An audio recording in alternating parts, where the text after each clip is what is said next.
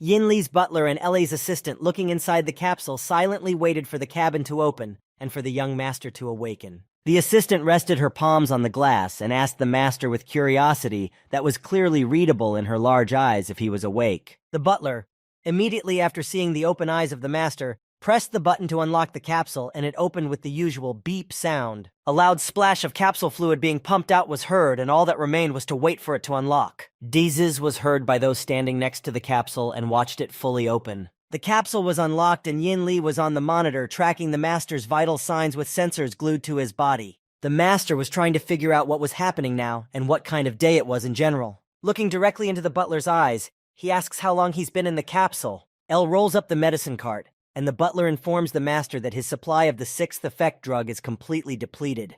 But he doesn't seem to be listening. Elle injects the master with the serum needed after awakening from the virtual world and asks him to relax. The butler, unable to stand the weight, asks the young master if he has really seen the future. Immediately assuming a serious look, the master replies that he has only seen an episode of the future. The wizard tells him that the virtual game Era, which his parents helped invent, will become popular and completely change the world. He also talks about some kind of market crash that will be a real disaster for the country, and money will lose its former importance. The master brings up more that the only currency for the entire world will be gold coins from the Era. The master's just furious that he never got to see who got rid of his parents in this episode. On the other hand, Mom and Dad gave the young master a sign which gave him a lot of hope. The master stands up from the capsule on the cold floor and begins to realize what kind of sign he saw. With determined fists clenched, he informs Ella and the butler that he will have to infiltrate the Era game and find out the whole truth there. The master finds information about the official release of the Era game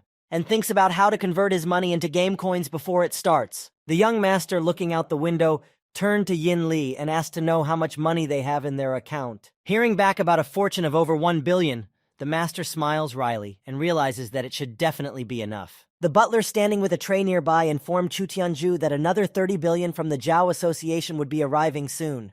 And then the young master was struck. The Zhao Association. How could he have forgotten about it? He began to recall the relationship between the Zhao Association and Sichu Association and speculated whether the former had something to do with his parents' departure. While the butler poured hot tea for the master, the latter speculated that his parents were very important to the association Sichu worked for. The master, taking the mug of hot drink, realized one thing.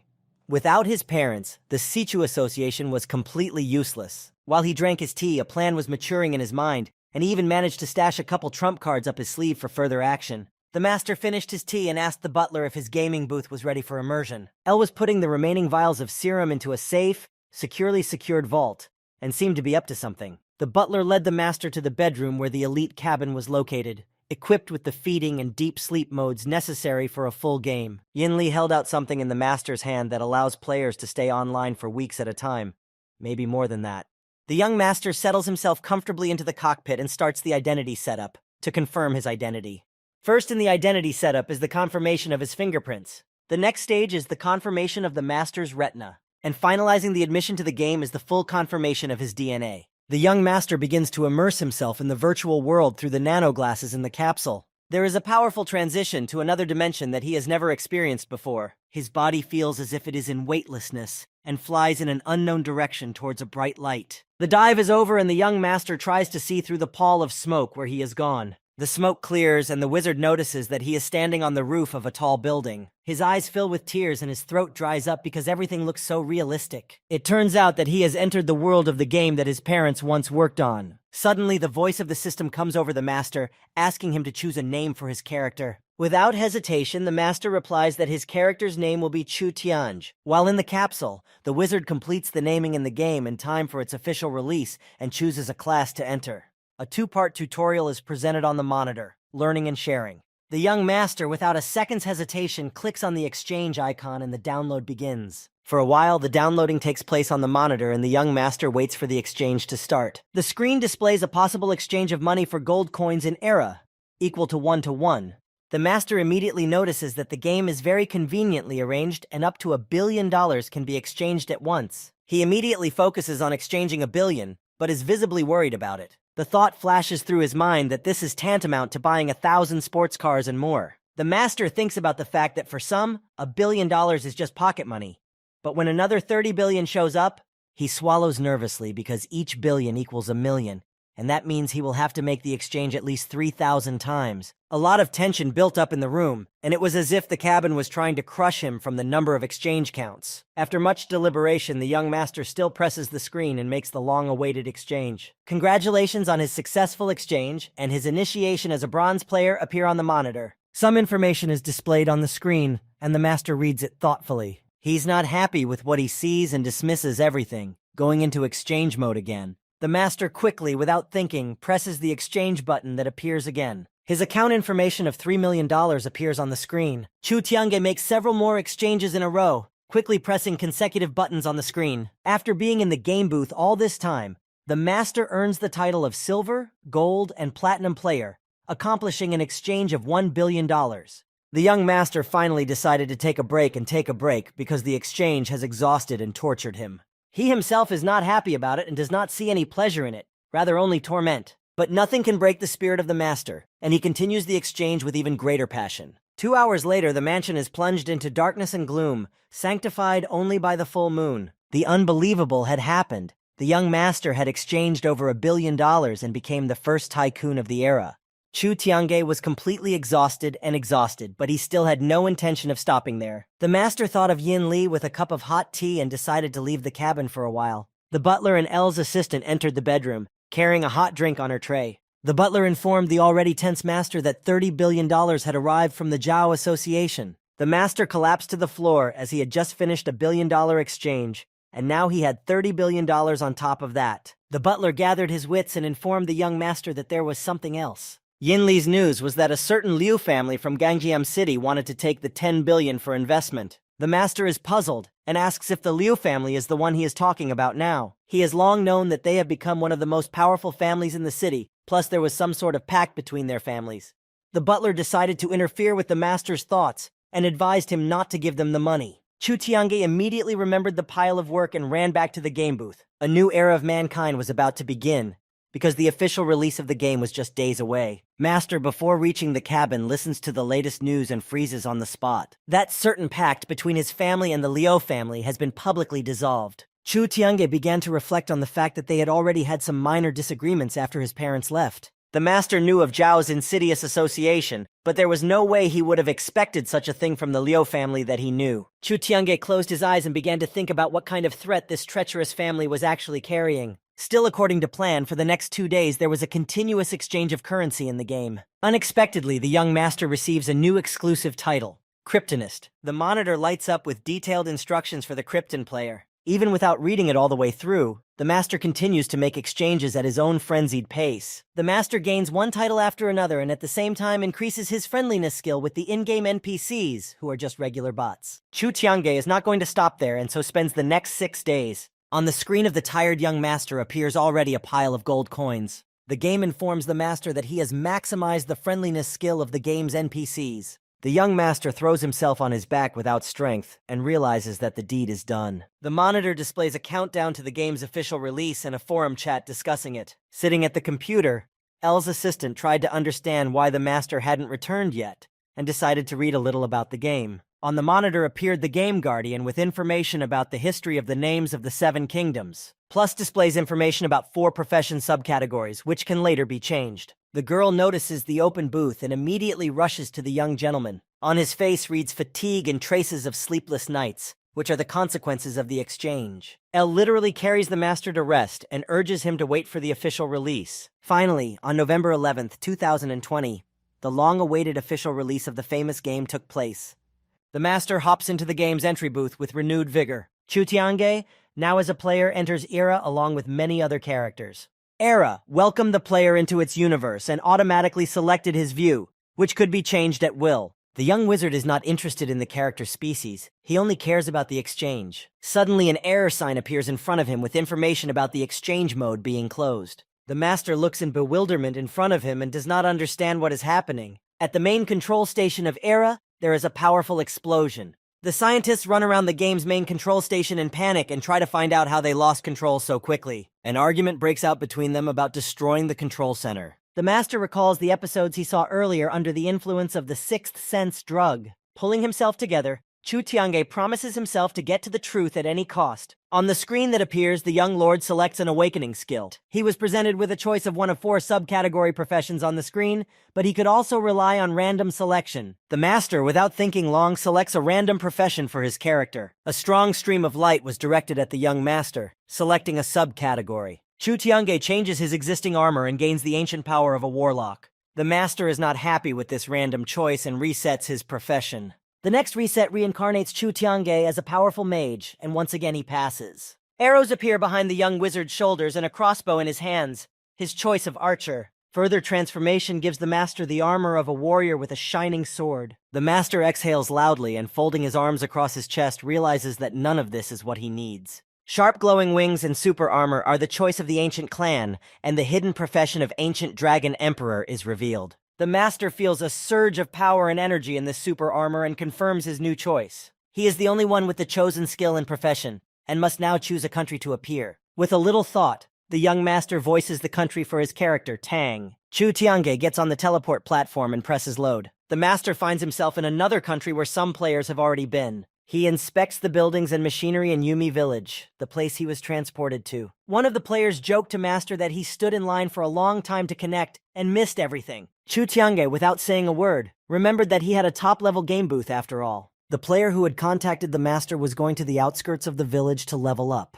The young Master hears the system's voice notifying him of an exclusive crypto gift. On the screen that appears, Chu Tiange checks his inventory. He clicks on the selected icon with the notification hanging there. In front of the master appears an exclusive suit of immortal stature, the armor of the ancient dragon emperor. The game system offers to immediately improve the young master's equipment, and he quite agrees. A bright flash of light caught up with the virtual villagers at the most unexpected moment. Players looked at what was happening in bewilderment and even thought that there was an explosion somewhere. They did not even believe that this person and began to run away faster in the hope that an NPC would appear. The young lord descended down the tunnel of light, donning his armor along the way. The young lord's epic landing on the lands of Yumi Village was accomplished, and he guessed that he would draw quite a bit of attention to his person. Chu Tiange finally appeared in full armor in front of the other players. The characters here began to argue with each other about the newly arrived recruit in expensive armor. They began to accuse the newcomer of cheating, and the master decided to keep a low profile to avoid further problems. Before he could do anything, Chu Tiange felt someone grab his leg with all his might. A moment later, the entire company standing nearby hangs onto the master and swears that they are blood related to him. The young master immediately realizes the venal nature of the insolent players. He is enraged by the situation and explodes right at that very second. With the speed of lightning, leaving a trail of fire behind him, he breaks out of the embrace of the insolent crowd. At that moment, the virtual inhabitants guess the exchange. They immediately contact the system to make the exchange. Realizing that the exchange mode has been blocked, the players go into a frenzy. Running away from the indignant crowd, the master enjoys his superiority while the game forum is actively discussing his person. 2 players on the outskirts of the village were going through the first level, the wolf zone. One of the players engaged the wolves in combat, dealing them decisive blows. The second player was a pink-haired girl, surprised to see her partner so strong. Determined to help him, she steeply gains momentum and throws her crystals at the wolves, who dash backwards. With this action, the girl player further enraged the pack and the wolves rebelled against them. Before they could get far, the players were thrown aside by a sharp blow. They looked amongst themselves in confusion as to what had happened after all. The young lord resolutely attacked the wolf pack with his sharp spear. Not only lightning bolts flew from Chu Tiange's weapon, but also the wolves. The partners, upon seeing what was happening, were slightly dumbfounded. The young master on the screen that appeared added these players to his friends. At this moment, the system notified Chu Tiange of a new achievement. The master couldn't believe his eyes as he read what he saw on the screen. Looking at his new friends in the monitor, he tried to find out which of them was so rich. He tried to contact them through the monitor and saw a clue. Without taking his eyes away, he tried to learn as much as he could about the players' achievements and effects. The screen displayed information about the friendliness of the bots in Yumi's newcomer village. The master thought that it would be a good idea to check everything he had read. Taking the spear tighter in his hands, Chu Tiange makes a powerful dash towards the village. The master enters the wolf zone to pass the first level, and passes through with ease. He legendarily fights in the black bear area with the next opponents. In the third level, giant bloodthirsty crocodiles await him. With godlike strength, he passes this test with ease as well. A player with an earring in his ear, who is a reporter, calls out to investigate with him. As he speeds up, he quickly runs away with his cameraman, who is filming everything. The reporter says something to the camera bully in the lions area. He gets as close as possible to the enraged lions, but they behave suspiciously calm. The player has been broadcasting through the camera ball to the other characters all this time. The reporter and his camera ball moved with all their feet towards some strange sounds. He stood motionless and looked at the fallen demonic tigers. The reporter realized that someone had reached the 5th level before him, but how was that possible? The other players watching the broadcast could no longer contain their astonishment. Reporter decided to climb higher to the main action. He saw someone with a sharp spear flying straight at the Tiger King. The young master, holding the point of the spear firmly in front of him, looked like one of the gods. He fought bravely against the Tiger King despite the latter's immense strength. Chu Tiange thought that he could use his secret technique. The master decisively attacked the ferocious top-ranked demonic lion. One of the characters watching the broadcast rushed over to worship Chu Tiange. The player who was conducting the broadcast made a plan to get closer to the scene. The master was releasing fire tips from his spear towards the tiger. Chu Tiange flew through the monster, making a huge hole in it. There was an explosion above the battle scene, and equipment and coins flew into the air as rewards for winning the battle. The players who were watching the broadcast were discussing the battle vigorously. The young master stopped to rest and recover from the battle. A reporter from behind a cliff was peeking at Chu Tiange standing there. The master noticed the camera ball and looked directly into his video recorder. The characters, seeing Chu Tiange's face so close on the screen, were ecstatic. The reporter panicked that the master might notice him and the camera ball. The young master brought out a mini-screen on the palm of his hand with the inventory gathering. All the rewards lying on the ground quickly fell into the master's possession. Chu Tiange pushed himself off the ground, and with a fiery bullet, he traveled further onward. On the ground, the gold coins that the master hadn't collected remained lying on the ground. The reporter rushed to pick up all the remaining gold coins from the ground at the same instant. An unknown player with arrows over his shoulders was walking towards the lands of Yumi village with a certain mission. Squinting slightly, the character thought about the place he had entered. He considered the village and its local inhabitants the characters. In the streets of Yumi village, the rumor of the exploits of the great player Chu Tiange had already spread. The new recruit with a mission stopped at the main gate and thought about something.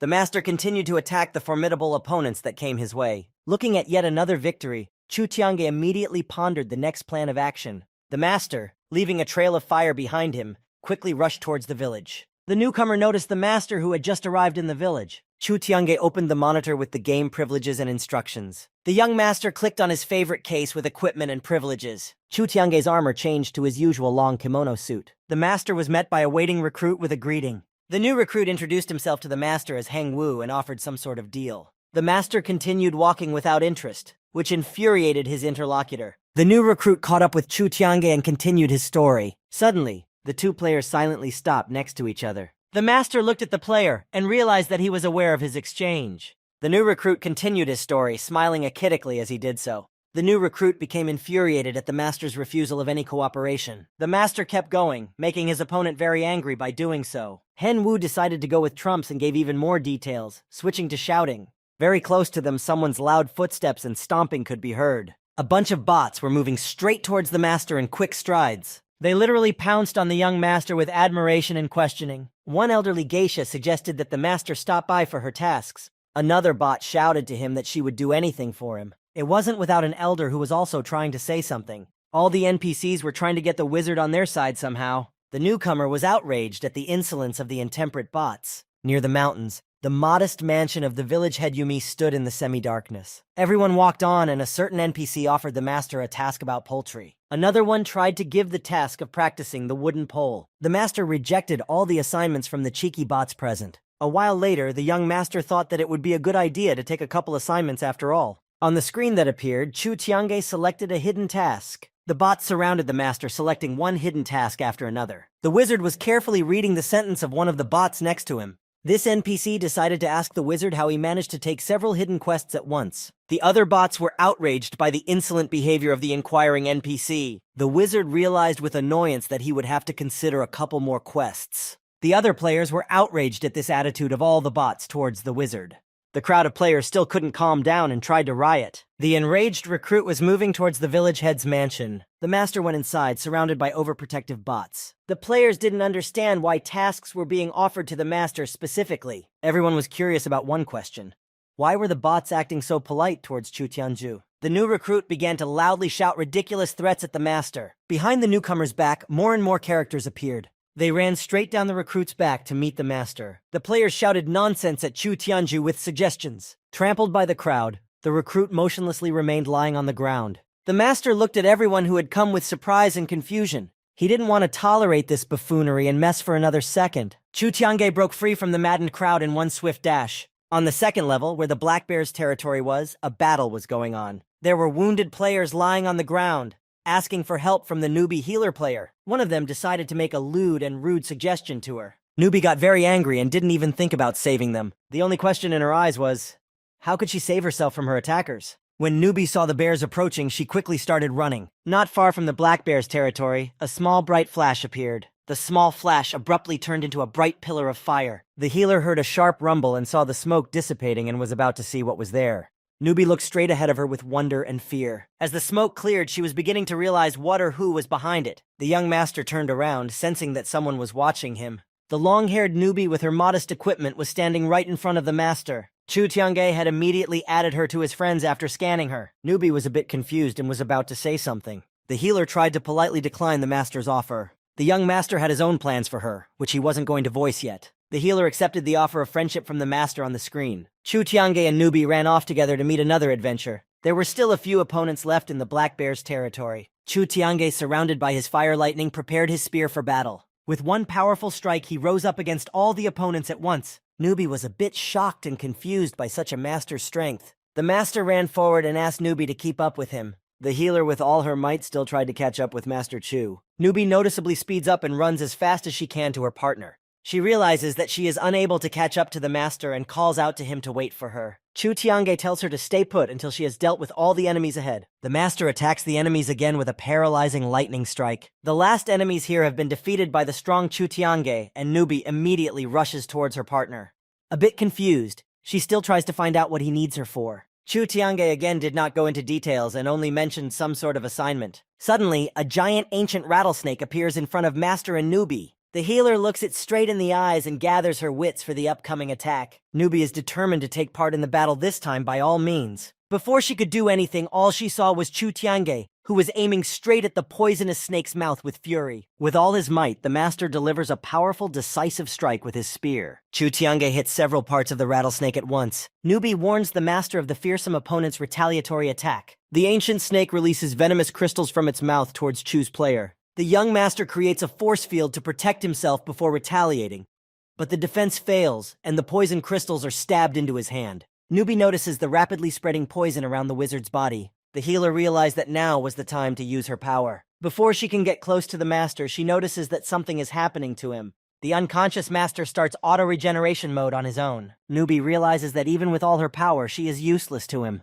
The reporter enthusiastically continues his broadcast. The virtual residents listened attentively to the reporter speaking live. The reporter gets closer to the closed area where the level 6 boss is. Hiding behind a tree with the camera ball, the player tries to get a glimpse of anything. He opens the navigational map of the levels and tries to figure out what's wrong. The players are just furious at such a boring broadcast and think they've been tricked. The somewhat confused reporter tries to somehow remedy the situation. The broadcaster, along with his camera ball, has run to the next level of the game. He deftly climbs up the high cliff to the lair of the cave boss and freezes right on the cliff. The reporter is even more excited and tries to distract the watching characters with other bosses. The young master looked at Newbie's outfit with embarrassment and suggested she change her outfit. He called up the system screen so the healer could make a new choice herself. Newbie, after looking at the available arsenal, makes a choice in favor of a nice outfit she likes. The transformation of the healer's outfit began gradually from the bottom up. The new costume began to cover all of her partner's prominent circles that attracted unnecessary attention.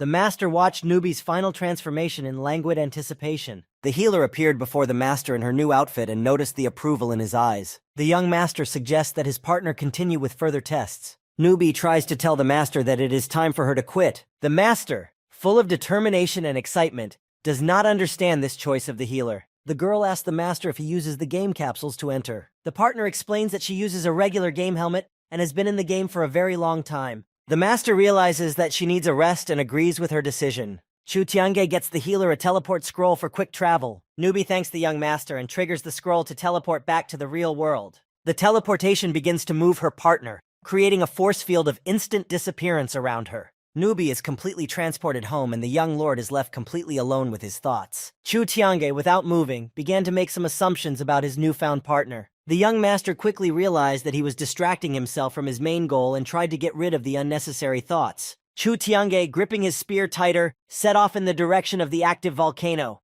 The master was approaching the volcano with rivers of raging lava and angry monsters looking on. In a small town in Japan was the number 5 women's dormitory. Her roommate walked into the room of the master's partner who had just gotten out of the game. Newbie cheerfully removed her helmet and greeted her incoming mate. The healer clearly wanted to share with her roommate something interesting that had happened to her recently in the game.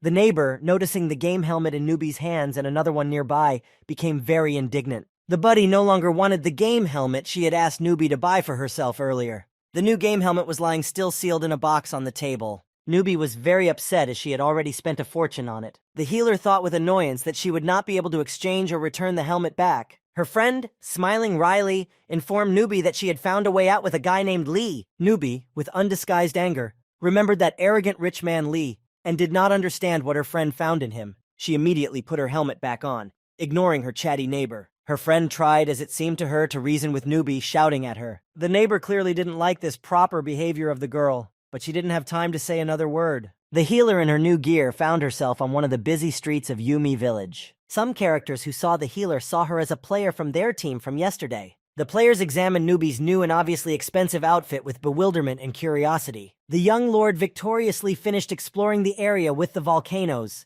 and started looking for the Demon King. Chu Tiange leisurely walked forward while carefully looking around. The ground beneath the master cracked with a rumbling sound and was at the mercy of the fire element. The powerful explosion of the earth abruptly threw Master Chu high into the sky. The young master watched as a huge fiery arm burst out from the ground amidst a pile of flying rocks. Chu Tiange inflicted a swift rift with his spear on the earth dragon. The master was standing on a volcanic slab in the middle of the lava and fending off the fireballs flying directly at him. Suddenly, the slab on which Chu Tiange was standing began to rise with him from the powerful flow of rising lava. A powerful demon with burning eyes rose up from the lava, resembling a stone man but characterized by gigantic size and incredible strength. Chu Tiange, being very agile, had an advantage over the enemy and decided to attack first. Not only did the young master lack any sense of fear, on the contrary, he was completely focused on the battle. The master flew towards his opponent with unprecedented confidence. After getting as close to his opponent as possible, Chu Tiange clenched his spear tighter and thrust it into the earth dragon with lightning speed. The master even liked the fact that the fight didn't take so long to end, and that he actually had a worthy opponent. The Stone Earth King opened its mouth and roared loudly from the blows it had received. The main demon of Yumi Village was defeated by the master, who received a reward for it. Chu Tiange notices some strange bluish glow behind him. Turning around, the young master notices a teleport platform and heads straight towards it. He steps onto the platform and studies the information on possible relocation. The master ponders what kind of place this teleporter could take him to. Chu Tiange slowly steps off the platform with thoughts of what to do next. He calls up the game system to review his friends list and notices his partner online. The young gentleman quickly clicks on the summon icon to video chat with Newbie. On the virtual monitor, Chu Tiange sees a worried partner and the embittered characters running after her. The wizard pulls out his teleport scroll from his available inventory and is about to move. A force field of instant disappearance is created around the wizard for the next move. The infuriated characters surround the shocked healer at the very edge of the steep cliff. One of the players had already prepared a sharp dagger for a bloody massacre of the girl. The other characters were shouting out alternative ways to get her equipment. Scared out of her wits, Newbie tried to negotiate with the players somehow, but she wasn't very good at it. A distraught player with a sharp dagger lunged straight at the healer. The characters standing on the cliff suddenly heard a loud whistle. All of the characters stopped and shifted their gaze to the wizard who had appeared from the pillar of lightning. Chu Tiange teleported to his frightened partner just in time. Before the characters even had a chance to realize it, Chu Tiange had blocked Newbie from seeing him. The players turned around in horror to see who this brave savior was. In front of them stood none other than the richest player, Chu Tiange. The master anxiously asked his partner if she was all right. The healer, determined to get revenge on her abusers, tells the master what they were going to do to her. The characters are puzzled and begin to realize that the master and Newbie are somehow connected and begin to worry for their lives. The frightened players run off with all their legs, away from the master and the girl. Chu Tiange was not about to leave the characters unpunished and abruptly appeared right in front of them. One player quickly reminds the young master of the punishments for massacring them. Another player dares to suggest that the master will not touch them. The character with the blade, pointing at the healer, talks about being able to attack her whenever he wants. The player brazenly demonstrates his boldness to the wizard by getting very close to him. The player's face changes in the same second, and something happens that he was in no way expecting. The shocked players stare at the master's smitten buddy with no signs of life. They watch their friend's virtual soul depart and plan to avenge him. The master, having struck 2 more players in one fell swoop, was heading for the last one. The remaining player frantically scans the master coming at him and doesn't understand why he is without the red punishment mark. Chu Tiange jumps on the offending player, as if to hint to the one that he is allowed to do everything. The master and healer set off on their journey, and Chu Tiange remembers the NPC's words on the way that he has special rules for him. The new recruit with the mission blocked the path of his partners by loudly calling out the young master by name. The newcomer approached the halted newbie and the master. The young master was trying to find out why he would not leave him alone and was always following him. The newcomer, with a smile on his face, began to talk about his famous guild and the master's need to join them. Towards the end of his speech, he once again switched to shouting, which was an attempt to attract the attention of his interlocutor. Chu Tiange was not afraid of the newcomer's threats and stood firm in his decision. The newcomer, threatening, began to approach closer and closer to the master. Angrily shifting his eyebrows, the new recruit began to tell the young master what would happen if he refused. Chu Tiange was confident in his strength and firm in his decision not to accept any offers from the annoying player. The situation made the newcomer very angry, thus making his partners laugh a lot. The newcomer became enraged at such self-righteous behavior from the master, but he did not give up just yet. Chu Tiange, along with the healer, continued to banter with their interlocutor. The new recruit decided to change the tactics of the conversation and got to the point while throwing around various threats. The interlocutor of the partners continued to threaten Master Chu and bring, as he himself thought, quite weighty arguments. The words of the newcomer echoed between the trees, somewhere far into the sky. The newcomer asked the master if he would dare to leave the village of newcomers after all that he had heard. Chu Tiange asked him what would happen to him in such a case. The newcomer only laughed in the master's face, saying that he knew nothing about this game and its rules. He continued his story, gesticulating vigorously while saying that his powerful guild could attract a lot of people from outside. The young lord listened to the whole story without much interest, and asked how they were going to do it. The newcomer, taking a determined stance, thought that he had already told enough. The newcomer added to the master about what would happen to him if he refused. The interlocutor continued his story about the master's further restrictions outside the settlement in case of refusal. The newcomer spoke to the master about how it would also be beneficial for him to join their guild. The young master, after some thought, moved closer to his interlocutor and informed him of his agreement only if the era system closed. The newcomer, smiling contentedly, says that it would be easy for them to pull something like that off. He looks intently at the master, waiting for a response to his proposal. Chu Tiange breaks out into a smile and asks the new recruit something. The recruit becomes enraged at what he hears and turns to shouting. The young master takes his spear in his hand with fire lightning flying around. Chu Tiange points the tip of his spear directly at the recruit, who was clearly not expecting this. The master takes a step forward with the spear in his hand, not noticing his partner's worried expression. In an instant, the recruit's virtual soul quickly flew through a blue tunnel of displacement for further rebirth. The recruit traveled through the tunnel to the revival field, where there were other resurrected players. Once revived, the recruit was very angry and promised himself to take revenge on the master for what had been done to him. The other revived characters heard the shouts of promises with the newcomer's vengeance. The characters approached the newcomer, asking him to join them in carrying out their revenge together. Chu's mansion reflected the territory of the Great Build with its large windows, but not without the help of sunlight. Chu Tiange took a shower and slipped a towel over his head and walked down the stairs to the study, vigorously wiping his wet hair. He walked over to his laptop and decided to read the latest news, seeing first an invitation to Songland for some sort of event.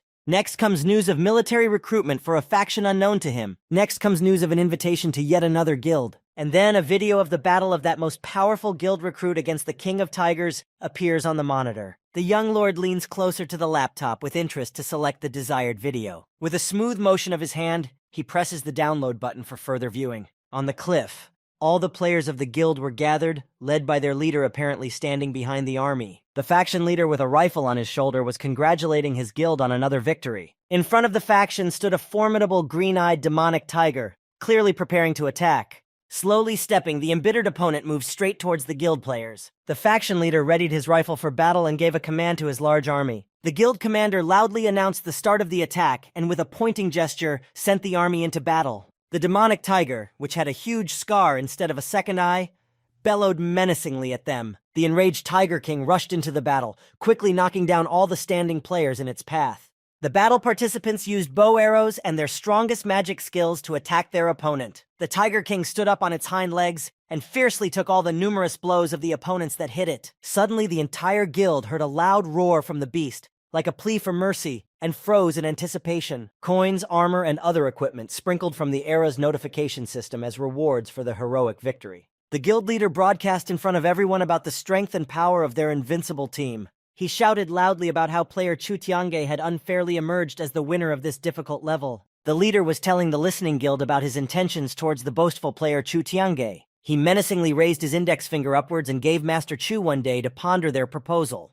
The leader looked directly at the young master through the laptop screen and invited him to join them before it was too late. Chu Tiang was extremely resentful that the guild was using his already famous name for their nefarious purposes. With his hands folded, the master stepped away from his laptop and scrolled through the next plan of action in his head. Chu Tiange firmly resolved to teach the foolish faction a lesson for such a brazen act. The young lord quickly walked over to his game booth and began to change his clothes. Some characters of Yumi Village were watching the broadcast of the master's battle with the Black Bears. One of the characters began to say that Master Chu himself didn't provide much of anything.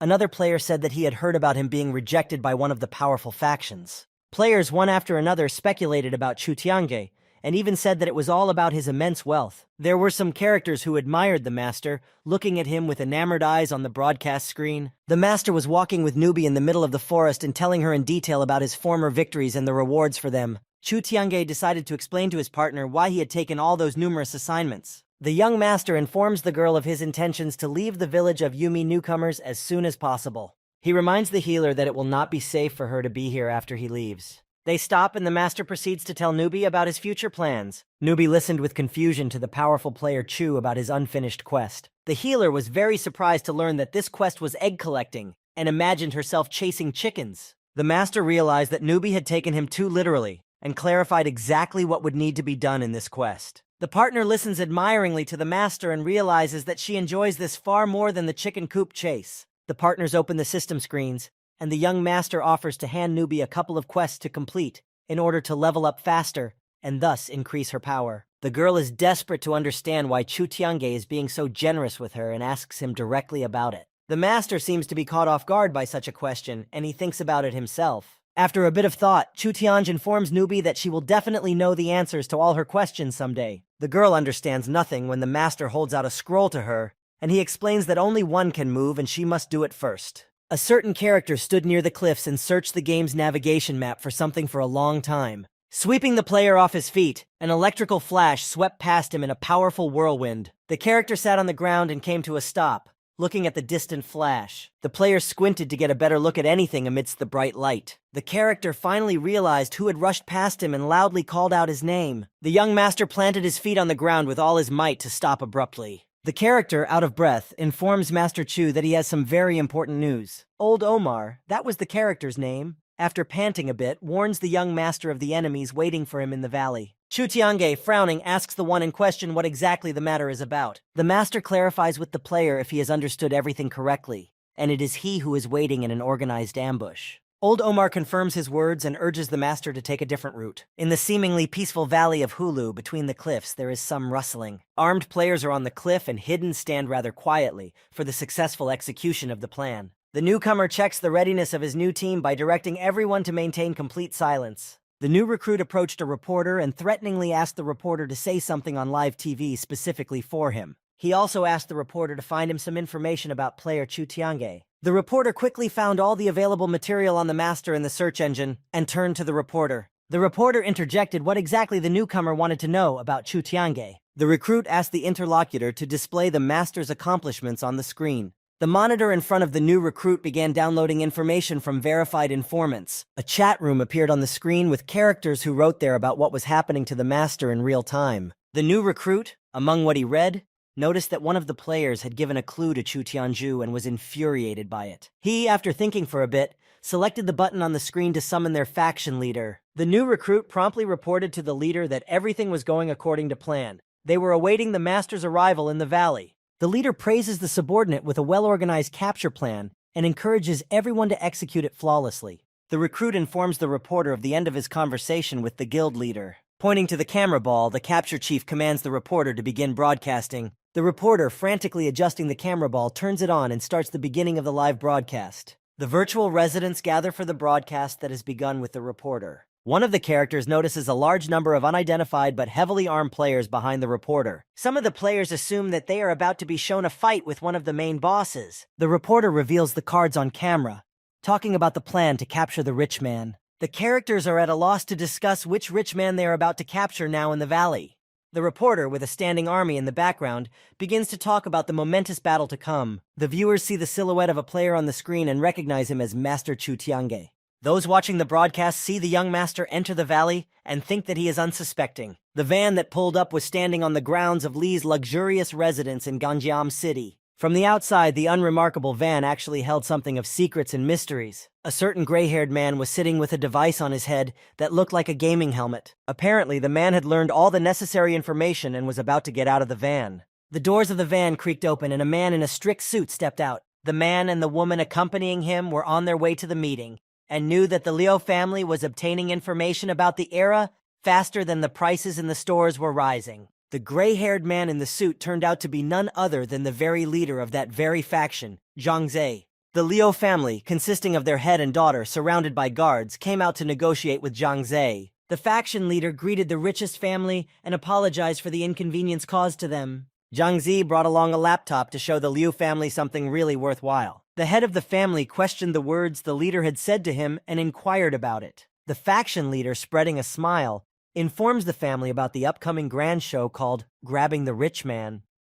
The young lord stood between the rocks in full alert at the entrance of the valley, holding his spear tightly. Chu Tiange was suddenly disturbed by an incoming video call, and on the screen that appeared, one of the characters informed him of the upcoming ambush. The master entered into a dialogue with the player, saying that he was aware of the cunning plan of the players waiting for him. Chu Tiange continued his conversation, talking about the ambush as an opportunity to prove himself without noticing that he was already being followed. The characters in the ambush were preparing their battle weapons and secret techniques for the upcoming battle. Chu Tiange walked past the players standing on the slopes of the cliffs, causing the opponents to react violently. The players raised their weapons upwards with loud remarks directed towards the master. The newcomer immediately called all armed invaders to silence and order. The newcomer, standing high on the cliff, called out loudly to the master by name. With his arms folded across his chest, the newcomer asked Chu Tiange if he had expected to see him like this. The master calmly listened to the newcomer's speech, and with an undisguised laugh, told him that he had known about everything a long time ago. The newcomer, standing among his charges, did not expect such an answer and immediately boiled up. He shouted loudly to the master that if he did not join their guild, the fight would turn against him.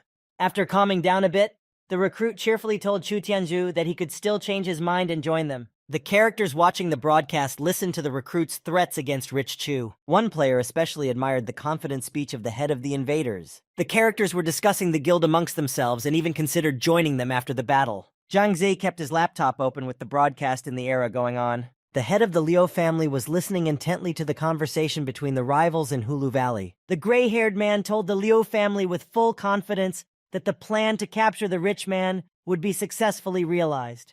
The head of the Liu family's eyes flashed with interest, and as if there was something else. The newcomer, full of determination, asked the young master if he dreamed of getting away with it. The newcomer was delighted with his plan of capture, even though he thought it wasn't really necessary. One of the characters watching the live broadcast noticed that there was not a single player with the warrior profession among the players who were about to attack. Almost all the players watching the broadcast were cheering for the guild and raising their hands in the air to admire them. A new recruit joked to the master that even if he had wings, he still wouldn't be able to get away from them. The master found the idea very interesting and quite doable. Chu Tiange made a powerful leap and flew upwards, shouting to his opponents that he did not need wings to fly. The partner who was the leader of the army shouted loudly to his subordinates to immediately catch Chu Tiange even in the sky. The archers inserted arrows into their crossbows and began shooting at the master on command, while the mages and warlocks charged their magic staffs at Chu Tiange. Everything flying into the sky, the equipment and privileges of the attackers exploded with a powerful bright flash.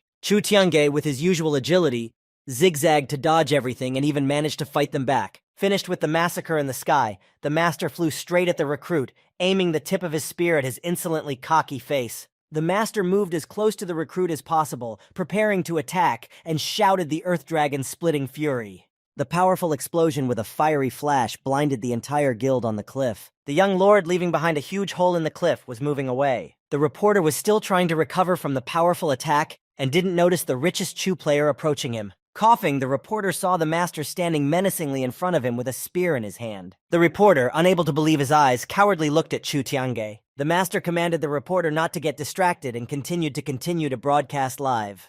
The young master lightning quickly leapt to reach the next guild players. Chu Tiange single-handedly rose up against the enemies and sent them to the other world, one by one, with powerful spear strikes. The players who watched the live broadcast noted Master Chu's agility and strength. The players defeated in the battle continuously appear on the revival field one after another. The new recruit quickly summons the system screen with a live feed and orders the guild's next actions. On the battlefield, illuminated by the Master's explosions, the characters that have survived so far are flitting about. A new recruit watching the scene shouts to them that he will increase the revival compensation by half. Several players, hearing about the rebirth fee, decide that it's a great and, more importantly, easy money-making opportunity. Losing their minds, the characters thinking only of money run to attack the Master. Chu Tiange immediately uses his signature strike. The Earth Dragon Rage split. The newcomer sees a massive explosion live, spilling far across the valley. The newcomer begins to think that the Master is taking over his men and becomes visibly worried. Suddenly, hundreds of fireballs and arrows fly at the Master from all sides.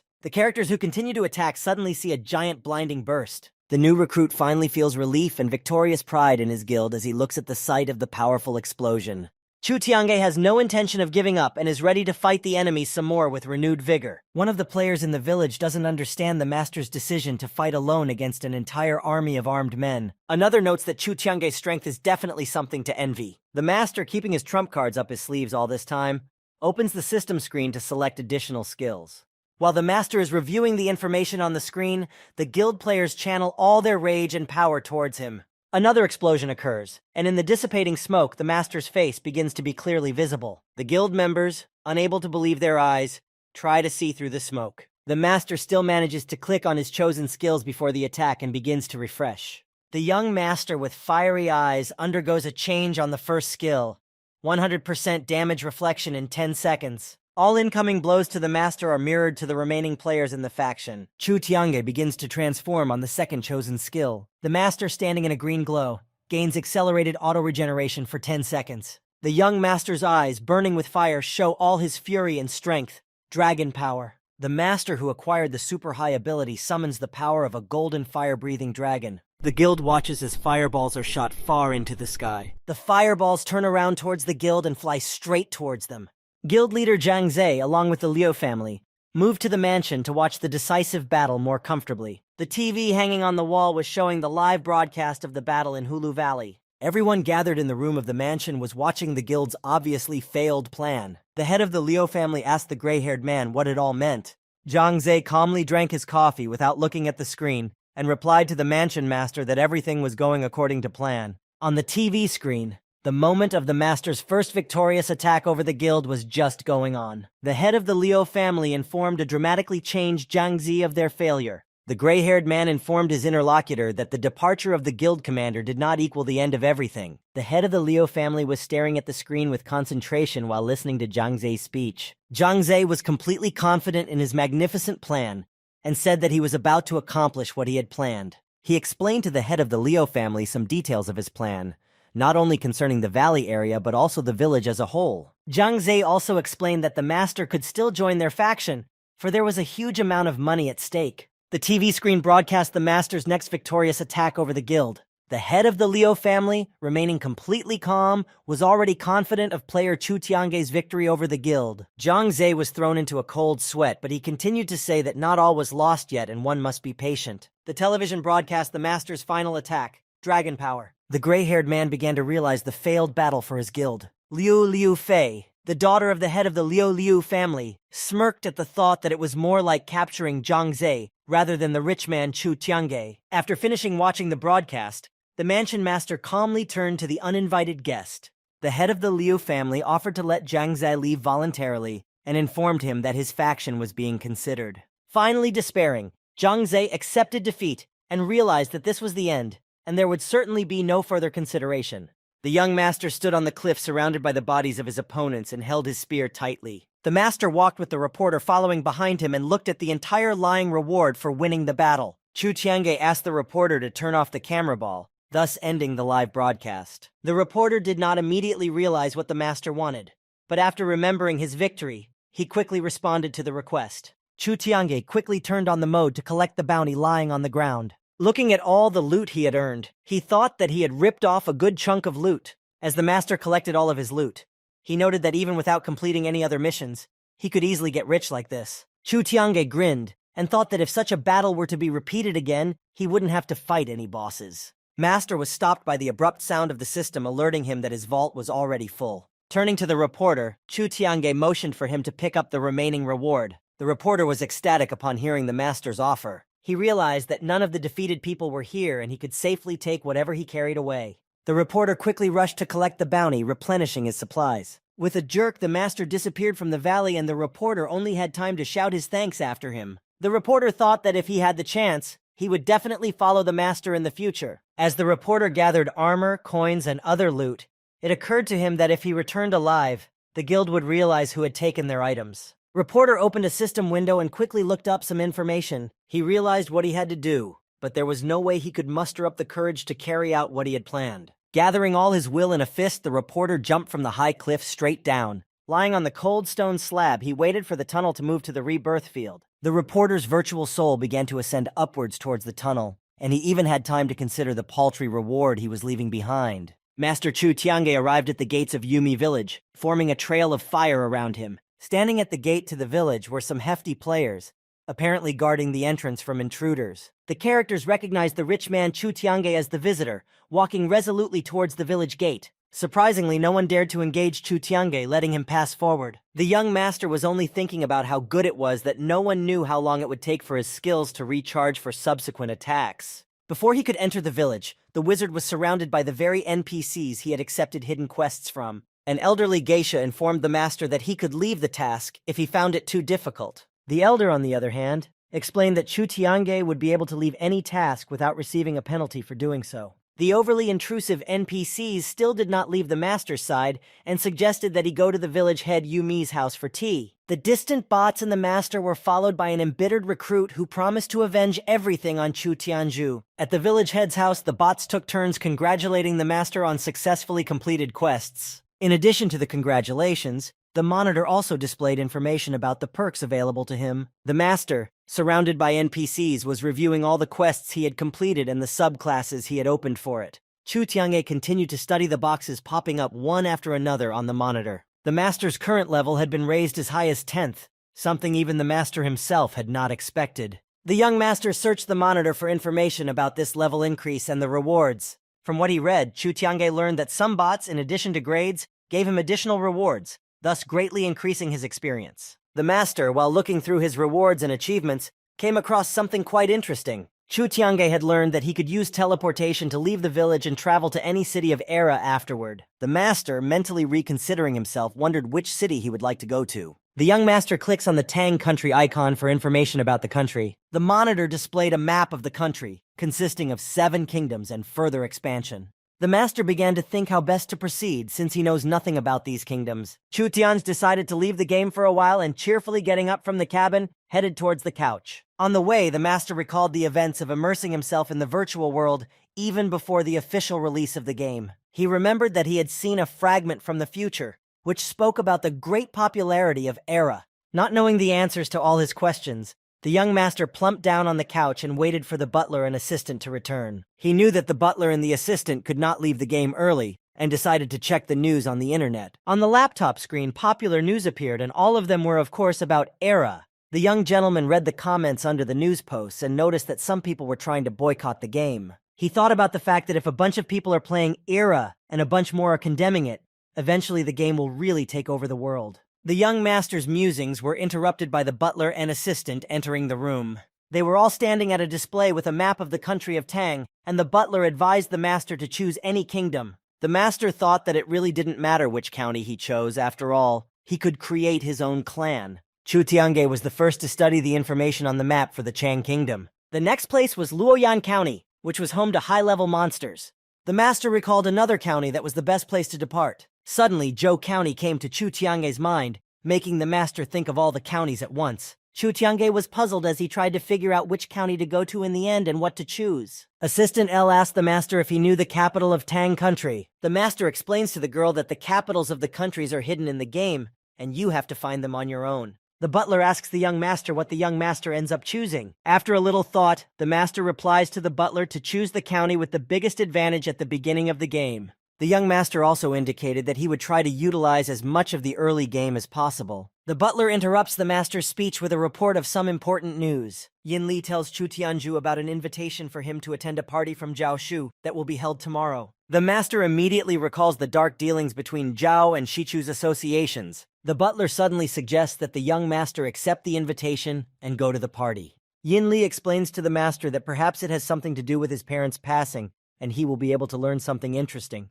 The master, on his way to the cabin, tells the butler that he accepts Zhao Shu's invitation to the banquet and will be on time. Chu Tiange plunged through the game pod into Yumi village straight to the bots. As he left, the master looked back and shouted to the NPC that he was leaving the village. Young master called up the system screen to change the current location. A blue glow suddenly appears and rises in a column upwards, taking the master with it. Chu Tiange abruptly grabs the teleporter and tosses it several times as it moves. The virtual citizens roam the streets of the city, some on foot and some on horseback, looking for quests. The wizard moved to the very center of the street, eliciting suspicious glances from passers-by. The game board displayed a congratulation to the wizard for being the first player to leave the village of the new settlement, plus a reward of 10,000 points.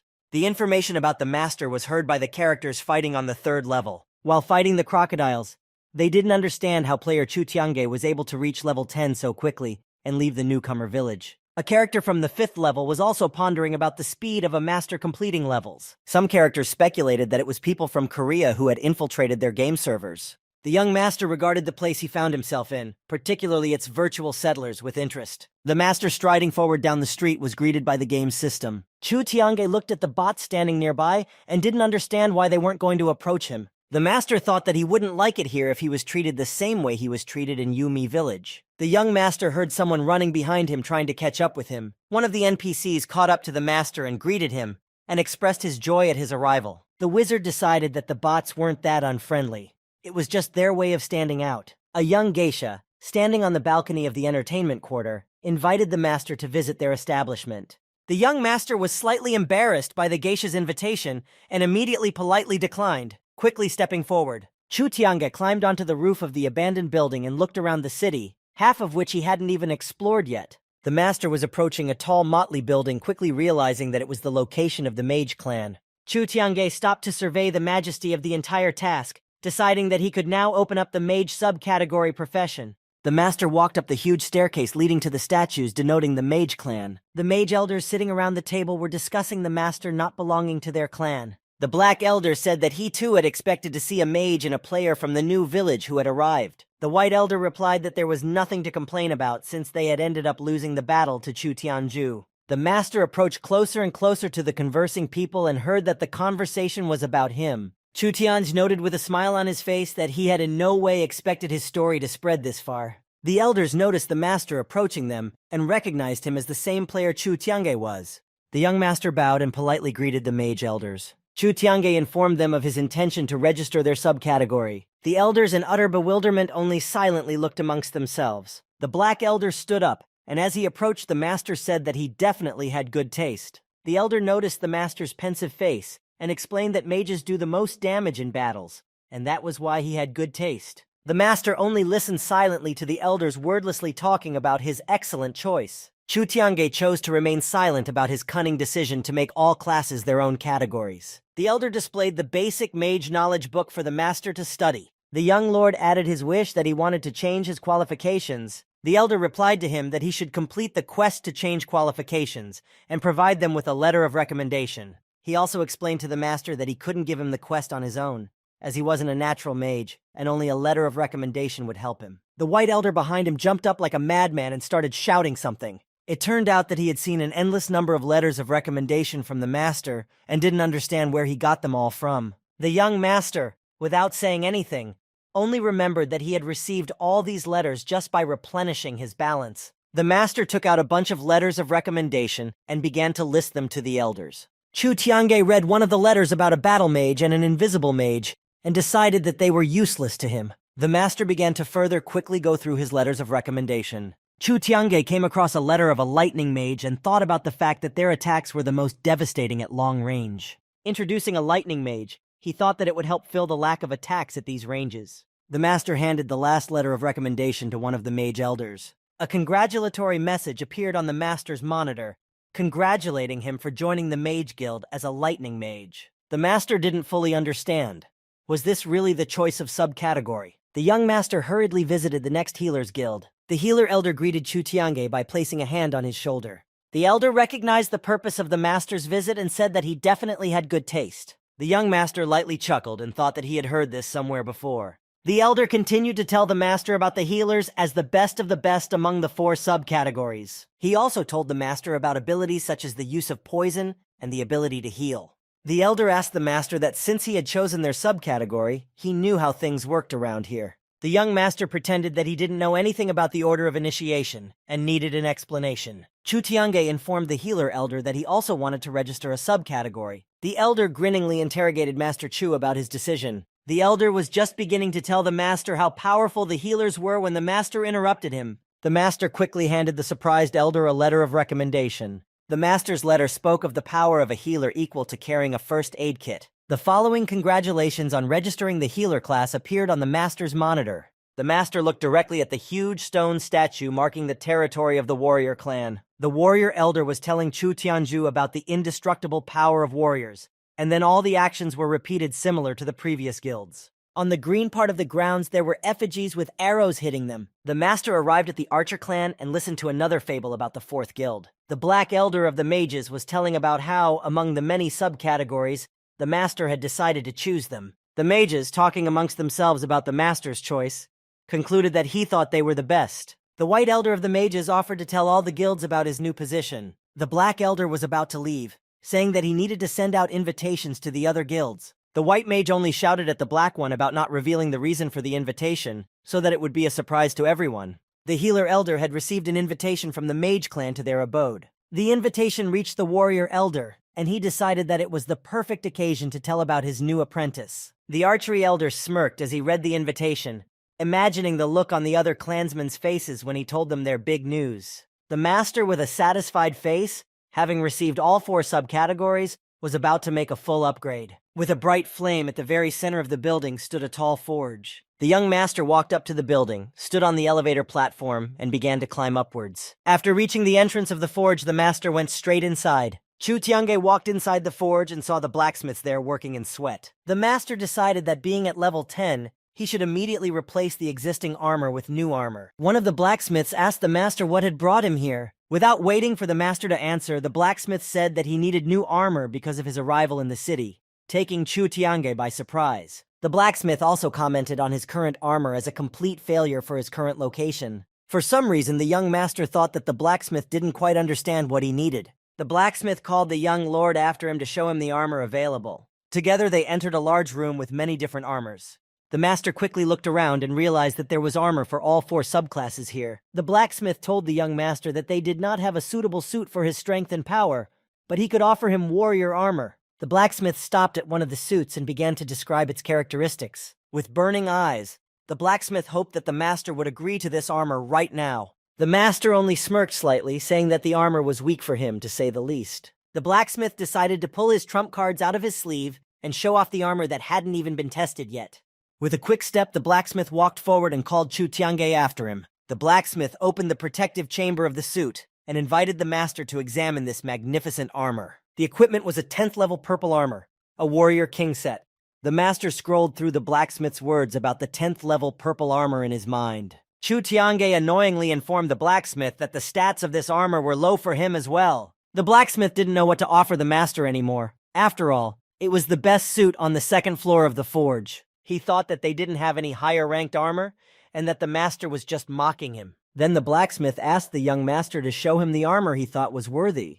The master easily gave an example of his armor, the characteristics of which were far superior to their purple armor. Chu Tiange emphasized that his level 1 equipment had the same characteristics as theirs at level 10. The blacksmith looked at the divine armor made specifically for the ancient emperor class with astonishment. The master asked the blacksmith if they had anything cooler than his armor, to which he heard the answer no. Suddenly, several blacksmiths piled around the master, telling him about the other armor. The young lord only calmly informed them that he didn't need any new equipment, which angered the blacksmith. The blacksmith, turning to shouting, began to ask Chu Tiange why he had visited their forge in the first place. The master, after waiting for a short pause, initiated the blacksmith into his plan for a complete upgrade. Puzzled, the blacksmith asked the master several times if he understood the meaning of his words correctly. After some thought, he quickly calculated in his mind how much it would cost. The blacksmith asked the craftsman if he was willing to pay a fortune, because it would be insanely expensive. He saw the master's carefree face and thought he was joking with him. The master did not give up and asked the blacksmith what he needed for a full upgrade.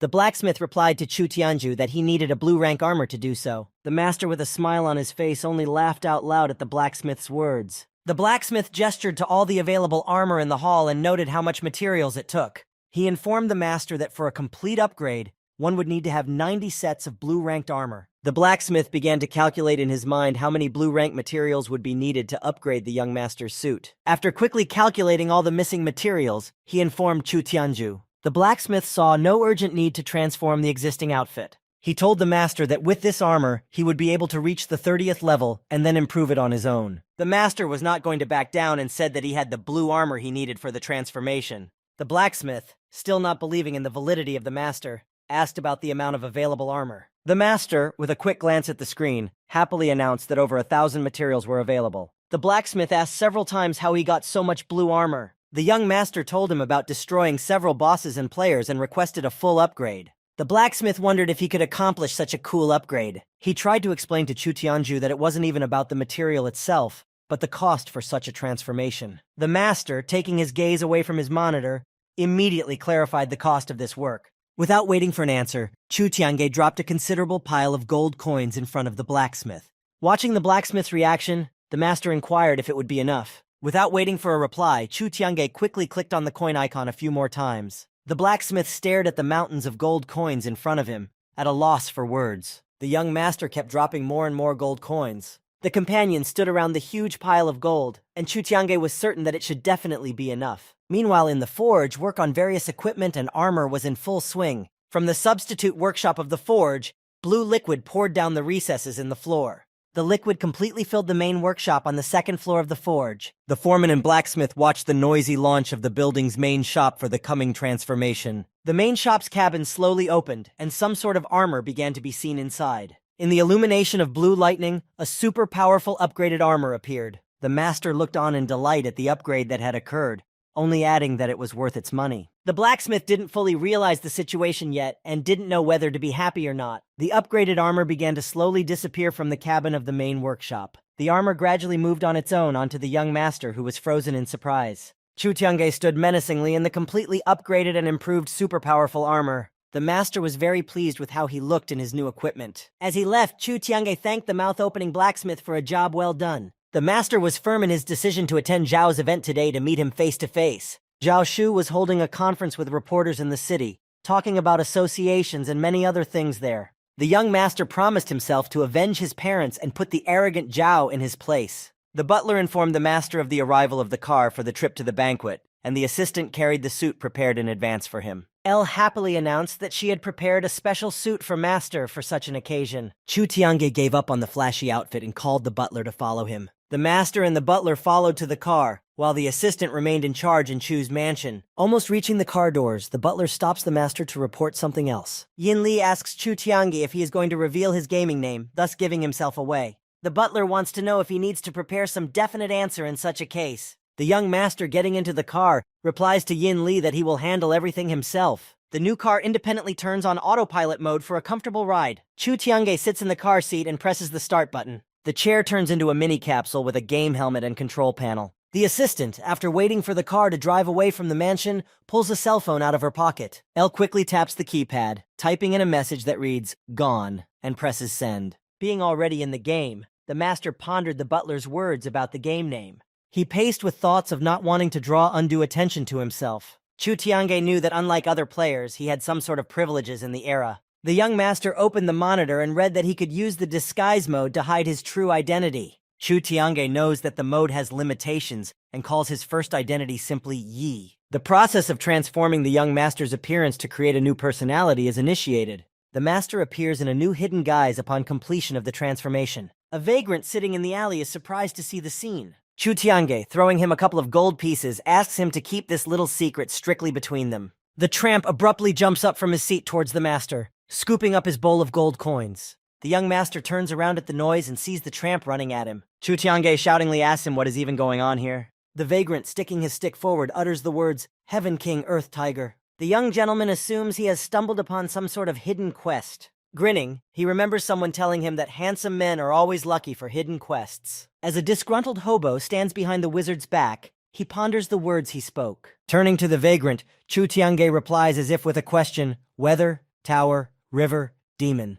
The tramp immediately changes in face and shouts to the master that he has finally found him and they will all be saved. He lists all of the master's actions from the beginning of his appearance in the alley to the secret words spoken and tells him that he fits the right description. The drifter calmly steps closer to the master and calls him a hero of this country. He puts his hands on the shoulders of the surprised Chu Tiange and informs him that the revival of the Song country is now in his hands. The master, slightly embarrassed, clarifies to the wanderer what reward awaits him for this hidden quest. The wanderer replies that he will be fully rewarded, but that no one will come to his aid. He continues his story, going into some details about the revival of the country. The young master, unable to understand the tramp's role in all this, asks him about it. The vagabond gives the master a talisman with a flower and tells him in detail what needs to be done. Chu Tiange still didn't understand anything. After all, low-level characters can't fulfill the given requirements.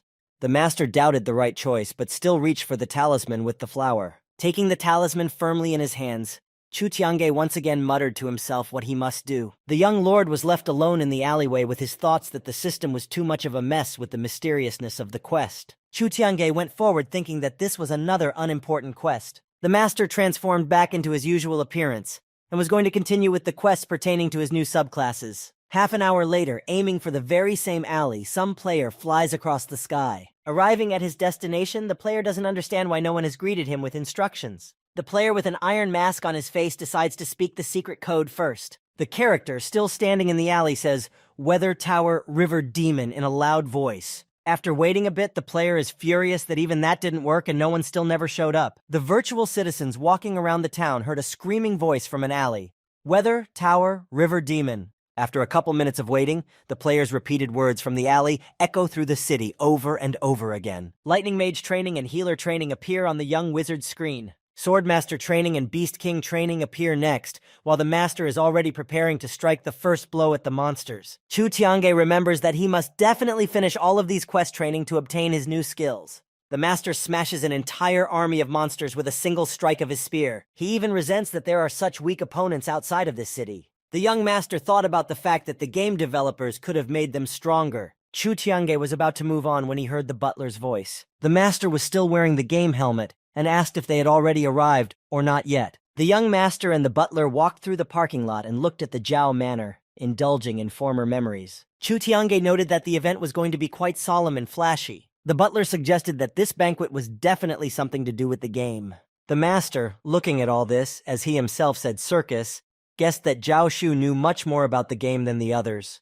Chu Tiange, fixing the collar on his sweater, was really hoping for a good evening. Approaching the gate at the main entrance, the master also recalled Zhao's dealings with the Sichu Association. Bringing the monologue in his head to its logical conclusion, Chu Tiange drew a conclusion for himself about Zhao Corporation. Some low-looking guy met the young master at the entrance of the event and asked if he was the young head of Sichu. The guy gestured towards the luxurious manor and said that Zhao Shu was already inside. Breaking out into a wide smile, he was clearly going to say something else. In a haughty voice, he informed the master that commoners like him were strictly forbidden to enter. With a cold-blooded tone, the master asked the short guy who he was. The guy with a feigned importance in his voice began to say that his father was an employee of Zhao's company. The master only replied that he was just another hound dog and that he belonged outside. Before he could let the guy reply, the young master gave him a resounding slap. The guy yelled at Chu Tiange, causing those around him to become interested in what was happening. Walking towards the unfolding mini-drama, Zhao Shu himself walked over to greet them. Holding a cigar in his hands, the manor master asked what had just happened here between the two of them. The young master struck up a conversation about the butler he knew well, the old times, and their associations. After the conversation ended, Chu Tiange walked inside the gate and turned around and asked him to teach his subordinate some manners. Zhao Shu, without letting the fellow explain himself, slapped him with another resounding slap. The manor master was angry at his subordinate for not being able to keep his mouth shut and embarrassing him. The people inside, noticing the master, were discussing amongst themselves about their Sichu Corporation. They continued to discuss the company's affairs and Chu Tiga's family as if they were not paying attention to him. One of the people talking said that he had heard that Liu Fei herself from the Liu family would be attending the banquet. The banquet guests were curious to see Master's reaction to Liu Fei breaking off the previously planned wedding with him. One of the guests was still worried about the topic of their conversation. After all, Chu Tiange was also from a very powerful family. The butler wanted to intervene in the conversation, but the master only asked him to ignore the gossip. The butler looked at the master and decided to clarify whether he was going to ignore such talk about himself. Chu Tiange, smiling, knew for sure that he wasn't going to ignore anything, but more on that later. The young master menacingly announced that when the era reached the next level, they would all repay them in full. Chu Tiange commanded the butler to find out the gaming names of all the banquet guests discussing him. Among those present, the arrival of the last but not least banquet guest, Liu Fei, was announced. The master, upon hearing this name, cautiously turned around towards the mansion gate. Liu Fei pathosally entered the mansion grounds along with its master Zhao Shu. For a second, it seemed that the master became uneasy as the guests tried to consider his reaction to the girl's arrival. Without giving any sign or even turning around, Chu Tiange remembered that this was just another vile woman. Liu Fei immediately recognized Chu's longtime acquaintance in the crowd standing with his back to her. Zhao Shu, leaving the other guests, was heading straight towards the young master. The master of the manor scattered hypocritical apologies about the less-than-perfect hospitality, as he was very busy with other important matters. While the master quietly drank his hot tea, Zhao inquired if he had already heard of the era. Chu Tiange reminded Zhao, who already knew this without knowing it, that his parents had once been directly involved in the development of the game. The estate master took a drag on his cigar and proceeded to the main question of the evening. Zhao Shu asked the departing master if he played era, and heard the reply, "Sometimes." The arrogant Zhao Shu was interested in the master's answer about the ambiguous sometimes. The manor master decided to clarify the young master's game name, and the young master replied with a short "yi." Zhao Shu only thought that according to his data, there was no strong player with such a name in the game. The master of the manor smugly tells the young master in passing that the game has unlimited possibilities, and he should definitely try them out. An announcement is heard over the manor about the beginning of the banquet and some important news, which will be announced by the master of the banquet. Liu Fei begins to guess that the invitation to the party was not for a good time at all. Chu Tiange thought that the banquet guests at the manor are quite knowledgeable, and something special is being prepared. The manor master took a seat in front of the seated guests and began with the main topic of the event. Zhao Shu said into the microphone that the reason for this banquet was the release of the famous era. The estate master also spoke of it as a game that was rapidly gaining popularity in players. He, of course, did not miss the opportunity to mention the huge financial possibilities of era. The guests listened to Zhao's speech very attentively and gave him full support while applauding him. Some of the guests shouted endless praise for the master of the manor. Other guests were already ready to join Zhao Shu's ranks and learn from him. Zhao Shu announced with an intriguing look that he had an initial plan of action, and that was why he had gathered them all here today. Liu Fei admired the banquet master and mentally compared young Master Chu and Zhao Shu. Chu Tiange listened attentively to the old buddy's speech without taking his eyes away. Zhao also talked about how the game had an incredible impact on the entire financial market of their country. He also added to the listening guests that they should unite to realize some amazing plan. Zhao Shu, taking a proud stand, said that they should invest in the game together to conquer the whole country. He explained that by conquering one country, they would control millions of players. At the end of telling his devious plan, the banquet host added that in the end, each of them would have countless amounts of money. The guests, enraptured by such a delightful idea, one by one began to shout their agreement. After a moment, almost all of the invited people loudly began to approve of such an elegant plan. Zhao listened to the numerous approvals from the guests of his plan from the stage and was very happy about it. The banquet host kept his eyes on the main guest of his party. He was sure that everything was going according to the plan,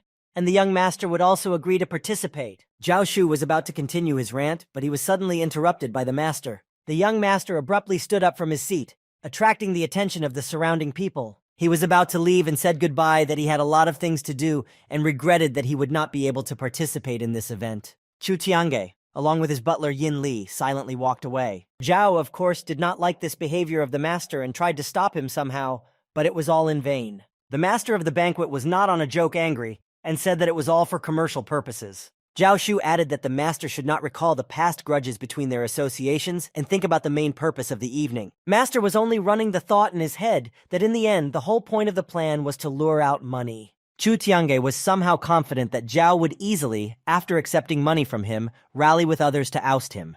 The guests one by one went over to Zhao's side and told the master afterward about his foolish decision. Chu Tianju, looking at them all, was amused to remember how they had once relied very heavily on his Sichu Corporation. The master also remembered worrying about the former employees of the Sichu Association, but he quickly realized that it was for nothing. Under the taunts of the guests, Chu Tiange and his butler were moving away from the event in question. The young master suddenly stopped upon hearing a familiar voice. Liu Fei's own Liu Fei was moving directly towards the master, reprimanding him about his inability to appreciate the good fortune that he had just had. She was determined to change the master's mind and shouted at him that if he refused, he would dishonor his parents. Chu Tiange at the same second quickly stopped and froze in place. Master asked Liu Fei in a calm yet intimidating voice what she had just said. Chu Tiange quickly turned around to all the guests there, and they saw the rising anger on the young master's face.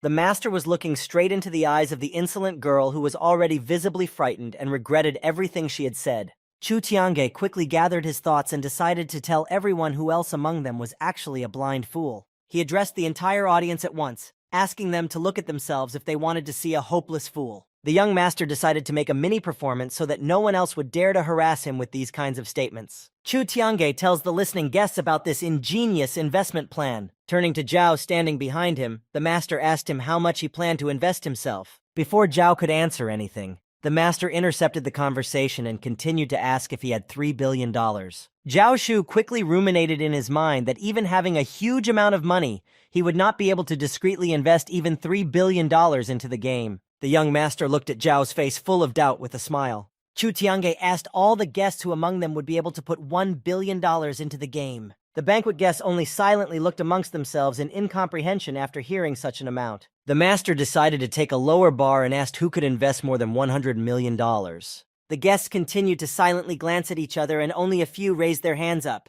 At this moment, Chu Tiange told them that they would only be able to raise a few billion in the end. The young master told the guests that he now had $3 billion plus fund accounts and asked them why he would get involved in this obscure matter. The guests, including Liu Fei, were visibly surprised by such a statement from the master. Master thought about the fact that none of them would be able to know how much money he had already invested in the game anyway. Chu Tiange, taking a fighting stance, decided to pull out a trump card from his sleeve. The young master showed the $3 billion check he had brought here with him. In front of everyone, he tore up the check, explaining that none of them were truly ready to plan anything. The master, after finishing his victory speech, announced that he would not waste any more of his time on them, and was now moving away. Zhao Shu, who certainly did not expect such a turn of events, was simply furious at the arrogant behavior of the master. The banquet master quickly took his place on the stage and told everyone that the master was not even taking the game seriously. He told the guests that the game will still show its true face and then Master Chu will crawl at his feet. Zhao Shu decides to tell about his, as he himself believes, brilliant investment plan. He talks about acquiring several large guilds and further developing skilled players. Finally, the banquet host adds that the main goal of the plan is to have the famous player Chu Tiange join them. Zhao reveals that by accepting such a strong player to join them, they will be at an advantage. Zhao also assures that with Chu Tiange, they will attract a huge number of players, further drawing the approval of the public. Liu Fei coquettishly recalls that player Chu Tiange had invested more than $100 million before the game was even released. Miss Fei would really like to know who this player Chu Tian's really is, but she is sure of one thing. He is definitely cooler than the arrogant young Master Chu. On the campus of Ganjiam University, there is a broadcast with a certain player. From the screen, the character is broadcasting about the possibilities of unlimited desires of all involved in the game. A guy sitting at a table, not taking his eyes off the screen of his phone, said that his only wish was for cute girls. A long-legged girl passed by the table, which immediately attracted the attention of the guy playing on his phone. The guy did not even notice how two people approached him and asked him something. From a familiar voice, the guy turned around and saw in front of him old buddies, whom he called Big and Third Brother. The guys, seeing the confused face of his buddy, continued to joke. The company of guys cheerfully greeted each other, getting ready to order. The guys ordered a relaxing drink each from the waiter. The guys sat down at a table together and began to reminisce about the last time they had seen each other.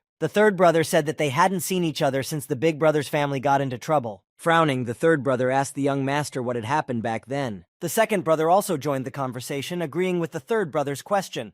The third brother told the master in all seriousness that he was willing to give his life for him if necessary. The young master was amused by this friendly atmosphere and offered to drink to their long-awaited meeting. Clinking their bottles, the boys drank their drinks while sitting at a table. The master decided to shift his attention and inquired how his named brothers were doing. Chu Tiange continued to make friendly banter with his second brother. Master shifted his gaze to the third brother and inquired about his affairs. The third brother took out a lighter from his pocket and told him about his small business. He also told the master that he was going to sell all his assets and make a good bet on Era. Suddenly, the second brother jumped up and began to rebuke the third brother for his obvious stupidity. The second brother continued his speech until the master interrupted him, asking if the third brother had any specific plan. The third brother talked about how hard it had become to maintain a real business now that people were buying virtual goods all around. He went on to talk about how people are willing to spend more and more of their money on virtual purchases. The third brother also suggested that virtual reality would soon be able to fully satisfy people's needs. He told it all quite convincingly, backing it up with real facts. Master thought about the fact that even though he wasn't a player, the third brother was good at it. The third brother talked about his long childhood dream and specified that with the help of Era, he would be able to realize it. Finally, he added that he wants to spend a few years on the game and start the business from scratch if he fails. The young gentleman liked the third brother's idea. Supporting him, he said that he would wait for the one in the land of dance in the city of Chang. The second brother stood up abruptly and said that he also supported him, though he didn't fully understand what was being said. He also said that he would wait for him in the land of song and help walk him through the game, as he definitely plays better than Big Brother. The third brother, grinning, replied that he would rather go to the land of dance to see Big Brother. The second brother, clearly puzzled, looked at his buddies. The third brother explained to him that Big Brother would be more reliable in all matters. The buddies laughed loudly and continued drinking their drinks. Two girls passed by the noisy company sitting at the table. The young gentleman, quietly sipping his drink, noticed one of the girls. The girl who passed by the company turned out to be his partner from the game, Newbie. The master, after thinking a bit about where he might have seen her, remembered that he had once studied together with her in high school. Chu Tiange was surprised that after so many years, they had met right here and now. The young master immediately remembered his partner from the game and compared her to his high school buddy. Lindsay Yu, Newbie's real name, didn't notice a single free table and suggested that her neighbor leave. At the same time, a tall guy in a business suit entered the establishment. Lindsay Yu's neighbor, making a surprised face, recognized this guy as young Master Lee and quickly said something about coincidence. Master Lee, keeping his eyes on Lindsay Yu, played along with the coincidence and added that coincidences were not coincidental. As if nothing had happened, Master Lee asked the girls if they had the same goal in this establishment. After looking around, he happily invited the girls to join him at a vacant table.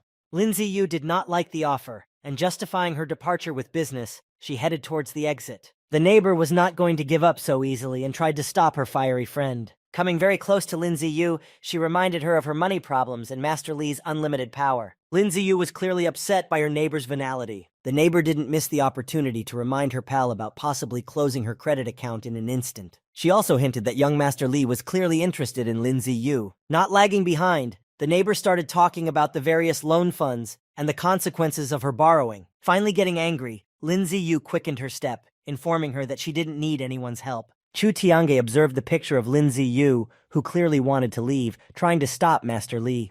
The young master did not like what was happening between these guys right now at all. The second brother also recognized the girl as a school friend and noticed Master Lee's obvious molestation. Getting up from the table, the second and third brother decided to take a closer look at the unfolding drama. Young master quickly commanded them to go back to their seats and pretend that they hadn't noticed anything. Chu Tiange asked his buddies to ignore the scuffle and look at him. Master Lee continued to pester Lin with his excessive persistence. Turning to shouting, young Master Lee informed Lin of his serious intentions. Lin only turned away from him and quickly said that she already had a boyfriend. Master Lee was clearly unprepared for such a response and was even confused for a couple of minutes. He silently, but with a clear reproach, stared at neighbor Lin as if demanding an explanation. The neighbor picked up the conversation and began to ask Lin what she was talking about, because she would know if she actually had a boyfriend. Master Lee strongly approached the poor girl with a rebuke for her obvious deception. Young Master Chu stepped in, quickly approaching the talking trio. Placing his hand on Lin's shoulder, he inquired why she had never told him about her classmates. Lindsay Yu also recognized the young master as a school friend and didn't understand what he was doing here. She quickly got into character and started telling Master Chu that he should have contacted her a long time ago, to which he replied something about a dead phone.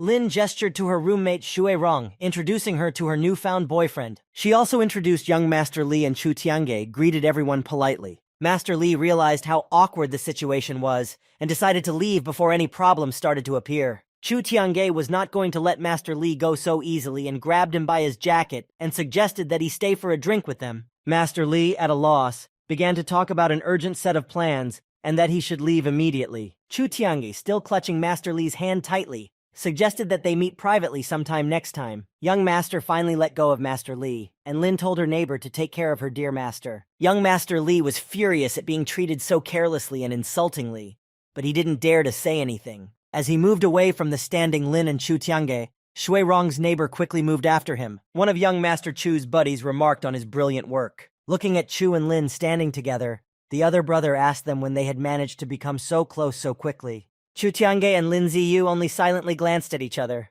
not knowing what to say to that. The young master suggested that Lin sit together with them, reasoning that it was a long time apart. In the dark alleyway around the corner of the bar, Master Li was threatening his neighbor Shui Rong. Shui Rong tried to justify herself to young Master Li by saying that she had never heard of Lin's boyfriend. Master Li immediately flared up. After all, he had spent a lot of money on her to help set him up with Lin. The neighbor couldn't think of anything better to suggest that her boyfriend wasn't her boyfriend at all. Young Master Li seemed to be cheered up by this thought and thought about something. At the table, the three friends and their new companion were sitting at the table and were discussing something heatedly as they devoured their dinner.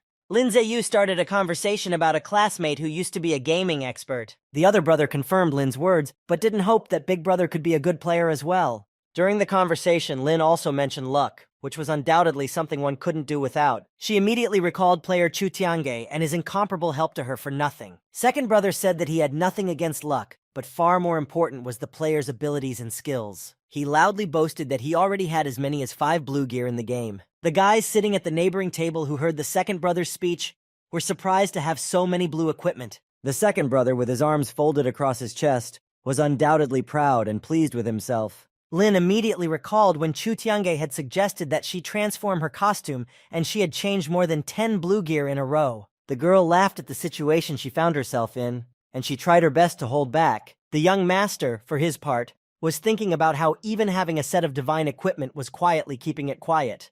The second brother, having finished bragging, turned his attention to the strangely behaving master and Lin. Lin remembered with interest that she hadn't recognized the master's game name and wanted to fix it quickly. The young master did not want to reveal the cards and said that it was a secret, thus upsetting the curious girl a little. In the most unexpected moment, Lin somehow thought of the player Chu Tiange. The master looked perplexedly at Lin, who was desperately trying to put something out of her mind. The girl stood up from the table, thanking him for his help and company, saying that she should be heading home already. Lin waved goodbye to her savior. The second brother was about to speak obscenities towards the departing girl, but the young master immediately stopped him.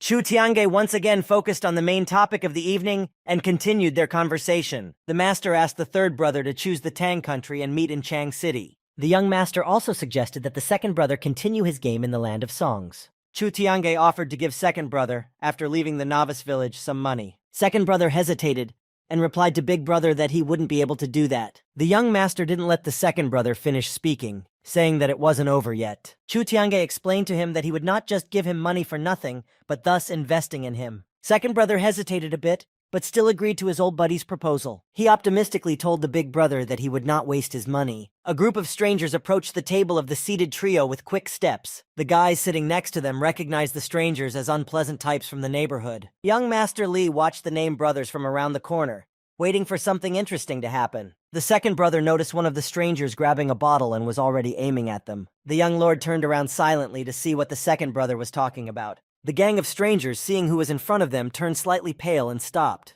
The master stood up from the table and slowly began to approach the gang with a menacing look. The strangers quickly recalled their former scuffle from which they had emerged victorious. The group of strangers were visibly frightened and were about to go on the run. The master decided to ask them if they had come for revenge. The chief of the gang immediately began to assure Chu Tiange that they were not even thinking about it. The master, spreading a smile, asked why they had grabbed the bottles in the first place. The strangers quickly began to devour the contents of the bottles, and their leader replied that they had simply come to apologize for the past. Hiding around the corner, young Master Li didn't understand why his plan was falling apart before his eyes, and instead of a fight, he saw them all together, drinking merrily. The company of strangers, having gotten quite drunk, asked the young master if they could leave already. Chu Tiange did not even intend to stop them, and the gang immediately started running away. Second brother didn't understand why master didn't even recognize who had sent them to do such a despicable thing. The third brother commented on the situation that it was in big brother's good style. The young master told his friends that he had already taken care of the gift to the one who had arranged all this and was not going to let it go, because everyone must answer for their despicable deeds. Young Master Li angrily slammed his fist on the brick wall of the alley. He was sitting in the alley, kneeling on one knee, having already received young master's gift. The young master was furious at being punished by those he himself had sent, even though he had a big name.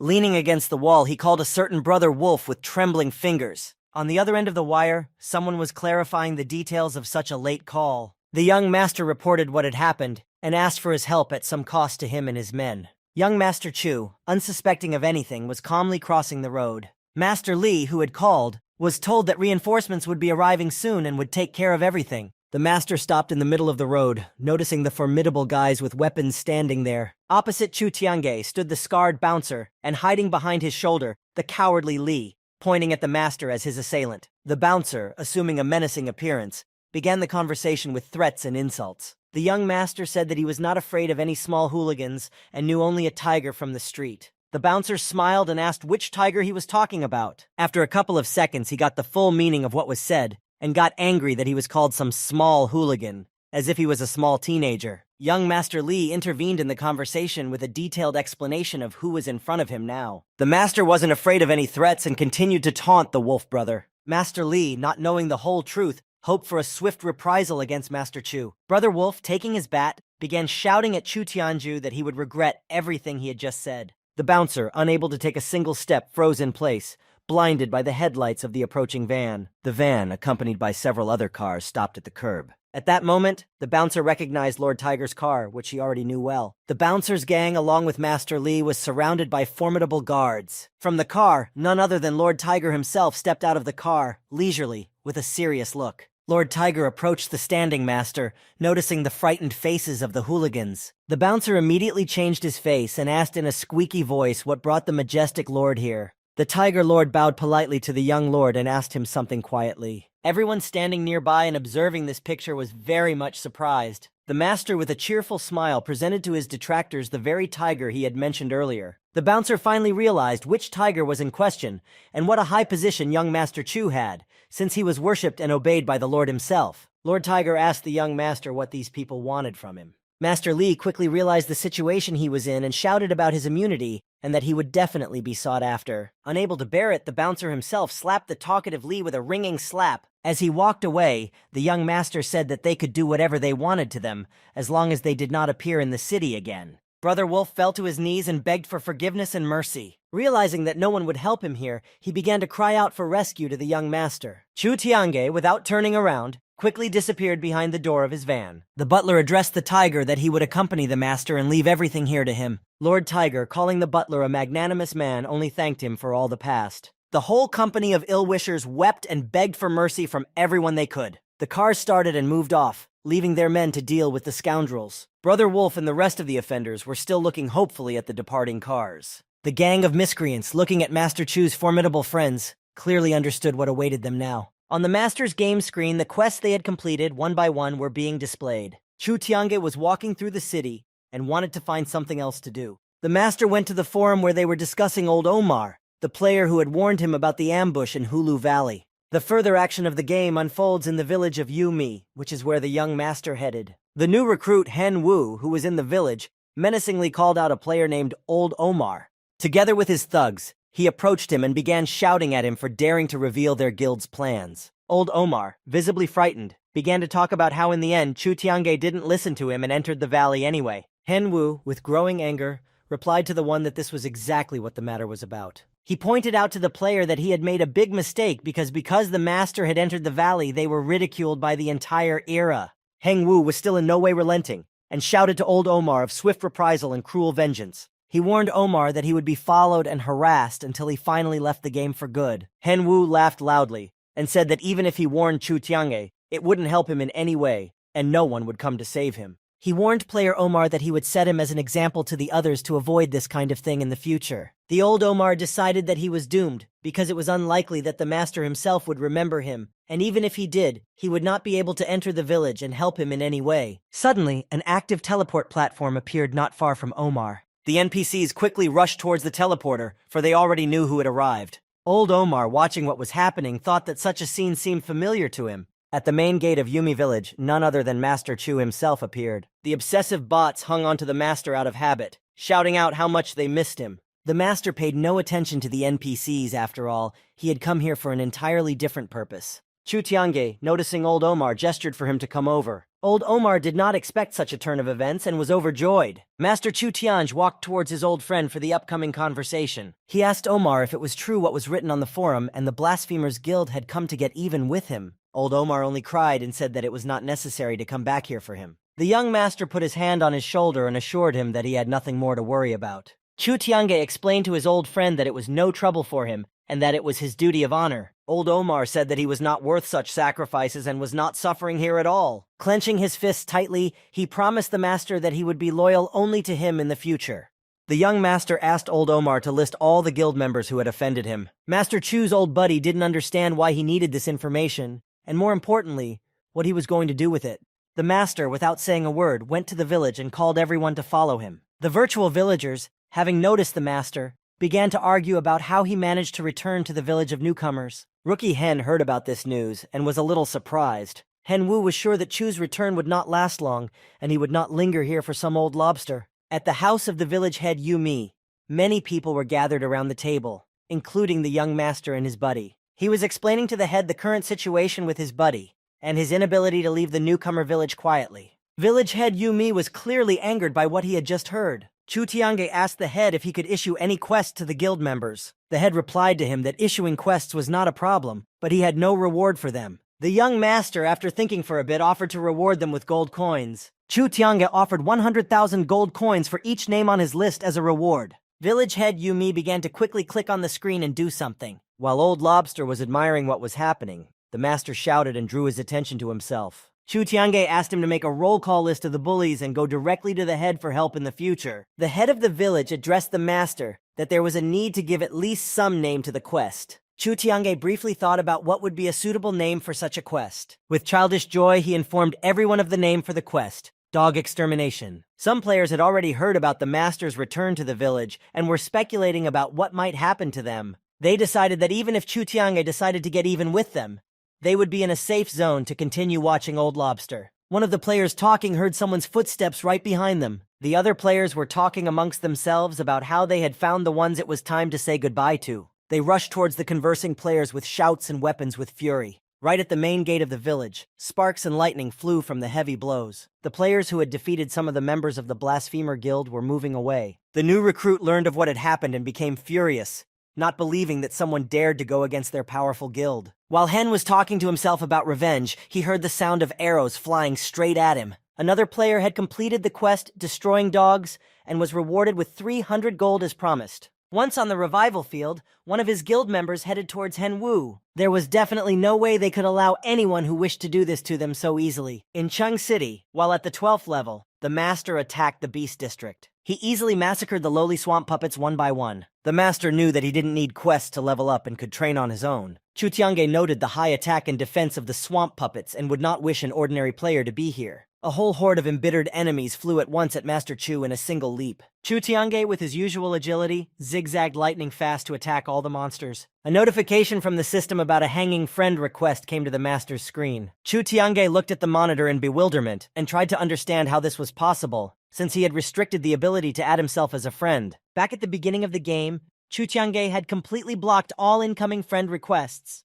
The master saw a notification that his second player Yi was being added as a friend by a certain Ching Ching. Chu Tiange accepted the incoming request and saw a message on the screen that it was Liu Fei himself. The young master opened a correspondence with a very unpleasant person with a jubilant face. There was a correspondence between longtime acquaintances about the master's level. The master found it funny considering the fact that Liu Fei didn't know who she was actually corresponding with. She wasn't going to get behind him and was trying to find out what equipment was available to him. Master saw another incoming request from a player with the silly name Money Makes You Stylish. The player with the tacky name turned out to be Zhao Shu, who was still trying to sway him to his side. The master didn't understand why he didn't want to get away from him. After all, he had made his stance on his foolish plan clear. After messaging with the annoying Zhao for a bit longer, Master decided to call it a day. Chu Tiange displayed the list of available functions on the screen and quickly clicked on the block icon. The young master walked through the forest, pondering about the game, its meaning, and the intrusive enemies.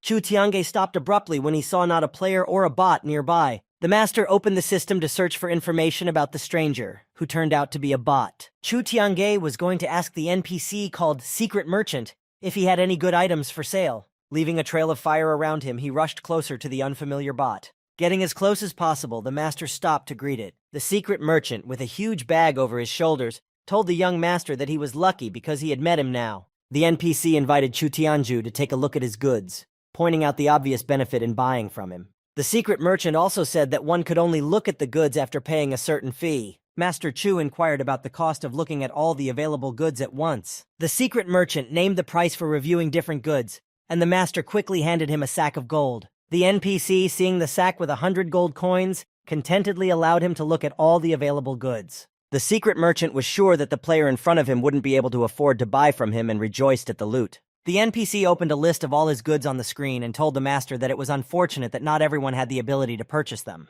Various items from swords to gems with varying values appeared on the screen. After looking at these items, the master flicked onward to the appraisal scroll and disc. The secret merchant, while leafing through his goods, was simultaneously praising them to the examining master. Suddenly, the young master stopped at one of the goods, unable to believe his eyes. A mythical egg worth 2 million gold coins appeared on the screen. The master excitedly shouted out the low price of such an important item, much to the merchant's surprise. Chu Tiange, after looking at all the available goods, informed the merchant that he wanted to buy from him. The secret merchant was worried because he had underpriced many goods without even expecting that the master would be able to buy anything. The master began to select items one by one on the screen, quickly paying for them. Chu Tiange did not miss the opportunity to remind the bot of the underpriced goods. The young master continued to buy up all the remaining goods at his fast pace. After a while, the mysterious merchant looked sadly at his emptied shelves. Chu Tiange, without thinking for long, sent the secret merchant to the revival field. In a dimly lit hall, some very serious people were gathered around a large table. One of the people sitting at the table was Zhang Zhe, who was hoping for the help of sponsors. Zhang Zhe stood up from the table and headed towards the gaming chair to demonstrate his capabilities to the sponsors. As he sat down in the chair, he told the guests that he hoped for their understanding and interaction. Zhang Zhe put on the gaming nano-goggles and began to immerse himself in virtual reality. The leader of the Blasphemers Guild, sitting on a cliff, was having a conversation with his subordinates. He informed the team that they now had a topaz gemstone. The leader appraised the gem and was able to insert his weapon to increase damage by 1%. The screen broadcast the guild leader's speech where he spoke about the power and value of the gems. The new recruit noticed that the number of their viewers had increased to huge numbers and reported it to the leader. One of the players watching the broadcast got the idea of finding the gems. The new recruit, surprised at what he saw, tells the main that the viewers had grown to over 1 million. The guild leader was clearly pleased with himself and the attention he attracted. The guild leader also said that there would be no stone above level 3 anywhere in the near future. The characters watching the broadcast were surprised by this statement. The leader tried to explain his vision to the listening players. He told them that the ratio of gems was 5-to-1, which would require a lot of components. The leader, based on past experience in games, also talked about how it was simply not profitable for Ira to have a gem above level 4. On the live stream, the guild leader stated that if this happened, he would slap his own face in front of everyone. At the same time, the system alerted that the richest player, Chu Tiange, had just obtained a level 5 stone. The 3 gems that young Master Chu possessed appeared on the monitor. The guild leader was still recovering from the shocking news, and at this time, on the other side of the screen, he was being loudly reminded of his promise. The sponsors invited by Zhang Zhe, seeing what was happening in the game, left the room and denied the possibility of cooperating with them. There was only one secretary left in the meeting room, watching the boss immersed in the game. She was trying to shout to Zhang Zhe that the sponsors had already left with a refusal. The guild leader was at a complete loss and didn't fully understand what had just happened. He quickly displayed the system alert once more on the screen and scrutinized it carefully. 3 level 5 gems appeared on the monitor again. The guild leader had to admit his mistake regarding the gems. He was about to leave the live broadcast when he heard the shouts of those watching his broadcast. The guild leader had no choice but to fulfill his promise and slapped himself soundly on the cheek, leaving a red mark. A white van carrying the master was rushing down the road at high speed. The butler quickly turned to the young master and told him the important news. Yin Li told Chu Tianju that they had someone hanging on their tail for a very long time. The young master had expected such a turn of events and was not surprised at all. Looking out the window, he silently pondered over who could be supporting the Zhao family and how they were related to his parents. Master also assumed that all of this was somehow related to those 30 billion from Zhao's association.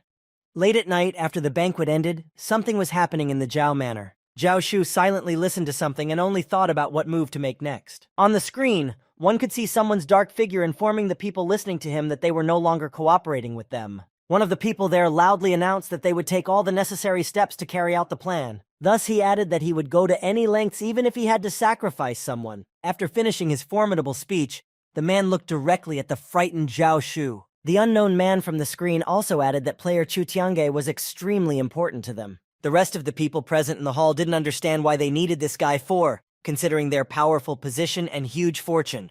The frightened Zhao Shu also didn't understand why they were willing to risk everything and everyone for some guy Chu. Everyone sitting at the table looked at Zhao with disdain and blamed him for their shameful failure. Zhao Shu was terribly angry at Master Chu. After all, he had caused him to embarrass himself in front of the entire family. One of Zhao Shu's family members asked the man on the screen if this Chu was so important to them. The on-screen man was angered by such a brazen question because he had already told them everything. He also added that everything was closely related to each other, including the young master and ERU. Zhao Shu was still trying to figure out what secrets this young master was hiding in bewilderment. The stranger from the screen added that they didn't need to go into details and just follow the orders they received. He also mentioned what role they play in building their corporation and what they owe them. Finally, the stranger ordered that the player Chu Tiange be found and caught. The entire Zhao Shu family obediently agreed and bowed to the secret man. All of the people in the hall were expecting to completely cut off communication with the stranger. The head of the Shu family, after finishing his conversation with the superior boss, caught everyone's attention.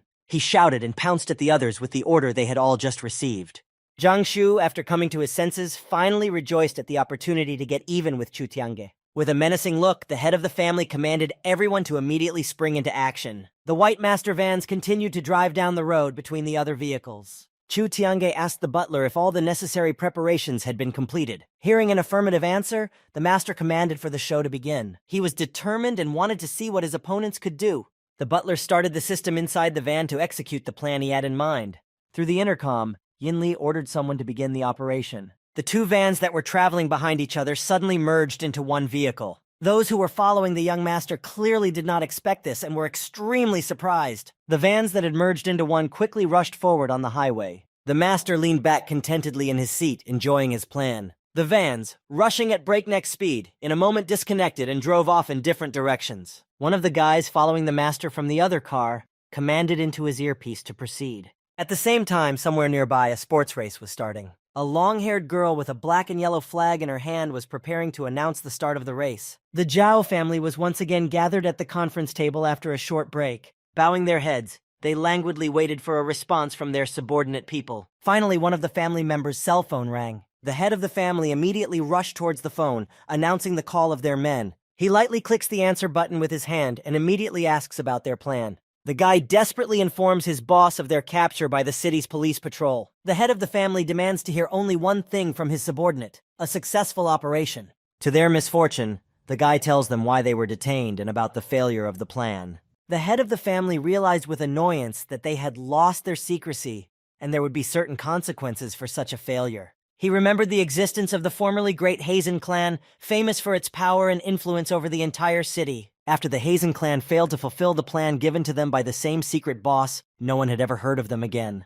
The young lord's two vans were rushing along the highway towards the mansion. The butler informed Chu Tianju that he had received information about the assassination attempted assassins. He also clarified that there was nothing interesting found on them, and they had introduced themselves to the police as just ordinary racers, and since there was a race going on nearby, they believed him. The master thought for a while and realized that they could not take them so easily, and they needed more information about these people. He pondered that this was too brazen an act, and that in the future he should be more careful of his rival's sixes.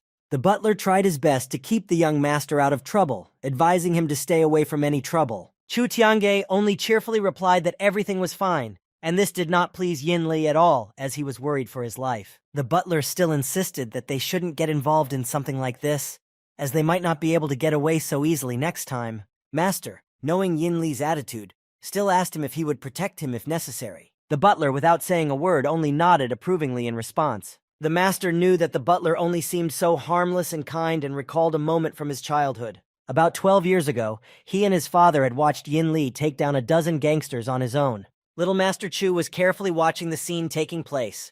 His father was telling Little Master to memorize the unrivaled strength of his uncle, who was a martial arts master. Chu Tiange remembered the promise he had made to his father about his uncle that night, to keep it all a secret, Without wanting to, the young lord revived images of his parents leaving him in his mind. He realized that the Shu clan had something to do with his parents' departure, but he didn't have enough evidence against them.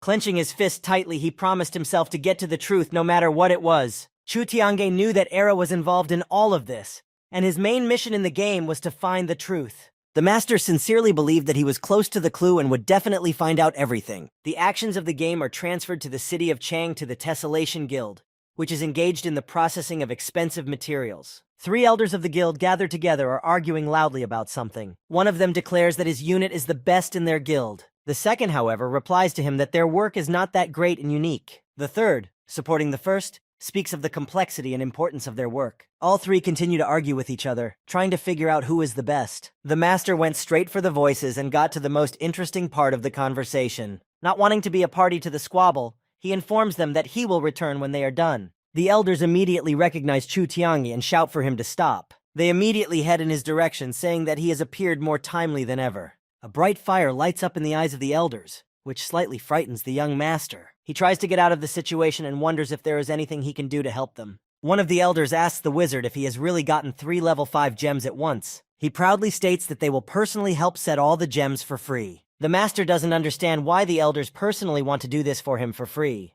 The elder explains that this is a good opportunity for them to further declare themselves the best of the guild. One of them wonders what will happen in case they do the job equally well. The master understands the intentions of one of the older ones regarding the purpose of the stone, which is dwindling on his jewel. The young master merrily thinks about how all his luck is in his beauty. The elders take the stones from the master and discuss their purpose for each item. One of the elders remarks the fact that all the stones are divine. All 3, bent over the stones, think of one thing: they cannot do without each other's knowledge. The first elder gets to work and swings his sledgehammer over a stone. Something like a flash of fire occurs, which has a blinding effect. The master, gritting his teeth, wishes the work would be done a little more gently, but says nothing. The first elder continues to hit the gemstone with the sledgehammer. Another flash of fire occurs, rising in a tall column to the top. The young master displays on the screen that the critical damage has been increased by as much as 7%. The master, looking at the screen, already knows that this value usually reaches a maximum of 5.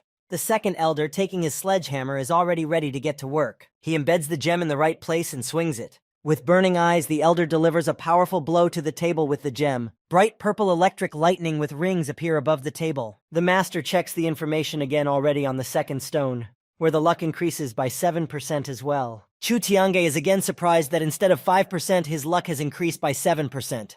The second elder proposes to declare his work the best among all. The third elder definitely doesn't agree with the second elder's decision. He says that it is too early to judge the final winner among them, as he hasn't even started yet. The third elder sort of hints that he will do a much better job. The second elder assures him of defeat, as the stone delivered to him is of the lowest value. The master begins to worry that he may refuse to work the third and final stone. The third elder is not going to give up so easily, and then takes the stone away from Chu Tiange. The first elder mockingly expects him to fail and is willing to watch it. The third elder slowly unclenches his palm and looks at the stone. In his hand is a gemstone that shimmered brightly in the light. The second elder recognizes the jewel as a rainbow stone in complete surprise. The first elder is obviously against the treatment of the gem and loudly tells everyone so. The elders get into an argument among themselves, as this stone can only be used at the 6th level. The master notices that the third elder is not going to give up, which is to his advantage. The third elder swings his sledgehammer and delivers several powerful blows at once. Electric streaks of lightning rise high up with a trail of fire. The master quickly checks to see how much the critical damage has increased this time.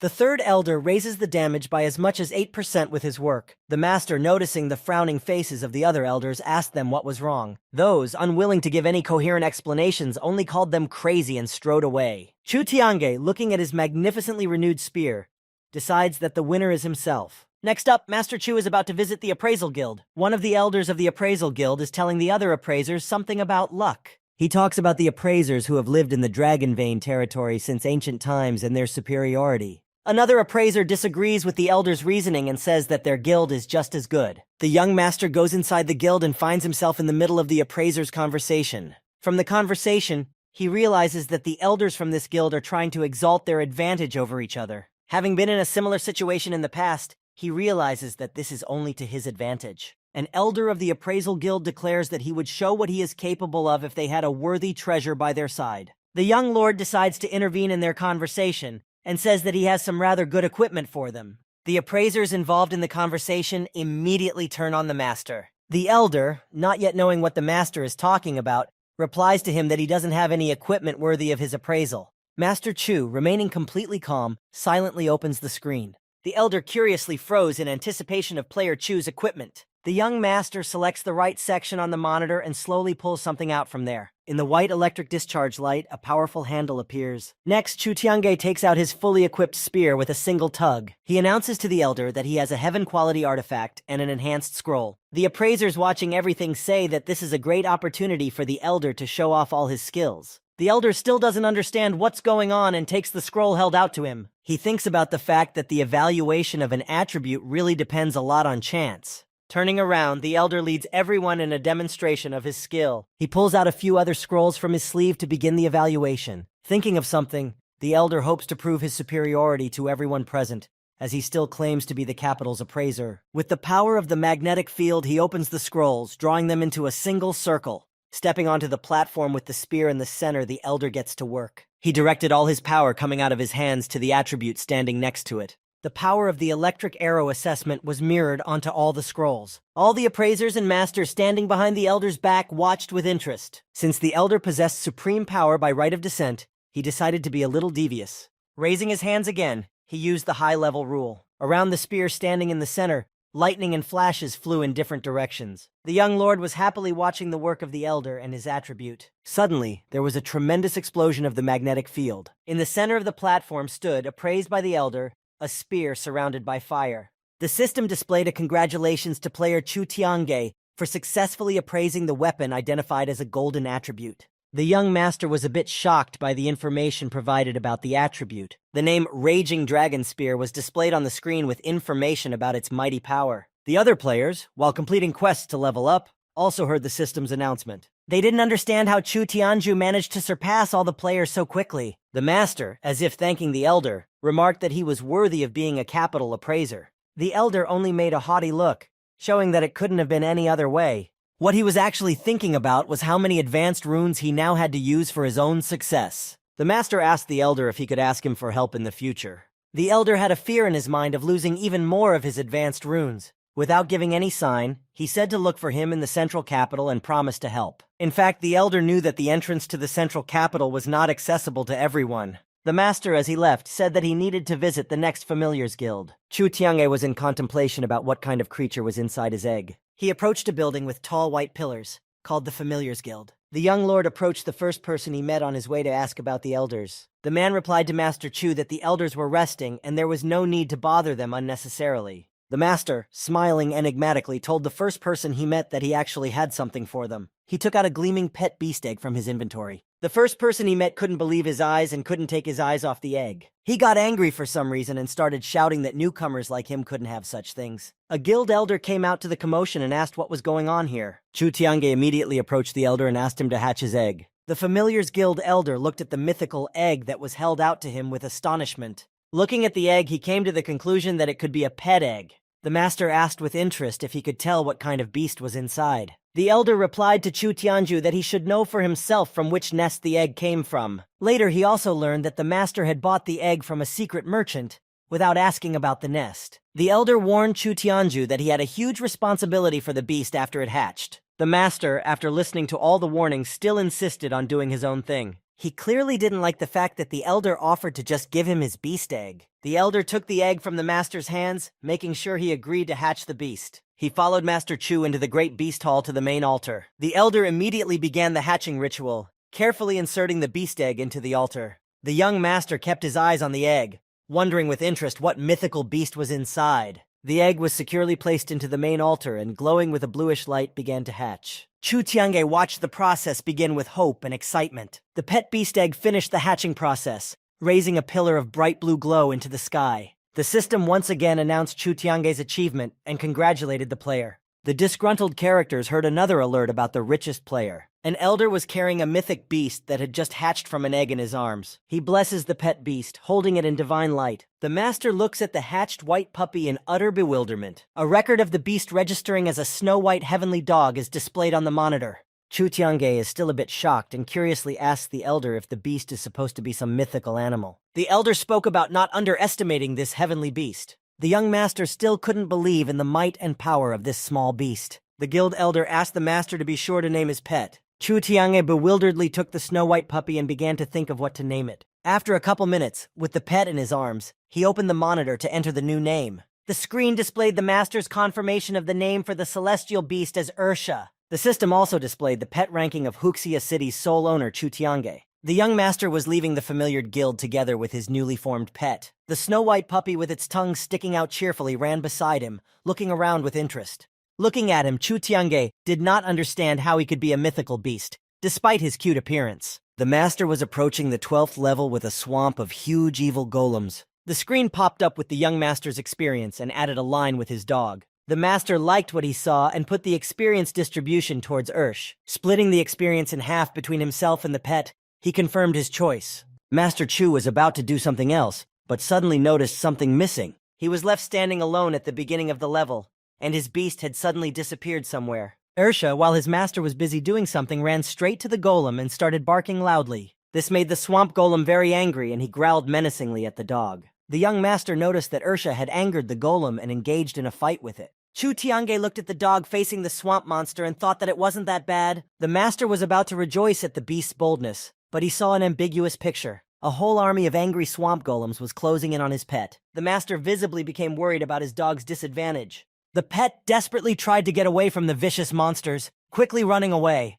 The young master did not wait for Ursh to be attacked and rose up against the golems himself. He, in his usual style, launched fiery lightning strikes at the enemy army. As the master fought, he thought about how the pup was worth his rank after all. Chu Tiange also surmised that the dog summoning an army of golems to one place would help raise his level faster. Striking a powerful bursting blow at the golem, he considered the dog to be quite a worthy pet. A bright, fiery explosion erupted at the scene of the fight, spreading far across the outskirts of the valley. Master and Ursha were left standing alone in the huge hole formed after the explosion. Chu Tiange noticed a sort of blue glow directed towards his dog. In an instant, Ursha had noticeably increased in size and gained tremendous strength. The monitor displayed updated information about the master's pet. Chu Tiange was pleased with Ursha's upgrade and his reduction in damage received by 90%. After praising the dog some more, the master informed him that it was already time for them to head out. The master traveled lightly through the next 13th and 14th levels. As he fought, Chu Tiange noted the merits of his upgraded weapon. He quickly continued fighting monsters and passing levels, reaching the 15th level already. The system informed the master that his experience gain rate was being reduced to 10% due to his insufficient average level in the game. Chu Tiange was indignant since he couldn't affect the level increase rate of other players. He realized that there was nothing more for him to do here and retreated away along with his new shaggy friend.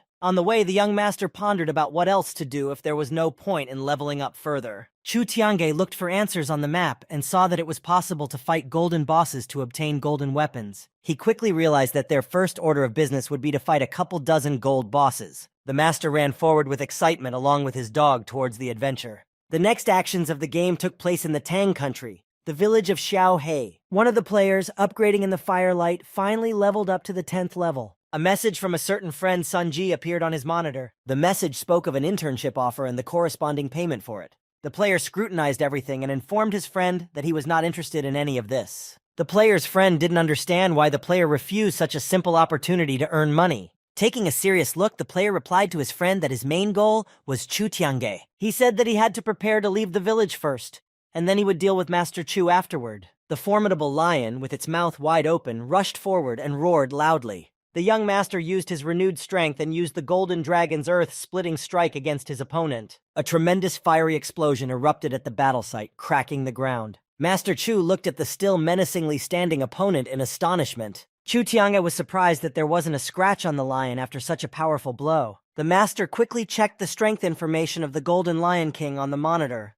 He saw all of its qualities on the screen, including its high defense. The enraged Lion King was running straight at the master, who in turn was preparing to retaliate. The master was already thinking that if this continued, he wouldn't be able to withstand it for long. Chu Tiange commanded his beast to use the provocation skill and lead the monster away. Ursha immediately rushed to fulfill his master's order and ran forward, attracting the lion's attention. One tug and the dog was already standing behind the Lion King and trying to replace him in his trap. The master wasn't worried about Ursha as he had a skill to reduce the damage he received to 10%. Chu Tiange heard the sound of a cell phone notification through the game capsule. The young master put the capsule on standby for a while and stepped out into the real world. Taking off the game helmet, he quickly took out his cell phone from his pocket and read the message. He was texted by Lin Chi-yu asking why he hadn't added her as a friend. She assumed that he was just shy because of her level and equipment. Master only replied that he had added her as a friend a long time ago and told her to check the list. Meanwhile, Ursha was already barely coping with his role as provocateur. The formidable lion pushed himself harder off the ground and roared towards the exhausted dog.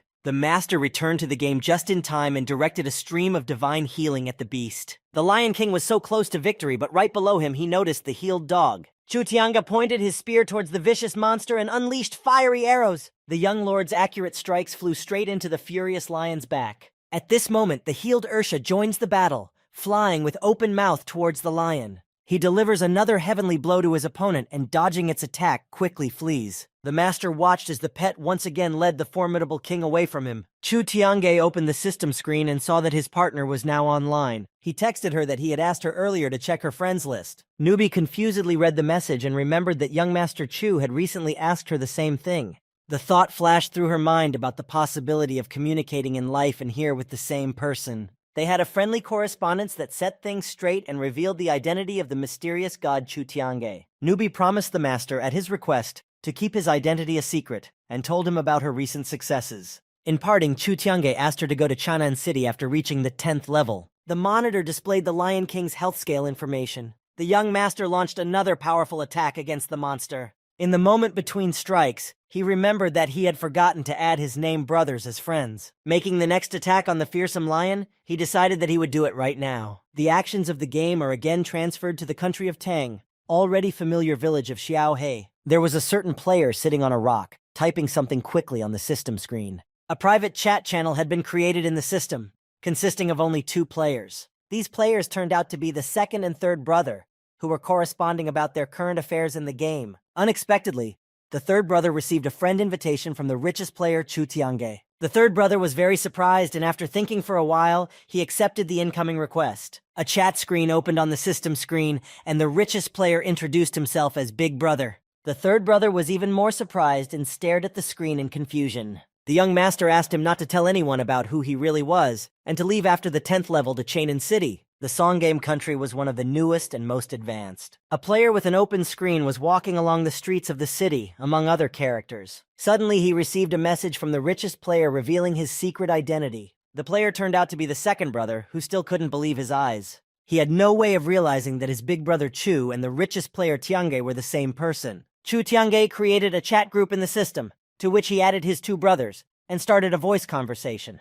The second brother immediately apologized to the master since he didn't know what his place in the game really was. Chu Tiange, with Ursh continuing to attack the lion, replied to him that he was now up to speed on everything. The second brother offered to delete his account and start a new one at the same place where his big brother was now. Chu Tiange immediately told him to drop the idea, as he needed him exactly where he was. As he continued to do battle with the opponent, the master said that he would transfer a certain amount of money to the second brother's account. The second brother was dumbfounded by the amount, for it was simply huge. The third brother, interfering in the conversation, asked how much gold the master had in the game. Chu Tiange, while continuing to strike the enemy with his spear, suggested that the brothers guess. The brothers made guesses to no avail, and the young master replied that he accounted for 8 out of 10 parts of the game's total gold. Chu Tiange, gathering all his fury and power, flew with his spear straight at the Lion King. The master flew through the monster, leaving only a trail of fire behind him.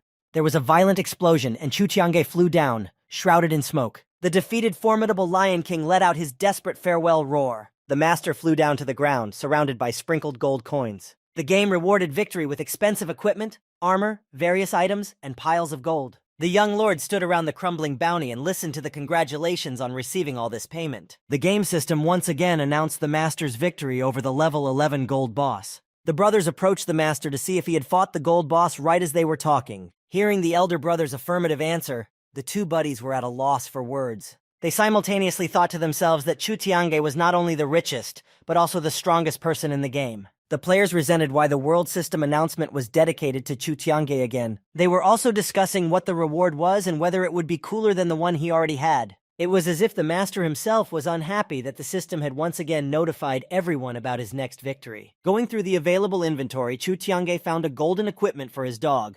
The equipment that reduced the opponent's defense was displayed on the monitor. The master chose an exclusive equipment to enhance the pet. In the same second, a cloak of underworld appeared on Ursh, thus increasing his strength. Chu Tiange watched the merrily frolicking pet with a stone face. The young master moved to fight at the 12th level with the Golden Tiger King. A couple of powerful punches and flashes of fire, and Chu Tiange once again came out with another victory. The players couldn't seem to hear the world announcements in honor of player Chu anymore. Chu Tiange, without stopping, easily destroyed another golden boss. Iron-masked player Zhao ended up getting pissed off by all these world announcements and didn't even want to hear the master's name. On the system screen, the master's congratulations for passing the level came one after another. The third brother suggested that Chu Tianju go to the forum and see what was going on in his honor. In the game's forum, the players were actively discussing the master's exploits, which were not to their liking at all. Chu Tianj, reading the forum news, thought of doing something interesting. He quickly went through the system menu and clicked on the World Mouthpiece button. The other players, unsuspecting, heard a voice telling them to try much harder.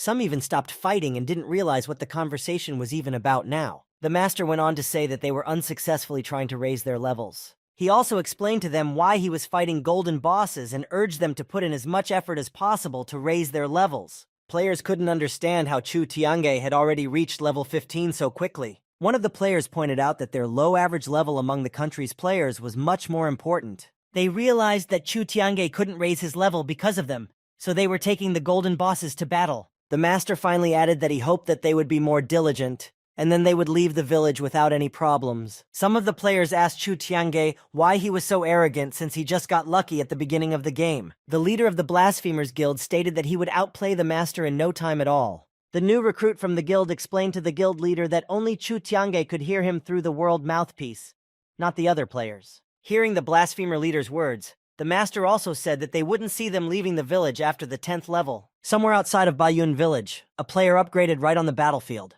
He proudly raised his hand up, saying that he had risen to the 10th level. The player hoped that being second with that level, he would be able to go to the main city of the game. A certain NPC appeared in the player's path, seemingly blocking his way further. The bot explained to him that their space-time channel had been damaged by a demon, and he could now give him a hidden task. The player who wanted to move from this place gladly accepted the task. He launches an attack in the 10th level magic zone with the one-eyed demon. The player, creating a magic ball, is about to deliver the final blow to the enemy. Before he can do anything, the player's soul soars upwards, leaving the defeated monster on the field. Flying upwards towards the relocation tunnel, the player tried to figure out how this happened. In the game's world chat, there was a heated discussion about the possibility of leaving the newcomer village. The young lord Stretching had finished the gold bosses through level 20 and was going to another city. Standing on the outskirts of the city with the master, Ursha suddenly starts barking viciously. Suddenly, thunder rumbled in the sky and purple lightning flew. The master, looking at the terrifying picture, felt the spirit of extermination. A world announcement alerted everyone that all the wild monsters had gone into a state of frenzy. Somewhere in other levels, monsters were turning into madmen in front of the battling players. The players didn't understand why the monsters had become dozens of times stronger in an instant.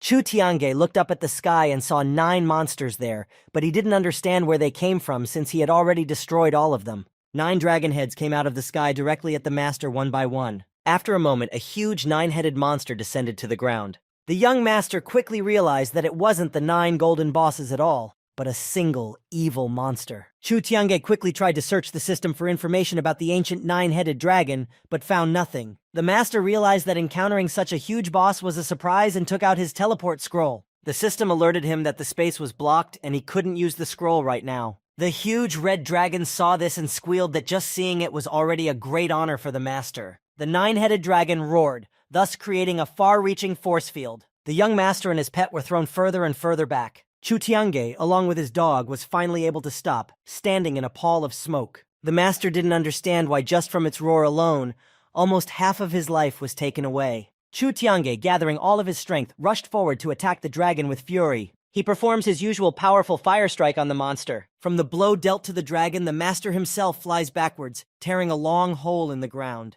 Stopping, Chu Tiange stares straight into the eyes of the 9-headed dragon with anger. The mighty dragon expressed admiration for the master and invited him to join their ancient clan. The master recalled the fact that their ancient clan was opposed to humanity. Chu Tiange replied to the dragon that there was no way he would join monsters like them. The dragon said with a menacing look that if he refused, he would be forced to take his life. The young master tried to explain to the dragon that he could heal himself, which only made him laugh. The monster's eyes narrowed and took the shape of a cross, emitting lightning bolts. In the same second, a 9-ranked demonic lotus appeared in front of the master. The dragon told the master that once the lotus entered his body, he would be completely zeroed in level and experience. The beast also specified that there would be exactly 9 such hits on him.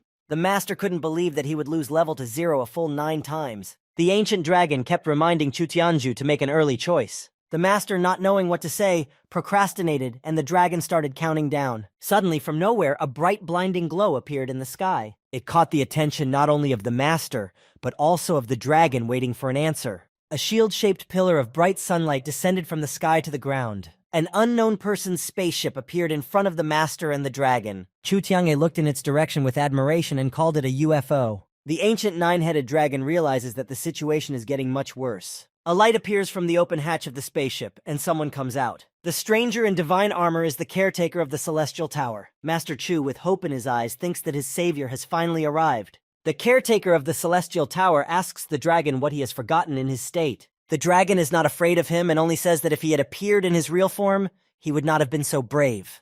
The Celestial Tower Keeper refrains from answering and launches his attribute at him. The attribute is a miniature of the Celestial Tower, which takes on a full-sized appearance in flight. The ancient dragon, noticing the caretaker's action, roars loudly, attacking its opponent. The enraged beast emits a ferocious roar with a wave-like motion. Such a fight causes all the trees standing nearby to fly apart. The dragon sees that the tower is not collapsing, but on the contrary, it is only getting bigger. The 9-headed dragon decides to leave the fight, saying that it is enough for today. The caretaker of the Celestial Tower does not intend to let his rival go so easily. He and his Celestial Tower follow the flying dragon. The young master, after a languid wait, finally exhales and decides that the dragon has left. Only after relaxing a bit, Chu Tiange sees some sort of flash nearby. The 9-ranked demonic lotus appears in front of him once again. Chu Tiange at this moment hears the treacherous dragon's words about his unfulfilled promise. The 9-headed ancient monster reappears in front of the master and repeats its words. In the face of danger, regardless of the consequences, the brave Ursha flew out in defense of the master. Chu Tiange, unable to stop him in time,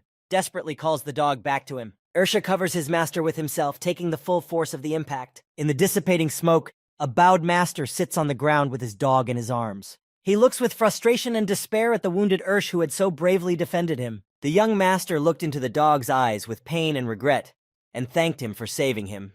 Meanwhile, there was complete silence in young Master Chu's mansion. Assistant. Elle was telling someone on the phone that young master and the butler were right now in the game. With a deft movement of her hand, she quickly dialed some 5-digit code. A notification came to the phone that a certain secret channel had been opened. Elle was checking with someone on the other end of the wire about the status of the vial she had handed over earlier. She learned from her interlocutor that the matter was progressing too slowly and gave her consent to use any resources. Satisfied with herself, Elle ended the conversation and pressed the call-end button. Standing by the stairs, she pondered over what soup to prepare for the young master's return. The master was still in the capsule in the game helmet inside the game. Chu Tiange, with Ursh in his arms, was still sitting in the hole left behind after the powerful explosion. Suddenly, it was as if a celestial portal inside the system had opened in the sky. The master, before he could say goodbye, and looked sadly at the teleporting body of the pet. Ursha was placed in the pet space with 0 health points. Master looked at the monitor, which said that the pet's recovery process had started. Chu Tiange took his gaze away from the screen and looked at the ominous dragon with fury. The dragon was asking the master how his foolish dog dared to take the powerful lotus strike, addressed to it upon itself. At the same time, the caretaker of the heavenly tower flew at the 9-headed dragon with an attack. The caretaker attribute powerfully attacked the dragon several times from different directions. After several explosions, the attribute shrank back to its initial size and returned to the caretaker. Through the dissipating smoke, the dragon appeared after numerous blows. The Celestial Tower caretaker looked at his opponent in bewilderment. The dragon creates a huge force defense ball around itself and says that it is invincible. The Celestial Tower caretaker clearly did not expect this turn of events. He was about to say something when he noticed a master standing nearby. The Celestial Tower's caretaker, along with the ancient dragon, turned towards Chu Tiange. The young master was about to do something incredible and mentioned a single top-quality sacred talent. Lighting a fire around him and raising the ground, he launched a reflection of the heavens. Far into the sky, a tall pillar of powerful fire glow rose up. Around the flaming fire master, water erupted from the earth and stone. Chu Tiange was in complete control of the situation and was already ready to launch another attack. The master had created a large-scale zone in which the opponent's stats were lowered by as much as 10%. The caretaker was surprised that the young master possessed a single top-quality sacred talent. He also knew that under the effects of this skill, his characteristics would increase by 10%. The caretaker pointed his attribute towards the dragon and shouted at it about the inevitability of its horrible fate. He once again threw the miniature of the heavenly tower with all his might, which increased in a moment. The nine-headed dragon looked straight at the flying huge tower, which made rapid circular movements with energy release. It quickly realized that it was a good time to secure itself and summoned a protective barrier around itself. Right at the junction between the tower and the dragon, a protective force ball formed. The sky tower began to drill into the dragon's defense, trying to break through it in any way. The ancient nine-headed dragon didn't give up and directed all of its strength at the force ball. The caretaker was not going to retreat either and attacked the enemy with all his might. The master, standing on the ground, watched the mighty battle in the sky. The celestial tower caretaker had used up almost all of his strength and was practically running out of power. He was almost in despair when he noticed that the strength of his defenses had also increased. The dragon, thinking that victory was on his side, said that his barrier was absolutely invincible to anyone. Suddenly, the following happened. The tower's tip was able to drill through the defense, and it cracked like glass. The caretaker was delighted with his power and shouted to the dragon to go to hell. The sky tower completely destroyed the dragon's protective force ball and flew straight at him.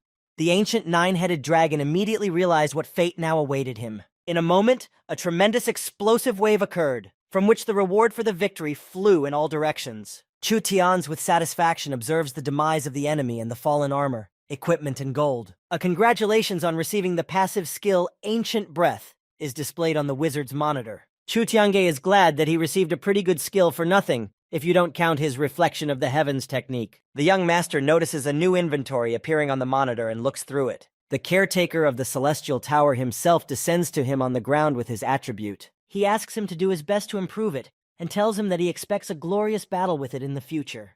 The caretaker flies back to the spaceship, and the master realizes that he forgot to ask where he can purchase the same UFO. Chu Tiange decides to check on Ursha in pet space. He sees on the screen the beast's recovery process with health points. The master doesn't understand why the pet hasn't had any change in characteristic. He ponders whether it is possible that when it resets its level, its characteristics do not decrease. Chu Tiange discovers details about the pet and learns that in the battle, the dog mutated and underwent a transformation in his favor. He realizes that even after reaching a high level and losing it, the dog's characteristics will not change. In Xiao, He's village of Tang State, other characters had the following events happen.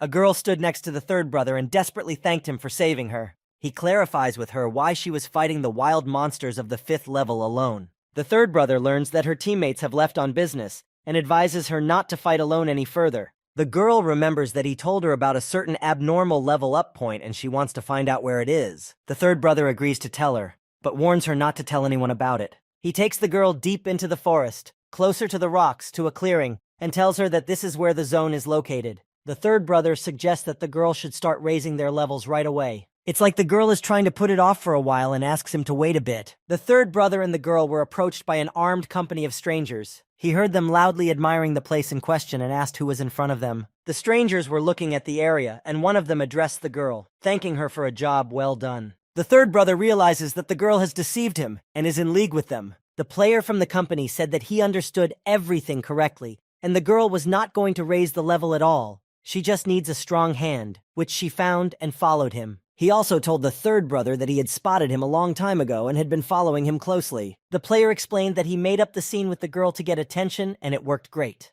The third brother, upon hearing how the player was going to make his own rules in the valley, said angrily that it would never happen. The player started threatening and said that if he told anyone about the place, he would do anything to remove him from the game forever. The third brother, seeing the company raising their weapons and starting to surround him, said that in that case he would just leave. He didn't even notice someone approaching him from behind and only felt a heavy blow. The young lord walked forward along the road, discarding unnecessary low-level equipment. A system alert announcement popped up on his screen and he clicked on it. On the monitor was a picture of the third brother with a note of his recent demise. Chu Tiange stopped and froze in place from the surprise that had caught up with him so suddenly. He quickly gathered himself and promised to find out who dared to raise a hand against his third brother. In the chat room of the group of brothers, there was correspondence between the big brother and the second brother about the third brother's departure and some sort of master plan. Somewhere outside of Chenan City, the sentries were obediently doing their duty. One of the sentries heard someone's approaching footsteps and turned around to look. Seeing a huge bag of gold coins in the hands of a master, he didn't even pay attention to who was in front of him.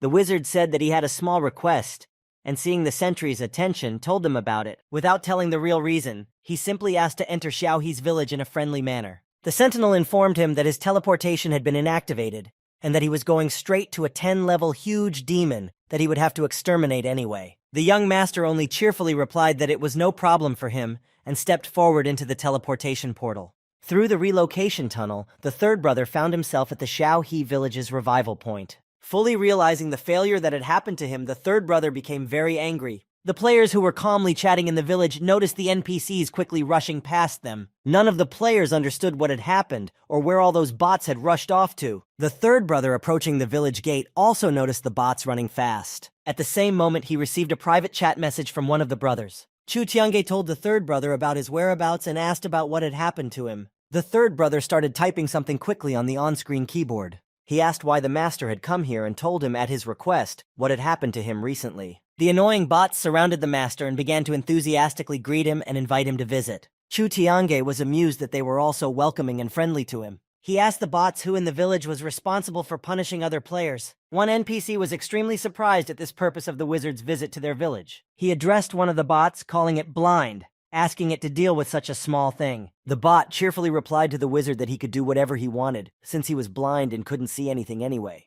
He also clarified that he wasn't changing the law because he really couldn't see anything. Players passing by noticed the bot surrounded by someone. They tried to figure out what was going on there and consider who the bots were having a conversation with. On the official Era forum, there was another discussion about the player Chu Tiange. The players who had sent the third brother to the revival point had seen him on his approach to the village. Apparently, the chief of their company asked how he dared to come here. The third brother recalled his same words to that one about a strong arm while looking at the frightened girl. The main one of the company, smirking eagerly, asked if the one was going to challenge him to a duel. Pointing his hands in the direction of the third brother, he threw a strong punch. There was a bright pink flash, followed by a powerful explosion. The main company rejoiced at such a quick victory and said that he deserved such a happy ending. In the thick, dissipating smoke, someone's dark figure began to be seen. The chief was puzzled as he tried to consider what had happened and who was in front of him. He desperately did not want to believe that his rival had somehow survived. In front of the company, the richest player, Chu Tiange, stood at full strength. The girl immediately recognized him and opened her mouth and slowly said, "God Chu Tiange."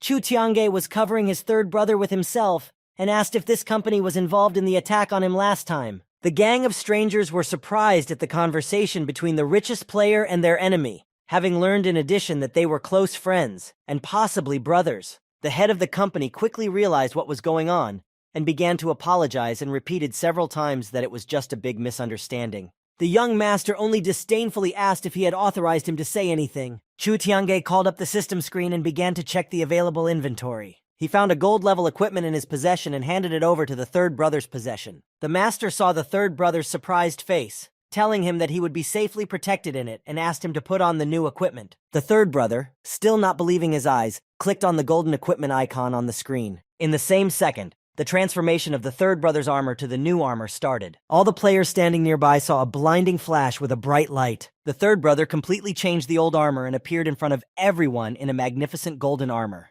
The company's master realized the disadvantage they were at and began to press the fact that it was harder for ordinary players like them to improve. The master offered him a life-for-life exchange, but on the condition that the third brother would do it himself. The head of the company hoped for a favorable outcome and thus did not expect such a request, saying that it was too much even for him. Opening his teleport scroll, he told the master with a smile that he was leaving for a village where he would not be able to destroy him in front of the bots. Disappearing in the blue light of the teleport, the leader said his goodbyes, leaving his team behind. The company didn't understand how he could leave and what they should do now, as they were left all alone with God Chu and his third brother.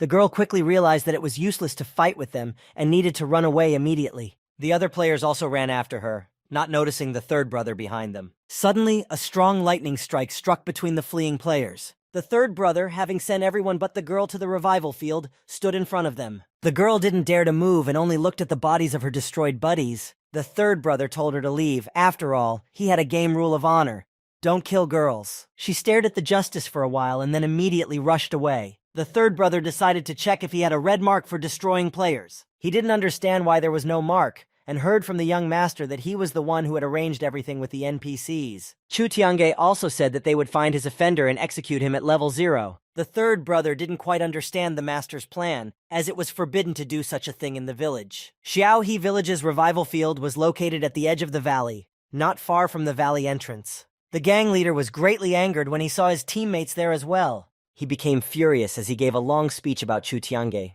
not forgetting to insult his buddies as well. Suddenly, the players noticed a discharge of electric lightning right above them. The spark discharge flew straight at the head of the gang, delivering a crushing blow. The buddies standing nearby didn't immediately realize what had happened, and wrote it off as a natural phenomenon. Chu Tiange and the third brother stood on the high cliff above the revival field and watched everything. The master was telling his brother what subcategories he had, and what was in his power. Once revived, the mastermind looked at the system's notification of who he had been destroyed by. He couldn't believe that the master had dared to do such a thing, and before he even knew it, another lightning strike was approaching him. The named brothers watched with pleasure the picture that was taking place. The head of the gang reappears on the field of rebirth thanks to the young master. The buddies want to find out from him what is happening to him, and who is responsible for it. They don't have time to hear anything because a spark lightning bolt descends on their leader again. Once again, the leader is revived after passing out through the travel tunnel. Standing powerless in front of his buddies, the leader only manages to utter a short Chu Tiange. Once again, an electric charge with a paralyzing effect flies towards him.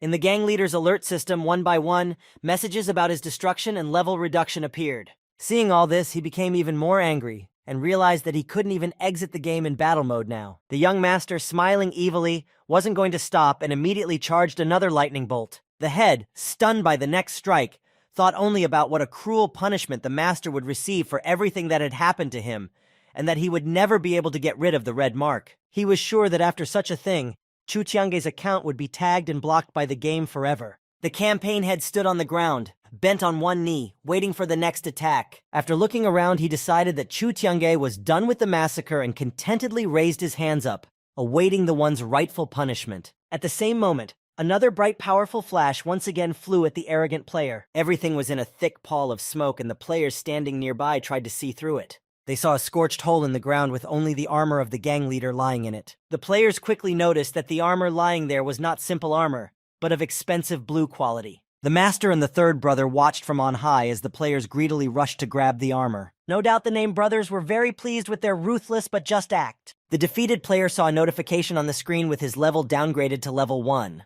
Barefoot and without armor, he walked forward on the road, cursing Chu Tiange for everything. A new character ran past him asking where to get a baton for beginners. The player walked further down the street in the same underwear while listening to the taunts of the other characters. The second brother, reading a news forum, for some reason decided that his big brother had been hacked. There was a discussion on the forum about the master's action, which divided the players into two camps. Some were delighted, and some were the opposite. Chu Tiange talked to third brother some more, and said that he could always come to him for any help. The third brother only reminded him that he was wearing a golden equipment right now, and it was unlikely that anyone would dare to harm him in any way. The young master agreed with his brother's words, and once again reminded him to go to Shainan City after the 10th level. In parting, Chu Tiange added that he still needed to kill a huge demon to leave this village. In the general chat, the players discussed that Master had opened a teleport portal to Xiaohe and invited him to visit others in the villages. The Master, having finished all the gold bosses up to the 20th level of Yangzhou City, intended to leave the game for a while. Suddenly, he noticed some player teleporting into the city street. He looked at the character and didn't understand where he came from,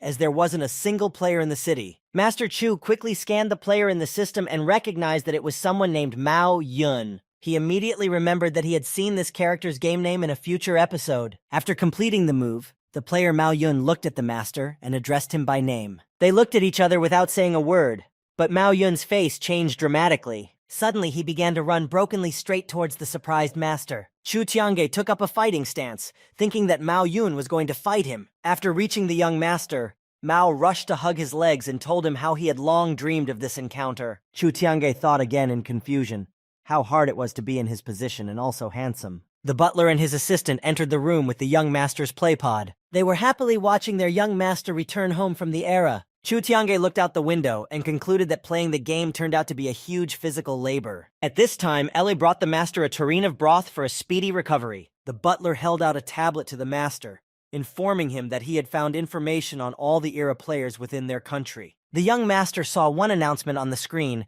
and remembered that he had already seen it in a fragment from the future. Chu Tiange suggested leaving it for later and was opening the game's navigation map in his tablet. He was still choosing the most suitable place to establish his own guild in Chan'an City. Elle was surprised to ask about the difference in the location of the guild headquarters, as she thought it was particularly important.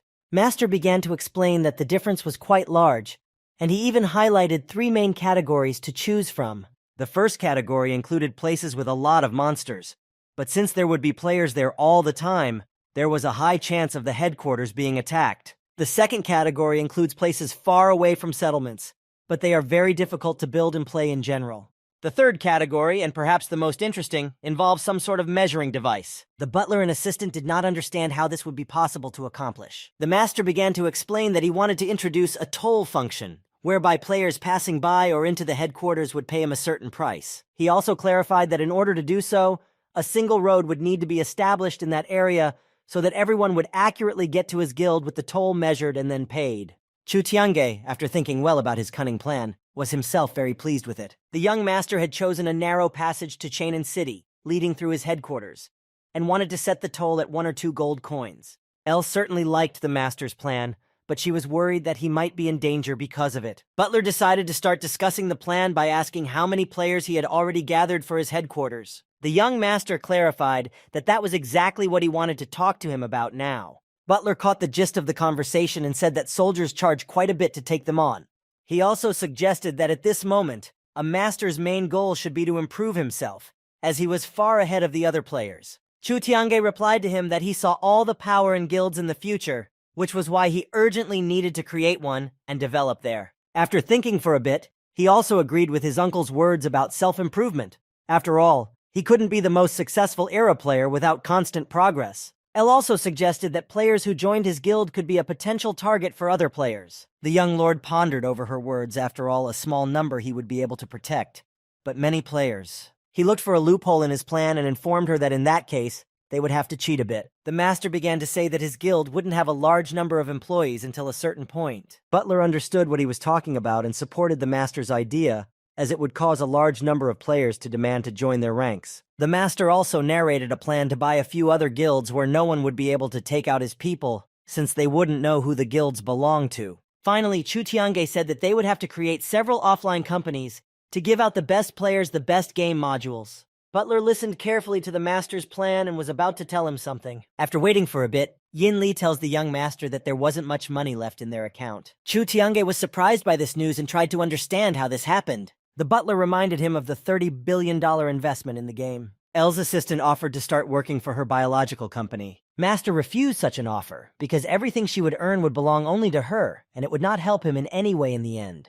Elle, smiling sweetly, only said that her money was young master's money. Chu Tiange, of course, did not want to lose his own dignity, and politely refused the girl's offer. The butler was also still wondering the same thing.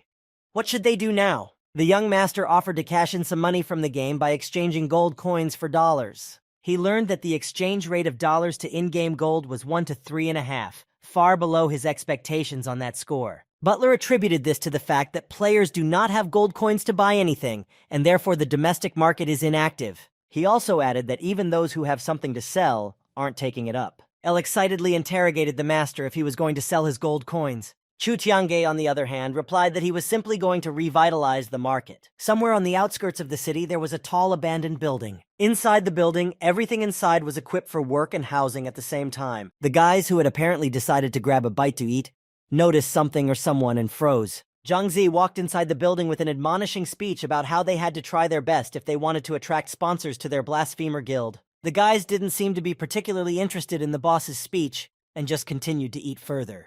One of the guys called the boss over to show the game's news forum. Zhang Zi quickly ran over to the monitor and saw the most interesting news. The forum said that the richest player Chu was selling his gold coins due to lack of money to live. Under the master's post, there were already a bunch of different comments written about it. One of Zhang Zi's guys suggested that the gold coin rate might drop because of this sale.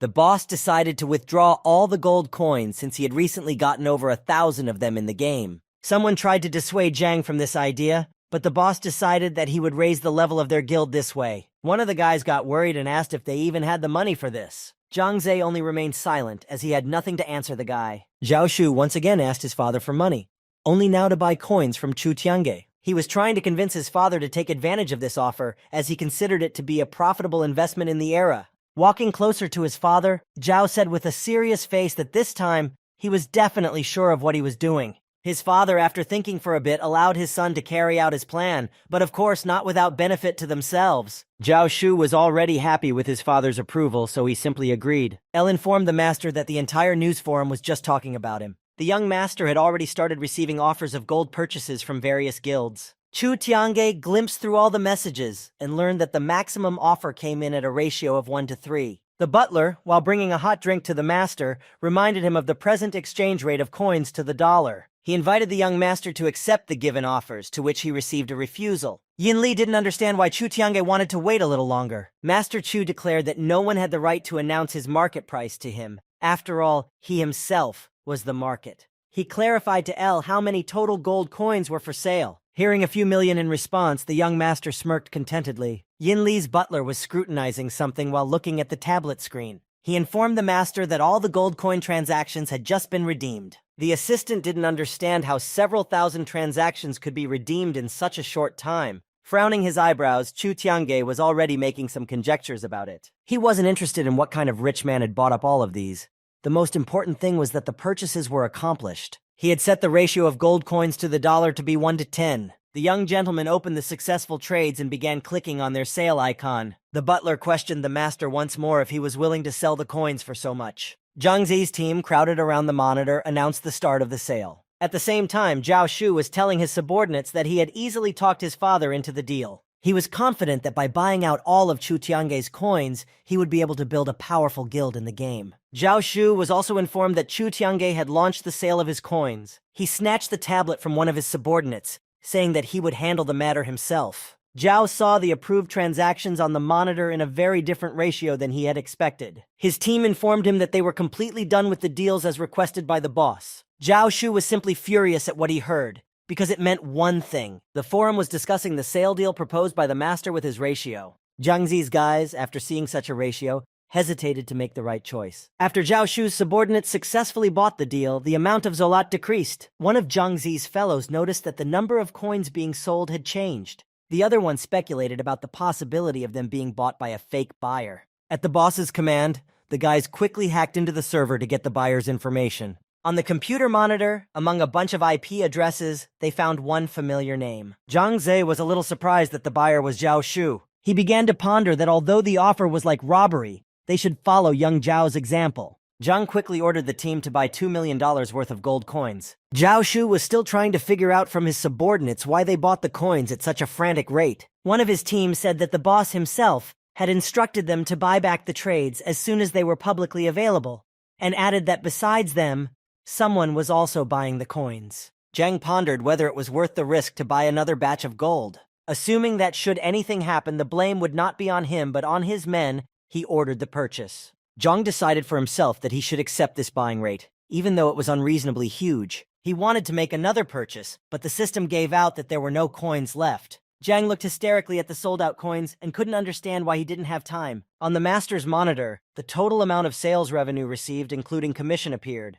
The butler and assistant informed the young master about the quick completion of the transactions and their current status. Yin Li asked the young master if he had seen this moment in a fragment of the future. Elle supported the butler's assumption, for how else could one explain such a bold act? Master Chu clarified that he had only seen small snippets of the future, and this was definitely not there. Elle marveled at the master's idea, to obtain a huge amount of money this way. The young master simply waved his hand and said that this was just the beginning of their profits. His tablet received a notification of the messages he had received. Several guilds immediately wanted to buy gold coins from the master. Chu Tiange realized that everyone had bought into his cunning plan and were afraid of further increasing the stakes. The butler didn't quite understand what master was talking about and asked for an explanation. After the master told him about the guilds buying gold and guilds without it, he realized the essence of the bids. The forum was actively discussing Chu Tiange's post about his gratitude for buying deals. The young master asked Uncle Yin Li if they now had enough funds to carry out the plan with the establishment of the guild. The butler replied that it was more than enough,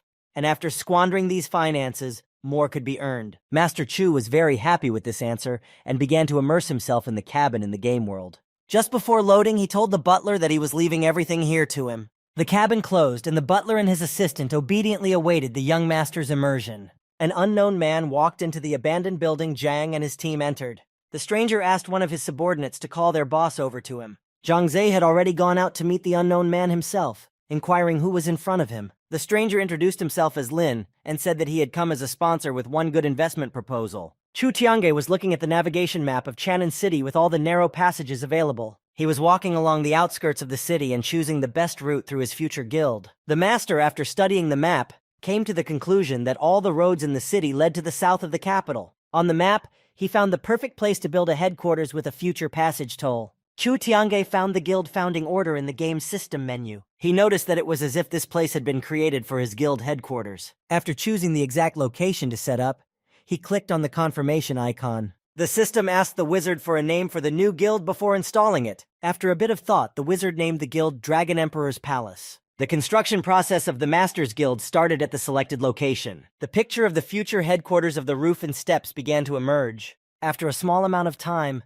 the Master had his new guild standing in front of him. The World Alert announced to everyone about the erection of the guild in Chan'an City by player Chu Tiange. Some players wished they could join the headquarters of the great and mighty Chu Tiange sooner rather than later. On the Master's screen, all available information about his domain was displayed. Player Mao Yun wished to join the Dragon Emperor's Palace. The Master confirmed his request and told him to settle down in Chan'an City for now. Suddenly he heard some noise and turned around to see what it was. From behind the trees, two huge iron birds flew out at the Master.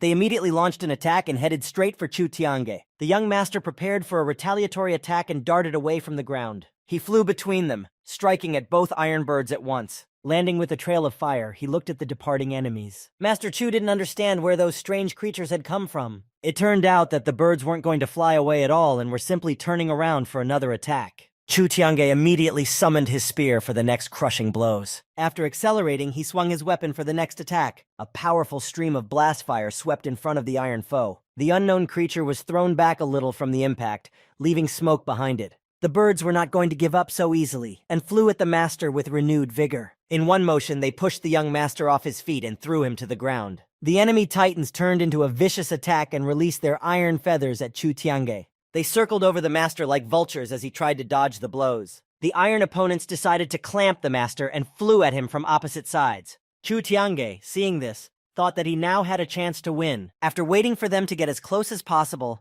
he abruptly flew above them with his spear. The Master launched his trademark trick, cleaving the ground of the fierce dragon. A tremendous nuclear explosion column descended on the iron birds. Master Chu stood in a pall of smoke and iron feathers flying around him. He had already laid down his weapons and was rejoicing in his quick victory over the obnoxious enemies. As the smoke began to clear, the Master was shocked to notice the birds looking directly at him. He didn't understand why his attack had no effect on them and assumed they were divine phoenixes. The birds only became even more angry and dashing towards the sky with fury. Chu Tiange realized that he was once again facing a heavy opponent. The iron birds stopped attacking and began chirping loudly and nastily. The chirping was so unbearable that the Master could no longer hear this annoying sound and tried his best to cover his ears. At this moment, the Dragon Emperor Palace Guild completely collapsed in an instant. Chu Tiange looked at the collapse in bewilderment and wondered how this had happened. The iron birds finally left the Master alone and flew away. A request to repair the guild building at a cost of 10,000 gold appeared on the wizard's screen.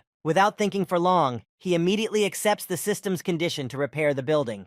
The guild building appears in front of the wizard again with the successful repair. He doesn't even have time to savor this moment before he hears chirping behind him. The iron birds have returned back and chirped with even more vigor for a speedy victory. The young lord was already quickly thinking of a further plan of action against his enemies. The feathered opponents with their chirping were getting closer and closer. Chu Tiange thought, since normal attacks didn't work on them, why not try something else? He pointed a magic wand at the birds with lightning bolts issuing from it. Several electrical discharges flew at each opponent at once. Two devastating powerful fire explosions occurred at once in the place of the birds. The Master heard the sounds of collapse and destruction of the guild building behind him. He couldn't understand why the palace was collapsing again after all.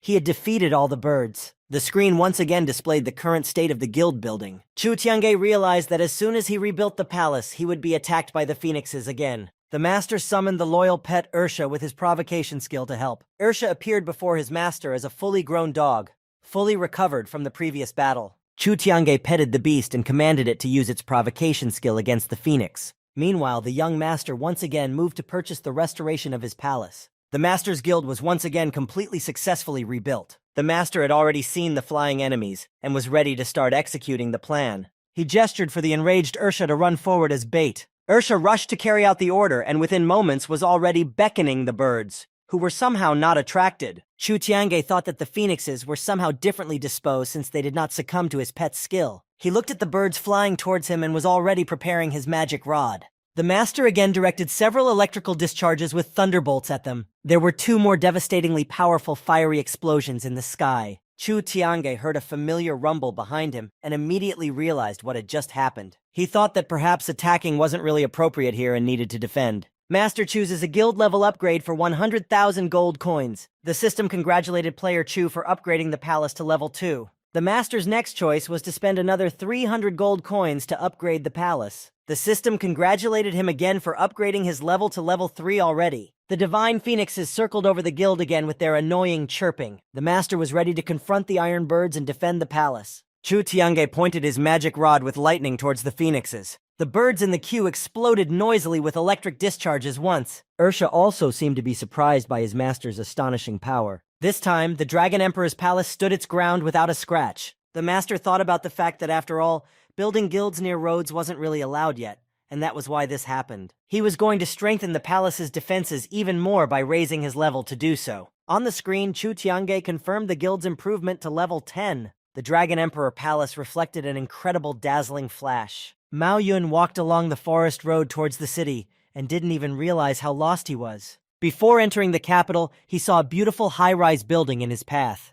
The system congratulated the Master for upgrading the guild to level 10 and gave him a bunch of add-ons to go along with it. Chu Tiange found the function to activate the defense in the system information. Mao Yun decided to walk closer to the building in front of the city and look around. On the pavilion, there was a large signboard with the name Dragon Emperor Palace on it. Mao Yun, noticing the Master with the dog, quickly realized that this was his new guild. He approached Master Chu, and the latter welcomed him to the guild headquarters. Mao Yun was delighted with the palace, even though the Master said it was just the beginning. After petting the dog, he was ready to assist the guild head in everything and informed him. The young Master was unable to activate the defense ticket, as there wasn't the proper level and the appropriate number of staff members. He was a bit confused, as waiting until level 20 was too long. Chu Tiange decided not to give up, and clicked the button to activate the ticket several times without looking away. A large force dome was formed around the entire guild area. It didn't take long for Mao Yun to marvel at the Master's achievement, as he noticed something amiss. Black clouds and lightning appeared above the dome palace. The dome seemed to be filled with black magic, and the Master ordered everyone to quickly move away. There was an explosion in the sky, and the dome seemed to be sucked into a heavenly vortex. In the middle of the fiery sky, a golden boss appeared, a divine phoenix lord. Before the Master could do anything, the phoenix began to chirp and demolish everything in its path. He flew far back and realized that this bird had a very powerful energy. Together with the Master, Ursha and Mao flew back, followed by the rocks and earth. Mao clutched onto Chu Tiange's cloak, concurrently asking what kind of boss was in front of them. The Golden Phoenix Lord introduced himself as the former Lord of Chainan City. He told the Master that a very long time ago, the city belonged to him, and the entire territory behind it was now his. Chu Tiange was not happy with this course of events. After all, this was where his guild stood. The Phoenix Lord did not even think of retreating and began to threaten the Master. The young Master received a system alert with the choice of accepting the battle with the former city lord or destroying the guild. Chu Tiange was willing to do anything for the sake of his palace and of course accepted the fight. He ordered Mao to stay away now, wanting the latter to flee already. Running away from the battlefield, Mao only wished for the Master to win this fight. The Phoenix Lord flew higher, causing the ground and rocks to collapse. Taking a comfortable position, the Golden Boss began to attack the Master with its fiery roar. The Golden Divine Phoenix Lord was rushing straight at the Master at breakneck speed. Chu Tiange zigzagged in his usual manner to dodge the attack. The Master unleashed his strongest side. The ferocious dragon split the ground. The Phoenix Lord's fiery explosion explodes in the sky. It was as if the Golden Boss didn't even notice the Master's attack and hissed at him that all his attempts to destroy it were futile. Chu Tiange was surprised that the bird wasn't even affected by this. So powerful was it. The Golden Phoenix, rapidly flapping its iron wings, asked the Master to show him something else interesting. Chu Tiange stared at the fierce opponent's eyes in confusion. The Phoenix Lord unleashed his powerful fire feathers at the Master, and Chu Tiange tried to quickly dodge them. The young Master did not expect that the feathers flying at him would also explode additionally. Several feathers powerfully exploded right in front of the Master, who barely had time to dodge. The exploded projectiles flew past the master into one of the guild buildings. Chu Tiange was still on his feet, not intending to surrender to the iron opponent. The divine Phoenix Lord opened its mouth wide to shoot out a fiery roar. The master was a bit tired of defending and attacking, and quickly thought about what to do next. Before he could think of a plan of action, Chu Tiange flew at full speed away from the violent flash. The golden phoenix was not going to give the master a single chance to escape, and unleashed another fiery arrows at him. The young lord deftly escapes from the shots following one after another. The lord attacked the master with even more fury, hoping for an early victory. Chu Tiange defended himself as best he could, and courageously repelled all the blows flying at him. He ran with all his legs, seeking refuge in one of his guild's buildings. Before he could turn around, he felt another strong push behind him. Doing a steep somersault, he found himself on one of the roofs of the buildings, and with his eyes quickly searched for shelter. The master saw the phoenix approaching and realized that there was nowhere else to hide. The golden boss was already preparing a huge fireball in its mouth for a shot. Suddenly, Ursha ran out in defense of the master with a loud bark, attracting attention. The pet managed to lure the attacking divine phoenix lord over to him. After smashing another building, the bird makes a U-turn and is going towards the barking dog. Mao Yun observes the ongoing battle from outside the guild, hiding behind a tree. Seeing all the strength and fury of the golden boss, he doesn't understand how he can even be defeated. The master looked at the incoming projectile that made a hole in the roof beside him. Chu Tianju liked what he saw, for it meant that Ursha's provocation was working. He immediately praised his pet for successfully using the skill in battle. During this time, the young master had time to think about his next actions towards the enemy. Chu Tiange summoned his magic rod with lightning from his inventory. He decided to climb to a higher rooftop and ordered Ursh to distract the enemy. Mao Yun, upon seeing the magic rod, realized why he wasn't the one to become the first apprentice to the mages. Chu Tiange pointed the rod towards the Phoenix Lord for the next attack. The explosive charge of strong electric lightning struck right on target. The lightning bolt to the golden boss made a hole and cracked one of the wing's mechanisms. The young lord rejoiced when he saw that it worked, and there was no way the bird could defend itself physically without magic. The monitor displayed the health status of the Phoenix Lord. Chu Tiange did not expect to deal such a low damage of only some 5% with such a powerful strike. Ursha noticed the phoenix fluttering above the Phoenix Master and began to call out to it. The golden boss was very angry and flew at Ursha to destroy him. The master immediately decided to use the mage's next ability and summoned a thunder attack. Explosive charges rained down on the golden phoenix from all sides. It hoped to escape from the thundernet and began to chirp loudly. Above the Dragon Emperor's palace, the divine Phoenix Lord powerfully exploded and ignited. Mao Yun cheered with shouts of joy at the young lord's victory, deciding that this was the end of the battle with the obnoxious birds. After the explosion, a cloud of smoke dissipated, through which something was heard. The master was already prepared for the next attack and watched the cloud of smoke carefully. When there was no smoke left at all, there was still a wounded phoenix with minimal health in the same place in the sky. Mao Yun didn't understand why the phoenix was still fluttering there, even though it was barely there. Suddenly, a pearlescent sheen and green glow appeared around the phoenix, and all the wounds began to heal. A moment later, the recovered golden boss appeared before the young master with full health. Chu Tiange realizes at the same time as Mao Yun that the phoenix has had automatic life restoration. The opponent's attack continues, with the phoenix releasing fire arrows and the master using magic lightning.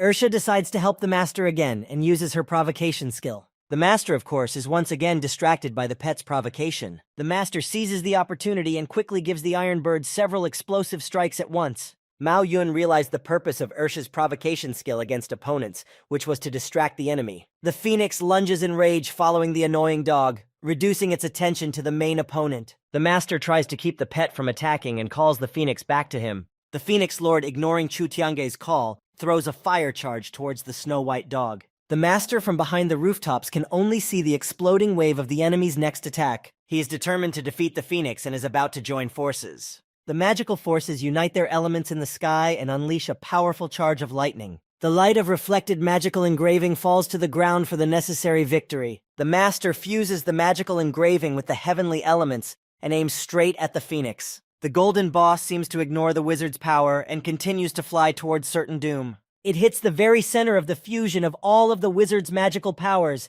and lets out a nasty squeal. Mao Yun begins to realize that there has been a fusion of magical powers, and as a result, a double strike to inflict even more damage. Chu Tiange wasn't finished yet and let the next action take place by commanding Ursha. Ursha dashes towards the feathered opponent with the scroll in his teeth. He practices reaching the place where the divine Phoenix Lord is squirming under the influence of magical powers. The young lord orders his pet to reveal the elemental scroll now. Ursha quickly unfolds the scroll, which has the 5 elements engraved on it. From the scroll, the powers of the powerful elements fly out in all directions in glowing rays. The golden phoenix is no longer able to resist the master's attacks and shrilly screams. Mao Yun is still in awe of the master's many skills and is sure that this is not all he's capable of. He dares to express this to the master, who in turn is sure that it's over. Chu Tiange only exhales slightly as he hears behind his back from someone that he underestimated his opponent. The master turned around, but other than the puffs of smoke, he didn't notice anything. He realized where the sound was coming from and looked towards one of the guild towers. Above the tower, divine phoenixes were furiously circling above, descending from the sky one after another. Chu Tianju had already grown tired of these creatures, and here was an army of new ones. Mao Yun was also looking at the whirlwind of frenzied iron birds with astonishment. The young lord accelerated towards the birds that were not paying attention to him. He raised his magic rod upwards and charged several annihilating lightning bolts towards them at once. Mao Yun came out of hiding closer to the guild to see what was going on. As he got closer, he heard the tearing chirping of the divine phoenixes. The master heard the phoenixes circling behind him and decided to find out what was going on there, having already only seen Mao's soul flying away on the revival field. Chu Tiange pointed his annihilating rod at the remaining iron birds. A bright, dazzling surge occurred above the guild and numerous rewards sprinkled down. Master received a system alert congratulating him for destroying the golden boss and activating the Dragon Emperor Palace's defense system. Chu Tiange smirked and thought to himself that this was indeed not an easy task at all. He was about to leave and suddenly heard someone tell him that he was not bad at all. The young master started to turn around in different directions in confusion, but all he heard was a voice in a new place. He finally caught the speaker's gaze and froze in place in surprise. Opposite Chu Tiange, the same golden phoenix that had transformed into an ordinary divine phoenix was sitting on the rooftop. It announced to him that it would be dwelling in the guild from today, as it was henceforth its guardian beast. The master asked the phoenix with interest when he would be able to regain his former mighty powers. The phoenix explained to him that in order to increase his level and strength, he needed the rewards left over from killing other powerful golden bosses. Chu Tiange began to quickly check his existing inventory, replenished after his previous victorious battles. On the monitor, the game system was giving out various rewards in large quantities. Master Chu quickly began to empty his backpack and throw away all of his inventory to the phoenix. He left a bunch of different equipment on the ground and wondered if it would be enough for a good upgrade. The divine phoenix didn't expect the wizard to have so many rewards. Nevertheless, it greedily asked for more gold coins, and the more the better. Without even thinking, the master began to choose gold on the screen because he had plenty of it. The gold coins began to fall one after another, turning into large mountains. The divine phoenix greedily ran to gather all the gold, jingling the coins loudly. The young master knew that until he raised the guild level, the phoenix's level could not be increased either. Chu Tiange raised the guild level several times in a row, and the guild began to upgrade with a bright flash. The greedy bird that was collecting gold began to shake as if there was an earthquake. The process of increasing the level of the guild took place in every building of the guild, thus transforming it drastically. The Dragon Emperor's palace was completely upgraded and raised to level 20. Along with the palace, the bird was also upgraded, becoming the Golden Divine Phoenix Lord and the guardian beast of the Chu Tiange Guild once again. The divine bird proudly flew above the guild, flapping its golden wings. The bird's iron mechanism had definitely become even better than before. The golden phoenix landed on the roof of the guild building as its current guardian. The master displayed the bird's information on the screen, stating all of its superpowers. The golden phoenix thanked the master for everything, calling him its master now. Chu Tiange himself was happy to upgrade the bird,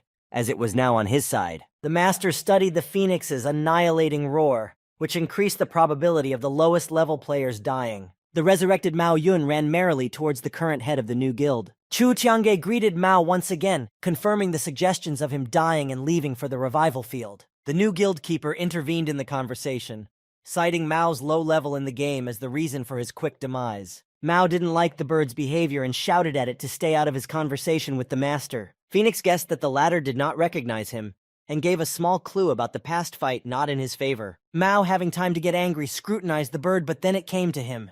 The Golden Phoenix introduced itself as the new guild guardian beast of the Dragon Emperor Palace Guild. The Phoenix explained why it had been defeated. It had in no way expected to find a player with the lowest level in the territory. The master added that in this way the guild had avoided destruction, and the Phoenix had not been reborn in its usual form. Mao realized that thanks to his weakness he had saved the guild, and was very happy about it. He felt needed. The Golden Phoenix listened to the conversation between the two and told them that he was tired and went to rest. In front of the players' eyes, the bird began to disappear behind the clouds, that is, to teleport to sleep. The young master invited Mao and Ursh to go see the new guild. They went inside the Dragon Emperor's palace, where there were tall buildings with beautiful towers. Mao was simply delighted with the renovated guild and was not going to hide it, speaking loudly about all the grandeur and power of the new building. The master led his friends to the highest floor of the palace, from where they could see any point for several kilometers. They watched several teleportation pillars nearby at once. Chu Tiange knew that those were the players from the rookie village coming out, which meant that their levels would increase, and he would be able to shift at last. The system alerted the master to the possibility of a level increase as the game average increased. The young master had finally removed the level increase restriction and could move on. The huge one-eyed monster was facing the attack of the player army. The girl player was telling the other characters which side was best to attack from. She also engaged the monster by using her magic skills. The girl fired a giant, crushing, bursting projectile at the demon. The huge one-eyed monster shattered into tiny particles in the light of the fire flash. The system notified the players that the challenge was over, and they could leave the newcomer village right now. The characters were collecting their victory rewards and rejoicing at the opening of the portal. One of the players decided to ask the girl what city she was traveling to which he heard the answer, Chenin. Other characters teleported into the city street where the players were busy doing something of their own. One of the players noticed 3 beautiful girls arriving in the city at once. All 3 girls came out of the teleport portal at the same time. The first girl who destroyed the one-eyed monster turned out to be Master L's assistant. The second girl was a player Chu Tianju already knew well, Newbie. The third girl did not reveal her cards and only wanted to meet the richest player as soon as possible. Before the girls could even take a couple steps, other characters ran around them with offers to play together. All 3 of them simultaneously replied that they had come to find the greatest player, Chu Tiange. Young Master Chu sneezed loudly without stopping for about 10 minutes. He knew from his childhood that when you sneeze often, someone is thinking about you or remembering you. Mao came running to tell him that the players had arrived, but the master asked him to recruit people to the headquarters himself. Mao decided to intrigue Master Chu and quickly rambled that there were 3 beauties waiting for him at the gate at once. Even Chu Tiange did not expect such a thing and was visibly interested in such news. He immediately went towards the girls to satisfy his personal interest. Upon seeing the girls, the young master did not recognize all of them, but he guessed who the third stranger was. The stranger, looking at the other girls, arrogantly thought that they were no match for her. As soon as the master approached the girls, she coquettishly extended her hand to introduce herself to him. The master, ignoring the stranger, greeted the other girls in a friendly manner. The stranger remained standing alone on the sidelines, greatly surprised by this arrangement. The girls took turns greeting the master and marveling at the new guild. The stranger realized that the other 2 girls were already familiar with Chu Tiange and needed to act differently. The young master took turns adding the girls he already knew to his guild headquarters. Chu Tiange was about to leave, but a stranger blocked his path. She began to admire the master and asked to be added to the new guild headquarters. Chu Tiange asked the 2 girls to go look around the palace. The stranger thought that the richest player Chu couldn't resist her and decided to be alone. But it wasn't surprising since she was Liu Fei herself. As if embarrassed, she reminded the master of her request to join his staff. Chu Tiange replied without a fraction of a doubt that he was not recruiting people right now and she could be free to go. At a loss, she tried to remind him of her recent invitation. Chu Tiange clarified that the invitation was only for 2 girls and had nothing to do with her. Suddenly, a few more players came running in asking to join the staff, clarifying that they were Mao's acquaintances, and the master immediately approved them.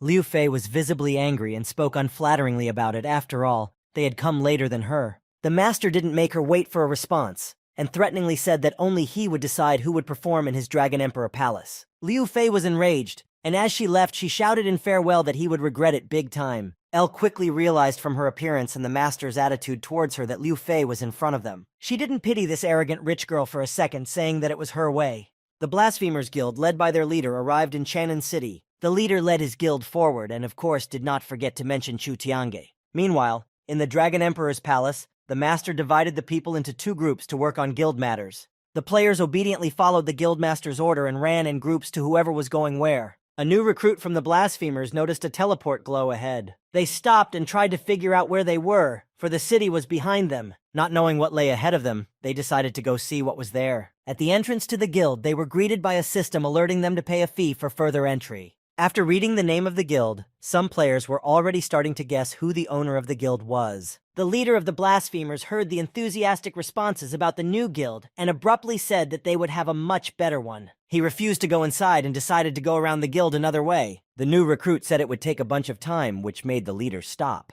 They thought about how best to proceed and came to the conclusion that they could pay some attention to Chu Tianju. The Blasphemers Guild safely paid the fee before entering. The players resented why there was a fee to enter at all and wondered if they would need to pay next time. Chu Tiange, along with his staff, fought at level 19. The first to enter the battle was Elle, using her magic skill cane. The monsters were firmly chained together in spherical force fields. Chu Tiange joined the attack next, utilizing the Tsanglun's burst. The opponents were torn apart and destroyed along with the chains in one powerful blow. Having partially recovered, the monsters were about to launch a counterattack. Before they could do anything, they were blown apart by the magnetic force field. Newbie was the next to enter the battle, using her healing skills on the young master. Protected by his partner's strength, Chu Tiange was ready to attack the enemies again. All the players collectively defeated the monsters and received a level increase. Young Master had reached level 20 and received an enhancement gift set. Elle, who was playing as Xiao Li, noticed that her level was increasing with the Master much faster than before. The girls chatted amongst themselves that they wouldn't have been able to do so quickly without each other's help.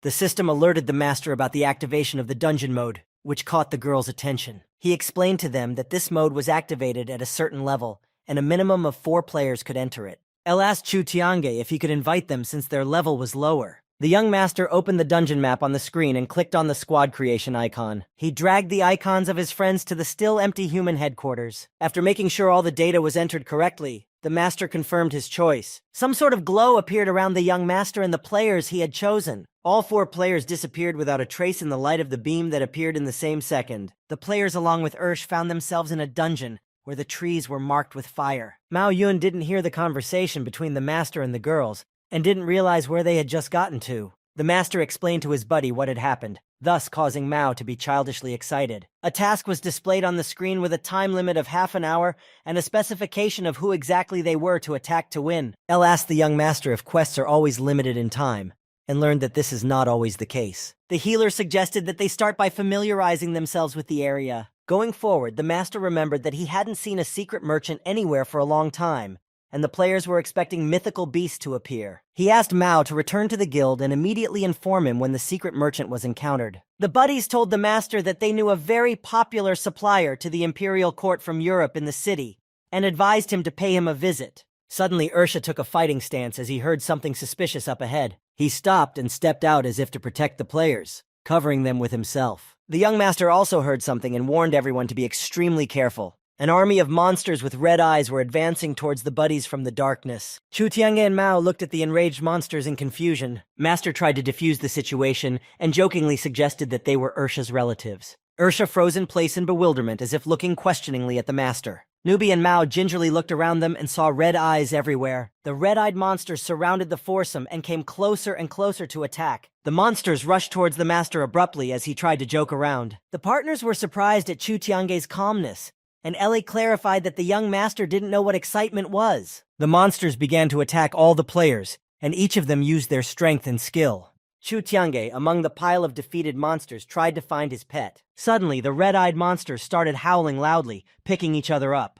Around everything going on, the boys heard some strange noise. Master heard the sound coming from where and quickly turned around to look. Chu Tiange was confused for a while as he saw the main monster on top of the cliff. In front of the players stood the quest boss Werewolf Wolf King, whose ability scanning system was unable to scan. The Werewolf Wolf King looked at his fallen subordinates and let bright rays of light shoot out of his red eyes in different directions. The previously destroyed wolves lying on the ground began to disappear one by one. The players watched as the Werewolf Wolf King sucked in the bodies of the disappearing wolves. Mao realized that the boss was getting stronger at the expense of the smaller wolves, and the more they destroyed, the stronger the king would become. Newbie suggested that they should deal with the boss first and then the small wolves. Master liked Newbie's idea and asked him to cover him while he fought the boss. Chu Tiange quickly rushed towards the boss, and immediately the battle began for everyone. He flew through the smaller wolves, deftly striking them with his spear strikes. The Werewolf Wolf King with a stern grin saw the master approaching him. He abruptly leapt to attack and flew straight at Chu Tiange.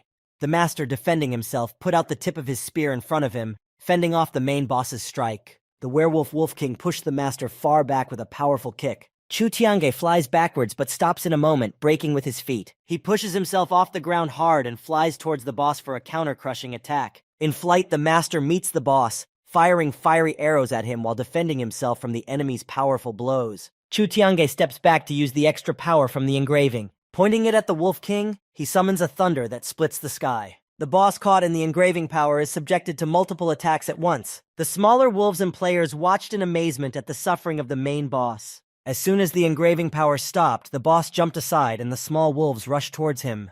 They surrounded the king and began running in a circle until they gave their lives to restore the boss. The buddies didn't know the best course of action, because if they fought the small wolves at once, their boss would increase his energy at the expense of the fallen, and if they started with the king, his mutts would still come to his aid. The thought occurred to Mao to wipe out half of the small werewolves first.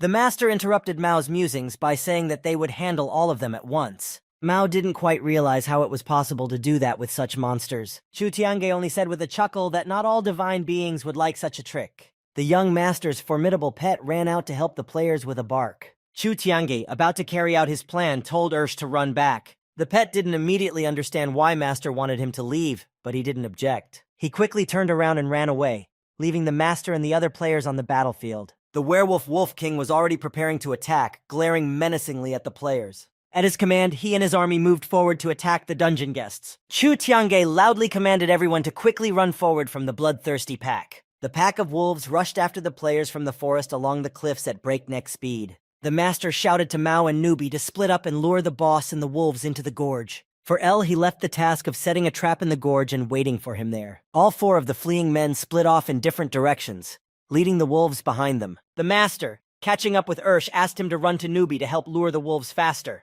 El quickly ran between the rocks, looking for the right gorge to set the trap. She stopped to look around at the high cliffs and decided that this would be the perfect place for the trap. Chu Tiange led some of the pack away, opening the system screen as he went. He quickly dialed El and asked her how much longer he had to run away from the monsters. At the same time, Mao, Newbie, and Ursha were running away from the evil boss in the second part of the pack. After running around the rocks from different directions, they all met at the entrance of the right gorge. The master with an open screen informed them that they were all here just in time.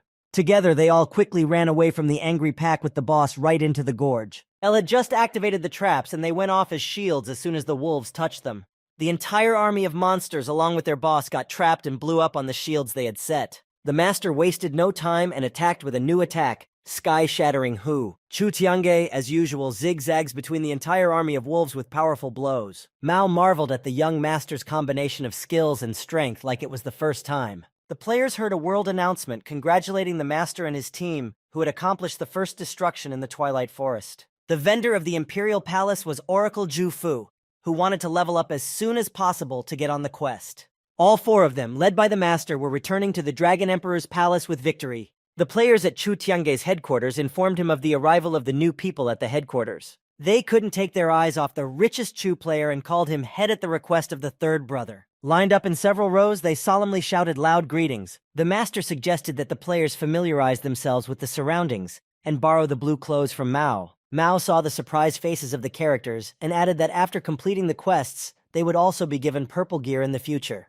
The players were pleasantly shocked by the news, as they couldn't even dream of such a thing. Mao called everyone behind him to show them where they were and what was waiting for them. One of the players was walking behind them and was clearly unhappy with something or someone. Looking at the master with a slanting glance, he slyly thought that he would definitely figure out Chu Tiange's true identity. The game's world announcement congratulated everyone on their 1 month of playing the game and reaching over 1 billion players, and added that Era had organized a gift quest to celebrate.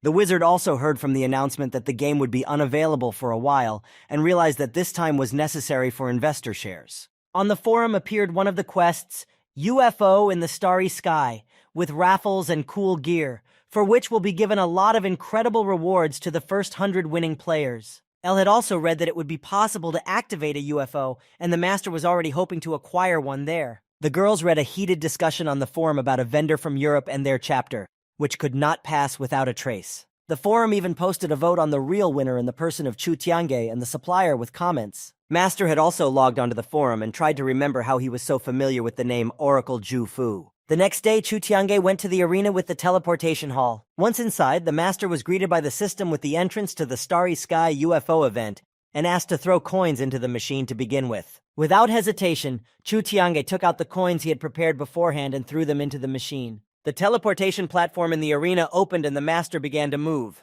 Through the blue glow of teleportation, Chu Tiange began to discern some strange things. Having entered another dimension to complete a quest, the master still couldn't believe his eyes. A meteorite in outer space greeted the master in a friendly manner and offered him the choice of either single mode or race mode. Chu Tiange was under the impression that even the star here was talking and chose the race mode. Meteorite displayed the available UFO vehicles for the race. The master looked at the spaceship and its characteristics with great surprise. Chu Tiange immediately lit up at the idea of purchasing it and asked about it, to which he received a negative answer. The master polished a couple more ships and stopped his gaze on one of them. He scrutinized the spacecraft's stats, skills, and appearance. After coming to the conclusion that this UFO wasn't that bad, Chu Tiange made his final choice. Somewhere not far away from the master, first a blue tower appeared, and then the UFO itself. Deftly flying around planets and other meteorites, the ship finally came to a stop. Up close, it was quite huge and even more magnificent than in the picture in the system. Meteorite asked Chu Tiange to go inside and familiarize himself with the operation of the machine. The master sat in the cockpit of the UFO, and the system prompted him to select the appropriate skills for the apparatus. Going over all the capabilities of the spaceship, Chu Tiange was pleased to see that they were even cooler than the description. Following the instructions, he easily adjusted the course and viewing angle of the apparatus for successful races. Next in the ship's settings was the technical skill, coming as one of the main functions of the UFO. And last was the acceleration setting needed for race mode. The wizard checked once again all the settings he had chosen and was completely ready. The system alerted the wizard to the end of familiarization and the generation of the quest map with the enemy being randomized. The name of the randomly generated opponent was displayed on the screen. Oracle Ju Fu. The master had seen this name before and thought that they would meet faster than he expected. The spaceship was fully ready in the departure to the launch point. The master quickly figured out the controls, and even here he couldn't resist his famous zigzag. The space stands of the UFO quest were crowded with players, wanting to see everything with their own eyes. In one of the apparatuses, the leader of the Blasphemers Guild sat and ordered a live broadcast to the regular players to increase their popularity. There was an announcement on behalf of the Blasphemers Guild to start the live broadcast in 5 seconds. The leader was confident that this time it would work out, and they wouldn't embarrass themselves like last time. One of the players in the grandstand was watching the poster of the races and called the others to watch, rather. No one wanted to get up, and the player excitedly announced that the final competition would be between God Chu and Oracle Vendor. The guild leader was about to start talking about UFOs when a new recruit informed him that their audience was dispersing somewhere. The Blasphemers Guild leader ran around the ship in bewilderment and asked what was wrong. On the 63rd track, 2 spaceships were preparing to launch. Oracle Ju Fu, sitting in his UFO, greeted God Chu and wished him good luck. Master Chu, looking at the vendor in response, similarly wished for a successful race. Announcing the imminent start of the race, the spaceships turned on the ignition. Both players were determined and wanted to see each other's strength. The LED indicator lit up with a color-coded countdown to the start. As soon as the indicator zeroed out, the start was announced and the race began. The master immediately gets a little ahead and notices some awards on the track. The rewards on the track include items such as gold and various expensive stones. On the monitor inside the UFO, information about the rewards picked up on the track appeared.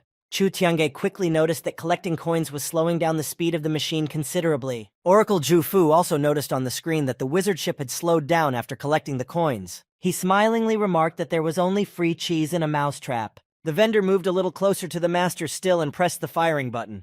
The master, though, noticed that he had slowed down a bit, but there was no way he was expecting this. Several explosive shots flew into Chu Tiange's spaceship. One of the shots hit right into the wing of the master's apparatus, immediately exploding. The young master tried to dodge the blasts, but he was still unable to counter all of them at once. Because of the broken fan on the wing of Chu Tiange's ship, his apparatus severely lost speed. Oracle Ju Fu's oracle supplier surged forward at breakneck speed. Chu Tiange observed that the ship's energy was not lost after the impact, which was not the case with his speed. Ahead of the track, something resembling a playing cube could be seen in the embrace of fire. The master, racing on his opponent's tail, saw that there was a lottery ahead that could be both a trap and good luck. As he got closer and closer to the object, Chu Tiange noticed that it was the embodiment of a real dice. The master, without dropping his speed, dashed straight at the dice, thus activating it. The dice was thrown far off the track and began to spin on a trap or luck. Finally, it stopped spinning and showed the final value. The system congratulated the master for receiving the lucky reward of a first-class booster rocket. Chu Tiange, without hesitation, immediately put the lucky reward into action. The master did not even expect the spacecraft to gain such a powerful acceleration. In a split second, Chu Tiange's spacecraft turned a large gap from his opponent into a minimal gap. The players flew down the track towards the next incarnation of the dice. Trap or luck. The first to hit the dice with his ship was the Oracle supplier. Trap or luck flew spinning forward along the track, making its choice. As soon as she stopped, her value became 6, and that implied one thing. The system congratulated the Oracle on receiving the lucky reward of invincible status for a full 10 seconds. Small lights flashed around the vendor's spaceship. A moment later, his UFO was completely protected by a forceful fireball. The master was once again surprised to see a protective hood around his opponent's machine. Players watching the live stream of the quest were impressed by the Oracle's agility. The vendor deftly drove around the next gold coins and stones, mindful of the slowdown on the track. The master was still trying to figure out what to do with the coins without collecting them directly. Chu Tiange found a gas projectile ability on the ship's panel and put it into action. The gas projectile ability threw the gold coins and stones forward towards the opponent. Even though Oracle carefully flew around all the rewards, it was as if they were magnetically drawn to him. The master was pleased that so far everything was going smoothly according to his well-thought-out plan. The Oracle did not immediately understand Chu Tiange's thought, and only thanked him for the gifts. Chu Tiange, mindful of slowing down after the rewards, abruptly moved to overtake him. The young master did not yet know what his treacherous opponent was actually up to. With a single movement of his hand, Oracle Jufu pressed a button in the ship that was already familiar to him. Several explosive charges flew from the Oracle's apparatus into the master's UFO at once. Chu Tiange decided to use the engraved shield as a defense. The defensive shield took the form of a triple ring around the wizard's ship. The young master flew through the exploding projectiles, turning everything into a powerful explosion. Thanks to his engraved shield, he emerges from the fire and overtakes his opponent. Oracle did not expect at all that the wizard has an engraved shield with inscriptions. The vendor makes a full forward thrust, yanking the speed lever to maximum. His ship makes a powerful dash at breakneck speed, catching up with the master. The two rivals reach the finish line almost on equal footing. Crossing the gates of the finish line, the master is just centimeters ahead. Chu Tiange wins the race, beating Oracle Jufu by only a mere 1 second. The spectators are shocked that even the supplier couldn't beat the master in the race. The rivals exchange handshakes in a friendly manner without losing their dignity. Round shields with screens appear in front of both players. A lotto drum with windows of several prizes is displayed. The system prompts you to click to start the lottery, and both players click on it. The Oracle dreams of only one prize, to swap the winning and defeated players' time with each other. Chu Tiange, for his part, wants to become the owner of one of the spaceships. The master falls out some secret box with unknown contents. He realizes that he has been dropped out a gift box of materials and turns his attention elsewhere. At this time on the screen, the time of the rival race changes in favor of Oracle Jufu. The audience doesn't quite understand what's going on either, but one thing is clear.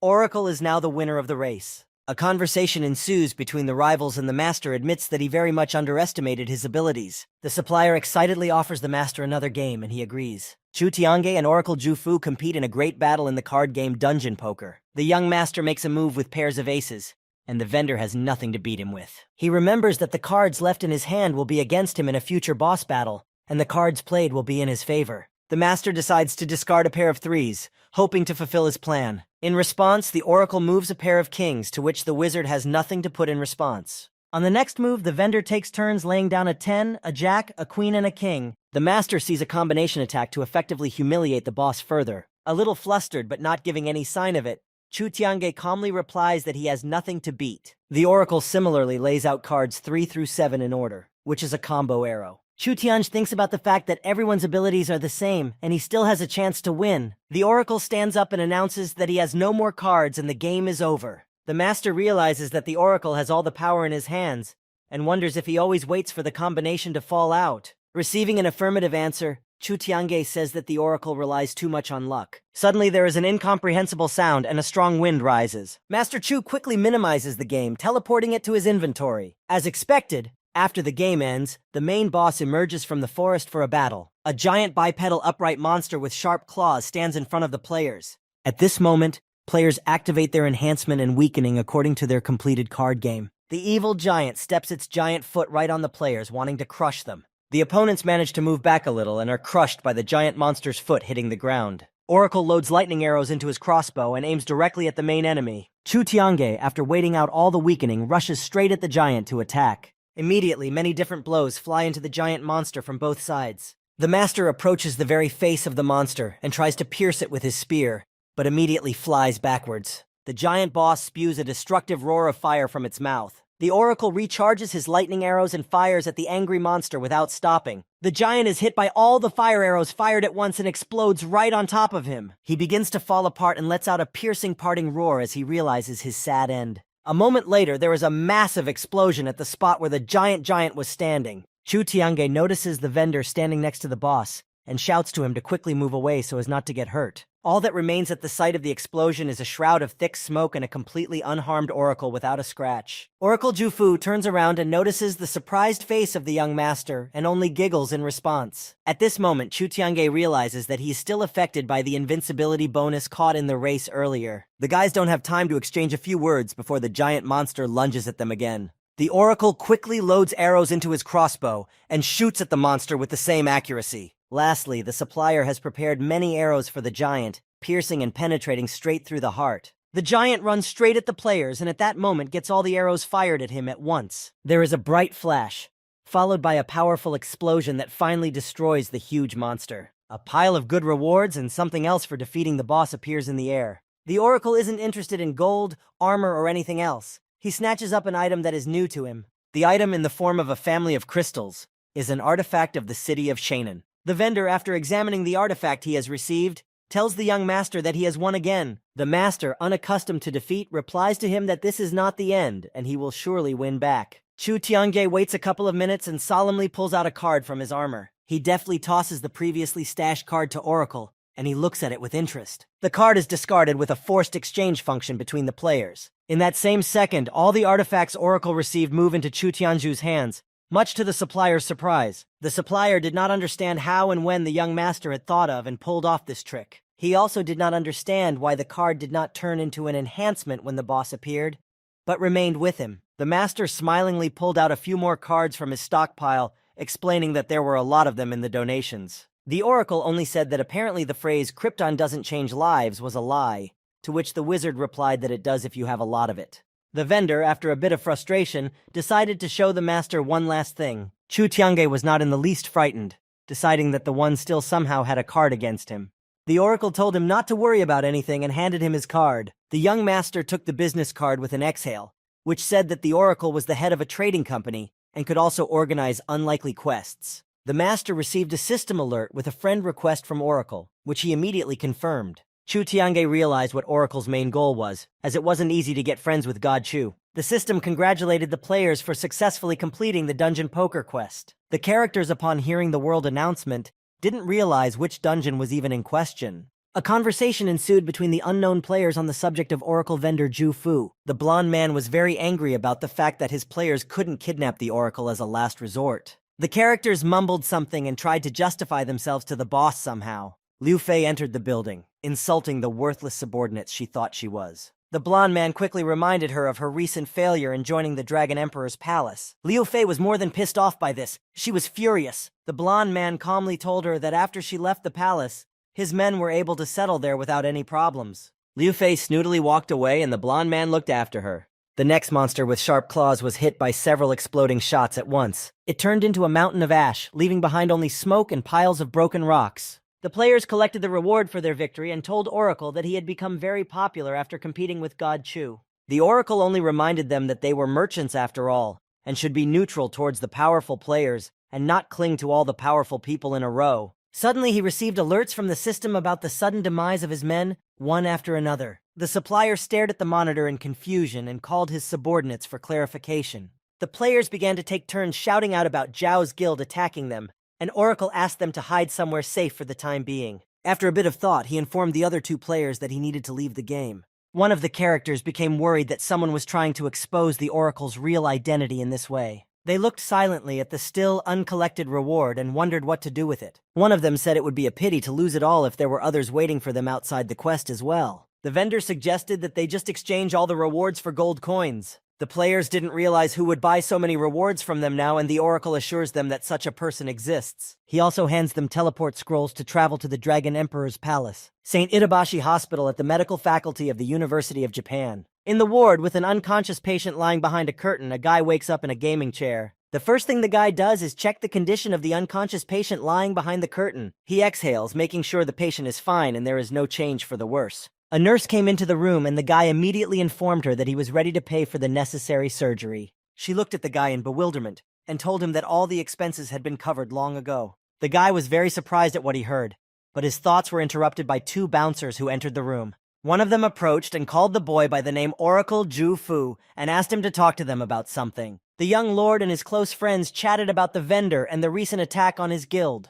Chu Tiange was interested in such news and decided to find out for himself who he had already contacted. He quickly found the oracle icon with the call in the system and clicked on it. The master supplier didn't answer, and suddenly out of nowhere he appeared himself in front of them, apologizing for his disappearance. He explained that he had some business to attend to, which was why he had disappeared so abruptly, but he had already sorted it out. Chu Tiange finished listening to the oracle's story and informed everyone that since everyone was in place, he was starting the tiered quest. All four of them started moving around the area to the quest chosen by the master. The teleportation took some time and transported them to a sandy area. The young master immediately asked the oracle what had happened to his guild after all. The vendor spoke of the competitors about the items taken from them and remarked that they were on a quest of quite a high level of difficulty. Chu Tiange replied that on such an occasion he was just going through it with him. The oracle decided to honestly admit that he really only needed one item out of everything. The master was a bit wary of such a statement from the vendor and listened to him carefully. The oracle informed Chu Tianju of a certain benefit card that hid a left account. The young master recalled that there was already such a gift in past donations.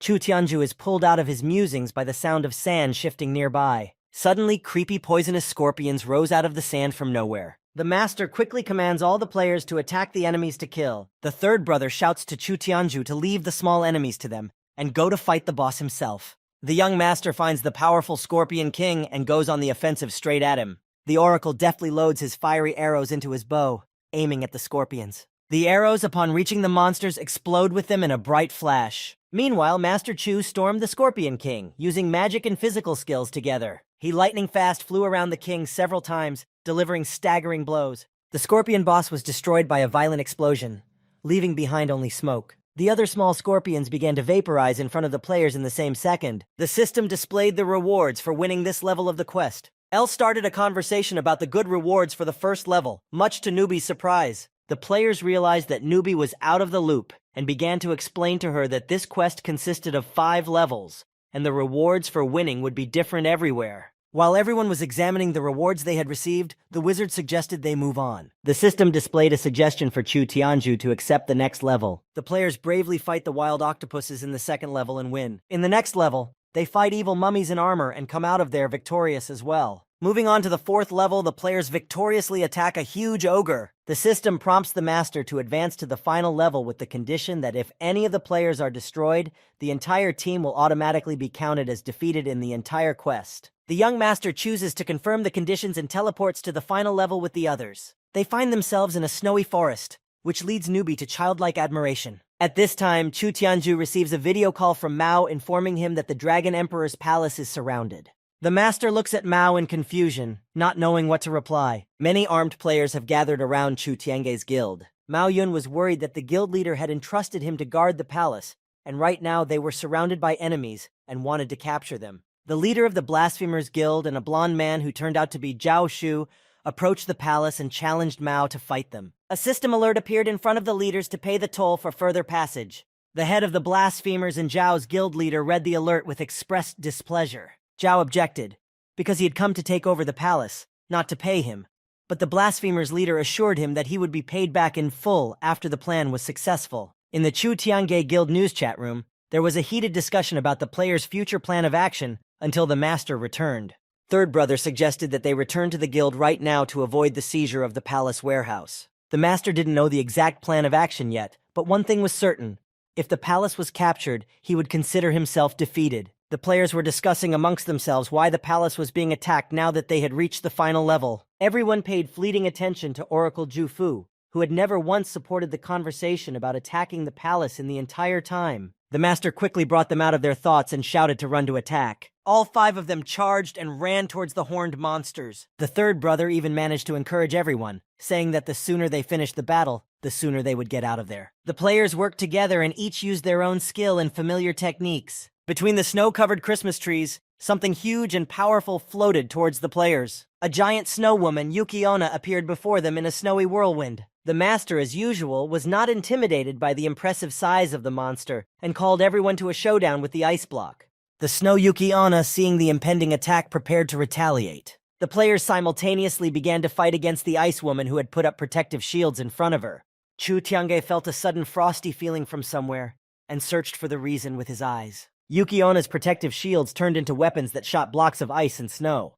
The Snow Woman directed the powerful force of all the shields at once against her opponents. While they were being swept off their feet and covered in snow, the young master remembered that her attacks would reduce their strength and cause them to lose their lives. Chu Tiange remembered the condition of the final quest level and summoned a loyal pet to help. In the middle of the snowy battle, the formidable Ursha appeared, ready to use the skill. The master commanded L to use the magic circle of Hu's seal to seal the Snow Queen and left the healing task for Newbie. Newbie quickly reacted to the master's order and said not to worry about it. L also obediently called out to Ursh to run after her and keep up. The master and third brother were at this time fighting the boss with the compound of a fierce dragon slashing the ground and fiercely glittering swords. With their rebellion, they had only angered Yuki-onna even more, and she was preparing to retaliate.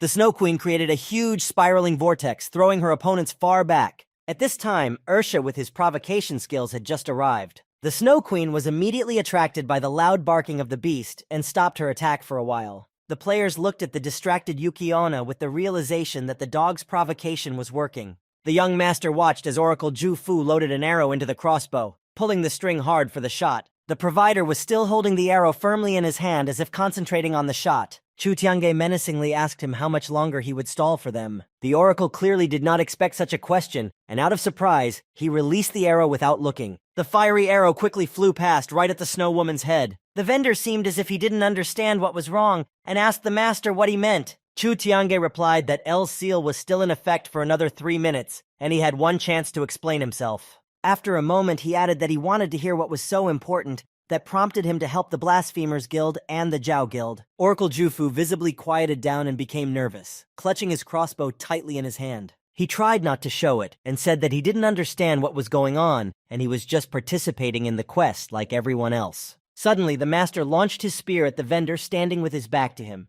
The oracle did not immediately notice the flying weapon, and could not dodge the blow completely. The other players noticed what was happening and watched everything with noticeable surprise. Chu Tiange's spear grazed the oracle's shoulder, and he shouted to ask what the oracle was doing. The young master, without changing his expression, still continued to stare menacingly at the oracle.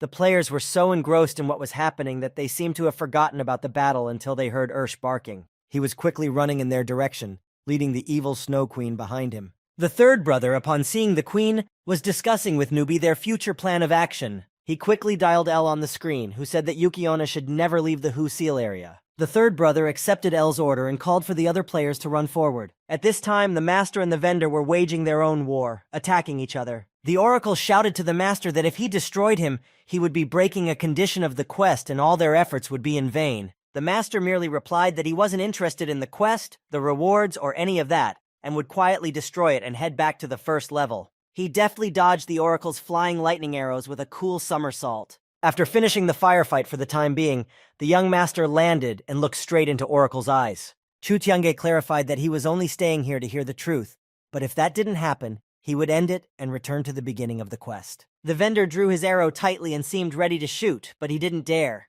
Chu Tiange didn't back down and kept asking why he had agreed to help some scoundrels and wasn't afraid of the wrath and vengeance of God Chu himself. The oracle still wasn't going to shoot anymore, and lowering his crossbow with a loaded arrow, he decided to tell everything. Standing with his head down in front of the master, he began to talk about his sick sister, who had been threatened by these scoundrels. The master put the whole puzzle together. The oracle wanted to use Zhao to attack the palace and save his younger sister in the meantime, and the benefit card was needed to further hide the identity from the left account. Oracle didn't know what to say for himself. After all, master was absolutely right. Suddenly, Chu Tiange heard the voices of his men calling out to him for help. He turned around to see what was happening on the battlefield and saw that the Snow Queen had the advantage. The master quickly opened the player's health screen and saw that everyone already had less than half. He remembered the terms of the quest again and quickly moved to help his friends. Powerfully pushing off from the ground, Chu Tiange flew into the Snow Woman's attack. With a single jump, he reached her and used a new Sanglan tearing technique. Chu Tiange launched an explosive spear strike with a trail of fire and sparks. Without delay, his next attack was thunder that shook the sky. The young lord seemed to absorb the energy of the lightning and thunderstorm and attacked Yuki-onna with burning eyes. He sent several dozen paralyzing lightning and fire blasts at her. Looking at the intimidating master, the third brother said that he was very scary in anger. Elle came over to the guys, and after noticing the attacking master, she wondered why all the bosses of their chapter were given so easily. She immediately realized that Hugh's battle order that she had drawn up earlier was completely useless. The players were snapped out of their musings by a powerful nuclear explosion spilling over the entire clearing. The system displayed the information that the level 5 boss had been destroyed and the multi-level quest was over.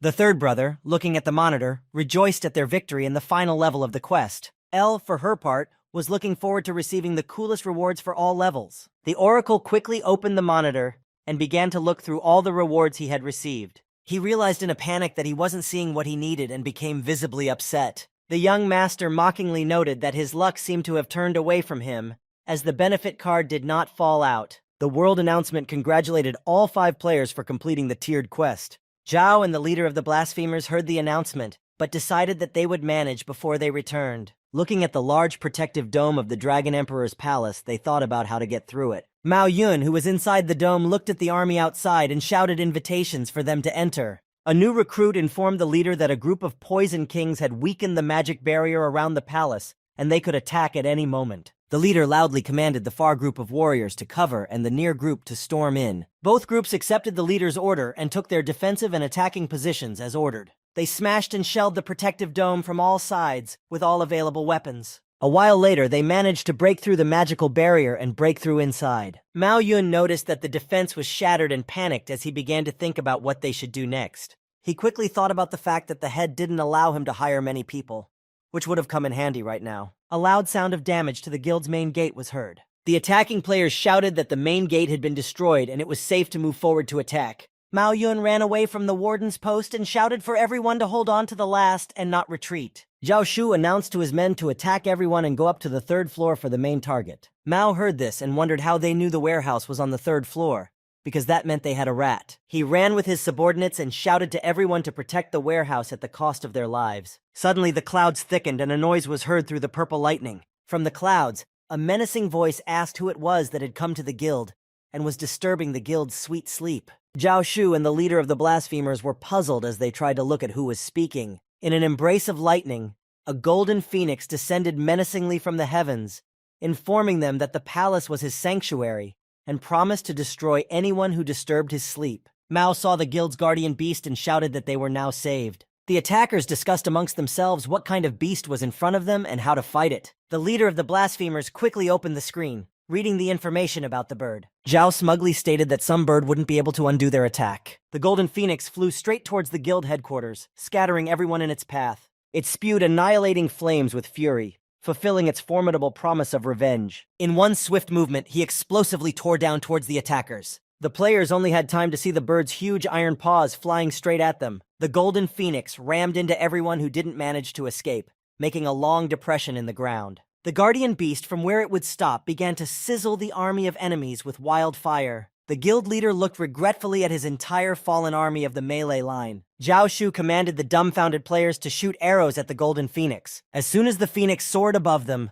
the players loaded their arrows into their crossbows and began firing. The enraged guardian proceeded to use its favorite destructive roar. As soon as it opened its jaws, the attackers flew to different corners along with their weapons. Mao Yun and his staff men also fell under the general attack and defended themselves from the powerful phoenix attack. As soon as he heard the first chirp of the guardian creating an entire vortex, he ran as far away as he could at breakneck speed, knowing what was coming next. He hid in one of the guild buildings, looking at the players flying in different directions from the sounds of the bird. Mao noticed that the lower-level players couldn't do anything against the guardian beast, just like he had done when he was still a phoenix boss. Zhao, the leader of the blasphemers, and the new recruit were waiting with dread for the bird's chirp to end. They talked amongst themselves that the power and energy of this beast was too strong, and perhaps they should retreat before it was too late. The guild leader didn't want to give up in any way, but he still pondered over the words about retreating. Mao knew that they would not be able to defeat the palace keeper and was going to find that rat in the guild headquarters. The guys, having finished the quest, all gathered together, and the oracle began to say that there was no more point in bickering. He continued the story of how the villains found his sick sister and threatened to kill her if he didn't keep the wizard on the quest, while they looted the warehouse on the 3rd floor of the palace. The players were infuriated by this behavior of the insolent men, and Nubi asked why they had chosen Oracle Ju Fu in the first place.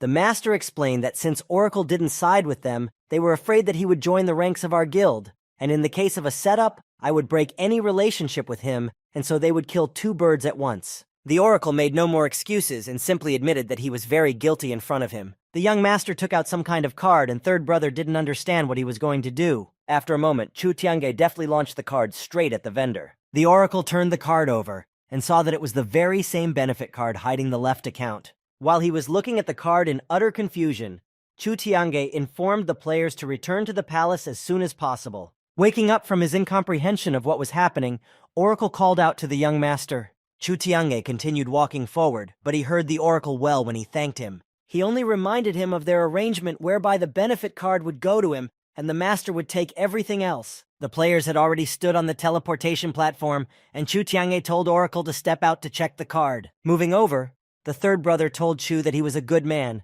to which the third brother replied that he just wanted to bypass the cunning Zhao. All four moved on to the palace, leaving Oracle Zhu Fu to watch their remaining trail. He seriously pondered over the young master's last words about quitting. Scattered all over the Dragon Emperor Palace were the fallen players from the Golden Phoenix attack. They were even on the rooftops and half-destroyed buildings of the Master Guild. The survivors of Zhao, the leader and the new recruit, were cautiously peeking out from around the corner. They were checking to see if the Phoenix had flown away, and if there was any other danger on their way back. The players were about to leave when they heard someone behind them menacingly order them to stop. Just then, the master and his friends returned to the palace and found the attackers trying to escape punishment for what they had done. Mao Yun and the surviving players ran to meet the young master. Chu Tiange began to talk about how they had forced a good man to frame him, for which he had already paid in full, and now the same fate awaited them. Zhao and the leader of the blasphemers tried to ridiculously threaten the master. They quickly took out their teleportation scrolls and opened them to quickly move to a safer place. The teleportation for some reason didn't work, and they tried again, but still nothing happened, and the leader stared at the scroll. Zhao asked what was wrong, and only heard from the leader that they weren't working for some reason. The young master decided to intervene and explain to them that as long as the Phoenix was flying over the palace, they wouldn't be able to use their scrolls. Zhao was already loading an arrow into his crossbow and said that in that case they would fight to the last man. The leader fired the shotgun, and Zhao released an arrow from the crossbow. The master deflected their blows with ease and asked how much longer they would resist the inevitable. With a sharp jump, he reached his enemies in the same second without letting them reload. Chu Tiange landed a pair of crossblows, followed by a bright explosive flash. Zhao and the leader of the blasphemers were destroyed, and their souls were leaving their bodies. The young master angrily turned around to the still surviving recruit. The recruit was already preparing to take out an arrow and said that he would definitely avenge everything on him someday. Before they could realize anything, the players looked on in amazement at what was happening. While the new recruit's soul was flying towards the tunnel,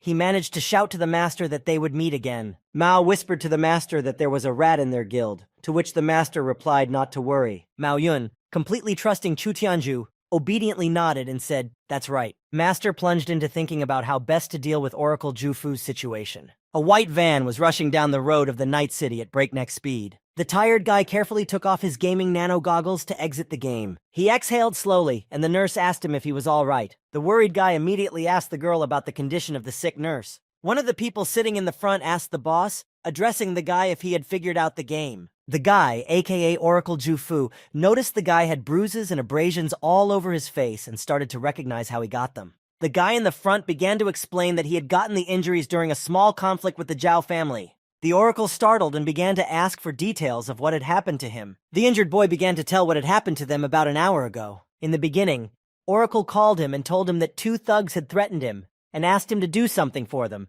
and so he and his sister needed to be taken out of the hospital as soon as possible. The guy, of course, agreed, saying he would take care of everything and make arrangements with the hospital. He drove the van at full speed to the hospital's emergency exit in the underground parking garage. Pulling up there, the guy and his partner quickly ran after the boss and his sick sister. Next, the guy told Oracle that they did everything exactly according to plan until they met some of Zhao's men in the garage. He explained that there were too many of Zhao's men and they had to fight. When they were on the verge of defeat, an unknown person appeared. This person who appeared was young Master Yin Li's butler. When Zhao's men saw the stranger, the entire crowd rushed at him with fists. The guy went on to tell how the butler quickly dispersed everyone and helped take away their boss along with his sister. Oracle Zhu Fu, after hearing the story to the end, looked in the rearview mirror and asked Yin Li if he was their savior. The butler nodded his head affirmatively and said that it was Chu Tiange who sent him to help them. The oracle was at a complete loss after hearing this and couldn't help but ask who Chu Tiange really was. The butler calmly replied that Chu Tiange was just an ordinary player,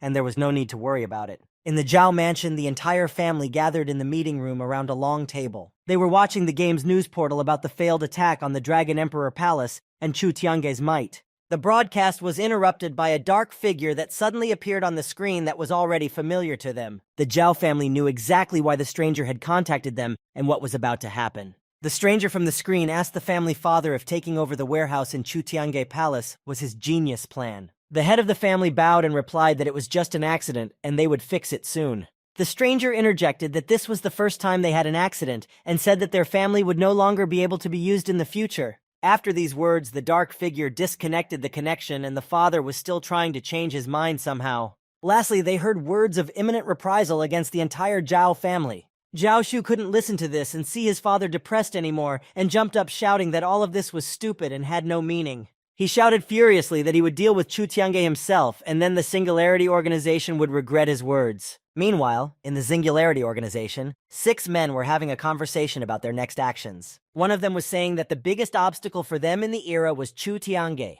They decided to go to another game country where Chu Tiange would not be able to enter due to his insufficient level. The man from the 6 walked up to one of the halls and opened the door to it. He stood in front of a bunch of identical people and said that he would create such a team in just 10 days. In the martial arts guild, the workers were laboring almost non-stop. The young lord came to the guild with a request to upgrade his spear and learned that certain materials were required. The worker also clarified that it was impossible to do anything right now, as the materials were in other countries that could not be reached due to insufficient levels. The master asked if the spear could be transferred in another way, and the worker told him about the secret merchants. Chu Tiange remembered that he had just recently seen that very merchant somewhere. At this time, the secret merchant was offering his large selection of rare goods to the players. Meanwhile, he thought about how stupid these players were and decided not to procrastinate any longer.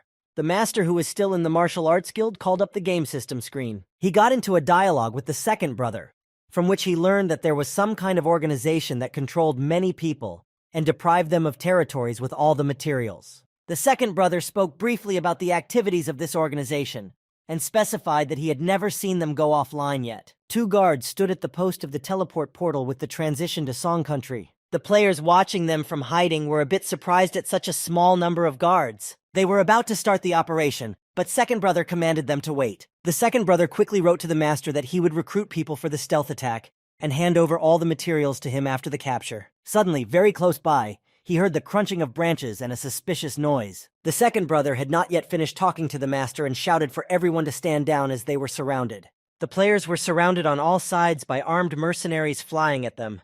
The mercenaries turned out to be mighty ninjas with throwing blades and swords. The ninjas launched their weapons, leaving a trail of fire behind them. The second brother managed to put up a protective shield and deflect many blows. He turned around to look at his men and saw them being struck by blades and swords. The ninjas, having finished with all but the second brother, flew straight at him. He took a fighting stance and began to defend himself, not intending to run. The second brother used the power of his shield and powerfully pushed everyone aside. Unfortunately, he didn't see all the ninjas, especially the one flying at him from behind with a sharp blade. He was still in contact with the young master and quickly told him that he couldn't deflect the blow. The master at this time was texting the second brother to be careful and let him know how it went. The system alerted him that the message had not been delivered, which meant only one thing.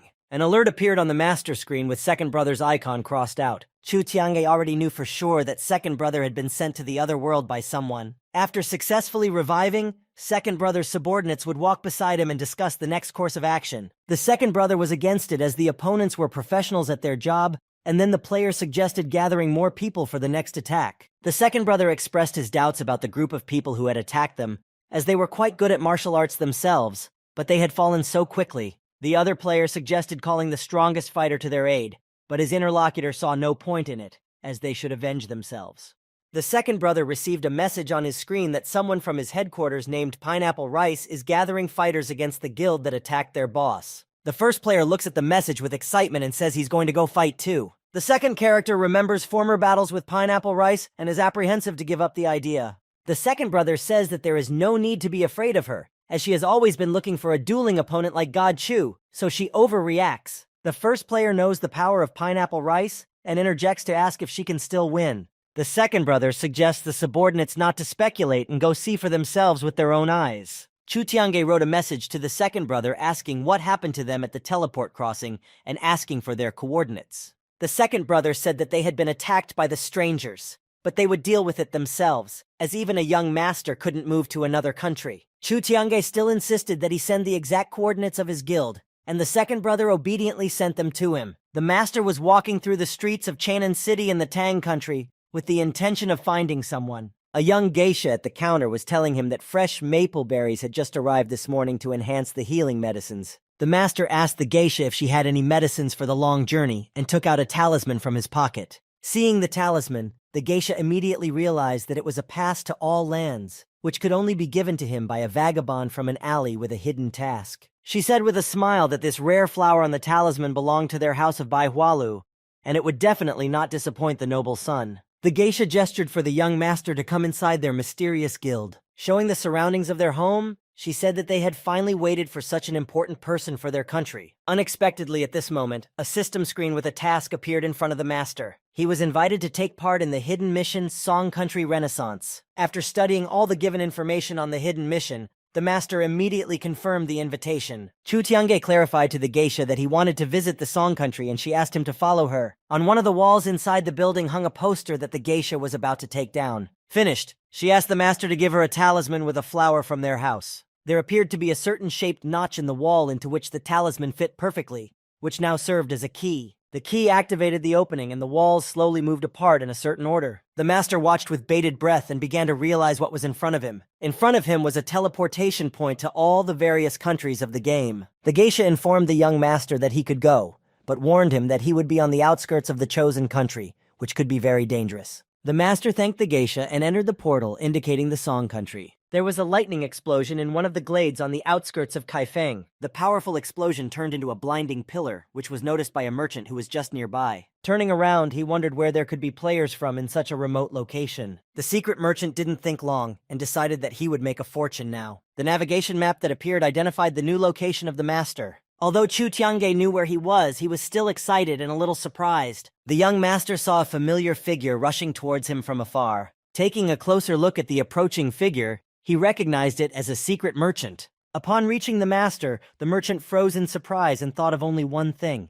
Why him? Player Pineapple Rice stood at the gates of the Strangers Guild, bounding a couple of old-timers by the stone. Putting her spear forward, she demanded to summon their ringleader immediately. One of her subordinates came out of the gate and reported that the ringleader was not present, and afterward inquired what she was going to do next. Pineapple Rice was at the subordinate's face with a powerful shove, saying she would fight them until he came. The subordinate flew to the ground after receiving several strong punches, and replied that there was no point in even talking about it since no one was coming. She dragged him by the leg to a rock to tie him up like the others, and added that none of them knew how to fight. Before she could carry out what she had planned, she saw 4 soldiers with spears come out of the gate. Pineapple Rice cheerfully counted them and asked them where they were hiding earlier. She continued to speak to them, switching to threats as they readied their thunder cannons. Finished speaking, the girl watched as they charged their spears with lightning. The soldiers brought their weapons forward and moved to attack the girl, who also ran out to counterattack. Their spears with sparks met in midair, striking each other hard. Pineapple Rice deftly defended herself from the sharp weapon of one of her opponents.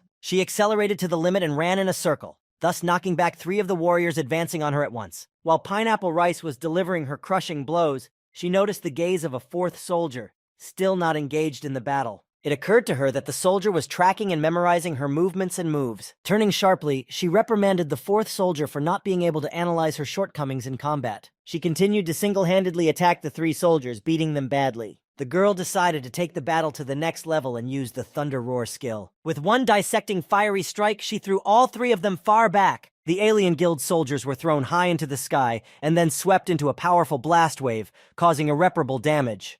The girl grinned as she looked at the cooling bodies of the soldiers in the pit formed after the explosion. Pineapple Rice was engrossed in her own victory and forgot about the quadruped soldier she had noticed too late. He decided to attack her from behind and was already flying fast with his spear. The girl didn't have time to dodge the blow of the 4th soldier, who landed in front of her after a successful attack. After landing, the soldier was sure to send her straight to the revival field. The soldier walked towards the place where he thought the reward would lie for him, but he saw something completely different. He couldn't believe that instead of the reward, there was a still half-dead girl lying on the ground. One of the second brother's men crawled up to her unnoticed to make sure she was alive. He asked her if she was alive and added that she was lucky as they had gotten there in time. Pineapple Rice, hearing about the luck, gathered all her strength and pushed the player away from her. She jumped up and started yelling about how it wasn't luck at all and she wasn't as easy to finish her off as he thought. The second brother and another player finally reached the scene and asked the girl about her condition. Seeing the army of soldiers, he immediately warned everyone that there was clearly something wrong with these guys. Pineapple Rice said that she had to deal with them,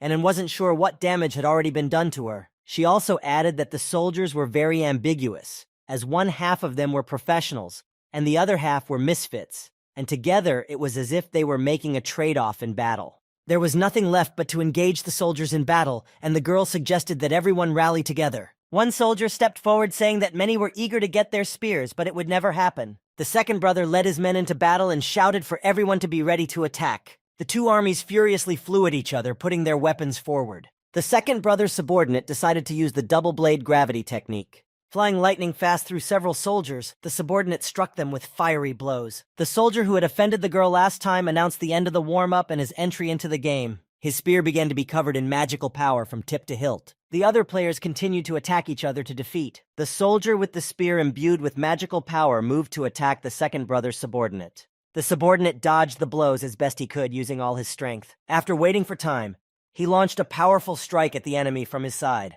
The soldier stopped for some reason and as if he was thinking of something, looking at the second brother's men. Suddenly, the second brother and the other players felt a strange change throughout their bodies. The subordinate didn't immediately notice what was happening and continued to attack the strong opponent. The second brother and his men were poisoned by the soldier's magic spear and were literally falling over. Finally, the subordinate sensed something and turned around to see what had happened. The soldier was standing in front of everyone with a poison core enchantment skill with a hidden poison king class. The second brother realized that it was a poison skill and the subordinate was poisoned along with them, who would now take a lot of damage during his own attack. The soldier confirmed the second brother's words and said that they would finish each other off themselves. With a sharp movement, he once again struck the subordinate, first on the shoulder and then on the leg. The soldier looked at his wounded opponent and asked him to get up and finish the fight with dignity. He walked over to his subordinate and put his spear to his cheek, ordering him to fight. Pineapple Rice, watching them, was visibly worried about her subordinate and shouted to him not to give up.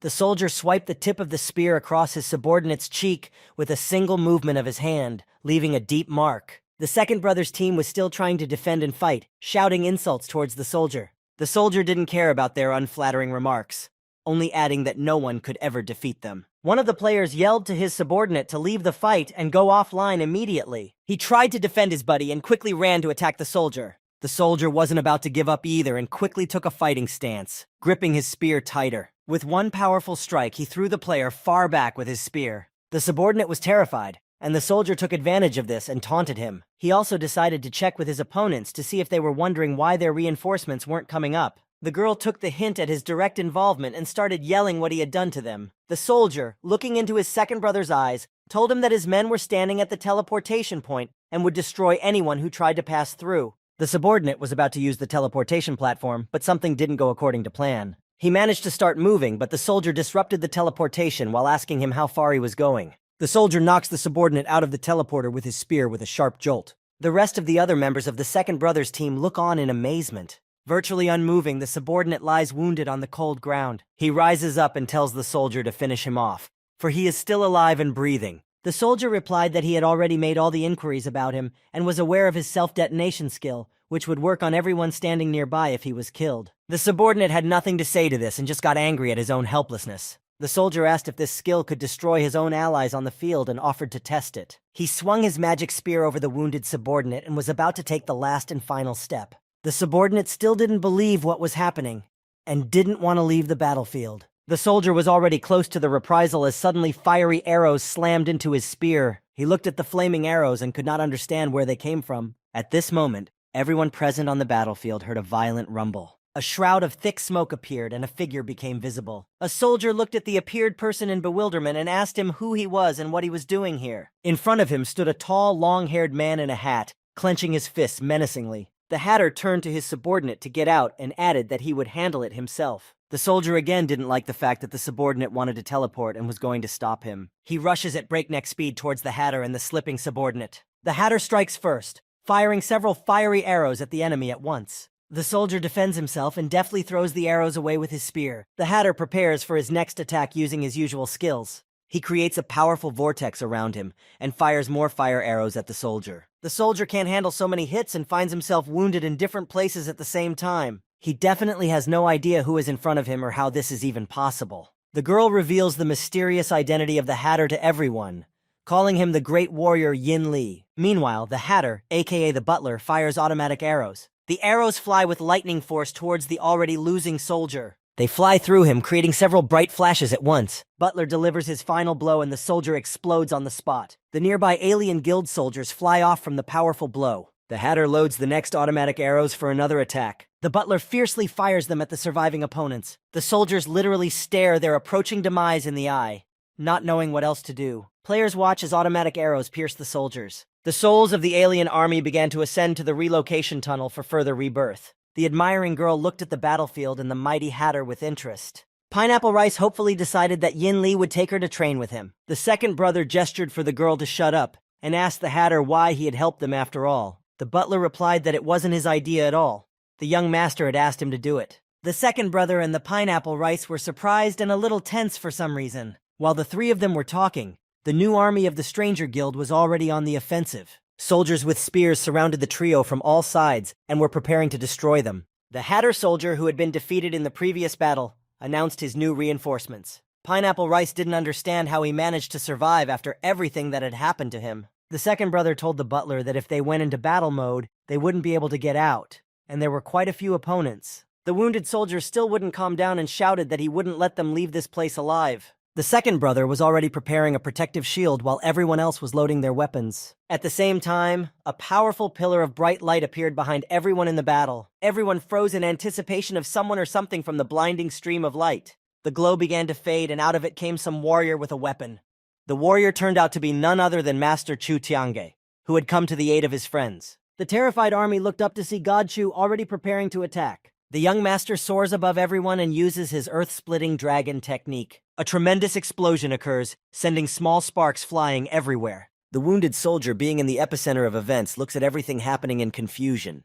The master, having finished the job, calmly returns to his friends, leaving dozens of departing souls behind him. The second brother cheerfully greets the boss with genuine joy. The butler also greets the young master, who thanks him for a job well done. Pineapple Rice looks admiringly at the richest player, Chu Tiange. The army, upon hearing the name of God Chu, panicked and began to discuss where he came from. A wounded soldier, without giving up hope, told the soldiers that it was a fake Chu player and they should defeat him immediately. The soldiers once again surrounded the company of friends in order to destroy them as soon as possible. They rushed at the players and a huge nuclear flash happened. The wounded soldier grinningly repeated his words about the fake and rejoiced in victory. Through the dissipating shroud of smoke, part of the defense dome could be seen. The wounded soldier clearly did not expect this turn of events and opened his mouth in amazement. When the smoke finally cleared, the soldier saw that the protective dome was created by Chu Tiange himself. Second brother was also surprised by Big Brother's new power and learned from him that it was his new shield.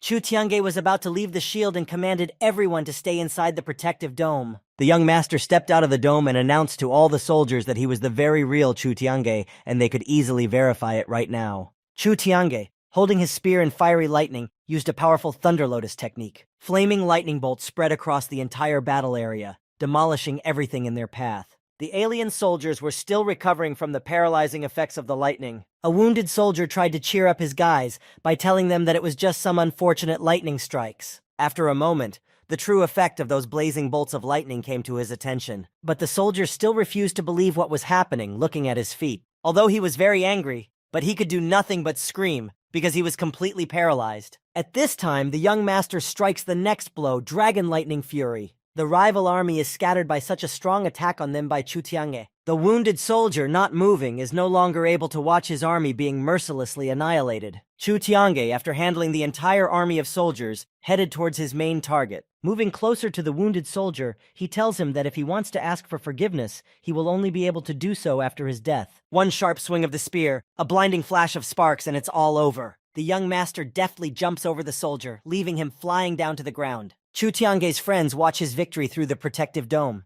The wounded soldier, this time by defeat, lay on the cold ground and whispered the master's name. While waiting for the transition, he still recognized that it was the real god Chu Tiange after all. The soldier, after saying his last words, exhaled deeply and his soul left his body. The game's news forum was discussing the main news of the day. Chu Tiange had defeated the alien guild's army. The young lord removed the effects of the protective dome, and his friends were able to come out to him. He thinks about what an all-around good shield he had acquired on his way here. About an hour ago, on his way to his friends, the young master bought up everything he had from the secret merchant again, and he was left to mourn his bankruptcy. The master began to ask what happened and learned from his second brother that there might be numerous NPCs in the alien army. Chu Tiange, after listening to second brother's theory, approached the butler with the same question. Yin Li revealed that he had been following them earlier, and many players hadn't been offline for over a month. He also suggested that it might not be bots, but an artificial intelligence account. The master clarified about the evidence about this, and heard that it was already being processed and the results would be coming soon. The second brother intervened and reminded him that the game does have a technical identification that prevents fake numbers from registering in the game. The young master pondered his buddy's words. After all, his parents had helped develop the game and there shouldn't be such a major glitch in it. Two more of their people approached the company, asking where everyone went. The second brother informs them that the boss is here and everything is fine now, to which one of the players grinningly notes the excessive smugness of that one. The second brother realized that the arriving players hadn't noticed Chu Tiange yet, and gestured to the other boss. One of the players exclaimed the master's name several times, unable to believe his eyes. The players were getting closer and closer to Chu Tiange, realizing that he was their boss as well. A player turns around looking for the girl and looks at her questioningly. After a moment, he asks why she's so calm since she's been looking for Chu Tianju for so long to challenge her to a fight. Pineapple Rice throws the player away with a sharp punch and yells at him to shut his mouth immediately. After gathering her thoughts, she modestly tells the young master that he simply talks too much. Chu Tiange learns from his other brother that most of the soldiers were bots after all. He stops to think for a bit, and after a couple minutes, he informs everyone of his decision. The young lord offers to let the guys clean up some bots without even giving them a break. The buddies make it to the outskirts with a teleport portal guarded by soldiers, hiding behind rocks. The second brother asks the young master what their next plan of action is. Chu Tiange smiled wryly and opened the tool selection panel, quickly finding the world mouthpiece there. The master addressed the players of Song Country to come together and teach the villains standing at the teleport portal a lesson. Some characters, upon hearing the announcement, were surprised to find the master in their country, but at the same time, they also rejoiced at the release of the portal. The second brother hesitated a bit, and the wizard tried to reassure him, saying that he had fought more. The Hatter quickly alerted everyone that someone was coming out of the portal. Several people came out of the portal towards the soldiers, and the players tried to understand the nature of their encounter and what they were holding. One of the people who came out was handing the soldier some sort of casket and asking for caution in bringing it to the guild. A master from afar noticed in the box one of the materials he was missing to upgrade his spear, song liquid. Chu Tiange approached the girl to ask if this was the person they were thinking of. Hearing an affirmative answer, the master gave the order. Everyone prepare for the robbery. While the soldiers were talking about something, Chu Tiange's team quickly flew straight at them. The soldiers immediately drew their weapons to retaliate because no one dared to attack them. At the head of the company, an enraged master approached the soldiers. The soldiers immediately recognized God Chu Tiange and abandoned the thought of fighting, deciding to run away immediately. They didn't manage to get far, as the master ran with his fiery spear at all the soldiers. Chu Tiange, having finished his attack, watched the souls of the soldiers leave and said that his power was enough for all of them and their boasts. Mountains of armor, gold, and other things were left lying on the ground as rewards for the victory. The players rushed to collect everything, asking if the young master, who hadn't even thought about it, would take anything for himself. The second brother was collecting armor and suddenly noticed the very same box on one of them and shouted to the master that he had found the liquid song. The girl checked with him to see if it was the liquid needed to improve weapons. The other brother handed the box to the craftsman, who took out a vial with its contents. Suddenly, through his side vision, he saw an arrow flying towards the big brother with the vial. The other brother rushed to the boss's defense, covering him with himself and shouting for him to step aside. The girl collecting the reward and the butler who was waiting for them turned around at the noise and froze. The master threw himself toward the other brother, who was disappearing from the field, with a shout, saying that they must protect the liquid song. Lastly, he turned towards the boss, adding that he was leaving everything to him now. Chu Tiange still didn't understand anything and called out loudly to his second brother. The firing soldiers nearby accepted their head's command to go in search of the liquid song. They ran into the attacking players in order to destroy them and retrieve the vial of liquid. The master asked the butler in bewilderment what the skill was and why the second brother had disappeared without the ability to revive. The head of the soldiers angrily shouted to the players to return the Songlin liquid to them. Chu Tiange wasn't going to listen to this rant anymore and rushed forward to attack. Single-handedly, he smashed the bulk of the enemy army with one powerful strike. The head of the soldiers, seeing Chu Tiange's fury and power, did not dare to engage him. He immediately rushes into a run, not noticing the master with a spear behind him. Chu Tiange decides to catch him in a different way, and summons Ursh to help him. An embittered pet of the master teleports onto the battlefield and immediately rushes towards the enemy. The soldier tries to run away, but realizes that the distance between him and the dog is shrinking to a minimum. Ursha rushes in to attack, forming huge streaks of flashes of fire. He grabs the soldier by the collar of his armor and forcefully drags him to his master's feet. The young master pointed the tip of his spear at the cowardly soldier's face and menacingly asked what he had done to his second brother. The butler suggested the young master check his list of friends. The master noticed his buddy's inactive icon on the screen and genuinely wondered why he was offline. The girl said that at the time the arrow hit the second brother, he was in battle mode and went offline involuntarily, to which the master responded by suggesting that in reality, he could have been forced to do so by someone. Chu Tiange quickly asked the butler to keep an eye on things while he went to look for the second brother in reality. The butler didn't seem to approve of the young master's decision, but before he could say anything, Chu Tiange pressed the exit button. Chu Tiange passed out and hurriedly walked out of the game pod to check on his friend. He was walking towards the room's exit when at the same time Ella was walking towards him along the corridor. The assistant noticed the hurrying master and called his name.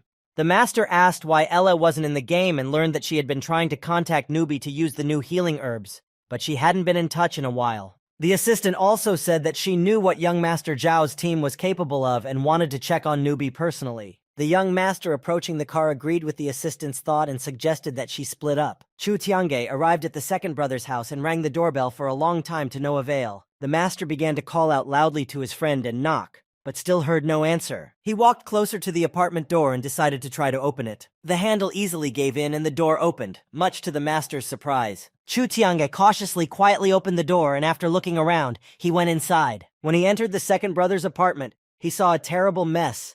Things were scattered around, dishes were broken, and furniture was damaged. It was obvious to the master that something terrible had happened here, and something bad had happened to the second brother. Chu Tiange noticed the torn cord from the gaming chair. He walked closer to the chair and saw the second brother's gaming helmet with some kind of sticker on it. Having examined it, the master realized that it was a QR code, which was not difficult to scan himself with the phone and get the necessary information now. The phone scanned the sticker for some time and rang when it was finished. A line appeared on the screen of the phone with a password entry with a note that only player Chu Tiange knew it. The master looked at the phone in bewilderment and didn't understand what password they wanted from him. At the same time, Ella's assistant was pulling up to dorm number 5 where Newbie lived. While walking down the hallway of the dormitory, Elle met some girl and asked her where Newbie's room was. She went to the open door of the room and saw 3 girls.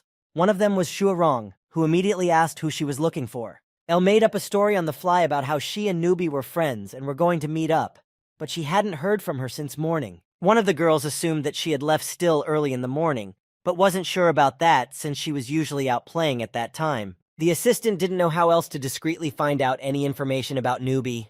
As she was about to leave, she noticed a gaming helmet on the table, apparently belonging to the missing girl. Elle somehow immediately realized who was the owner of this gaming helmet. Not daring to go inside without asking, she asked her roommates for permission to do so. Having received approval to enter, the assistant came closer and took the game helmet in her hands, scrutinizing it carefully. It was unclear why the girl was not there, but the helmet was, on which, just by the way, she noticed some sticker. Elle realized at once that there was a sticker in the form of a QR code in front of her, and it could mean something. The master has already left from the second brother and met with the assistant on the way. Elle told what had happened in the dormitory and handed the young master her phone. In the phone, there was a photo of Newbie's game helmet with a sticker of some QR code. The master took the phone and looked at the photo closer, saying that he found exactly the same QR code at his second brother, who asked for the password from the player Chu Tianjia. The girl immediately inquired about the password and found out that the young master was not aware of it either. The assistant suggested that Chu Tianju go to the game forum or private messages. She assumed that the people who did this do not know the real identity of the player Chu Tianj and will write him directly to the game mail. The master thought the idea was great and quickly logged into his account with a login confirmation. A window with an unread message appeared on the tablet screen. The young master immediately opened it and saw a message saying that Zhao Shu's people had his friends, followed by a long password to log in. Chu Tianz realized that this was the password that the system requested from him after scanning the QR code from the game helmets of his friends. He took out his cell phone, scanned the code again, and entered the password from the message. After pressing the confirmation button, a location-based navigation map appeared on the screen. After a few seconds, the pointer on the map identified the exact location of his friends. The young gentleman looked at the map carefully and concluded that it was somewhere around the Western Pier. There was a small Western Pier located on one of the shores of the East China Sea. One of the abandoned buildings on the West Pier was of particular interest. Inside the building, between the wooden containers, Zhao Shu sat surrounded by his subordinates, looking at the young master's friends tied up on the floor. After entering the password, a picture of his bound buddies appeared on the master's cell phone screen, with threats of their swift reprisal if he did not appear in person. Chu Tiange did his best to calm himself down and quickly thought of a further plan of action. At this time, Zhao was calmly sitting on a chair and waiting for Master's reply. One of his guards, yawning, asked the boss when that famous Chu Tiange would show up. He didn't have time to say anything, as someone knocked loudly on the door of the abandoned house. The second brother and newbie lying on the floor were not only tied up, but their mouths were also taped shut, so they could only moo for help. One of Zhao's bouncers, hearing the loud mooing, ran up to the second brother with a bat and pinned his head to the floor. The guard opened the doors of the building and saw an old man standing there with a broom in his hands. The old man politely said hello to the guard and asked to go inside. Zhao looked at the old man in bewilderment, pondering if it could be Chu Tiange. The old man went inside and started talking about the upcoming sanitation inspection on the pier and the mountain of unsorted garbage in the building. The guards tried to escort the old man out, saying they would handle sorting the trash themselves, which embarrassed him. The bouncer couldn't contain himself and hit the other brother, who tried to stand up with a bat. The tied-up guy fell to the floor with a thud, hitting a metal barrel and thus attracting a lot of attention. The second brother noticed some old man and started mooing loudly again. The old man also noticed the tied-up guy who had fallen down, obviously asking for help. All the while, the old man was holding a broomstick in which, as it turned out, a surveillance camera was safely hidden. Through this camera, the young lord was watching everything that was going on, promising to take revenge on the insolent Zhao family for such a despicable act. The old man quickly headed towards the exit, saying that he didn't want to disturb them and would leave the sorting of garbage to them. The guard standing at the door of the building immediately stopped the old man who was trying to leave. He informed the old man with a menacing look that he could not let him go because he had already seen too much and knew too much. The old man only calmly warned that he had better not do that. Just about this time, the master's car pulled up to an abandoned building on the pier. Chu Tiange made a call to someone, reporting the kidnapping of his friends into the receiver. The person on the other end of the wire asked the master not to take any rash action and wait for him. Chu Tiange promised not to do anything until he arrived and pressed the disconnect button. The young master had finally decided for himself to face his opponent face to face. At this time, the Zhao Guild had a powerful demolition of his subordinates' headquarters. Player Chu Tiange had already defeated some of the opponents and was heading towards the remaining ones, who for some reason decided that they would easily destroy him. With one strong jerk, the master pushed off and flew into the enemy's attack. Zhao's fighters were not going to give up and wanted to prove to their young boss what they were capable of. Chu Tiange rushed towards the opponents with his spear, destroying everything in his path and leaving a trail of fire behind him. One of Zhao's subordinates informs him that Chu Tiange is attacking their guild, and they cannot resist. Zhao Shu is furious at the news that his worst enemy Chu Tiange is still in the game instead of saving his friends. One of the guards suggested that God Chu might be in another city without being able to report it, but Zhao was sure he was right, because he had previously checked the city of residence of Chu Tiange's player IP address. While they were exchanging thoughts on this matter, someone knocked loudly on the door of the abandoned house again. Zhao Shu ordered his men to immediately open the doors of the building. The doors seemed to take forever to open, and Zhao and his guards stood in languid anticipation. Standing menacingly on the doorstep of the abandoned building was the young Mr. Chu he knew well. Zhao was speechless for a moment, and after a moment of gathering his thoughts, he spoke the master's name. Chu Tiange was determined against Zhao and had no intention of backing down. Zhao was surprised by Master Chu's arrival, which was easily readable in his face, so Chu Tiange started the conversation first, saying that he wasn't hard to find. Zhao Shu asked him if he was Chu Tiange's player, but immediately thought about who was attacking his guild right now then. Meanwhile, Assistant L was in the game booth, playing as the young master and admiring his power and strength. The master continued his dialogue with Zhao, telling him that he had no idea what grudges he had against Chu Tiange, but he dared not hold back his friends any longer. Zhao Shu asked the master if he was not Chu's god, how he had tracked them down, to which he received a reply about the video surveillance throughout the city and his frivolous behavior regarding stealing people in broad daylight. The young master also ordered his men to be released, otherwise even his famous family wouldn't help him escape. Zhao Shu didn't seem to understand the gravity of the situation and just smirked in response. He was clearly thinking of something and leisurely moved towards the second brother. Zhao Shu leaned straight towards the frightened guy's face and pointed the stun gun at him, scaring him wildly. After waiting for a little while, he turned around to the master and questioned him if he really wasn't the player Chu Tiange. The young master became worried for his friend's life and said that he was the one who was the richest player of the era and asked Zhao what he wanted from him. Zhao didn't doubt his desires for a second and immediately replied that he only wanted Chu Tiange. The master did not miss the moment to play a joke on his enemy and said that he only liked girls, which embarrassed him. Zhao was angry at the master's behavior and shouted that he didn't like him either, and he only wanted a game account. Chu Tiange agreed to give the account only if he let his people go, and Zhao immediately agreed. He took out a game helmet and offered to put it on Zhao to see for himself, unless of course he was afraid. The guard intervened in the conversation and reminded his boss about their guild being attacked right now by Chu Tiange, to which the master quickly intervened and replied that it was a good provocation that they ended up falling for. The master continued to convince his opponent of his words, talking about tens of billions of inventory and a pile of gold coins right in front of him if he dared to check it out. Zhao Shu could no longer resist the urge and abruptly snatched the gaming helmet from the master's hands. He quickly put it on himself, tightly fastening the connecting clasps at the back. Once inside the game, the system greeted Chu Tiange's player with a welcome back to the era. Zhao Shu looked at his new game account with admiration and wanted to learn more about it as soon as possible. He brought up the character information on the system screen and saw some girl there. Zhao stared at the screen, realizing that this was his new game account. He was just furious at the situation and realized for sure that he had been tricked. Zhao, loudly insulting the master, quickly tried to log out of the game, angrily clicking the logout button several times. At the same moment, other players with weapons flew out at him incomprehensibly from nowhere.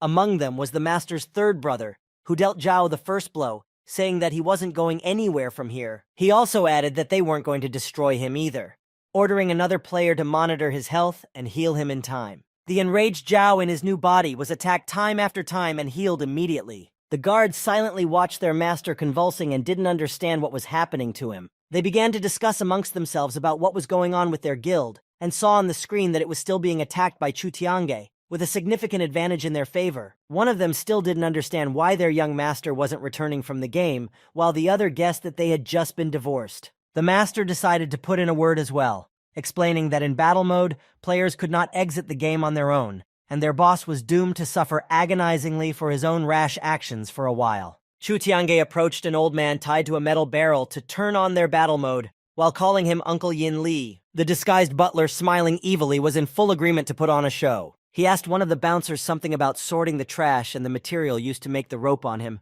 thus putting the latter in a stalemate. Butler, taking advantage of the moment of surprise, jumped up and struck the bouncer with a powerful blow, as he had secretly freed himself from the rope long ago. The bouncer was whistled backwards by a martial arts master with many years of experience. The bouncer flew all the way to the end of the building, straight into the metal barrels, scaring even the guards.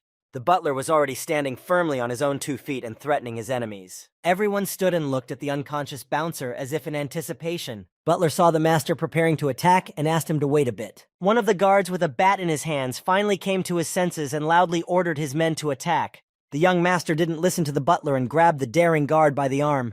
Looking him straight in the eye, he informed the guard that his opponent was now him. The guard was angered by the arrogant tone of the young man and called him frivolous. For some reason, he was hesitant to engage him and gestured him to leave, adding that this was his last chance. The master remained standing still, for which the guard tried to hit him with his bat, but he deftly dodged to the side. Unexpectedly, Chu Tiange delivered a crushing blow to his opponent, knocking the bat out of his hand. The other 2 guards turned around at the noise and found their partner lying unconscious on the floor. Yin Li's butler noticed the dazed guards and called out to them. They took turns turning towards the pseudo-old man, knowing what was about to happen. The butler flies at the guards in one fell swoop, overpowering them hand to hand while reminding them to respect their elders. One of the beaten guards, sitting on the floor, is still trying to threaten the young master. Another one approaches Chu Tianju from behind with a baton, threatening to deal with him right here and now. Just at that moment, a police patrol with blinkers pulled up to the abandonment. The master and the bouncer turned around simultaneously at the sound of the siren and loudspeaker. A squad of police burst into the building, holding everyone at gunpoint and ordering no one to move. The police captain commands to rescue the hostages sooner rather than later, and his subordinates order everyone to the ground. He runs into the abandoned building with Ella's worried assistant, asking the master about his condition. The captain is angry at the young master since he didn't listen to him and intervened in the fight, and after all, he is very worried about him and is responsible to his parents. Chu Tiange only cheerfully calms down the captain, who is also his uncle, and looks at the freed friends. He takes a quick step towards his buddies to see if they are okay. Master suggests Newbie to go to the hospital just in case, but she refuses, citing only a strong fright. The police arrest Zhao Shu, who shouts at the young master that he won't get away with it and will pay for all his lies. The assistant looks at Zhao ominously and slowly walks over to him. She shows him some papers and tells him that she is the one who is the captor of his family. Zhao quickly reads the agreement between the Singularity, their association, and further some sort of enforcer, a small raccoon, which is Ele. He realizes that the Singularity organization no longer tolerated their failures and broke the cooperation between them by hiring L. Chu Tiange approached the lost Zhao with a menacing look and started asking about Singularity and their relationship. Although Zhao Shu was already depressed and lost, the mere voice of the young master made him angry like a wild beast. He got up from his knees and started shouting out the master's name, repeating it louder and louder. In an instant, he abruptly breaks free from the hands of the police officers and angrily rushes towards Chu Tiange. El observes the terrifying scene with his master and screams too, but out of desperation. Zhao rammed the master a couple of meters forward, hitting him hard in the stomach in the process. Instantly, everyone jumped up to Chu Tianju with an offer of help, but the master only brushed it off and said that he was fine. Suddenly, Zhao took out some kind of detonator-like device from his pocket and shouted orders for everyone to stay where they were, or else he would blow everything and everyone up right now. He pointed to a device with a big button, saying that he would press it and everyone would die with him. The police captain tried to calm the furious Zhao down, saying that he was too young and shouldn't make such a mistake, but he seemed to be quite determined. The butler also tried to help and said that he didn't advise him to do so. Zhao laid out the conditions under which he would agree to do nothing, which was to provide him with a car now and let him go, to which the cops agreed. After a second, he says he's changed his mind, explaining that the Singularity organization won't let any of them out of here alive. After gathering his thoughts, he decides to press the kill button after all. In front of everyone, he is paralyzed by an electric current. The young master immediately shouts to everyone to lie down on the floor as soon as possible. Everyone present quickly falls to the floor, except for the police officers who are frozen by the sight of Zhao shuddering. After a while, the master and El raise their heads and look at the bomber. Zhao Shu was literally fried by the device that he himself had activated, thinking that everyone would die with him. Everyone stood up and the police captain walked closer to the guy's body falling to the floor. He examined him carefully, concluding that he had been electrocuted. The people from Singularity put the head of the family on the monitor of what had happened to his son in the abandoned house. The father of the Zhao family, of course, although angry at his son, had not expected this to happen and was shouting angrily at them about what they had done. He continued the conversation in high tones, saying that he had done everything they had asked, including letting the little raccoon take over everything. There was no way he could accept the loss of his son and questioned them several times as to why they had let him die. The Singularity representative calmly replied that he could not declassify himself and no one else had the right to do so. The head of the family still couldn't believe what was happening and looked pleadingly at the screen. The voice from the screen informed him that his son had not quite gone to the other world, at least not in the sense that everyone was used to understanding it. Zhao Shu's father didn't quite understand what it was about and tried to find out more details. For a while, the communication screen turned off, and it was as if it was reconnecting to something else. After a moment, something that looked like an astral projection of his son appeared on the screen. The father of the family tearfully stared intently at the screen. Zhao Shu in an astral body had appeared in some special place in the system that only the Singularity knew about. The head of the family could no longer hold back his tears and called out to his son while sobbing.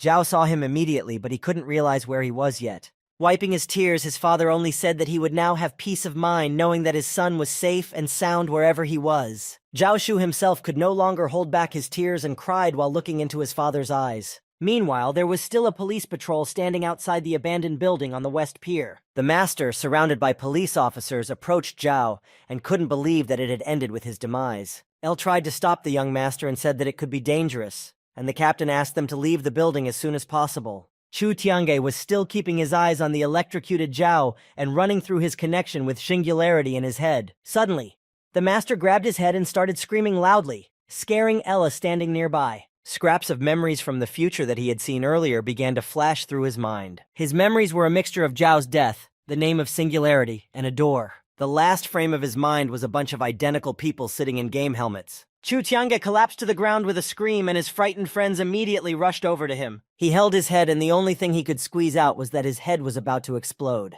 Elle looked at the young lord writhing in pain and despair and blurted out that it was a side effect of the medicine. With trembling hands, she held out some kind of capsule to him and asked him to take it immediately. The last thing the master saw was Elle's blurry hand with the capsule. On the hospital table was a metal tray with medicines and various medical supplies. The young master's hand fumbled with something soft that looked like a bed. After being unconscious for a long time, He began to regain consciousness and slowly opened his eyes. Chu Tiange finally fully woke up and stared wordlessly at the ceiling for a while. The master began to look around, looking at the tables standing nearby.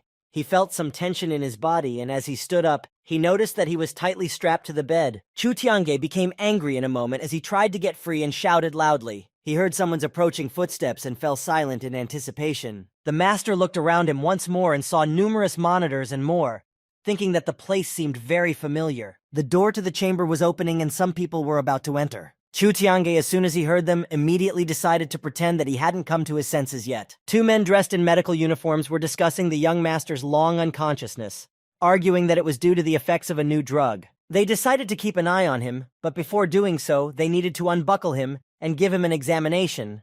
One of the men began to slowly undo the straps holding the body of the master. At the same time, he watched the young master's reaction, but saw nothing suspicious. As soon as the man handled the last strap, Chu Tiange abruptly jumped up from the bed. The masked men didn't even have time to say anything before the master grabbed both of them from behind. Young Master Chu pushed their foreheads against each other with all his might. The men passed out from the impact and collapsed to the floor, while the master moved forward, having worked perfectly. Chu Tiange walked to the open door of the chamber and cautiously peeked out to look around. After seeing that the corridor was empty, he went out in search of a single staircase and recognized the Little Raccoon Research Institute as the place. Suddenly, the security alarms in the entire building went off loudly. The young gentleman saw the guards who had noticed him run into the hallway. One of them commanded to call for someone higher up before he ran far away. Chu Tiange turned the corner and tried to figure out how he was discovered so quickly. He ran to the first door he could find and ran inside, locking himself in there. The master had only just caught his breath when he saw familiar faces in front of him.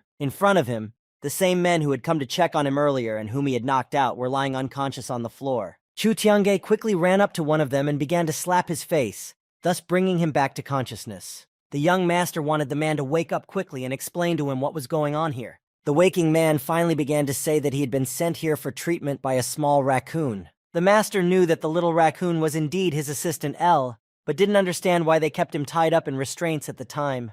The man explained to him that it was necessary as a precautionary measure, as the side effects of the medicines were unpredictable, and he might unknowingly harm himself. Chu Tiange listened to him and immediately asked where the little raccoon was now. The man gestured to the glass room where Ella was lying under the machine and said that she was still in intensive care, greatly surprising the master. Ella's defenseless body was under a breathing machine connected to several monitors at once. The master leaned against a huge glass and looked through it at the girl who was still unconscious. A butler quietly approached the master and informed him that she had tested the drugs for him on herself. Chu Tiange was finally confused and asked the butler to explain everything in order. Yinli told him his assumption that during Zhao Shu's death, he had suffered a violent seizure that caused side effects. He also explained to the young master that Ella had long ago investigated the serum with his blood to further study the side effects of the medicines sooner, but things had never been fully investigated. Some time ago, when Elle had called someone and rushed them to research the material, this was the very work that the butler had told the young master about.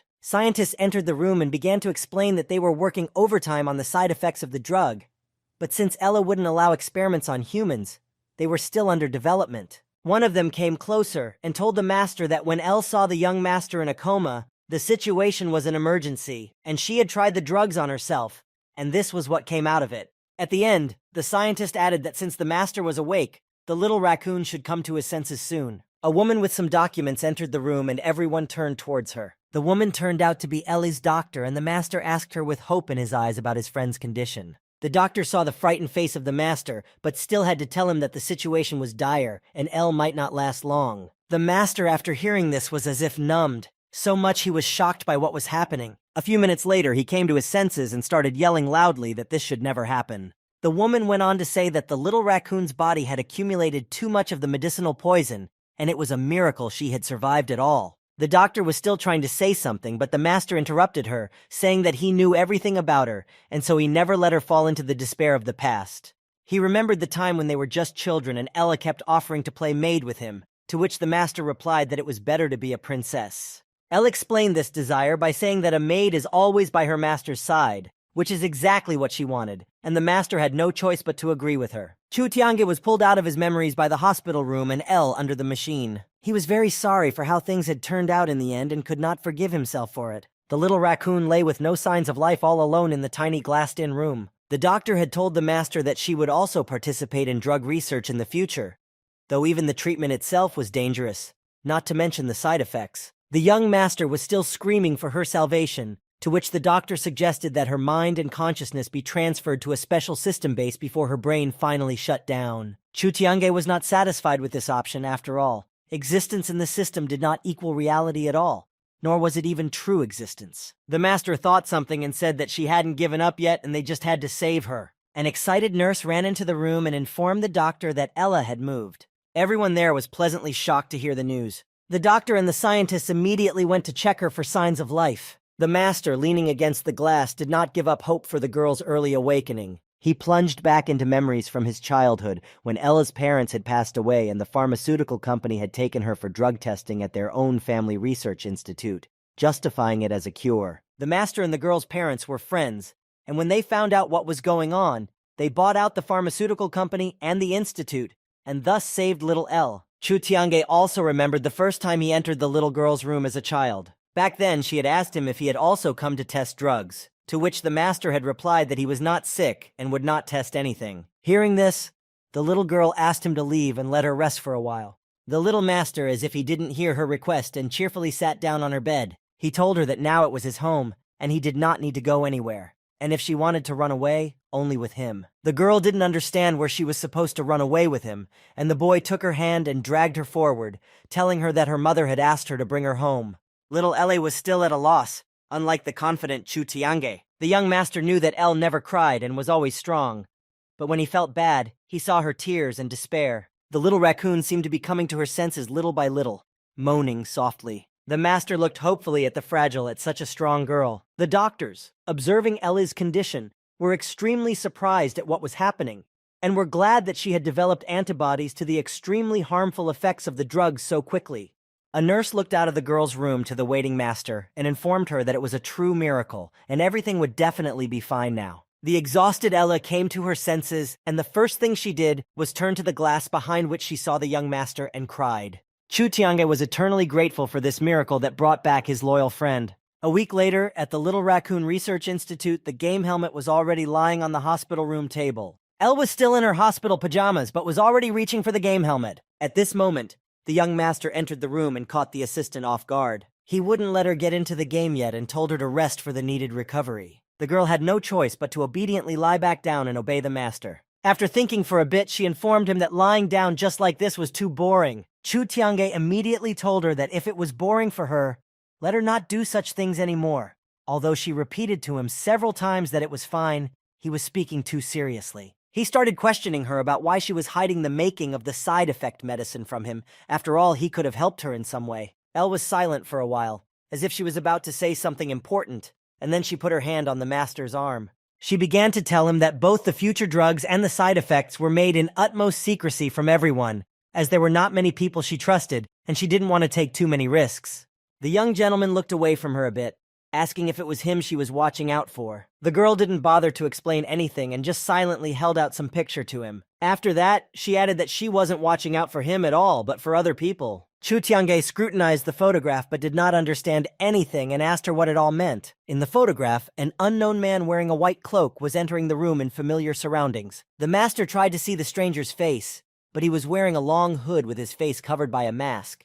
Chu Tiange asked the girl who was in the picture, but she didn't know the answer either and just asked him to be careful. The master was already thinking something quickly in his head and said that in that case, they would have to lure him out. Another week later, the players were sailing a huge ship across the Sea of Song Country. Elle stood on the deck with Chu Tiange and couldn't believe that the truth was here, asking him what they would do with the golden boss in this part of the game. The master replied to her not to rush things as there were more important things to do, but the girl sighed heavily for some reason. Chu Tiange was frightened and asked if she felt bad about the sea trip, to which Elle replied that after playing in his account she didn't feel so useful anymore. The master offered her to solve this problem with just a single donation. The girl immediately refused, as she couldn't afford such a luxury. As they sailed close to the shore, they noticed the other brother waving at them. The big brother cheerfully greeted his old buddy, stopping the ship. The second brother was walking quickly towards his friends with some interesting news about the Alien Guild. The world announcement said that the Alien Guild had been using a large number of accounts controlled by artificial intelligence, and had been blocked for that reason. The announcement also stated compensation sent to the in-game mail of Song Country players and regret with inconvenience to all involved with further wishes to remain in era. On the system monitor, an update of the available guilds of the game at the moment was urgently going on.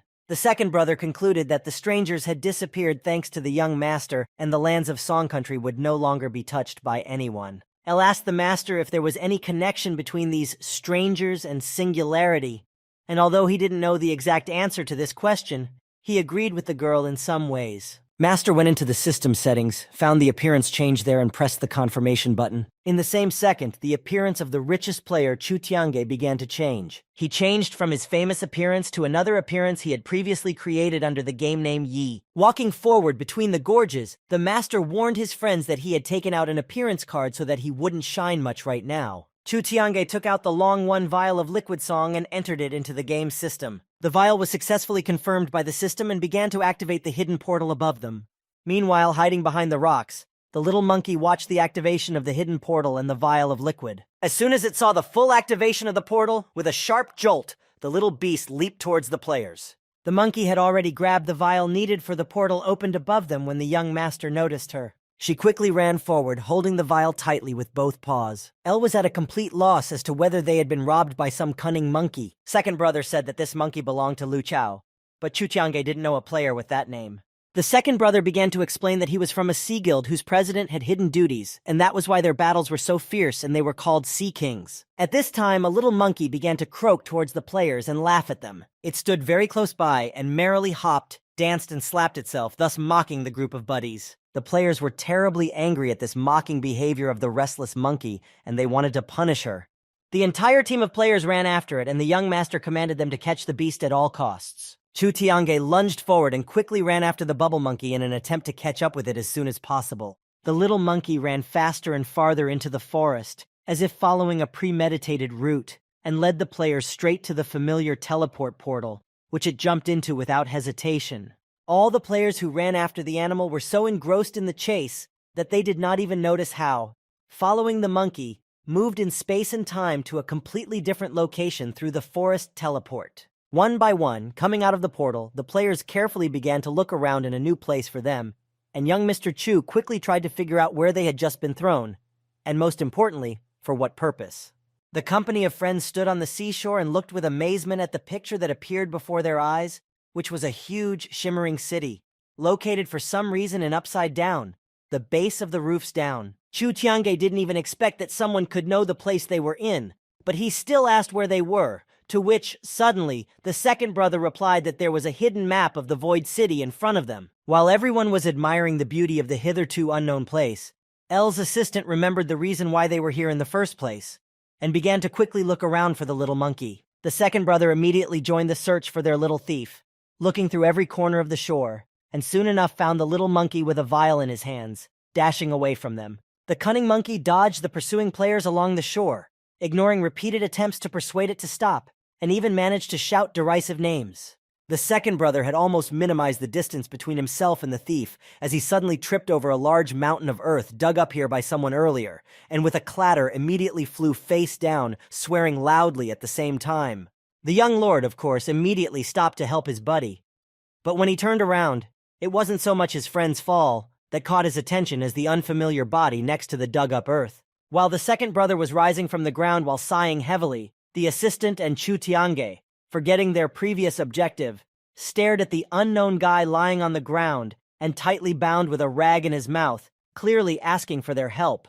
The unknown player with his mouth gagged looked very frightened, and as if he was on the verge of bursting into tears, mooing loudly, which implied his intense desperation and pleading for release in the form of, "Save, help, unbind." The friends moved closer to the dug hole with a man inside, and Chu Tiange told the guy that the players from Song Country were excellent, thinking that this was some other part of the enemy's plan, but still gave him a chance to speak up and untied him. The unfamiliar fellow quickly thanked the young gentleman for his release and began tearfully begging his buddies to rescue his friends, who had been kidnapped by men who were sailing away on a boat far out to sea. The friends realized that he was not part of an insidious plan, but just a random guy who got into an unpleasant situation.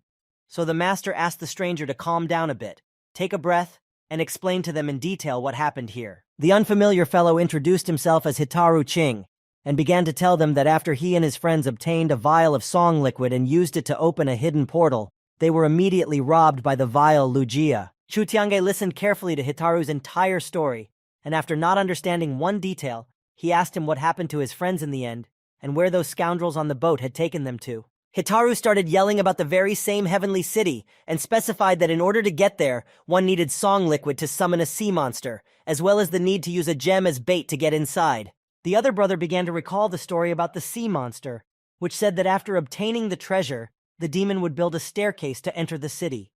But if there wasn't enough jewels, it would only make the monster very angry, which wouldn't be good at all. El still didn't understand why the kidnappers would take his friends and leave Hitaru here alone, to which the young lord explained to her that the other boys were taken as bait for the monster. Hitaru immediately burst into tears and blamed himself for being a bad friend, as he was left lying tied up because of his ordinary equipment, while his friends with good equipment were taken away to certain death, and he was unable to stop them in any way. Chu Tiange's special attention was drawn to the part of the story with the stolen song liquid, which they had apparently taken from many people already, and Hitaru himself confirmed this theory of the master, saying that this was not the first time they had stolen it. The young master seemed to have already thought out a plan of further action regarding these scoundrels, and told the small but brave Hitaru to stay on the island while he and his friends did their duty. The brave boy decided not to give up so easily and desperately begged Chu Tiange to take him on deck with him for some assistance in the rescue operation, while expressing his strong desire to find his friends.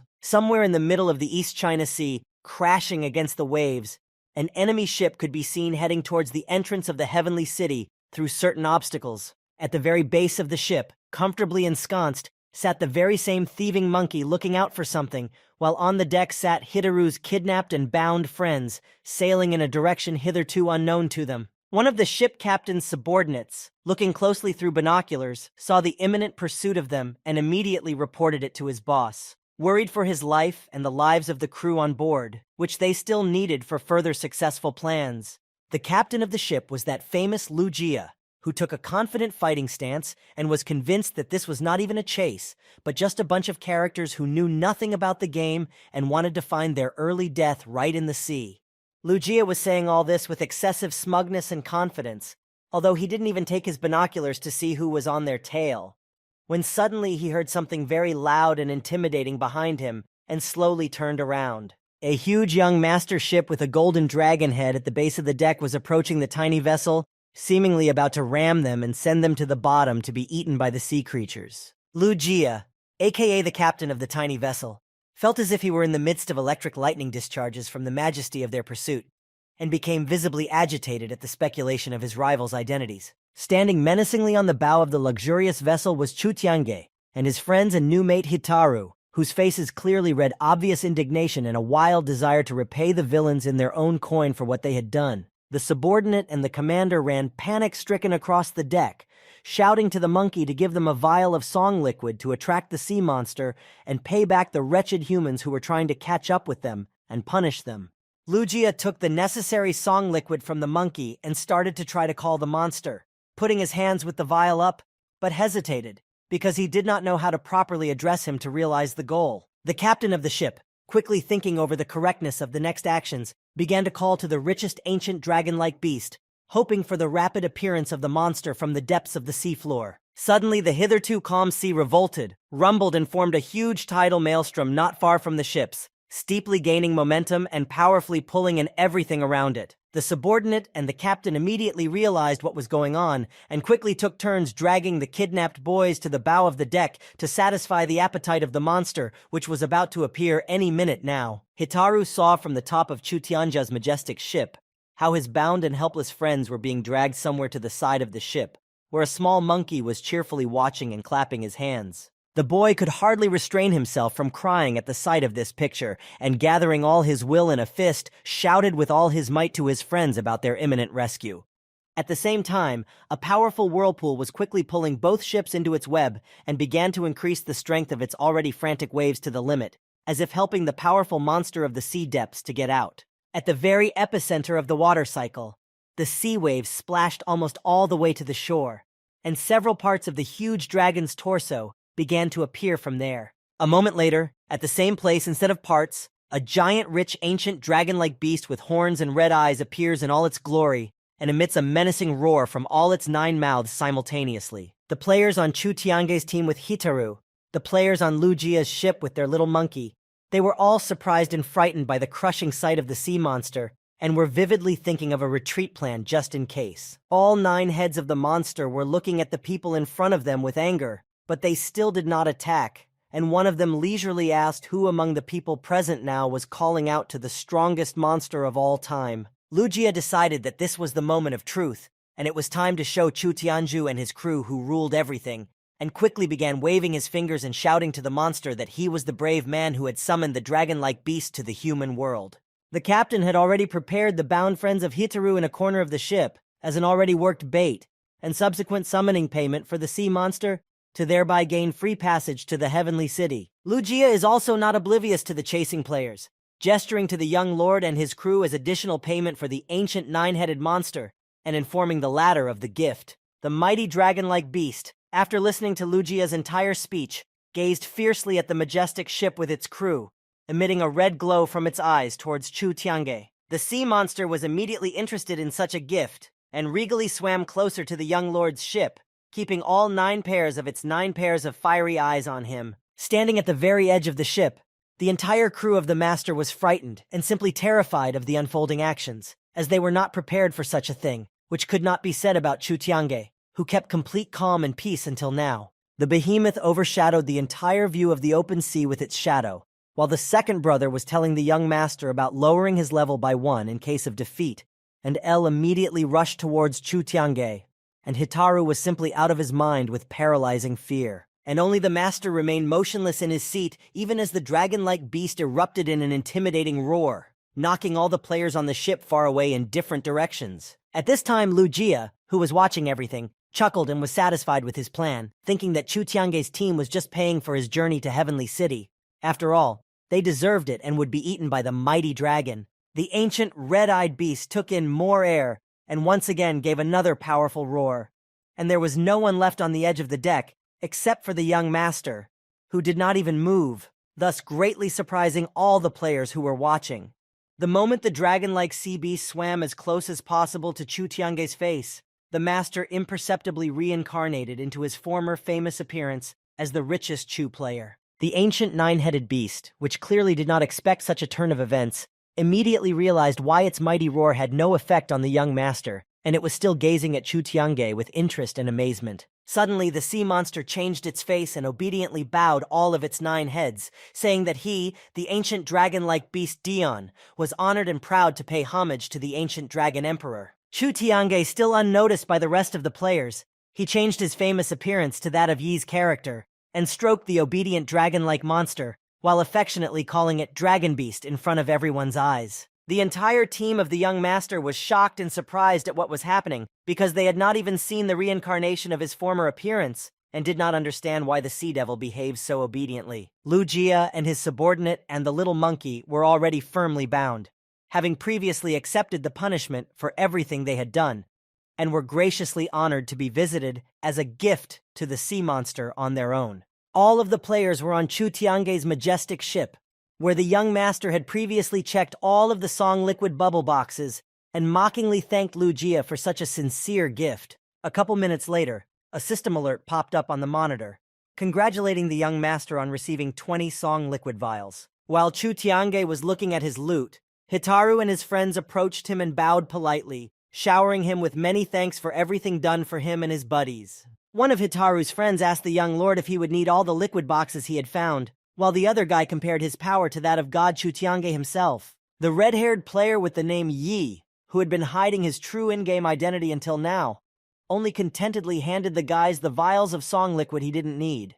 Hitaru's friends clearly did not expect such gratuitous generosity from their savior, and stared at the young lord with undisguised surprise, not knowing what to say. Once they came to their senses, they began to jump and loudly thanked Chu Tiange for the vials of liquid returned to them, while the master and his friends set off from the ship straight to the main head of the dragon-like beast, Dion. The young master and his company were about to head down the ship when he heard Hitaru calling loudly for him, and stopped at the very edge of the deck to see what he wanted him to do. The boy with genuine enthusiasm told Chu Tianju that he had previously been in the portal of the Heavenly City and knew the route on the map, which will gladly show him and thus somehow help to repay for the rescue of friends. The young lord looked at the brave boy and hesitated for a moment, for as far as he could remember from their previous conversation, He had never been to Celestial City before. Meanwhile, Hitaru, who was begging the master to take him into the portal with him and looking at him with his big eyes, looked like a small puppy desperately begging for a tasty bone from its master. Chu Tiange could no longer tolerate this adorable sight and allowed him to go with them on the condition that he would not get into anything on the way, to which the boy happily thanked the master and promised to behave well. On the game's system monitor, Hitaru Qing with the game name Xingchen joined Chu Tiange's team for further adventures together in the Celestial City. The ancient dragon-like beast Dion quickly carried the young lord's team across the East China Sea on one of its heads straight to the portal of the Heavenly City for free entry as previously promised. Chu Tiange's buddies, being on the face next to the sea monster's fiery eyes, took turns expressing their emotions from this journey. Some were delighted by the height, others clumsily tried to keep on their feet, while the master stood firmly on his own too. Hitaru's buddies, who remained on the young master's majestic ship, discussed the fact that no more than 4 people could enter the portal at a time, meaning they remained on the deck. The players didn't like the rash behavior of their friend, and began shouting after him that he had forgotten where he came from, and had fallen for the majesty and beauty of the character and powerful beast that had saved them. As they approached their destination, the second brother noted that the Celestial City had been turned upside down, and they needed to figure out how to get there.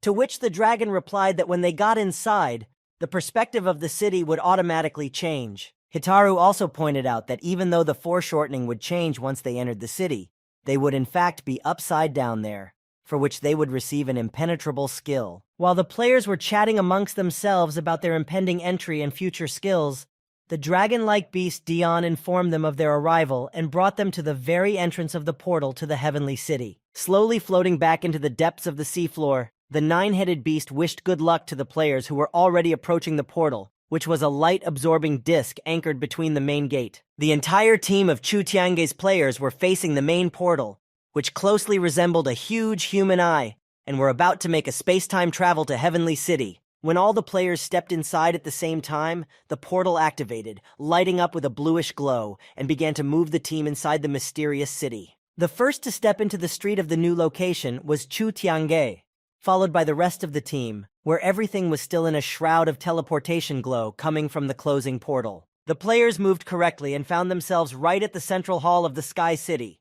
which was the entrance to the Zerg lair that dwelled just in that area, and were preparing to attack anyone who came here. The system screen displayed information about the Zerg that appeared from above and exploded in the air, leaving a poisonous trail behind them, which could only be gotten rid of by destroying their leader and rebuilding the destroyed city within 20 minutes. Just at that moment, the Zerg appear above the players in the guise of the usual poisonous mushrooms and begin to use their weakening effect with the duration until the city is restored. The Zerg, as they dispersed their poison over the players, also revealed that the poison would reduce the character's damage output to 10%, to which the second brother replied that it was usually only reduced to 6%.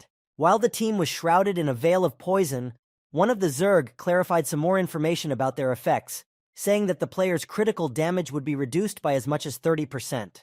It seemed that because of the effects of the poison, none of the players were interested in what the Zerg had told them, and Ella was only concerned about one thing, which the second brother noticed immediately and decided to find out what was bothering her.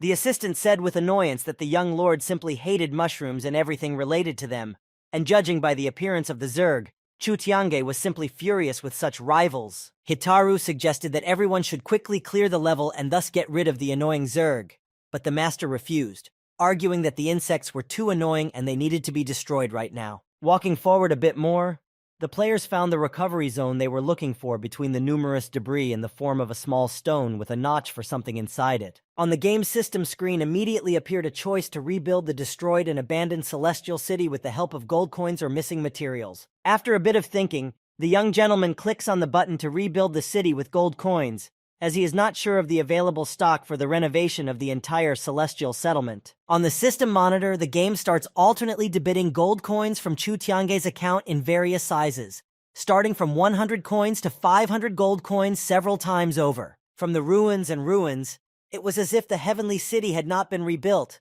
but had been rebuilt entirely, starting from the main towers of the buildings to the roofs and walls of the structures. The young lord's buddies were staring at the screen with undisguised amazement at the gold being written off, while Chu Tiange informed everyone that rebuilding the city was much cheaper than upgrading the guild, and that the game system still had some conscience. Hitaru said naively that he was about to have a heart attack from the amount of coins spent, and Ella, who was used to the young lord spending so much, sweetly suggested that it was just the legendary rich master's stubbornness. The second brother fully supported the young lad, saying that he understood him, and he himself had a heartache after such expenses of Big Brother, and especially his wallet. Meanwhile, the players who remained on Chu Tiange's majestic ship were carefully watching the heavenly city that had changed and revitalized before their eyes. Hitaru's buddies immediately guessed that the team had rebuilt the ruined and abandoned city, but had no way of knowing how they had managed to do so at such a breakneck speed, unless they had some sort of power and superpowers.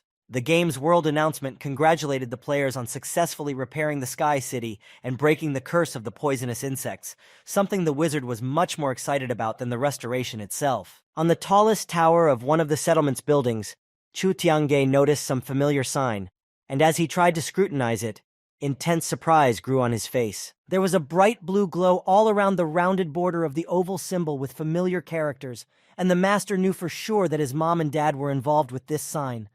But before he could say anything, he heard a voice behind him. Assistant L, who had entered the young master's family from a young age, knew very well that this mark belonged to the Chu family's research institute, which she immediately said loudly. The players resolutely moved forward and went inside the main building to have a look around and saw there were huge empty halls with tall columns and long staircases. Something that looked like a teleportation point came across the team's path, and Hitaru quickly told everyone that it was a relocation point to enter the Zerg lair, and that was where they needed to go if they wanted to destroy their leader. They walked further down the corridor, and the boy noticed that the last time he was here, such beautiful murals were not there, and El assumed that they were visible because the young lord had rebuilt the celestial city. Chu Tiange, for some reason, decided to stop at the picturesque murals and scrutinize them carefully, as if he was trying to learn something from them or solve some mystery. Suddenly, huge devil armadillos began to appear from nowhere one after another, running straight towards the players to attack. El and Hitaru immediately turned around at the strange noise and the strange pink glow, as they saw the new opponents reviving for another fight. The assistant immediately shouted at the young master to be careful, as they were surrounded by a bunch of armadillos. But it was as if Chu Tiange had no intention of taking part in the battle and continued to look at the murals on the walls of the main building. Suddenly, Chu Tiange abruptly turned around and loudly shouted that these evil NPC killers had already pissed everyone off, and it was time to deal with them once and for all, at least in this city. The young gentleman called up the game system screen to select the necessary inventory, and having found the necessary tool, clicked on the button to confirm the activation of the protective dome around the entire company from attack. The defensive shield immediately began to line up around his buddies, creating a reliable force field, inaccessible to enemies, which was very surprised little Hitaru, who had never seen anything like it before, looking at everything in complete amazement and even with his mouth open. The protective dome just had time to fully form and close the friends from the advancing crowd of devil armadillos, which seemed to be getting bigger and bigger by the minute, and they were running straight to the formed shield. Chu Tiange's team was perfectly safe inside the dome, while their angry opponents with sharp tips on their paws were attacking the shield, trying to break through it at least in some places to get inside. Chu Tiange kept his eyes on the wall murals all this time. He was so impressed and interested by them that he tried to read something iconic or familiar in them, for even the tower of the main building itself bore the symbol of their research institute. The young master attracted the attention of his friends by pointing to the frescoes and saying that the drawings were very similar to the starry sky in the universe. And while he further tried to figure out the meaning of the drawings, his friends only looked at the walls in amazement. Chu Tiange, with genuine excitement, still continues to look at the murals, where he shows his friends that he sees through the dome two planets standing very close to each other. Next, unknown people appear on the wall paintings, exchanging something, most likely gifts, and some of them wear incomprehensible masks over their faces, so similar to modern gaming helmets. Players looking at the person standing in the mask begin to realize that he is trying to pull it off his face, but it is useless, as it is simply impossible to remove it by himself. The alarmed assistant notices something very interesting on the mask and immediately informs the young master about it, as she saw a familiar symbol drawn on it. Chu Tiange immediately paid attention to Ele's drawing, and without her immediately realized that the pattern on the mask was exactly the logo of his parents' research institute. Sometime later, the young gentleman asked the girl to write down in great detail all the available murals on the walls, so that they could then study them thoroughly, being at home with the right equipment and information, and Elle quickly got to work. All the players waited for a while the assistant recorded the drawings from the walls, and once her work was done, Chu Tiange called out for everyone to start attacking the vile devil armadillos that had long been waiting for them at the very edge of the dome. Calmly approaching the base of the defensive shield, the young lord's team fully armed themselves with the necessary arsenal for battle on the way, looking at the devastatingly sharp tips on the enemy's paws. Chu Tiange, as always, stepped in first, possessing the most damage and the best fighting skills, and plus to set an example for the rest, using the combo of the fierce dragon slashing fire sword. Without hesitation, the master flies at breakneck speed through all the devil armadillos at once, dealing them powerful crushing blows with his fiery weapon, thus giving them no chance of survival. Chu Tiange's next attacking move is the Earth Dragon Split, striking all the vile foes with one fierce blow at once and bringing the master another victory over the enemy. Having finished dealing with the devilish armadillos, the young master calmly called everyone to follow him further forward, which did not surprise his friends, with the exception of his newfound buddy Hitaru, who was still in a state of shock from the superpower he had seen. The brave boy had hoped to help in some way and thank the master for all he had done for him, but he only frustratedly told everyone that he felt completely useless on his savior's team. Elle, who was passing by him, gave Hitaru a friendly pat on the shoulder, cheerfully saying that this was a common occurrence for all of them, and he would just have to get used to this order of things in their team. All four buddies headed back straight down the corridor to the teleportation point for further travel to the Zerg lair, and upon reaching the platform, immediately and simultaneously ascended to its center via the side stairs. Chu Tiange and his friends had been standing on the teleportation platform for some time now, but nothing was happening, and they tried to switch places, which still resulted in nothing. The young master didn't understand what they were doing wrong, and asked the players if any of them knew what to do next to trigger the activation of their movement through this teleporter. No one had time to reply anything to the master, because at that very second, the teleport portal activated and a sudden, abrupt movement in space began for everyone, thus taking the players by surprise. The brave foursome flew through the tunnel of the open portal to an unknown direction somewhere in the depths of space, staying at this time as if in space weightlessness. The second brother quickly realized that there would be no soft landing and they were about to fall straight to the ground, so he urgently had to activate the reinforced armor mode to be able to reduce the impact damage. At this time, the young lord manages to summon his pet, and as soon as Ursha appears in the tunnel, the dog's master quickly commands him to increase in size, and the beast obediently begins his transformation. Ursha, in a very short period of time, significantly increases to a huge size for the subsequent successful landing of all the players flying directly at him. Once the players are done moving, they are thrown onto a stone slab in the middle of the street with a deafening rumble, and dust and dirt flying everywhere from the impact of the fall. On top of the incredibly huge Ursh lying unconscious on the stone slab from the violent impact, players scattered all over the dog's body were lying on top of him,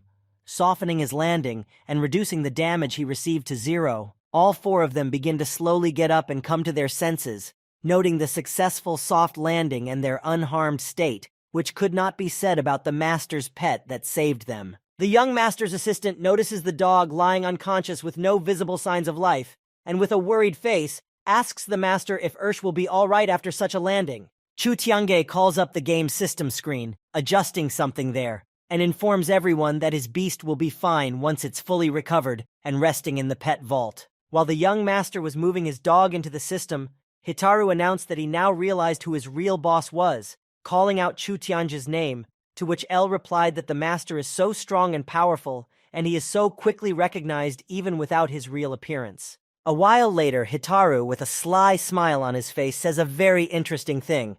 What young master Chu Yi once did while calling his family name was the best and can't be compared to anything. Chu Tiange, still entering data into the game system, along with all of his buddies, turned around in utter confusion and surprise at the mysterious Hitaru, who clearly knew his true identity. The young master immediately closed the system window and transferred all his attention to the kid, suspecting that he might be someone's informant, but Hitaru, only with a smile, seeing the slightly frightened face of the master, says that he with his behavior now confirmed his theory about Chu Yi's brother. Chu Tiange is completely confused and bewildered, because Hitaru in this case is hardly a fake person.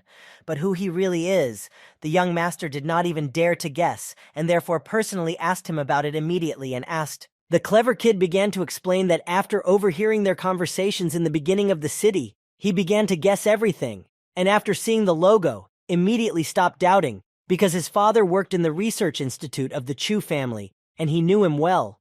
The master immediately wanted to know more about where and who his father worked, to which he received the answer that he even participated in the creation of the project Era, and managed to tell the guy that the game has very important things that are inseparable from the Era itself. Chu Tiange abruptly perked up and felt very tense, as he had long been interested in everything related to this game, much less something secret and important from the developers of Era themselves. The boy only shrugged his shoulders, not knowing what to say to the young master, as his father had immediately had a serious accident afterwards and was still unconscious in St. Louis Hospital for long-term treatment. Chu Tiange asked Hitaru if he was playing for nothing in such a case, or if there was something more to it, to which the guy explained his reasons and goals for this particularly important news, and finding out the circumstances of his father's accident with the possible involvement of it all in the ill-fated game. While the players were talking peacefully, they didn't even notice how sand began to run in from all the corners, crevices, and even roofs. And when they did, the mountains of sand were already rapidly taking over all the buildings in the neighborhood. Chu Tiange didn't want to put any of his friends in any danger, and suggested that everyone quickly get out of there, looking around carefully for possible additional attackers. The players didn't hesitate long over the young lord's suggestion, but simply gestured their agreement and immediately started running as far away as possible from the quicksand that filled the open space. The friends, without looking back, ran into the only sand-free gate in front of them, with the hope that inside they would be able to hide from the misfortune that had befallen them and think over the next plan of action. Just as Chu Tiange's team found themselves inside and ran up the main staircase, right before their eyes, quicksand engulfed and destroyed all the buildings standing there, and an army of golden spider armadillos appeared in front of them. The golden opponents, with shimmering stones all over their bodies, breathed viciously, preparing their sharp tips, and came closer and closer to the four to surround them and attack them further. The second brother, who had finally decided to fight back against the spider-like enemies and surprise those around him with his assertiveness, commanded everyone to go on the attack to mop up the vicious NPC killers, while clarifying that the boss was going to the boss. The young lord noted that his buddy gave a motivational speech just like their named third brother, and praised him for his courage and ingenuity, in response to which the latter said that their trio had learned self-discovery during their friendship. Chu Tiange's team swiftly armed themselves with everything they needed for the offensive and noisily moved forward to attack the golden armadillos bearing down on them. The master carefully ran past all the vicious NPC killers, as if to give his friends a chance to toil in battle while they flew off in different directions from their own blows to their enemies. Chu Tiange saw this, and on the move quickly turned around to his buddies to ask how they were doing and if they needed his help. The second brother and Hitaru shouted to the young lord about how those golden armadillos are quite strong and powerfully repel their attacks, causing them to become difficult to deal with. Chu Tiange realizes that it is his time to enter the fray and shouts for everyone to disperse for his attempt to deal with these pesky spiders, flying towards his enemies with a flaming sword in hand. The second brother and Hitaru, watching the young master powerfully smash the entire army of golden armadillos in one fell swoop, shout out that more are sure to fight back, and immediately notice how the master deftly controls the damage. Chu Tiange deftly wields his flaming sword in victory against his opponents, clearly not expecting the battle to end so quickly for them, and takes center stage among the enemies for a more comfortable position to attack all at once. A few seconds later, the army of defeated armadillos lay motionless, emitting smoke in front of the master, who didn't even notice the seriousness of the battle, which, as always, amazed the buddies who were preparing to help, especially Hitaru. Elle noticed the change in her second brother's face, and asked him what was wrong, to which she heard a reply about how he couldn't get used to the incredibly huge difference between the strength of all of them combined and that of their boss. The other brother tried to calm down, but he was too bad at it, or rather not at all, and was hysterically yelling about how far they were from their magnificent boss, and it was useless to even compare them.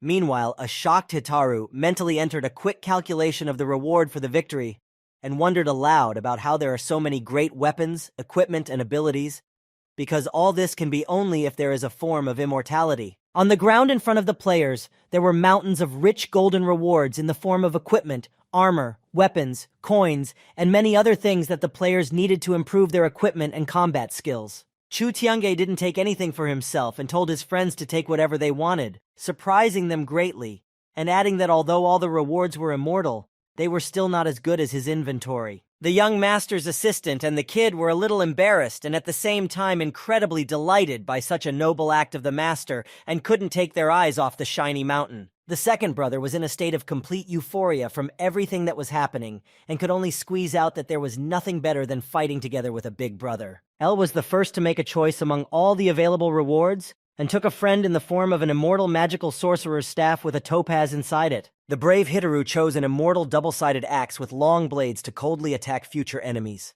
The final choice was made by the second brother in the form of an addition to his armored sleeve, Fists of Heaven, with sharp blades, and wanted to try it out in action as soon as possible. While the players were enjoying the splendor of their reward, a new attempt by an army of golden armadillos from the Sand Mountains was already being prepared for them.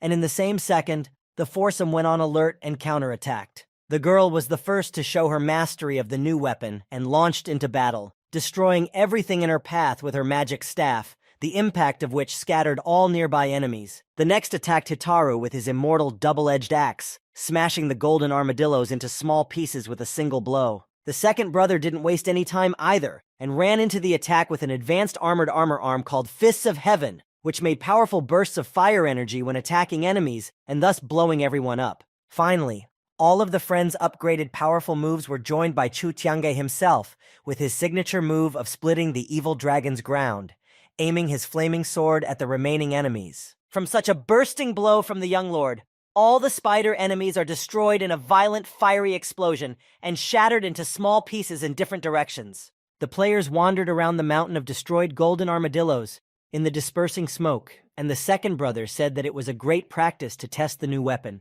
And Elle said that she had never felt such strength and power of the master before, and considered him truly invincible. Suddenly, from nowhere, a whole flock of fired arrows flew towards the four buddies at breakneck speed. Such a generous gift from the unknown just in time to hear and notice the young lord, who had just turned around at the incomprehensible noise and clearly did not expect to see all this. Chu Tiange quickly drew his battle sword and deftly began to defend himself and his friends from the flying arrows, shouting to everyone to urgently run to the shelter that the second brother had managed to put up in the form of a protective dome, while Elle tried to slip away. At some point, the young master, fighting bravely, heard someone's loud scream behind his back, and frightened almost immediately realized who it belonged to and what had happened there. The master's assistant had fallen to the ground in pain, kneeling on the ground, struck by one of the many arrows fired in her direction, which had hit her exactly in the shoulder, wounding her badly. Turning around in the direction of the scream, Chu Tiange saw the wounded little raccoon and called out to her loudly, but she didn't answer him due to the whistling of the arrows still flying at them. The girl was about to get up to go towards the young master, but suddenly she was frozen in place by the fact that someone's hand with all its strength grabbed her by the fluffy tail on the game suit, thus trying to prevent her. The little raccoon slowly stood up to her full height and felt someone else standing behind her, very close by, breathing loudly, with a clearly unkind intent toward them all. The young lord's entire team turned around at the unfolding action, with a little surprise and fear for the life of their loyal and brave mate. The frightened girl stood in the enemy arms of an unknown armed player in expensive armor, who grabbed her not only by the tail, but also by the throat, and ordered her not to twitch, and not to make attempts to escape for her own good. An armed army appeared behind the unknown player, and the one, apparently being their leader, ordered that all the immortal gear they had earned be handed over to their possession, as otherwise they would destroy them all and still take the rich reward. Chu Tiange was simply furious at such an unknown person's insolence and was mentally already drawing himself a step-by-step ruthless annihilation of his entire army along with him. The little raccoon was terribly angry at the player who had grabbed her and threateningly told him that he didn't have to fight with anyone from her team if he could just fight to defeat one-on-one with her. The leader of the company liked such a bold character of the girl, and he, without hiding it, told her about it, inviting her to his guild to fight with them, to which Ella gave a categorical refusal, saying that such a thing would happen only in his vile dreams. The young lord, greatly changed in his voice, calmly told the stranger to immediately let the girl go, as they would give all the immortal equipment they had received to them without resistance. Without having time to do anything, the army of attackers saw before them mountains of golden immortal equipment obtained so easily without any military action. Their mouths were wide open in amazement and delight as they gazed at the countless amounts of rich rewards they had received for nothing and were on the verge of killing each other for it. the leader of the company commanded his subordinates to immediately collect all the golden immortal equipment, and upon completion, activate the boss in the dungeon to receive additional rewards. The stranger's army, having hastily gathered all the richest equipment, moved forward with wild excitement to attack the main boss, with the hope of a quick victory and reward for it. Suddenly, for the players who were there, even though everyone was expecting the boss to arrive, mountains of sand everywhere began to be sucked inside the ground, forming deep craters for quick access. The players who were running to attack abruptly stopped and watched with undisguised astonishment as a massive explosion came from the formed funnels and sand scattered all over the area. In front of everyone, a giant golden armadillo with blade-sharp legs crawled out of the exploding mountains of sand. A Zerg boss that even the game's system couldn't provide information about. El, feeling the release from the strong embrace of the enemy, immediately rushed towards the young master and heard from the leader of the attackers that she was too stupid to choose such a tasteless and unremarkable player for her team and would regret it. The girl, clinging tightly to the strong shoulder of the master, was in mixed feelings and wanted to both run away from the battlefield and pounce on the unknown leader in a fierce fight. Chu Tiange immediately asked the frightened La if she was all right, to which, after hearing a positive answer, he also heard the girl's regret for everything that had happened to them because of her carelessness. The young lord did not seem to care at all about it now, and he only asked her with complete calmness not to worry about anything, as he would take care of everything. Noticing the armed players approaching, Chu Tiange left La in place and quickly walked towards them, finding himself surrounded by them with an order from some guy not to move. The girl standing behind the master whispered a suggestion to him to fight them right now and destroy every single one of them. But the young master refused, saying that he wanted to check something and test them. Meanwhile, the entire army of attackers rose up in a formidable battle against the giant golden armadillo, using all of their many techniques, skills, and abilities to destroy it quickly. At that moment, the game's system monitor displayed the current health of the Zerg boss, which was 1/4 of its life force. The giant golden armadillo, after receiving countless powerful blows, roared menacingly, deafening all nearby players for some time. Players noticed the enraged boss, and one of them said that he had entered a state of bloodlust, and they needed to keep a close eye on his future actions and their state of lives. The army of attackers didn't even have time to do anything, as all the players took turns flying away in different directions from the destructive explosive blasts flying from the enraged golden boss. One of the subordinates, who had survived so far, looked at his dead buddies and their flying souls in bewilderment and could not understand what had just happened. While he was staring at the bodies of his partners in amazement, he was hit by a destructive explosive charge that threw him far back to the other players. The leader of the attackers, looking at what was happening around him, quickly realized that the golden armadillo had the ability to reflect damage, and they could not win now and needed to get out of there as soon as possible. Standing on a tall tower free of sand, he immediately commanded all his subordinates to retreat and return to him immediately, as the battle was over for today. Judging by the look on the players' faces, they didn't even have to ask him to do that, as they were already on the run from the powerful Zerg boss, who was delivering devastating blows one after another. The giant golden armadillo was not about to end a battle. It had not even started, and once again bellowed loudly after the fleeing players, baring its sharp fangs. The enraged Zerg boss caught up with the fleeing players in one giant stride and unleashed a massive blast of explosive fire, blowing away and blinding everything and everyone in its path, thus destroying them all at once. The giant golden armadillo, after dealing with his subordinates in a flash, reached the high tower with the army leader and was already ready to deliver a crushing blow to him. The head of the attackers was simply terrified,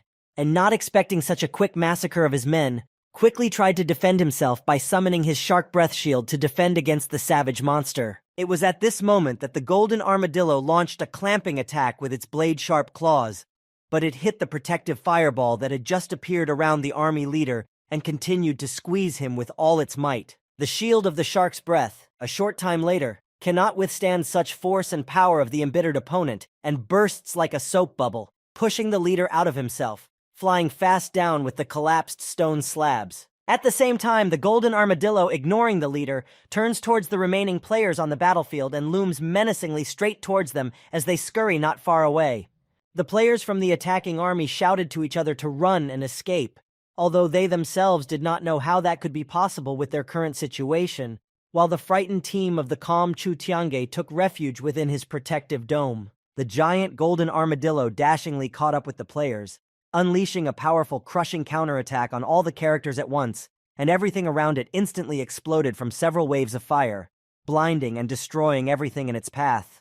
In the thick pall of smoke that dissipates after the explosion, a part of the young lord's protective dome, in which he and his buddies had taken shelter, begins to show up intact. Chu Tiange removes the protective field and steps out to face the evil monster, saying that to defeat the boss, immortal weapons are still not enough, and one must have something much stronger and cooler. The giant golden armadillo, having heard the insolent words of the player going to his certain death, stands up on its hind legs, and baring its fangs, growls menacingly, as if warning him of the coming attack. Chu Tiange is not so easily frightened, and he comes closer to the monster and triggers the change of his current appearance to the familiar appearance of the richest player Chu in front of the Zerg boss. The reincarnation starts from the bottom up, dressing the master in his former favorite armor, and is accompanied by a blinding golden glow with a bunch of small sparks. The last and final stage of the return of the young master's appearance is the return of his famous and universally recognizable face.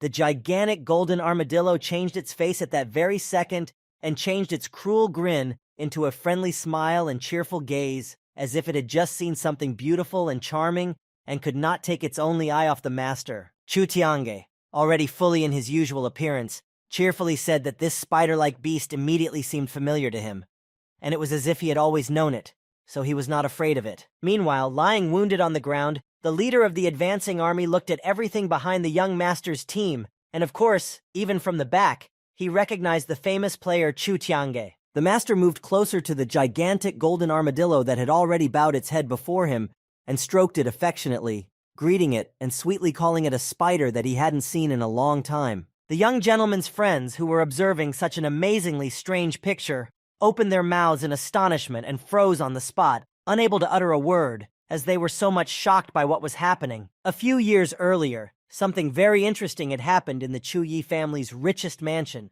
which was directly related to the current actions in the era today. On the marble table was a small, artificially created golden creature with many legs that looked like a spider, scorpion, and armadillo beetle at the same time. Little Mr. Chu sat in the chair in front of the table and spoke through a video call on the screen to his father, pointing at the creature and asking what it was in front of him. The father, working long and hard, informed the little son from the TV screen that it was the latest artificial intelligence as his new gift, and that he could even talk to it. The small artificial being spoke first, greeting the little master in a friendly manner and waiting for further instructions and orders from him. Little Chu Yi did not even hope for such a gift from his father, and assumed that he just wanted him to test it and give his opinion on the advantages and disadvantages of the device. The father realized that so simply smart son cannot bribe, and said directly that for his company is very important to calculate the balance of the benefit to the player, as it is an integral part of turning the game into a realistic world. The little gentleman just brushed it all off, saying that it was none of his business,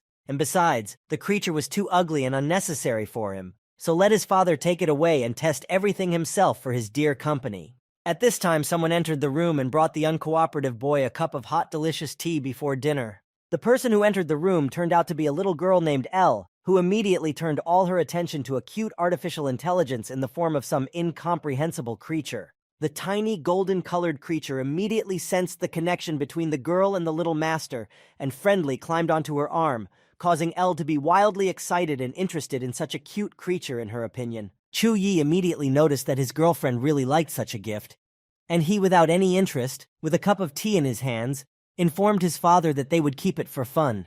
The father was very happy that at least someone managed to convince his son to keep the artificial intelligence, thus testing its abilities and skills in work, and he asked the little raccoon to take good care of him and, if possible, to communicate with him. The little raccoon immediately agreed and introduced herself to the creature by her family name El Xiao Tan, inquiring what she could call him, and heard back that the little master had not given him a name yet. The boy sat quietly in the chair, not knowing what name this gift deserved, and said that he was something like a spider, only small, so they would just call him Spider. The spider flirted merrily with the young master and giggled, no doubt recognizing him even after so many years, and Ella began to remember the familiar name and gazed intently at the giant golden armadillo. After a moment, the girl realized what spider she was talking about and waved her hands and shouted a nice greeting to him, still not believing her eyes in the truth of what was happening. Through the shroud of thick smoke, Ellie began to shout loudly to the spider about who she was and how happy she was to see him again,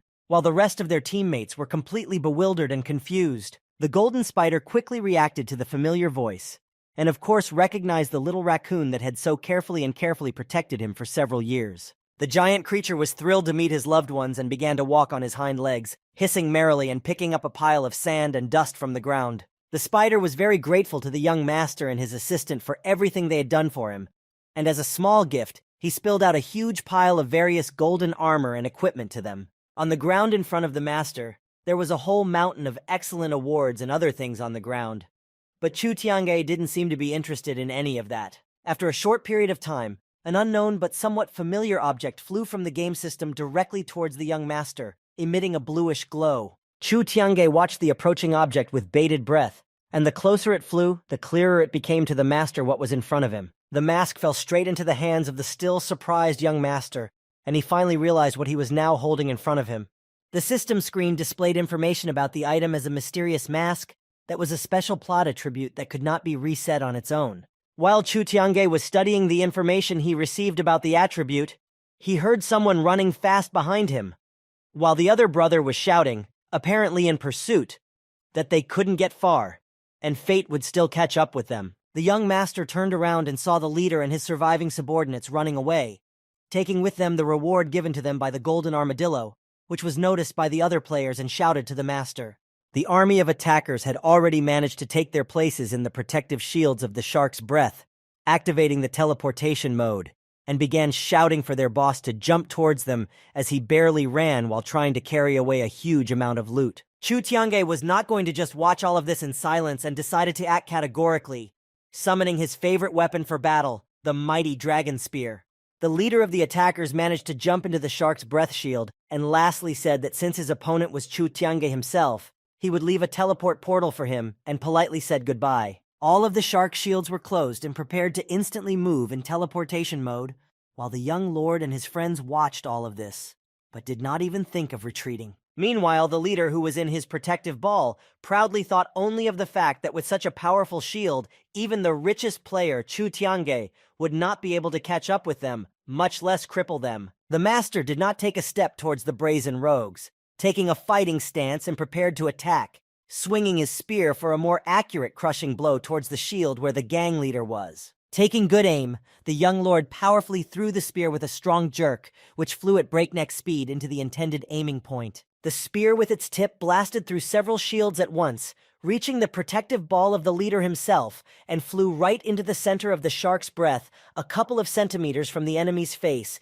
breaking the shield into small shards. The gang leader and his subordinates flew down, losing both their defenses and teleportation point at the same time. Furious that even at such a great distance, his shark's breath shield had been shattered by some Chu Tiange. A couple seconds later, the entire army of vile humans fell to the ground with a thunderous crash, raising dust, dirt, and chunks of earth into the air with a huge smoke screen around them. Some subordinates were lying unconscious, while some of them, partially injured but not completely destroyed, were slowly regaining consciousness along with the leader and trying to get back on their feet after such a crushing fall. Chu Tiange came closer to the head of the attacking gang, which no longer looked like a strong and brave. As before, the army and literally lay at the feet of the master and looked him directly in the eyes, full of regret for all that had been done. The young master, along with his friends, looked menacingly at the former leader of some now defunct army and scrutinized his facial expression, thinking over the fate of his enemy. The former leader, sitting on his knees in Chu Tiange's intimidating shadow, quickly realized his imminent fate and looked pleadingly at the master, begging for mercy and forgiveness. The young master didn't even blink an eye and threateningly commanded his old spider friend to get rid of the pesky trash as soon as possible. The giant golden armadillo immediately appeared and accepted his master's order, quickly activating the emergency garbage collection mode, taking on a sinister appearance and stepping on the terrified player. The spider opened its mouth wide with teeth as sharp as stakes and formed something like a sucking bottomless hole in the light of sparkling lightning. The former gang leader realized that this was the end and no one would save him, but he did not want to accept such a humiliating defeat and the coming terrible doom. The world announcement of the game congratulated all the players of Chu Tiange's team for completing the location Heavenly City Coup in just over 10 minutes. Waiting for them all this time on the greatest ship, Hitaru's buddies heard the announcements with the richest player's name, and were surprised that their boss and savior was actually Chu Tiange. On the Song Country's revival field, one after another travel tunnels with the players who had died earlier in Heavenly City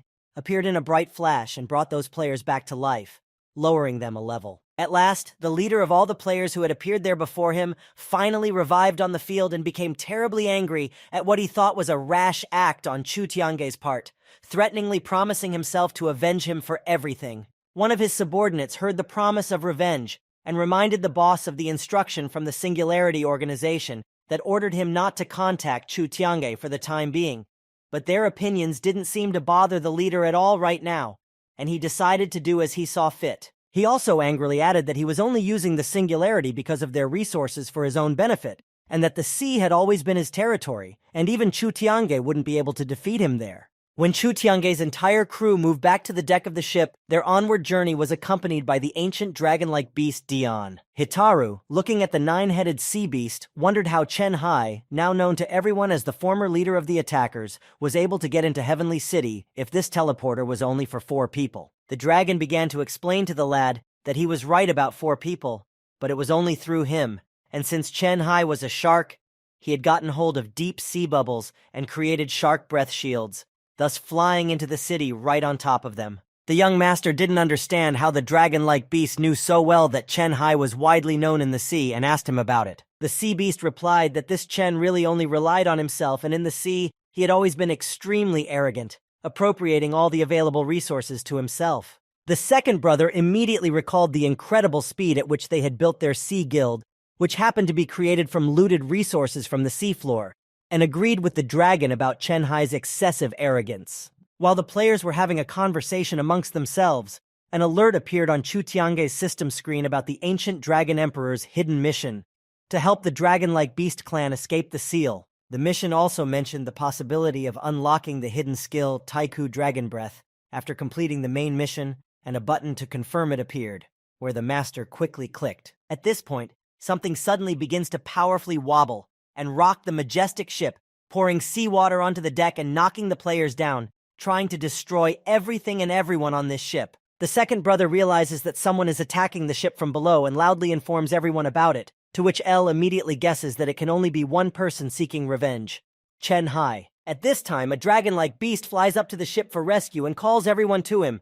and the young lord shouts to all his friends to get on top of Dion's head from the attack deck as soon as possible. Next comes the sharp, powerful crash of a huge sea wave against the bottom of the ship, plunging the whole vessel into the embrace of the water and making several long, decisive cracks in it at once. The greatest ship of Chu Tianjia cannot withstand such deep damage, and with a crack and rumble breaks into several parts, quickly becoming covered with water and going to the bottom. All the members of the young master's crew managed to comfortably settle on one of the heads of the ancient sea monster, and there, from a great height, regretfully watched the ship's speedy wreck, quickly floating away. Suddenly, someone's loud voice was heard from somewhere, shouting for them not to even think about saving themselves or trying to escape, and immediately ordered someone to throw huge steel chains on the dragon-like beast, which had already been thrown out of the water towards Dion. Chu Tiange, what everyone else on the sea beast's head, did not expect such a swift attack, and flew up from the powerful strike that came from the heavy chains that were thrown around the ancient dragon's neck for several turns.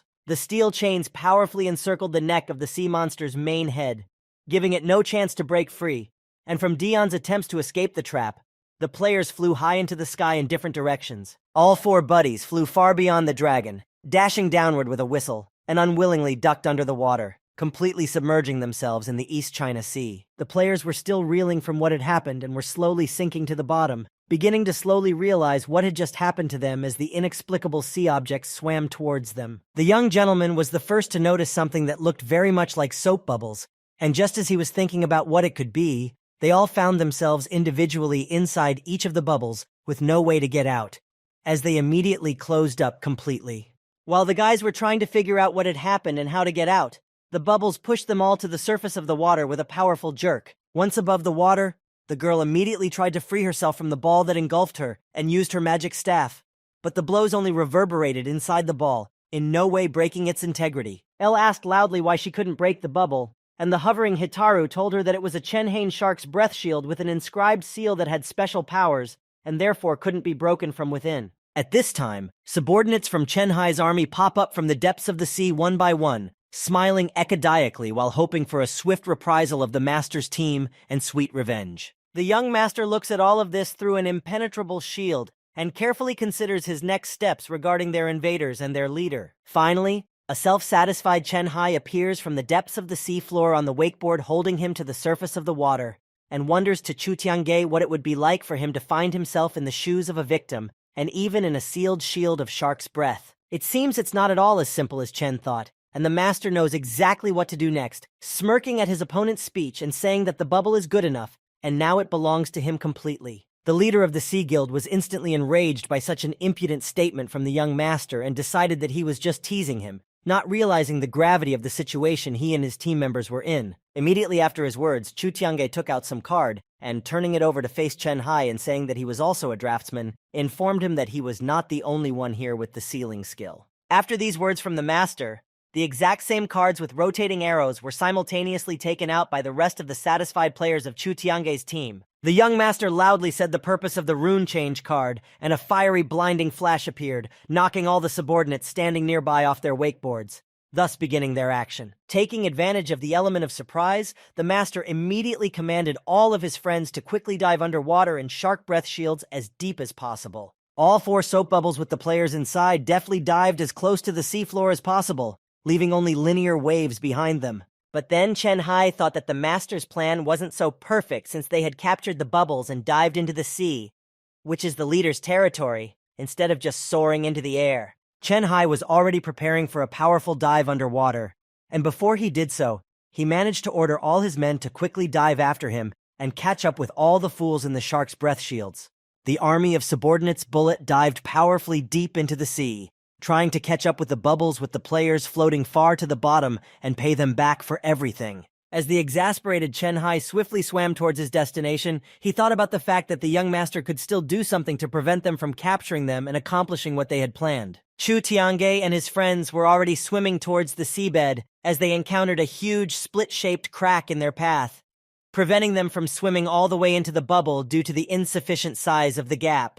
Chen Hai, although he saw the small size of the split, still visibly became anxious and nervous, assuming that nothing good would end if the master was already up to something. Swimming closer to the crack, the second brother asked the young master what they should do about it, as it was like a barrier blocking their further path to the seafloor. Chu Tiange did not take long to answer, and in the same instant, he shouted that they should smash this crack and deftly swung his spear to strike through the shield, piercing a huge hole in the crack. Chen Hai was once again wildly surprised and angry at the same time, for he had not even imagined that a master with just one strike would be able to blow up such a powerful barrier and get inside. The young master waited for the undermined barrier to fully open and boldly walked forward in a bubble through the underwater gorge, leading his buddies to the desired point. A satisfied Chu Tiange carried the sealed double Jupiter ring attribute to the desired point and carefully inserted it into the available notch on the pillar, telling his team that everything had finally gone splendidly and smoothly, and they were close to victory. After activating the sealed attribute, something akin to an earthquake began, rocking the seawater into foam and the players in shark's breath shields. A moment later, it was announced to the entire underwater gorge that Chen Hai's seal had finally been successfully released, and this meant that the players could escape the bubbles on their own whenever they wished. The young master was in no hurry to free himself from the shield, and was thinking about something before his thoughts were interrupted by his second brother loudly calling out his name. Chu Tiange plunged into a very recent memory from an hour ago when they were still in Heavenly City, after defeating the Sea Guild in the Zerg's lair and meeting the spider. After disembarking the ship briefly and walking through the city, the young master asked Hitaru what the bubbles were that Chen Hai had used in the lair for protection and teleportation. Hitaru began to explain to the master that these bubbles were used for battles in the water and were controlled by a sealed rune, also having the ability to sink underwater and soar high into the air. El was worried that the young master had something in mind and asked if he wanted to confront anyone, but the master only replied that he would not remain silent in case of an attack and should be ready for anything. After a while, he also added that he was not going to be the first to get involved in anything, but if things didn't go according to plan, they should have maps with them, which he immediately handed to each of his men. In the underwater gorge, the Chen Hai Sea Guild's armed army led by Chen Hai was already approaching the place with the players where the seal had been released. The young lord, with a smirk on his face, thanked Chen Hai for his shark breath shields, adding that without them, he and his team wouldn't have been able to descend so deep into the sea. The Sea Guild leader wasn't exactly sure of the master's next plan of action yet,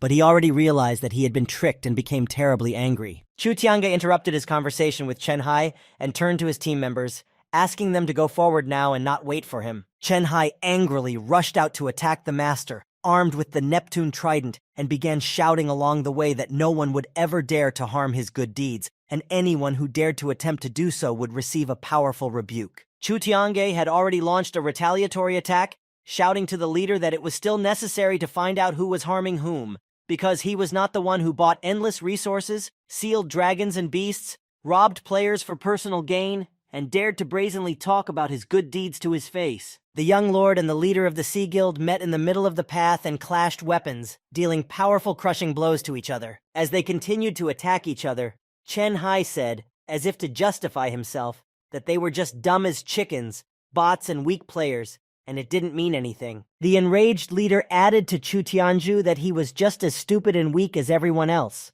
even if he was called a god, because the sea was not his territory, and he was doomed to fail here. He sharply pointed his Neptune trident straight at the master's face, hoping for a quick victory, but the latter deftly put up his spear as a defense and countered his opponent. Chen Hai decided to launch a nuclear fire attack using the magic ability of his trident as his next attack technique, but it was all in vain.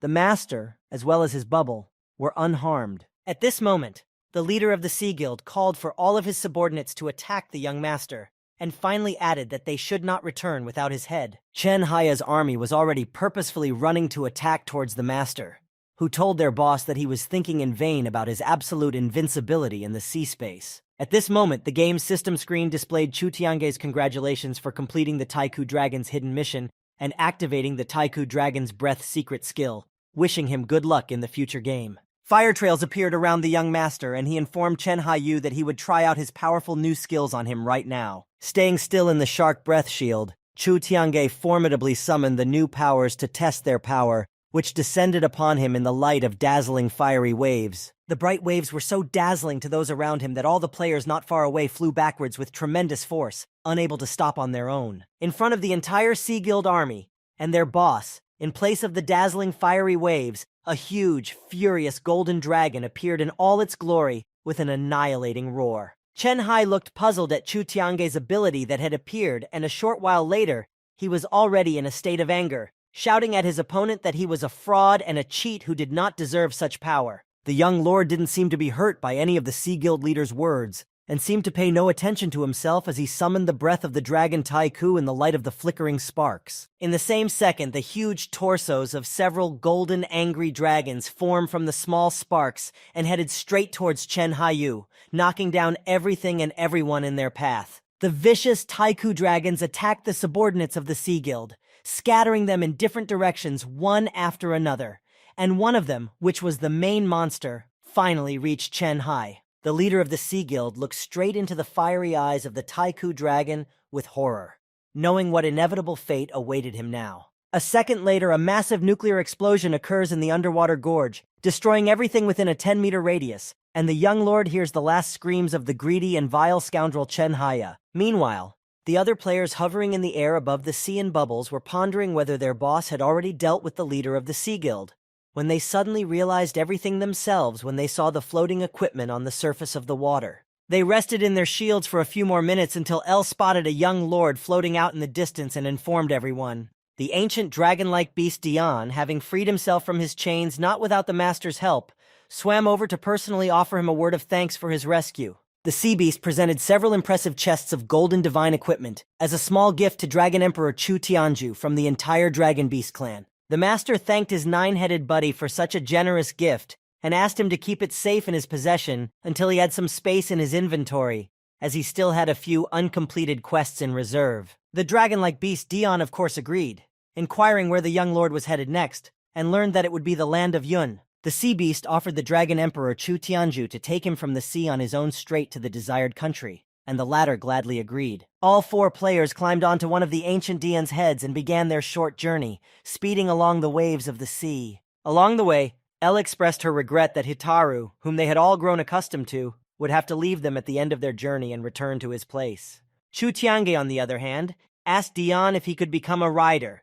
to which he heard in reply that although dragons could not leave the sea, they or their beast clan would always come to his aid at the call of a dragon bead, which satisfied the young master's curiosity. The master was pleased with himself and his bargain with Dion when Elle called out loudly that they could already see some coastline ahead of them. All the travelers riding the sea monster had arrived at the shores of the yet undiscovered country of Yang, which the dragon himself had informed them about. The players said a friendly goodbye to Hitaru and the dragon, thanking the latter for his help in traveling, and rode down to the shores of the new country, taking Ursh with them. The second brother noticed how the young lord, having opened the system screen, was quickly looking for someone or something with his gaze, and decided to ask why they had come here in the first place. Chu Tiange began to explain to his buddy that he didn't even need to look for anything here, as thanks to his Krypton and gold privileges, the friendliness of all NPCs was maximized for him. He also told him that there was a mythical merchant here that none of them had ever met before, and from whom they could purchase rather rare items at a very favorable price.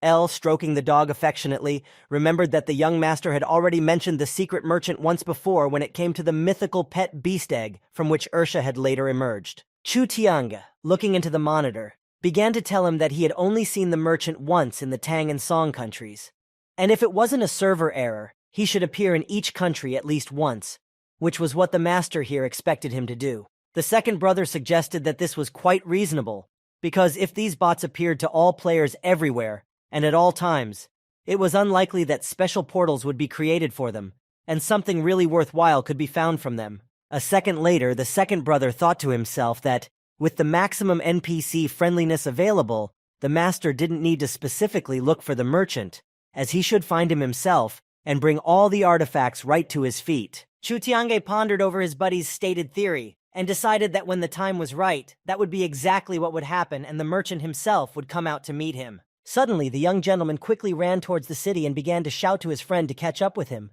to find someone in the street and ask if the secret merchant had not appeared here yet, and if anyone knew about his next appearance. Meanwhile, somewhere in the Tang country of Luoyang City in the Ghost Valley on the 45th level at the entrance to the dungeon, one of the bots was standing there thinking about something. Suddenly and very loudly, this bot sneezed, turning out to be the very mysterious merchant that the young lord was so desperately searching for earlier. The NPC sneezed a few more times in a row and thought that the server had a health damage function and he had caught a cold. The mythical merchant was about to enter the dungeon cave when a sharp cold breath and several magical vortices with a purple glow flew out from there. The merchant did not immediately understand what was happening and, paying attention to the colored swirls, began to guess that something terrible was about to emerge from the cave. The merchant decided not to test his fate, considering all his previous adventures, and ran away from the cave somewhere behind the trees. At the same moment, a creature with giant claws began to emerge from the dungeon cave, one of which stepped powerfully onto the ground,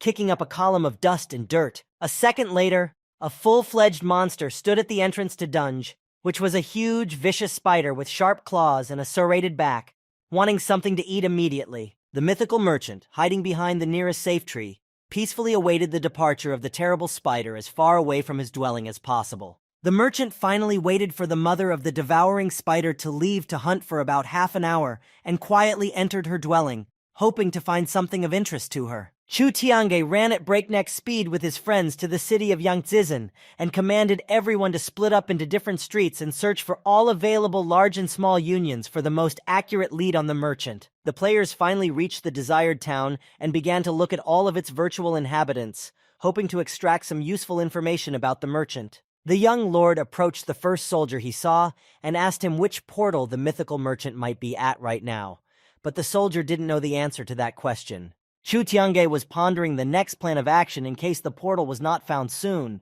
and he would not wait for his random discovery, he would act on his own. At the same moment, the young master heard the sound of the game's system notification about a new letter received on his personal mail. The master did not understand how he could get this letter, because he blocked all possible annoying friend requests and should not receive unknown messages. The letter contained a gift in the form of a flower, and a text that said that the sender hoped the master would accept the gift and would not make any attempts to unravel his identity, because when the time came, they would meet each other anyway. After carefully examining the flower, Chu Tiange quickly realized that it was a Qingfeng Ling, a very rare and valuable attribute, and was confused for a moment. The young master began to lose himself in speculation as to who this mysterious sender could be, and how he knew that he needed this flower right now, although he did not notice any hostility between the lines. Mentally, he began to berate himself for wanting to figure out the anonymous sender, and decided to just accept this generous gift, since this mysterious person didn't want to reveal the cards right now. On the outskirts of Yansizen City, a group of unknown subcategory warriors grabbed a girl and tried to force her to join their guild, to which the girl only waved away, saying that she was not a warrior at all. One of the players asked the frightened girl if she thought she was better than them, and the other player picked up the conversation and added with a chuckle that it wasn't hard to be a warrior. All you had to do was make a toast and drink good wine. Suddenly, the players heard someone's approaching footsteps behind their backs and turned sharply to the noise. Elle stood proudly in front of the crowd of characters with a magic staff and said with a serious look that they couldn't do what they were going to do, as each player was free to choose a guild to join. One of the guys entered the conversation with her, saying that she was apparently new, since she hadn't heard about the strength of their alliance, to which Elle replied with a chuckle that she was a complete ignoramus, since in this country dog training was called an entire alliance. The little raccoon really pissed off the gang with her words, and the guy who had spoken to her earlier changed his tone abruptly, telling her to be careful what she said if she didn't think it was a good idea to stand alone against an entire gang. The guys from the gang didn't wait long and went straight into an armed assault, running briskly towards the brave Ella. The little raccoon was not going to just stand there and used her magic staff on the players who were quickly running towards her. Before they even got halfway there, they had to fend off magical discharges of electric lightning that explode when they come in contact with something or someone. After reaching the brave girl, the guys try to fight back, but they do not succeed well, because Elle does not give them even a chance to attack, making powerful discharges of electrical energy one after another. Suddenly, one of the guys decided to step from the back and swung his mace, but luckily Elle was also very agile and dodged the blow in time.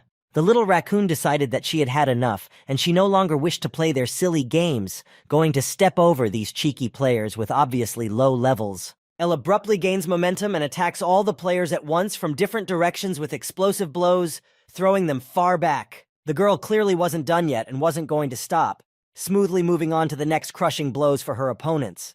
Elle, using her magic staff, shot a ball of lightning with a powerful, paralyzing effect at the players and blocked their ability to attack her. While the players were thrashing around in agony and wishing for the lightning discharge to stop, the girl calmly walked past them and reasoned about how nice it was to have a bonus skill to attack inferior players who would never match up to her. Elle walked over to the startled girl, who thanked her quietly a few times and told her to hurry up and get out of there while she dealt with them. While the girls were talking, the little raccoon heard the sound of an object flying towards them and quickly looked around, trying to find the source of the gunshot. At breakneck speed, an arrow with a sharp tip was flying straight towards the girls with a whistling sound, clearly not there by accident. Elle, having great experience and skill, shouted to the girl to lie down and deftly pushed her aside, protecting her from the arrow flying at them. The arrow crashed straight into the rocky cliff behind them at high speed, making a hole in it. The little raccoon was not confused and loudly asked who was hiding there in the darkness and shooting cold arrows without warning. An unknown voice from the gloom somewhere nearby answered loudly that it had definitely already hidden its destroying arrows and was waiting to meet such a nimble opponent. On one of the hills,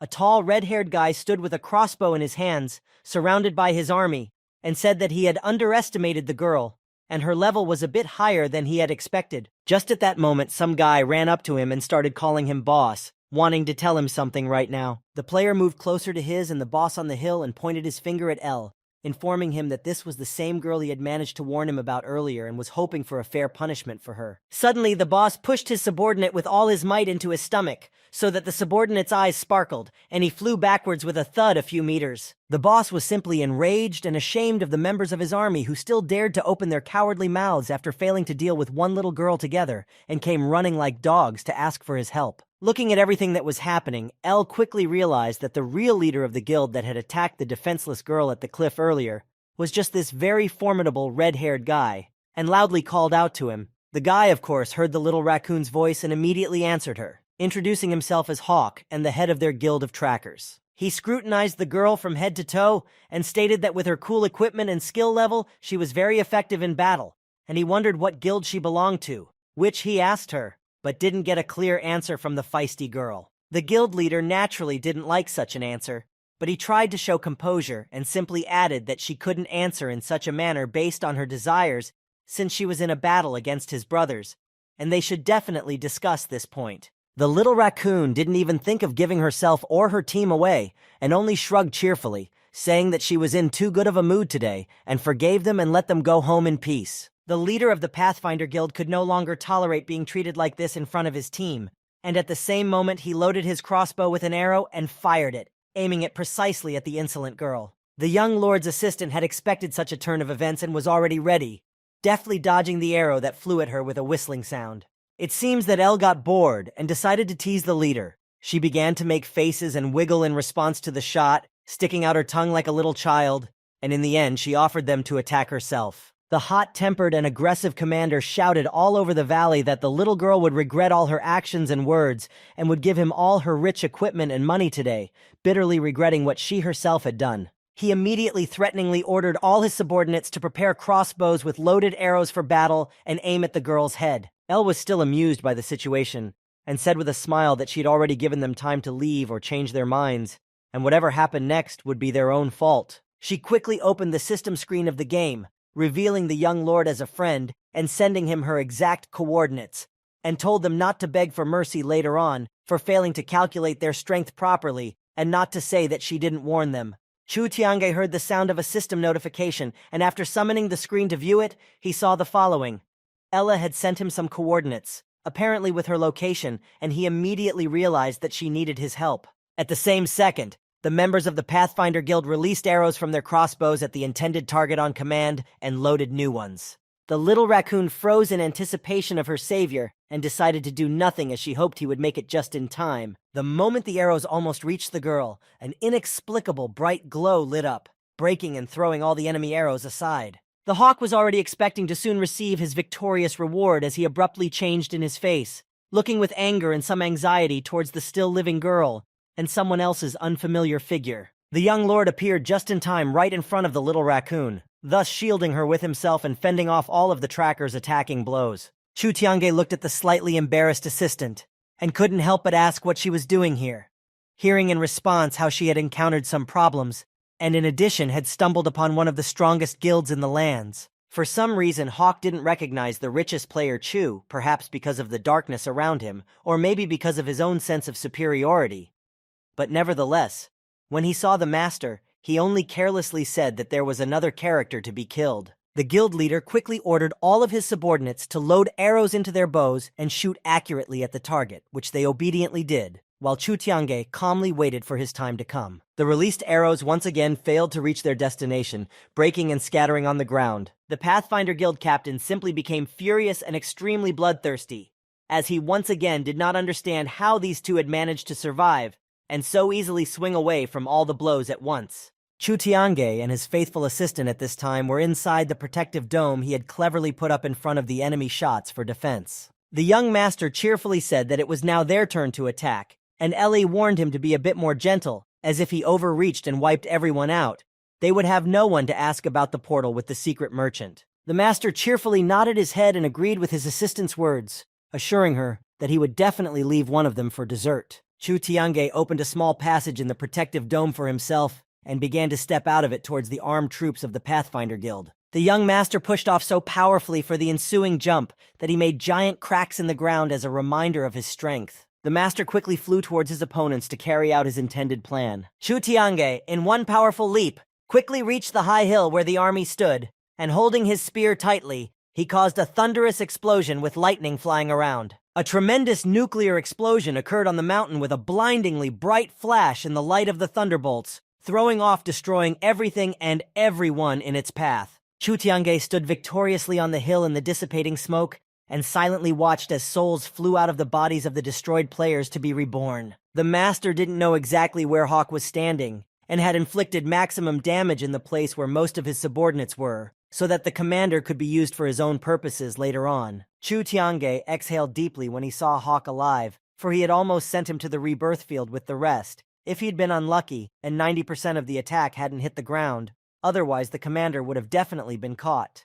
His buddies were already rushing towards the young lord, shaking the air and kicking up dust and dirt. The second brother began to ask the master what had happened here and if he needed their help, and he replied that he was just in time. Chu Tiange informed his friend that the person they were looking for, who was also the head of the toughest guild in the area, had surrendered, and the second brother began to shout to the hawk not to pretend and to get up, as they could see 10 more health on his vitals. The Pathfinder Guild leader stubbornly showed no signs of life and lay motionless, unwilling to make contact with anyone. Chu Tiange summoned his pet, and Ursha immediately rushed over to sniff Hawk, leaning against his face. The Pathfinder captain sensed the presence of some animal, and upon opening his eyes and seeing Ursha, he jumped up in a wild fright, jumping far back with loud screams. Chu Tiange's entire crew came closer to Hawk, who was lying on the ground with a menacing look, expecting him to give any explanation. The captain had no choice but to throw himself at the feet of the master and beg for forgiveness and mercy, while mentioning that he was killing monsters day and night for the sake of leveling up to break through to the top players. The young master got tired of listening to Hawk's silly whining, and ordered him to shut up and answer a few questions if he really wanted to stay alive and leave quietly. All battered and in tattered gear, the captain knew he had no choice and quickly agreed to all the terms, promising to tell everything he knew. The young gentleman asked Hawk if he knew where the secret merchant might be dwelling now, or where he intended to appear soon. Without waiting for an answer, Chu Tiange menacingly repeated the question again, and the captain quickly replied that he knew for sure, as his team had recently passed the dungeon and something else. The second brother could not stand it and intervened in the conversation, saying that they were not interested in the details of his team's adventures, and if he had something to say, let him stop being so intrusive and rather get to the point. Hawk began to tell them that there was too high a difficulty, and the maximum number of players allowed was 5, and that in order to go straight to the secret merchant, you had to complete a hell-level quest from the system. He also added that his team had been trying to do this for a whole week, but to no avail,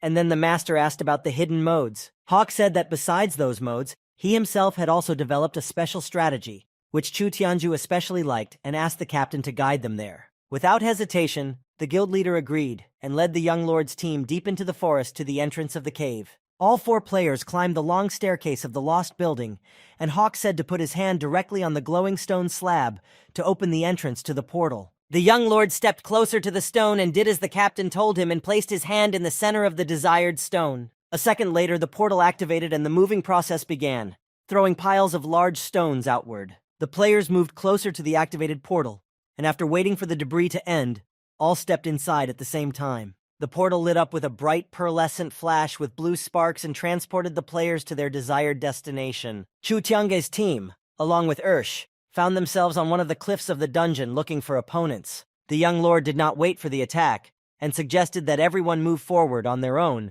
to search for the boss to destroy and complete the quest as quickly as possible. Hawk blocked everyone's way, saying that they should listen to him, as this side was the first level of the dungeon in the form of a swampy abyss, and added something about a hidden mode. What he clarified about the mode was that when they were in the first level of the dungeon, they wouldn't be able to destroy more than 3 monsters before defeating the boss. The second brother looked around and told the big brother that there was a huge monster not far away in the mountains. After carefully looking around in the immediate surroundings, he said that there were more than 100 monsters ambushed below them in the swampy thicket, but they didn't have much health, and so they would be very easy to finish them off. Hawk interrupted the second brother's observation and said that they didn't know the exact number and location of the monsters, and that as long as they were around, the creatures would chase them on their heels without stopping for anything. He also added that the monsters' attacks would only get better with time, and was about to start talking about his plan when he abruptly stopped talking. The Pathfinder Guild captain saw that Chu Tiange was no longer listening to him and was quickly heading somewhere, leaving behind a trail of fire and a sound characteristic of whistling. The young master powerfully pushed off from the edge of the cliff, and with sparkling speed, he took off in a leap to single-handedly attack the huge monster to kill. After reaching the required height, the master deftly swung his spear towards the enraged, multi-toothed monster for a powerful attack. Chu Tiange decided to use one of his favorite techniques, and with fury, he summoned a thunderous dragon blast. The terrifying monster was destroyed by the master's most powerful nuclear explosion, from afar resembling a volcanic eruption with raging lava. Hawk had not expected this level of ability from the master, and even fell to the ground in surprise, blinded by the bright flash from the explosion, fearing for his life. Having finished with the massacre, Chu Tiange immediately turned back to the players in light of the flying golden reward for another victory. He looked at the astonished Hawk and cheerfully said that they didn't need to go to such trouble here and collect extra rewards for small monsters, because the boss would have gone down in a second and they would have been able to move on. The second brother saw the overly surprised face of the Pathfinder captain and asked him not to be too impressed,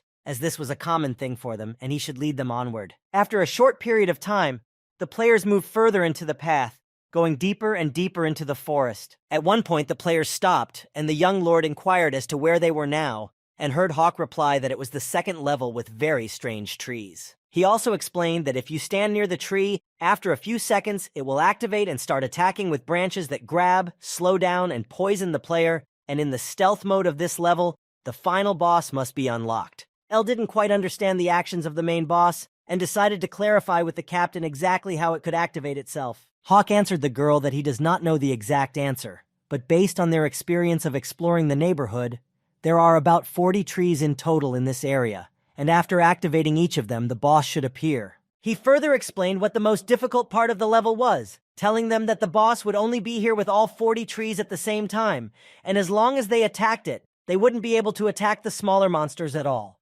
thus taking damage from both the boss and the smaller critters. The second brother concluded that the game developers had made this level a good design and an interesting idea that trained not only the brain, but also the way the team behaved in emergency situations. Chu Tiange looked at Ursh enigmatically and thought about the fact that it wasn't necessary to engage all the monsters in battle, but could just piss them off a bit. The master did not make any more guesses and plans and quickly commanded his pet to run forward to the monsters and piss them off a bit, which the obedient dog did, rushing forward with a vicious grin. Ursha chose a good trajectory for the run, as he attracted the attention of all the trees of the dungeon at the same time, and thus pissed them off, making his master's plan a reality. Meanwhile, somewhere in the distance, the menacing roar of the main boss of the second level had already been heard, who was viciously waiting for his time, emitting a poisonous green light from his bloodthirsty eyes. Ursha bravely continued his provocative run between the vicious trees, forcing the smaller monsters to activate and apply their powers to literally nowhere. The second brother figured out the master's plan, and said that it was quite amusing, because the trees only had melee attacks, and as long as there were fighters with taunting aids, the trees simply wouldn't be able to catch them due to their excessive slowness. The young master, as if agreeing with this judgment, says that his pet is doing just that for them. Chu Tiange also explained that there should always be a helper nearby on the battlefield, as he would help recover by distracting the opponents. And in a team, the helper should have very cool skills and be fully pumped up to be able to protect everyone at once. While they were walking and chatting carefree, a vicious tree monster with huge claws appeared in their way, which was the main boss of the second level. The tree boss opened its mouth wide and roared loudly, releasing vapors of poison from its poisonous green eyes, and was large enough in size to inspire wild fear in the other players, but not the young master's team. The hawk, certainly unaccustomed to such a sight, was simply terrified with paralyzing fear from such a sight and could not even utter a word. Chu Tiange, having quickly thought of a plan to destroy it, moved forward and shouted to his friends to stop looking at the monster and rather catch up with it in an attack. The tree monster was bombarded on all sides by crushing attacks from each of the players with thunderbolts and blasts. Little Raccoon used the magic staff with its crashing lightning bolts to attack and caused a mad crackle of fire. The second brother called forth a wild earthquake wave to attack with incredible force, striking the ground and leaving a huge trail of fire on the ground. Chu Tiange, in the light of the paralyzing discharges, came closest to the monster and decided to destroy it with his most powerful Azure Dragon Split. The main boss was engulfed in a thunderous blaze of lightning and sparks flying in all directions and devouring every tree branch, causing irreparable damage. A second later, the fire elemental completely engulfed the tree monster, producing the greatest atomic explosion, leaving it with no chance of escape. Hawk, his eyes wide open, watched with bated breath and stood just where the mountains of golden rewards for defeating the main boss were whistling. The captain of the trackers could not understand how the young gentleman managed to pass the second level in just a couple of minutes, while other players could not do it for weeks. Hawk couldn't resist asking the divine and majestic master to give his name and tell him which powerful guild he was fighting in, which seemed to surprise Chu Tiange a bit, as his account ID was usually visible to everyone. The second brother speculated that the player's information might be incomplete due to their illegal entry into the country, as a similar thing had happened before in Song Country, where some people also didn't see the young lord's ID. Chu Tiange was even happy about this mechanism of the game, because if they went somewhere in the future, he wouldn't even have to hide his true identity using a left account. The second brother clarified to the master that if he really wanted to completely hide his identity, he should change his costume, because Era assumes the presence of two costumes in the system, with their change at any time convenient for the player. He went on to say that the master already has his current outfit, but there are also materials available that can be used to make another secret costume consisting of a mask and cloak. For example, since even if players can't see his account ID, they can recognize it. The second brother reminded the young master of his photos plastered all over the game's forum, and the master smugly decided that the latter was rebuking him for his excessive beauty and popularity. Chu Tiange told his friend that he was already thinking of obtaining more cool materials, such as a mask and cloak for the secret costume, although the game had already saved him a lot of trouble with its mechanism. Hawk listened attentively to their conversation and began to recall something from the numerous mentions of the same player on the game forum. And then it dawned on him. In front of him stands none other than the god Chu Tiange. He loudly shouted the name of the young lord, which immediately attracted the attention of the surprised players, who stopped the conversation because of this. Chu Tiange, sighing deeply, said as if regretfully that he would still be recognized sooner or later no matter where he was. Hawk broke his head, rushing towards the slightly distracted master at breakneck speed, and shouting out how infinitely glad he was to finally meet Boss Chu himself. The second brother wasn't going to so easily forget everything that this Pathfinder captain had accomplished before their meeting, and immediately retaliated against the arrogant fellow. At the moment when the hawk almost reached the master, the second brother put his foot aside, thus hitting him directly in the stomach and pushing him far back. The second brother approached the hawk with a menacing look and asked him why he was trying to get closer to Chu Tiange's team when he had recently bullied the little raccoon and still hadn't even apologized for it. The captain rushed to bow and shout for forgiveness, to which Ella said that he would not apologize and would no longer dare to forcefully and violently force anyone to join his guild, as it was the free choice of each player. The captain quickly started to turn the tables on himself and said that it was a rash decision by his guys. He had nothing to do with it and would never let it happen again. The master immediately said that he would definitely teach good manners and discipline to his guild and the others in the future, and also pointed out that judging by his explanation of the levels, he was also a big fan of playing. The young lord, pointing at all the gold equipment lying around, told the commander that they had come here thanks to his help, and so on the way back he should remember to pick up all the bounty, as it now belonged to him. The Pathfinder Guild leader looked at all the gold lying around in amazement and wild delight, unable to believe that it would all belong to him alone. Chu Tiange added that their inventories were already overflowing, and all of this equipment was below level 20, which was not suitable for them. So let him boldly take it all for himself and his guild. Hawk ran out to meet the master with open arms and shouted words of endless gratitude with other honors along the way. The second he had already reached the young master, the second brother once again put his foot out sharply to the side, pushing the hawk far back once again. He didn't like this flattering behavior from the captain and rudely told him to stop talking nonsense and hurry up and lead them to the last level, as they really didn't have much time for all of this. After a bit of breathing, the leader of the Pathfinders informed the god Chu that actually none of them still knew exactly what the last level of the dungeon was, much to the master's surprise. Hawk began to tell that, regarding the exploration of the surroundings, they were still crossing the river on the rocks, making their way to the right palace, which they had seen earlier at the very beginning of the dungeon. After opening the map, he went on to say that they had been sneaking or resisting bosses in the levels before to buy time for the others, and that they had explored the entire area of the dungeon, and that abandoned palace was the location of the final boss. He started to say that they had been there, but abruptly stopped talking, and Elle menacingly asked if she allowed him to stop halfway through the story, and immediately added that if he were writing comics, he would blow his readers away with his intrigue. Hawk tried to quickly calm the little raccoon down by saying that he didn't really know the details himself, and suggested that they'd better take a look for themselves first. The whole team returned to the dilapidated and abandoned palace, which the buddies had already met at the very beginning of the dungeon. The gray and unremarkable palace from the outside, inside was like the richest house of a famous family, which greatly impressed all the players who entered it. The inside of the spacious palace was too chic and grand, from the golden windows and shutters to the high ceilings with patterns and painted walls. The palace also had many columns and colorful canvases, and the second brother, after looking at everything carefully, came closer to one of the patterned walls and asked what it was. The captain of the Pathfinders approached him and replied that this was exactly what he had been telling them about, how everything here was very strange. He began to remember how he had been here with his subordinates before, and tried to destroy the palace and destroy the patterns on the walls, attacking with all the items and skills available.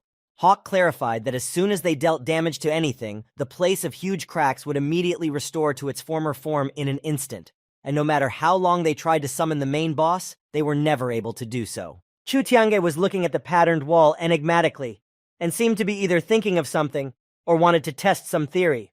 The young master dashingly dashed backwards, leaving his buddies behind, and Ursha ran after him as well. The second brother, noticing this and the sly smile on the boss's face, ran after him along with the others, thinking that he had definitely already thought of something. Chu Tiange ran over to another painted wall and began to gaze at the symbols on it, making the suggestion that it could very well be some kind of message. After thinking for a bit, the young lord also had an option that all these symbols were not just a pattern, but a secret cipher. The players decided to deal with all this later, and left the palace to the place where the rewards lay, so that the leader could take what he needed, and after waiting for him to finish collecting the gold and words of endless gratitude, the team said goodbye to Hawk. The second brother suggested that the boss go to the King country to fetch the Qingfeng Ling flower, as they already knew where the secret merchant was now, and how he would be traveling in the future. The young master brushed off the idea and told his friend that he had Qingfeng Ling long ago and there was no need for it. The master added that no one should be surprised by the fact that a guy he didn't know sent the necessary attribute by anonymous mail, and since he was already so generous and didn't ask for anything in return, he just accepted such a gift. The buddies thought about it, and the master asked them not to get loaded about it, and just leave it as it was, and go back to the guild. But Ella didn't understand why someone would just send high-level material to a young master. The whole team was heading back up to the palace to exit the dungeon through the stone and then cross the sea by ship to their city of Channon. The second brother stayed in the sea harbor at the dock to sail to Song Country to make his guild stronger and bigger and not to embarrass the young master. The master didn't doubt him in the slightest and wished him to work hard in farewell, after which he traveled with his assistant to the Dragon Emperor's palace. In the palace, they were greeted by an army of subordinates in a friendly manner, talking about how much they missed them, led by the third brother who already had a very cool equipment, and it was noticed by the boss. Chu Tiange cheerfully greeted everyone and said that everyone was excited lately, and he would not leave for a few days, and would stay with them to pump up the guild level. Just like that, the master enthusiastically suggested to all the players to make their Dragon Emperor Palace the strongest guild in the entire era. The army of subordinates of course approved and supported such a decision by God Chu, and cheerfully applauded and cheered. The third brother happily informed the young master that while he was away,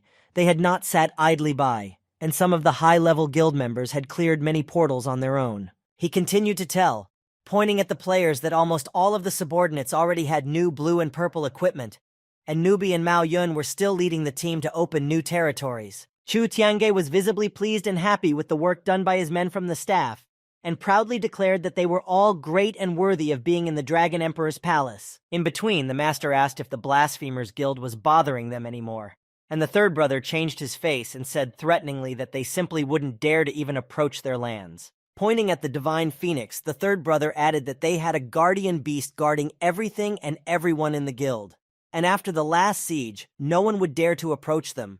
Plus, there was still a fee at the entrance to them, which replenished the ranks of their stock. The young lord was satisfied with everything he heard, and headed away on his own, saying that he still had something else to do. Chu Tiange once again headed to the already familiar guild of armorers in their city. The master found the armorer and handed him all the necessary upgrade materials he had asked him to get to improve the appearance. And the man was delighted by what he saw, as he had never held such precious items in his hands before. Finally, Chu Tiange asked if the armorer would now be able to help him enhance the immortal's appearance, and the latter asked him to wait a bit, as he simply had to take a photo and post such rare materials. The armorer proudly stated that the guys from other countries would envy him and take cues waiting for months just to come and at least touch these sublime materials. The master somehow hesitated at the worker's words, and asked him to remember to be sure to add him the most improved equipment possible. Chu Tiange thought that it would be a good idea to say hello to other NPCs he hadn't met yet, or national-level NPCs in general, with the hope that they would be interested in him, and he would ask them for battle efficiency improvements. An elder from the appraisal guild sneered right at his own lecture and was awkwardly embarrassed, as he had acquired the honorable status of national capital appraiser after meeting Chu Tiange. The armorer quickly took the young lord's previous equipment and ran to the main hall, saying as he went that after loading his uniform, he would definitely start improving his efficiency in battle. He brought the gear along with the precious materials and piled everything on the table for further fabrication of the immortal form, swinging the sledgehammer with a pleasant sense of might. For faster and better work, a few more workers came running to his aid, and together with him, they furiously hammered out improvements for Chu Tiange's armor. Finally, the squire mercilessly swung his sledgehammer one last time and struck the table with a mighty blow, releasing sparks under the tools. All of the workers standing nearby had to retreat a few steps on opposite sides of the manufacturing area as a blinding pillar of fire soared towards the ceiling, The stream of light was so powerful that it pierced through the building and rose high into the sky, becoming visible to the entire city. The young lord himself had not expected such power from the work he had done, and was also slightly shocked and delighted at the same time. In the end, the most difficult work was completed, and before the master appeared completely updated and improved immortal equipment, surrounded by divine glow and golden lightning. Chu Tiange, as well as everyone else, looked at the new armor with bated breath, and the squire shouted to the master to hurry up and try it out and share his feelings. The young lord did not have to be begged for long, and he immediately gestured for the updated armor to be brought back to its former owner, that is, to himself. The immortal equipment instantly moved and flew towards the waiting Chu Tiange, emitting a bluish luster. The young master adopted a comfortable stance so that the suit could easily sit on him on its own. Vesting began simultaneously with all parts of the body and armor, and after a short period of time, the master was fully dressed in the new uniform. Chu Tiange stood majestically and menacingly in a completely unique immortal outfit with discharges of paralyzing lightning. The master was crazy about the resulting result of the armorer's work, and examined his armor with admiration, saying that he only regretted that there were no available enchantments in this set of equipment of his. The armorer saw the young lord's satisfied face anyway, and responded to his regret by saying that it was all good anyway, as he would be the strongest player of the era to come out of it. The world announcement announced that the battle efficiency table of all era's districts had been updated, and the first place honored was occupied by the Dark Sky player, while the second place belonged to Chu Tianju, with a mark of 500 points less than that player. The players who heard the announcement were divided into two camps. One was outraged by God Chu's huge number of points, while the other was surprised that it wasn't Tian's who was ranked first. The young master himself opened the system window of the game and looked at the table in amazement, just like many, not realizing who could have more power than him. The master remembered that the leaderboard had a search function and began to remember the name of the first place player so he could type it into the search box and look it up. The young master quickly typed in a query with the name Dark Sky and clicked the search icon, languidly waiting for a result, but the search was unsuccessful and yielded nothing. Chu Tiange looked at the system screen and became terribly angry after learning that he was unable to find out anything about his main competitor. He seriously pondered over who this mysterious Dark Sky player might actually be. The master was strolling through his guild when the third brother caught up with him and started to talk about something. But he interrupted him, saying that he already knew everything and had tried to find some information about this player, but could not. The third brother became indignant and swore loudly, because how could it be possible that someone could be above his boss?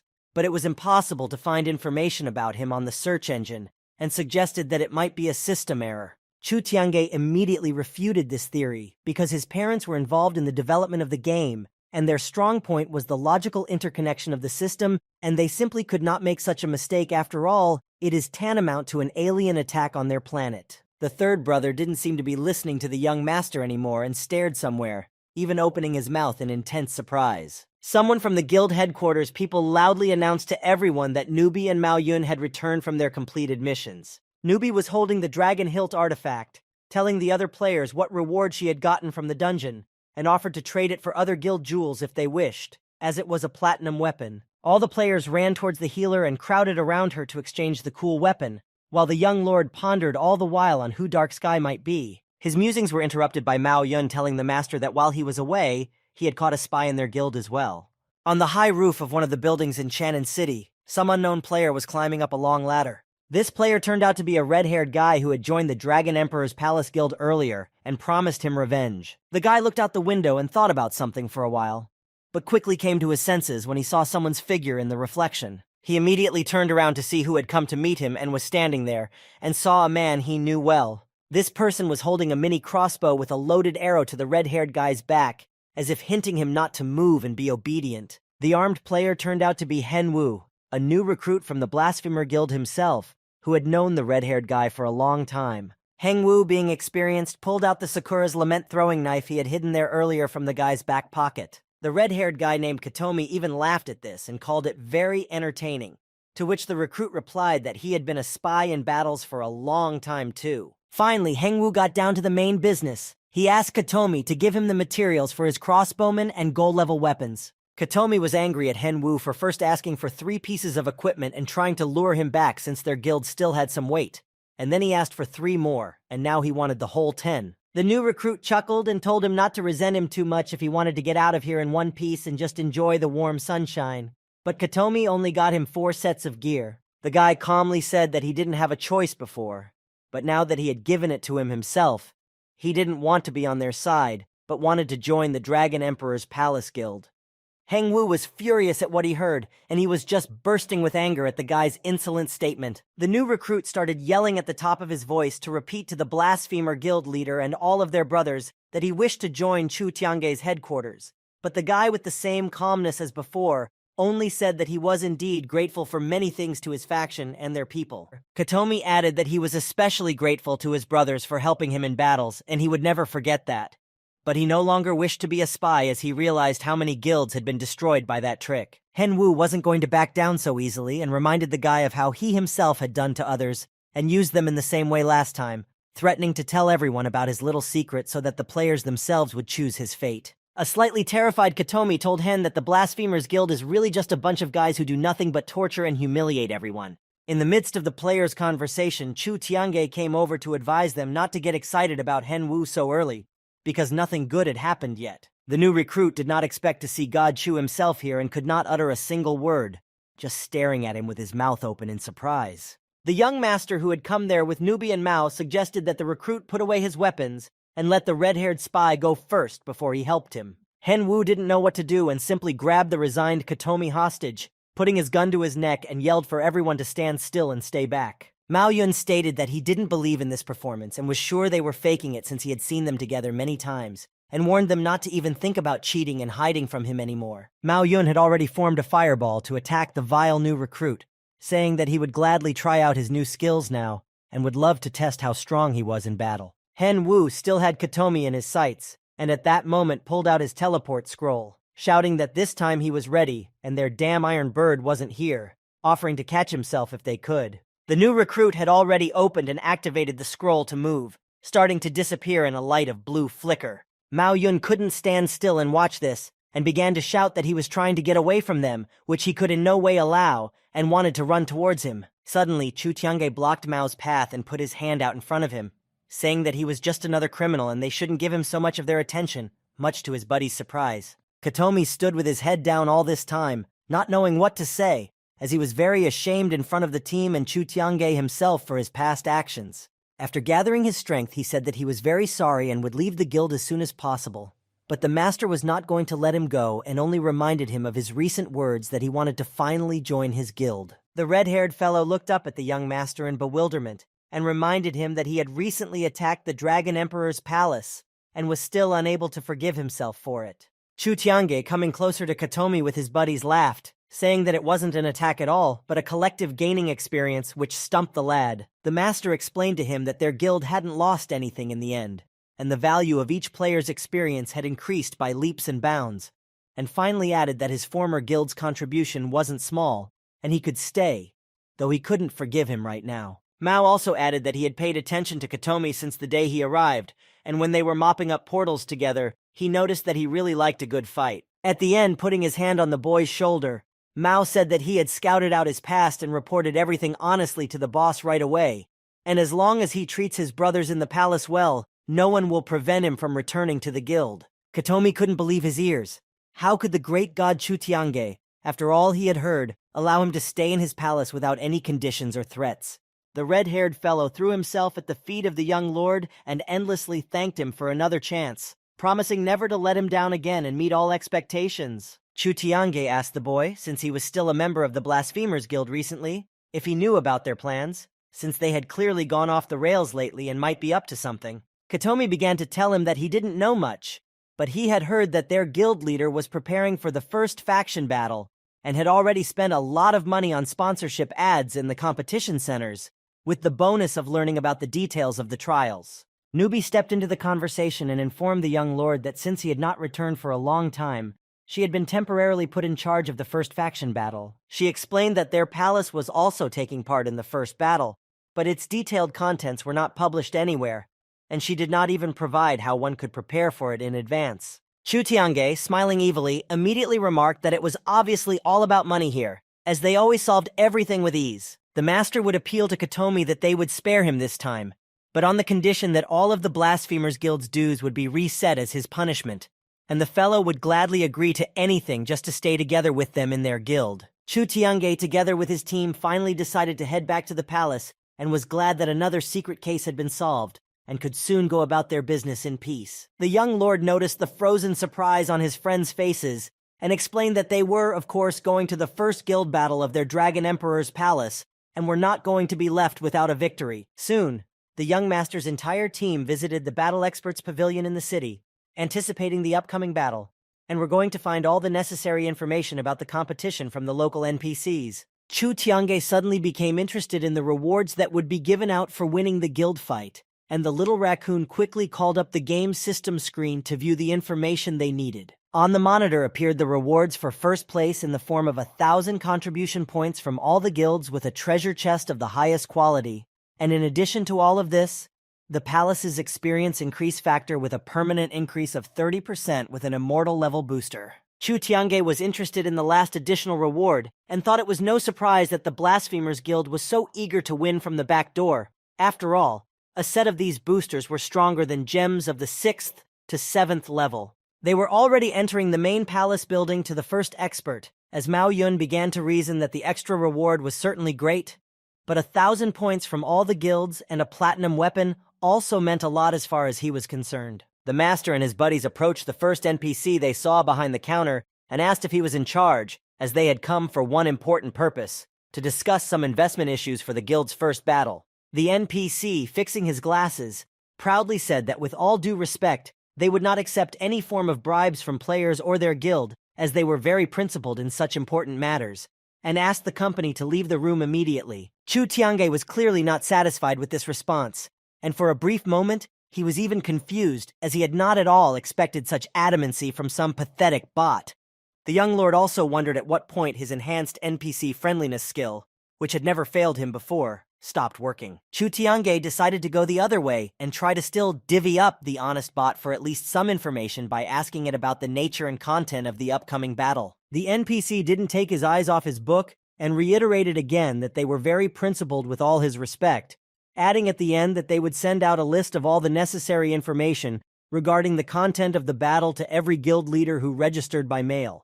Feeling the heavy gaze of the unsleeping master, the NPC, sighing deeply, reiterated once more that all the necessary information would be sent to the mail, and the other contents were temporarily off limits. Even Mao Yun couldn't stand it anymore, and couldn't tolerate this incorruptible and decent bot anymore, and started shouting at him to give out all the necessary information as soon as possible if he still didn't realize who was in front of him.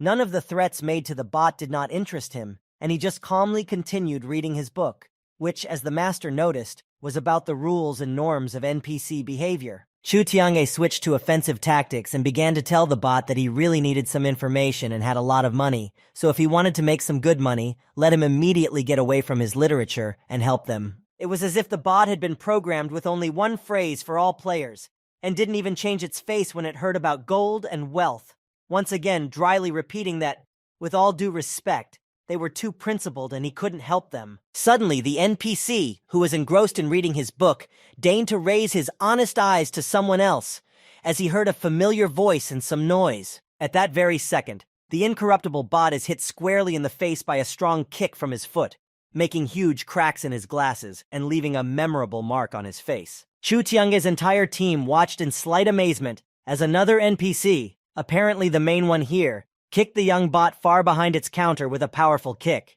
The main was just furious and shouted angry insults at the young bot, who only knows how to read official literature for days instead of learning real abilities, and almost missed a serious task while he was away for 1 minute.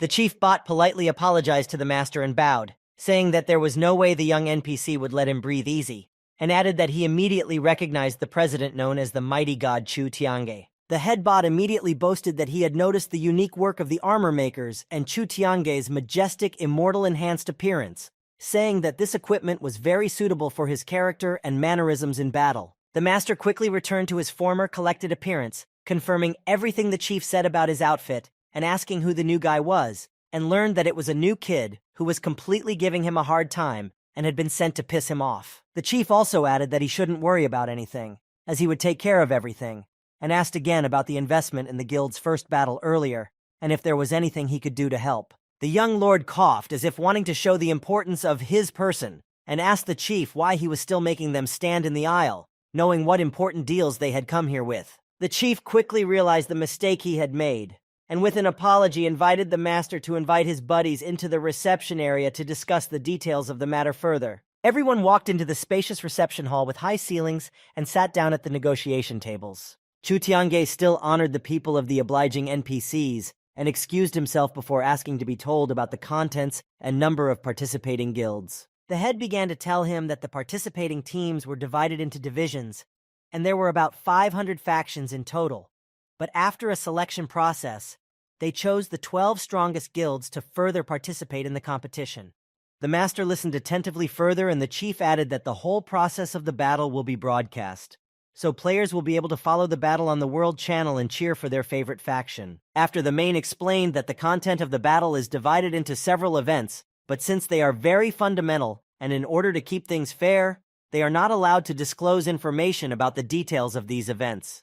Suddenly, at this moment, a bag full of gold coins fell onto the table in front of the chief with a clinking sound. The chief couldn't contain his surprise and kept his eyes on the precious bag of riches, while the young gentleman asked him with a menacing tone to repeat something about their integrity. Greed and avarice clouded the foolish bot's mind, and with gold instead of a brain, he quickly shifted and inquired about the details President Chu Tiange was interested in. The master thought about what question was best to ask the self-serving bot to surely find out all the answers to his questions, and decided to start with the main one, asking how one should fight in this first battle of the guilds. The master began to tell him that because of the decision in the direction of views and fairness, most guild matches were decided to be held by other means than fighting, which surprised the young master very much, who did not understand how a guild battle could be held without fighting at all. The master wondered what then was the point of a battle at all if it did not contain combat, and the chief only quietly replied that most felt that it would not appeal to the spectators. In front of the main bot's eyes,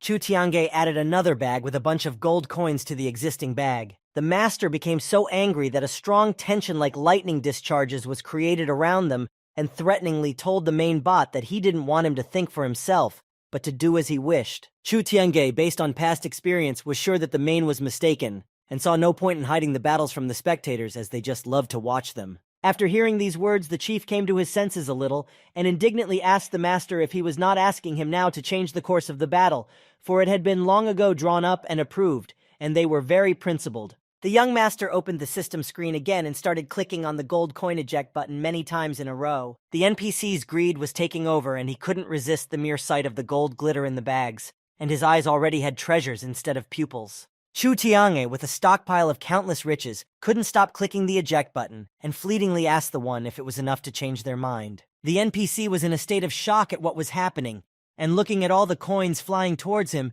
could only shout out that it was enough. The chief greedily picked up all the gold and literally hugged himself with the filled bags, informing the master that he had realized everything, and the spectators really enjoyed watching the battles more than anything else. He told Chu Tianju with a satisfied look, telling the president not to worry about anything, as he would promptly discuss the schedule change with the other organizers, and it would satisfy both him and the spectators. The young gentleman got his way, as always, and informed his buddies that it was very late, and they should get out of here as soon as possible. Lastly, Chu Tiange cheerfully asked the chief to organize an advertisement for his Emperor Guild, and specified that he needed the most prominent place there. Having filled his pockets full of gold, the NPC had already agreed to everything, and so he happily informed the masterbot not to worry, as he would guarantee to do everything in the best way possible.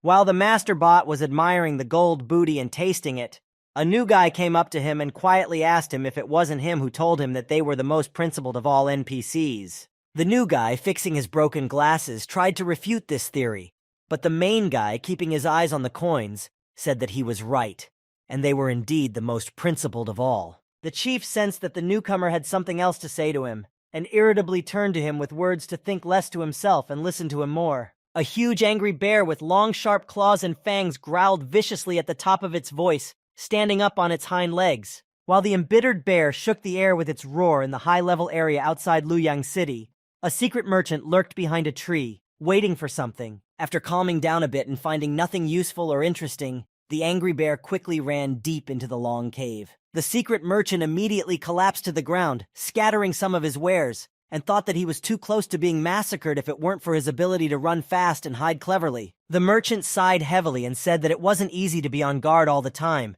and that if that big dumb bear hadn't woken up and caught him off guard, he would have had time to steal the cub's eggs as well, not to mention the chance to get millions for them. The secret merchant quickly gathered his thoughts and opened the navigation map to view the next location with possible lucrative finds for him. Suddenly, the ground beneath his feet shook violently along with him, and he heard strange sounds and rumbling. The mystery merchant became very frightened as he thought that a big dumb bear had spotted him and had gone back. The merchant quickly closed the navigational map and hid behind the nearest tree, peering intently into the cave, from which thick black smoke billowed. The merchant didn't fully understand or realize what he was seeing through the shroud of smoke, but he seriously wondered what was in front of his eyes. A worried assistant came running to the young gentleman with the news, and opening a news forum on the screen, asked him to look into the monitor sooner rather than later. The site was discussing the latest news about a certain Dark Sky player, and wrote that Chu Tiange was not such a god since he did not occupy the first place in the rankings, and that they should definitely fight and put an end to this matter. Master was a little upset that even players unknown to him were writing all sorts of nonsense that they could think of, and the rankings meant absolutely nothing, because if they met this Dark Sky, he would definitely be nailed to the ground immediately. Chu Tiange left the game for a while and walked out of the game pod, where Elle was already waiting for him with a delicious cake, offering him a taste of it, to which the young lord only waved it away and asked him to leave it on the table and help him contact Uncle Yin Li to discuss some matters. The little raccoon saw the worried and even a bit embittered expression on the master's face, and was lost in speculation as to what had happened to him and why she was so frightened by his current state. Elle quickly contacted the butler, and he arrived at the young master's office, wondering what had happened and what he could do for her while he was looking at something on his tablet. Chu Tiange asked the butler if he had already heard about today's incident, to which Yin Li replied by asking if he was referring to the Dark Sky player with a number of battle power points higher than him. Master nodded at his uncle's question and said that they had already counted all the players with the highest number of donations, the number being 80 million, but even so, no one could overtake him, especially since he himself had invested a lot of money into pumping up his combat efficiency. Chu Tiange was still surprised along with his uncle on one point. The provided possible experience gained with money in the game was also limited, not to mention that he had met the mysterious merchant twice. The butler continued to speculate that this player's ID was not in the top, and perhaps he was just like his young master hiding his identity with something. And he also remembered that there were many workarounds in Era, and until he wanted to, he would remain hidden from everyone. The young lord finally realized and even became seriously interested in the fact that the Dark Sky player was deliberately hiding his true identity from everyone, and they would not be able to trace him in any way for the time being. After pondering for a bit, Chu Tiange asked the butler what else he could suggest or say about it.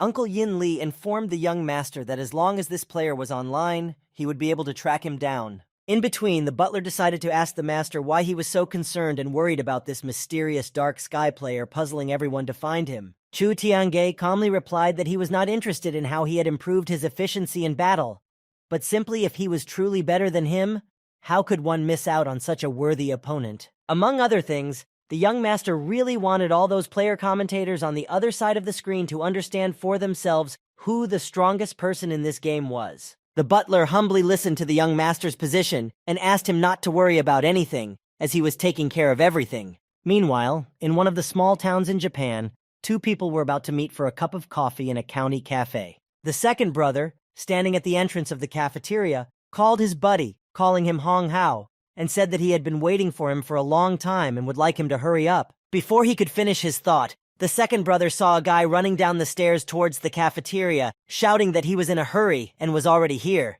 Hong Hao approached the second brother apologizing for being late, and explained that he was delayed by some things unrelated to the game. The guy began to tell him that he hadn't played ERU since their guild broke up, and besides, the company at work had been loaded with things lately, so he was very busy. The second brother invited his buddy to a table and a waiter approached them to see if they were ready to order already, to which the guys took turns naming the hot drinks they would be drinking. He started to tell Han Hoa that he could forget about their guild, and that it was all in the past as this time was long forgotten. The second brother tried to pull his friend back into the era, and went on to say that after their guild broke up, he had joined another in the Song country, and it was now just about one of the first and strongest guilds in the entire era. Hong Hao focusedly replied that he had no time to play games now, as he was fully loaded at work, as he had said earlier. The guy quickly suggested changing the topic and wanted to know the gist of their conversation since he had called him just today to urgently meet and discuss something important. The other brother began to show a photo of wall frescoes from a palace on the screen of his phone,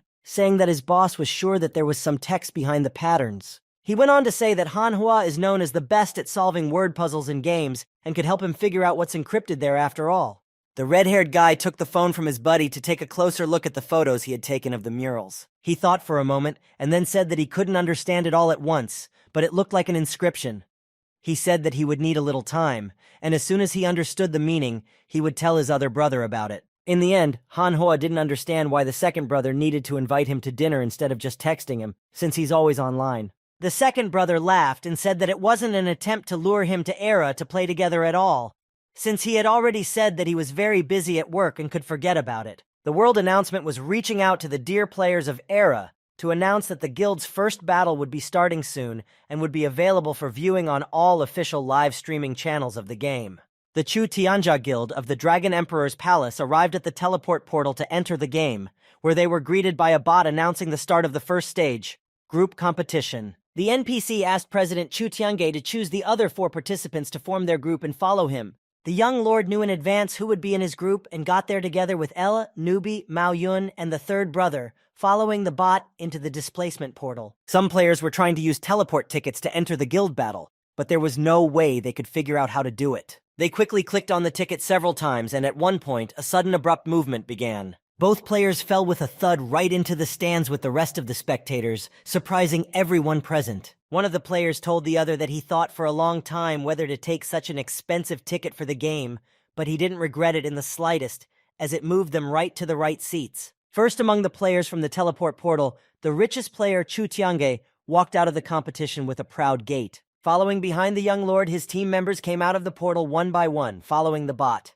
One of the players in the stands saw the greatest player of all time, Chu Tiange, and jumped up from his seat and shouted loudly about it. Everyone present in the stands took turns jumping up and shouting out the young master's name with best wishes, loudly applauding and cheering. While languidly waiting for his exit, the leader of the Blasphemer Guild said that it was unnecessary to gather so many spectators here. But since they were all here, it wouldn't be long before they would see their heroic appearance. The newcomer added that they had finally waited for the guild battle and are the favorites, having participated in many quests recently and seen a lot of things, so some Chu Tianju won't be able to defeat them. After all, the competition isn't built on fighting and they have the advantage. The main bot appeared on the suspended platform, greeting everyone in a friendly manner and announcing the start of the battle, calling himself the host of the first guild tournament. The host NPC starts talking about how right now they will instruct all participants about the upcoming tournament. The leader of the Blasphemers addressed his subordinates with indignation that he paid as much as 10,000 gold for this game, and it would be possible to present his team much cooler. The chief suggested that before the game started, he show everyone their spectators who had come to watch the battle, who had bought tickets, and would be able to participate in a special raffle using coupons. The chief began to talk about the prizes, starting with third place, for which there would be a chest with 3,000 first-level gems. The second place prize would be 300 second-level gems, and finally for first place 3 chests of platinum-level equipment, and all at the expense of the Palace of the Dragon Emperor. He further added that for those who don't place, there will be prizes for participation in the form of discount coupons from the Blasphemers Guild to purchase items from merchants, which caused outrage from players saying that this guild is either too greedy or poor. The leader of the Blasphemers listened to the tournament briefing in astonishment and did not understand why, relative to Chu Tiange, he could offer such a paltry reward, and even more so, only for participating. Hen Wu, as if trying to calm the boss down a bit, asked him not to be so surprised because according to his calculations, most of the money was spent on advertising and pumping, but that only made the leader more angry. The main bot announced the end of the briefing and asked everyone to pay attention to the main screen as it would now introduce the participating teams and their honorable players. A video of a divine phoenix flying over the palace of the Dragon Emperor appeared on the huge suspended screen. The next video display was a fragment from Chu Tiange's team's battle with one of the vicious stone monsters. The screen showed a close-up of the face of Chu's richest player in all his glory and mighty strength. The spectators in the stands began to squeal, shout, stomp, and applaud the most anticipated player of the battle. The young lord was satisfied with such a wide advertisement of his staff and decided that this bot could be safely relied upon for everything. The next player on the screen was the assistant L, striking with her magic staff and enchantments. Next came the healer Newbie in a moment of using her regenerating powers. The little raccoon didn't even realize that the game had recorded such details with her participation, and was a bit upset that she didn't manage to finish anyone off in this shot. Newbie in turn made the point that no matter how well she was presented on screen, she was only maintaining a small level of health. Mao Yun decided to support his buddy and asked her not to say that, as her skills were actually very important to their team. The next picture was the young master's powerful move, the Earth Dragon Split. The pictures alternated, showing all the majesty and importance of the leader of the Dragon Emperor Palace. Each of the slides showed a detailed display of the battle with the enraged main boss, who was attacked by the forces of the entire team. The monitor once again displayed a close-up of the formidable Chu Tiange's face as he flew towards the monster with his spear. The main screen was able to show the young master's crushing blow to the entire audience at the same time. A second later, the master was already running with a satisfied expression surrounded by flying rewards in the form of gold coins, equipment, and more. The third brother, addressing the master, correctly said that it was a very cool performance and he deserved it rightfully. As the video ended, the main bot turned its attention back to itself and announced the first team to participate, the Palace of the Dragon Emperor. All of the team members, led by Chu Tiange, majestically appeared on the screen with their palace and guardian beast as a backdrop. The spectators in the stands solemnly shouted out the names of all the players of the master staff after seeing the powerful guild on the main monitor. The next slide on the main screen, the NPC host brought up a list of all the other guilds participating in the battle. The leader of the Blasphemer Guild was naturally enraged that all the other teams had just put a list on the screen, and the Dragon Emperor's palace had been given a whole showdown. He was about to go looking for the bot that had arranged the whole thing when the recruit stopped him, saying that if they started causing trouble now, they would be disqualified, and the whole thing would be over before it had even started. The recruit tried to find a way out of the situation and informed the leader that unlike the other guilds, they also have an avatar on their screen. The leader yelled for Hengwu to be more careful as their avatar was upside down on the main screen, and they immediately thought someone had made a big mistake. The team introductions ended, and the main NPC announced that, with the audience's permission, he would announce the rules for the first guild battle tournament. He began to tell them that the Jedi Battle Royale would begin where they would be lifted into the air and sent to the battlefield, adding that the number of kills would directly affect the total scores of all subsequent challenges. The leader of the Blasphemers protested, shouting loudly that battles were out of the question in the announcement, especially in the first round, and they were most likely just gathering everyone for a battle with Chu Tianju. The spectators in the stands were pleasantly excited and anxious about the upcoming competition, as they were eager for the exciting battle, and even began to slowly place bets on the players amongst themselves. The young master at this moment heard many people from the stands betting on him and talking about how he would brutally blow everyone away. Chu Tiange announced to all of his team members that it was finally time to put on a grand show. A map with marked locations and rules appeared on the screen, stating that in the first round players would be sent into the sky and would have 1 minute to choose the exact place to land. Also, according to the rules of the game, reinforcements were scattered throughout the field that could increase attack power in battle, restore health, and even magic. There was also a warning that in order to win, you must destroy members of other guilds, and a warning that there was a poison zone around the edges of the field that would cause you to lose 35% of your maximum health every second, and that the zone would shrink as the game progressed. The members of the Blasphemers Guild began to argue loudly among themselves about the landing point, wanting completely different locations. Suddenly, Liu Fei appeared out of nowhere in front of the players and told them to stop arguing in an orderly tone. After a little thought, she suggested that the players use the back entrance, since it exists there. The leader of the Blasphemers himself didn't know what to do anymore, and the new recruit thought that even if some of their team remained, they still wouldn't be able to defeat Chu Tiange. Liu Fei suggested to fly a bit and land right in the center of the field, and afterwards find a place to take cover, and even in case they were annihilated, they could still find some loophole. Chu Tiange didn't waste any time either and chose a suitable landing point for the team on the screen. The third brother asked the boss where they were jumping to, and found out that he had already chosen a point from which he would have a good view, and could be the first to spot all the other players. When all the competitors had made their choices, the main NPC solemnly announced the start of the first guild battle. The spectators in the stands cheered and loudly shouted words of encouragement to the participants, excitedly waiting for the game to begin. The glider aircraft rushed forward to transport all participants to the locations for further selected landings. The glider made stopping points in the air so that all players could parachute down to the desired locations. The first to successfully land on one of the chosen locations was the leader of the Blasphemers Guild. He examined the chosen location and hastily concluded that not even birds flew here, so they would definitely never meet Chu Tiange here. Next, all the members of the Blasphemers team landed, and the new recruit immediately asked the leader if they had landed at the correct location. The leader of the Blasphemers Guild didn't hear any of the new recruit's words, as he was wildly horrified by the scene before him. Right in front of the Blasphemers Guild, the mighty god Chu Tiange stood in full armor and mockingly said hello to the team. The leader immediately pounced accusingly at Liu Fei, who obviously did not expect this turn of events herself, and only said that they were making a decision. He did not argue with her. The little raccoon playfully informed them that it was simply all about the young master's incredible strength, and he could certainly detect any enemy just by poking his finger in the sky.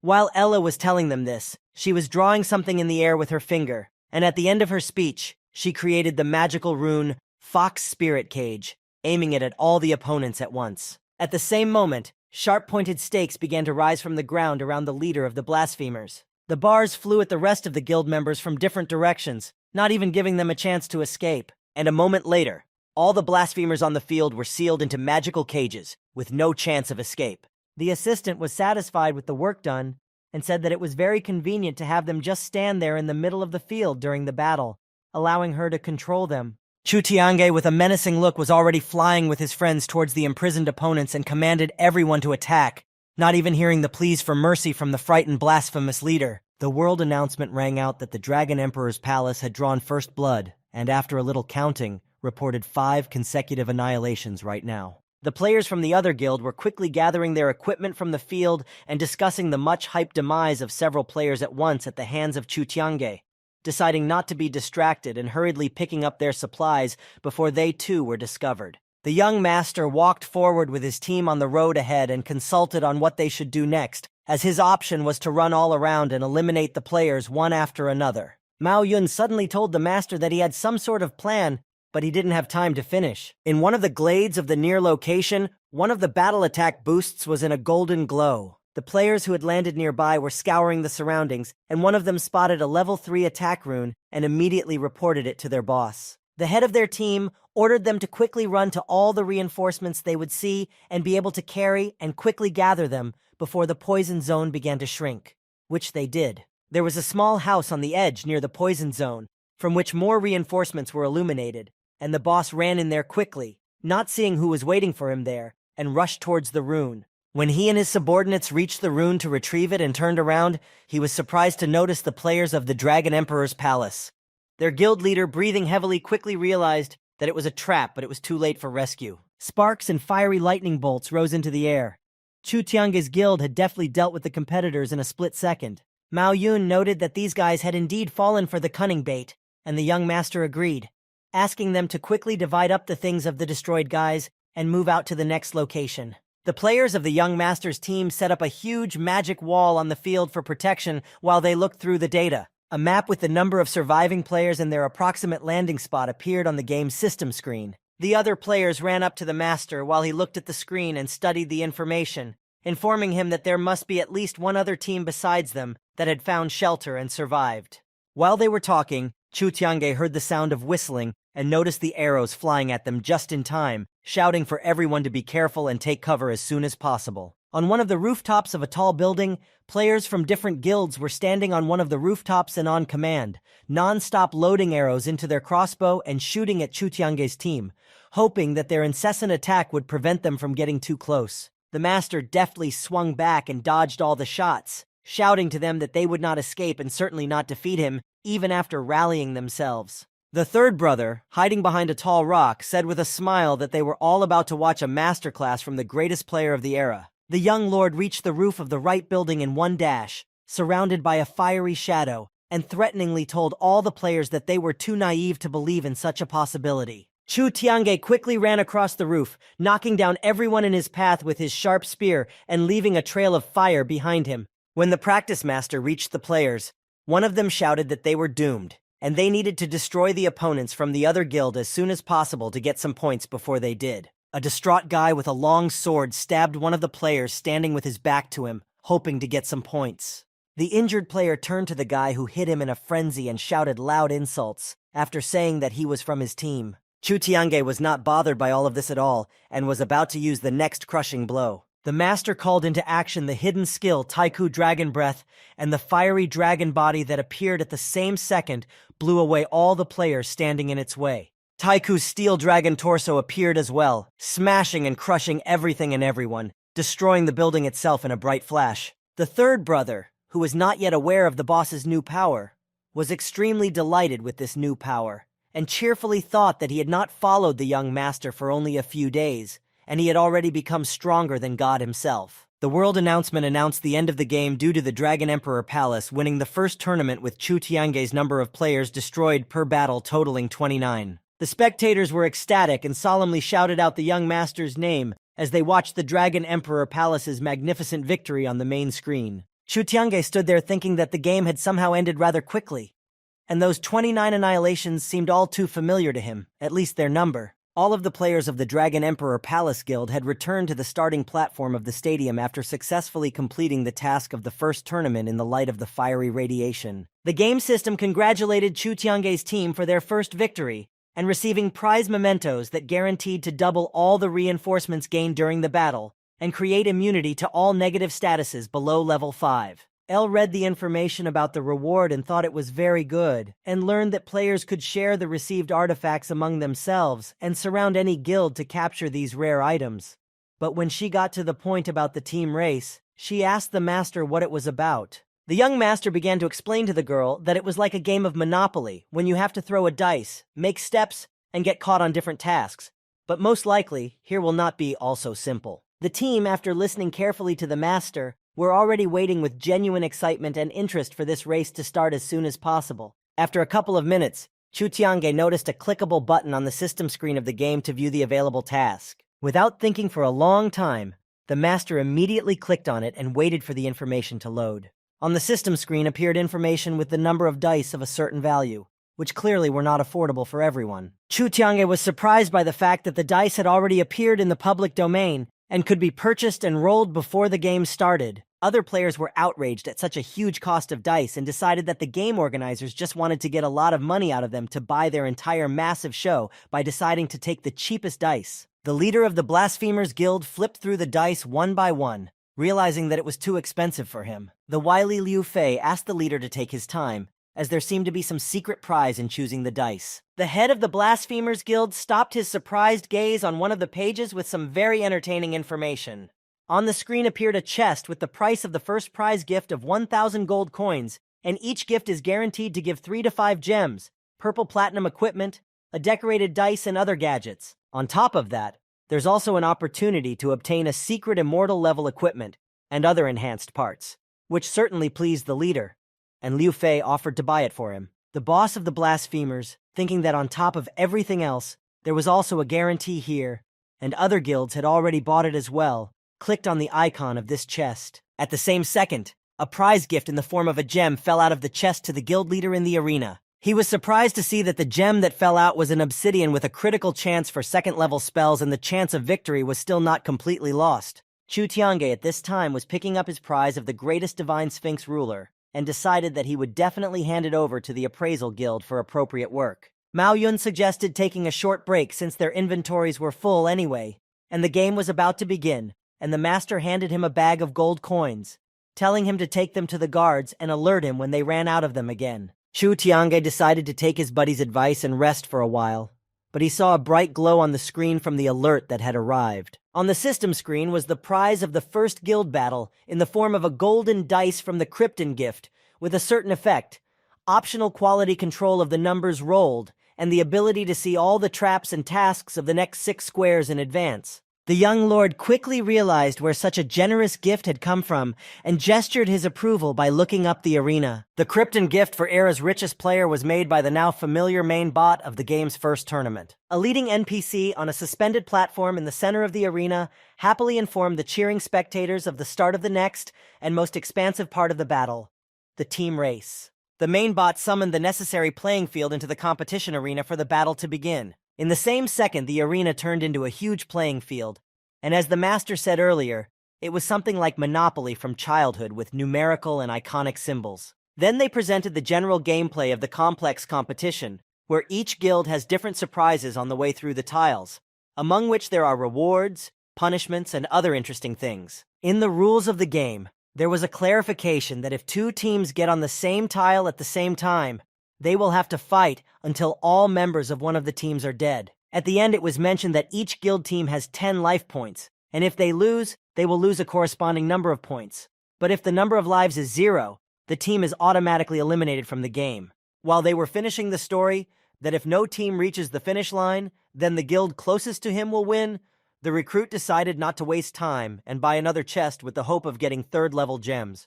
The leader of the Blasphemers Guild also wanted to buy one more chest before the game, but he didn't understand why nothing was happening. On his system screen, the number of remaining chests available for purchase appeared at 0. The leader of the Blasphemers heard nearby shouts of something about some player getting a dragon totem from a chest. The leader turned around at the source of the sound and saw in amazement and shock who had gotten such a cool prize gift, looking towards Chu Tiange's team surrounded by a pile of everything. The spectators in the stands were certain that there wouldn't be a strong difference between the battles on this playing field and the previous airplane chess games, only this competition would be truly exciting. The leader of the Blasphemers could no longer listen from every corner about Chu Tiange and his might, for he was in partial agreement that those who would meet the master would also meet a terrible doom. He couldn't stand it and rushed to accuse the boss of promising a fair competition. And what they got in the end is clear to everyone, to which the new recruit tried to calm down the boss, reminding him about the expulsion from the game with shame for such behavior. While the line with the random team assignment was displayed on the main screen, Hen Wu lastly told the boss that they would play for themselves and would not meet Chu Tiange there. A second later, the combination of the two competing teams appeared on the screen. The Dragon Emperor Palace versus the Blasphemers. While the main bot was announcing to everyone that the first two teams were entering the playing field, the leader was menacingly yelling at the new recruits for bringing their guild nothing but misfortune, and could hold his tongue until the distribution was over. Once the official part was over, the teams were automatically teleported to the field for further battle. Both teams were moved to their respective tiles of the playing field with dice for each guild. Chu Tiange didn't miss the opportunity to banter with his opponents, and cheerfully greeted them, asking why they were getting so emotionally tense if they thought they were a logical company, and warned them not to go unarmed. The new recruit got angry as usual at the young master's remarks, and began to shout loudly that there was no need to be so cocky and proud. After all, the game hadn't even started yet. Heng Wu wanted to continue saying something else, but suddenly he was hit by the leader himself with a vicious anger and told him to shut up. The leader began to reprimand the new recruit, saying that bad things often happened to them, and he didn't need to be so testy to everything he heard and saw. Chu Tiange heard another guild talking behind his back, asking their opponents to hurry up and throw the dice or they would start walking first. That guild's opponents were an unknown team with hidden faces, dressed in long kimonos with wide hoods. The master suspected something wrong, and he even thought that this team was strange, since he had been in the arena, he felt constant attention to his person from their side. The game officially began, and one of the teams made their first roll of the dice on the field. The cube flipped in the air several times, going through different variations of possible numbers, and finally settled on the number 4. The team of blasphemers quickly raced across the playing field in the right direction for the number of tiles that fell out. The guild hit the boost icon, activating the reward of increasing the attack power of all team members by as much as 15%. Chu Tiange's team was next in line to walk, making their move with the dice. The dice tumbled in the air, hitting the ground several times, and made a final decision with the number 2. The players of the Dragon Emperor's Palace quickly ran forward on the indicated tiles. Their team hit the reward badge as well, activating the facility with obtaining a level 2 gem. Next up was the move for the Blasphemers, and the leader took over, making a roll of the dice. The dice spun around again, making a couple 3 turns and landed with a number equal to 5. The team of Blasphemers moved towards the finish line again on the right tiles, running past the dreaded marker. They stopped just exactly behind the punishment tile, which they were very happy about. The leader of the Blasphemers exhaled heavily, seeing how close they were to failure, and told no one to relax. The young lord's team made their next move, throwing the die far forward. The dice, after hardly making a single revolution around itself, quickly fell to the ground with the number 1. All 4 buddies immediately ran over to the neighboring tile of field players. They had once again hit the boost, activating the items of obtaining a 10th level chest with a healing potion and an additional item in the form of a mid-level territory evaluator, and were quietly cheering. Newbie, looking at the screen, anxiously informed her that if they continued like this, they would run out of inventory space. But the third brother assured her that it was fine, as he was still an intermediate level assessor and was just missing that very item.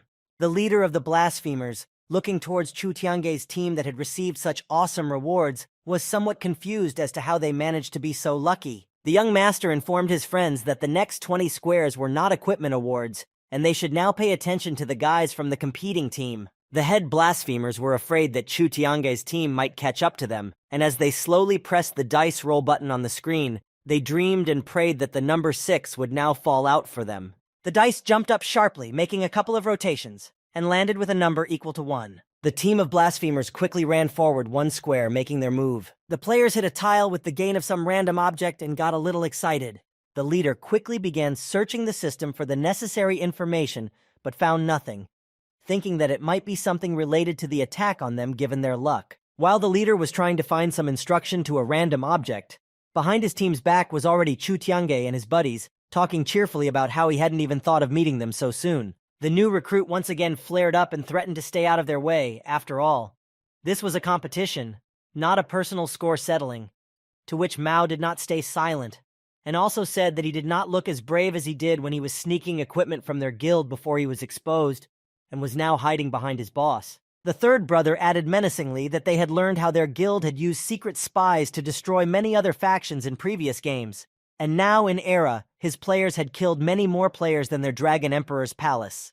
Other teams overheard the players talking, and began discussing amongst themselves where their resources had been spent earlier, and all their expensive gear had disappeared, as well as the possibility that the blasphemers always know the locations of their guilds. The leader of the blasphemers, after hearing the other players' guesses, became nervous and worried, as instead of going through the game sooner, they were having conversations while he kept thinking of ways to bypass Chu Tiange. The head in a frenzy began to quickly press the dice roll button and pray for the number 6 to fall out on it as soon as possible. The dice whistled and began to spin and hit the ground, flying farther and farther away. Suddenly, the leader of the blasphemers finally got lucky and got the number 6 he wanted on the cube. The leader of the blasphemers was ecstatic at his good fortune and quickly, glowing with happiness, ran forward. At this time, it was Chu Tiange's team's turn to move, and the master made a move by pressing the roll of the dice, which had already started spinning in the air and landed with a clatter with the number 3. The leader of the blasphemers couldn't resist a caustic comment, shouting to the young master that he would have worse luck than him today, and if he was so far away, how would he be able to catch up and land any kind of blow? Right at this moment, after finishing his fiery speech, he is horrified to see the master's team get another reward in the form of a second chance to roll the die. Chu Tiange had already cheerfully asked the head to repeat everything he had just told him and made his second move, pressing the roll, waiting for the dice to land on the field. The leader of the blasphemers prayed in desperation for only one thing, for the number 1 to fall on the dice. The dice whistled and landed on the field with the number 1, but after a second it spun a few more times and stopped at a 4. While the entire team of blasphemers was shocked at what was happening and couldn't believe such a fatal coincidence, the young lord's team was already rushing towards their opponents. The main NPC on the suspended platform began to announce to the spectators that the first battle in the second round of the team race would begin very soon. The leading bot didn't have time to finish his speech as he heard strange noises behind him and hurriedly looked around to see. In the center of the playing field was a special battleground, where one team was already in the middle of a violent attack on the other. The players of the Dragon Emperor's palace rose with all their strength and power against the team of blasphemers, pouncing on them with all their weapons, not even giving them a chance for a decent defense. The spectators in the stands cheered at the new battle on the playground and shouted words of encouragement to Chu Tianju. The main NPC had already flown over to the teams, one of which was lying down and recovering from the blows they had taken, and addressed the master, saying that it was too much, but the master only replied that they had asked for it by taunting them. The lead bot asked President Chu to give him time in the future to announce the battle and team names, as he is also the commentator for the game, and the players won't be going anywhere off the field in that time anyway. Chu Tianju felt a little embarrassed by this ridiculous situation and apologized, saying that he had completely forgotten about it, with a promise that it would never happen again, and he would make sure to wait for the bot to finish its speech. The main NPC returned to his seat in the center of the arena and declared the Dragon Emperor's palace the winner of the first battle of the second round. giving the audience a reason to shout and applaud in triumph. The all-wounded and battered leader of the blasphemers slowly came to his senses after rising from the battleground, saying that it was actually too complicated. Some spectators suddenly started pointing to another part of the playing field and shouting about another great boss battle. A huge iron sphinx with sharp fangs and humps was looming over the team of mysterious players in long kimonos with wide hoods, emitting a terrifying roar. Chu Tiange, standing on his cage and looking at the players of this mysterious team, decided to watch the fight for a bit. The young master sensed that there was something wrong with them and decided to gauge the strength of these guys. The enraged Sphinx continued to roar loudly as the mystery players looked at the available information about him on the screen, where there was nothing else besides level. The spectators in the stands were alarmed by the 18th level of the boss and decided that the team was doomed, and they would never be able to deal with him since they still didn't have enough health reserves, and only the greatest god Chu Tianju could do it. The evil Iron Sphinx rushed to attack the secret players, who powerfully attacked back with fireballs and displayed engraved protective shields. The enraged monster decided to strike with its huge fist at several players at once, who easily dodged it. The Iron Sphinx became even more angry and struck again, but with a fiery blow, again without hitting any of the players who had cleverly taken off. The mystery players decided to change their defense tactics to offense, and after surrounding the evil monster, began running in a circle and firing their shots at it. While they were running around the circle, the Iron Phoenix moved slightly, and one of the players hit the other. The angry monster with red eyes decided to take advantage of this moment and attack the players, making a powerful leap towards them and roaring loudly. One of the mysterious players, after waiting a bit for the right moment, creates a fireball and directs it with all his might at the Iron Sphinx running towards him. The fireball goes straight into the heart of the enraged monster, and he and the player simultaneously realize what will happen next. The player, not giving a single chance to win, continued to attack the enemy until it victoriously exploded with a powerful flash, leaving behind a nice reward. The main NPC announced to everyone present that the Kingdom of Hades Guild had successfully defeated the 18th level boss, and the stands solemnly began to shout out the team name while cheering and whistling. Chu Tiange, looking at all this, suspiciously thought that they were too strange, and Ellie reminded him that it was their turn to roll the die, which the master did by pressing the right button. The leader of the blasphemers said that there was no need to panic anymore as they were far enough away, all because of the master's good luck. But now the main task was to stay as far away from them as possible, and they would have a chance to move to another zone at the next intersection. At this time, the dice of the Dragon Emperor Palace team twisted several times in the air and landed with the number 5. Chu Tiange ran with his friends across the squares of the playing field, shouting loudly to the blasphemers that he knew how much they had stolen from their guild, and he wouldn't just let them go, to which Heng Wu told the boss that he was waving the flag of doom tougher than him. The young master's team once again demolished the opponents who were only thinking about their bad luck. Liu Fei, slowly coming to her senses, told everyone that they only had 3 units of health left, and if they lost the battle a few more times, they could say goodbye to the guild battle forever. Chu Tiange walked over to the blasphemers, and after saying hello once again, he told them to get up and roll the dice since tens of millions of spectators were watching them right now, and they were stalling. The leader of the blasphemers started running across the tiles like a madman and shouting that he would never throw again. And why was he even asking him to do it? Let him throw it himself if he needed to which the master only nodded calmly. The Dragon Emperor Palace team threw the dice, which flipped several times, fell with the number 3, and the players quickly moved forward across the field. The young lord shouted to the leader of the blasphemers that he had thrown, and now it was his turn after all, if he wanted to continue playing, of course. The enemy guild leader begged the system to throw out the required number several times with pleading and pity before pressing the right button. The leader in a cold sweat slowly presses the roll button on the game's system screen, waiting for a miracle.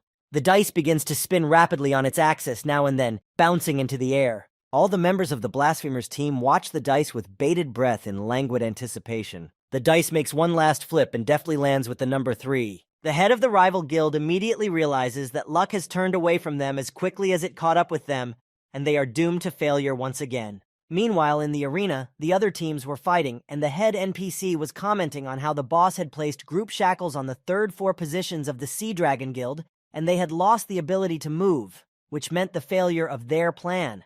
The evil boss used his fire charms, and the players were destroyed with the announcement that the Sea Dragon Guild had lost the battle. The main NPC, after finishing commenting on the battle, announced the start of the preview for the third clash between the Dragon Emperor's Palace and the Blasphemers.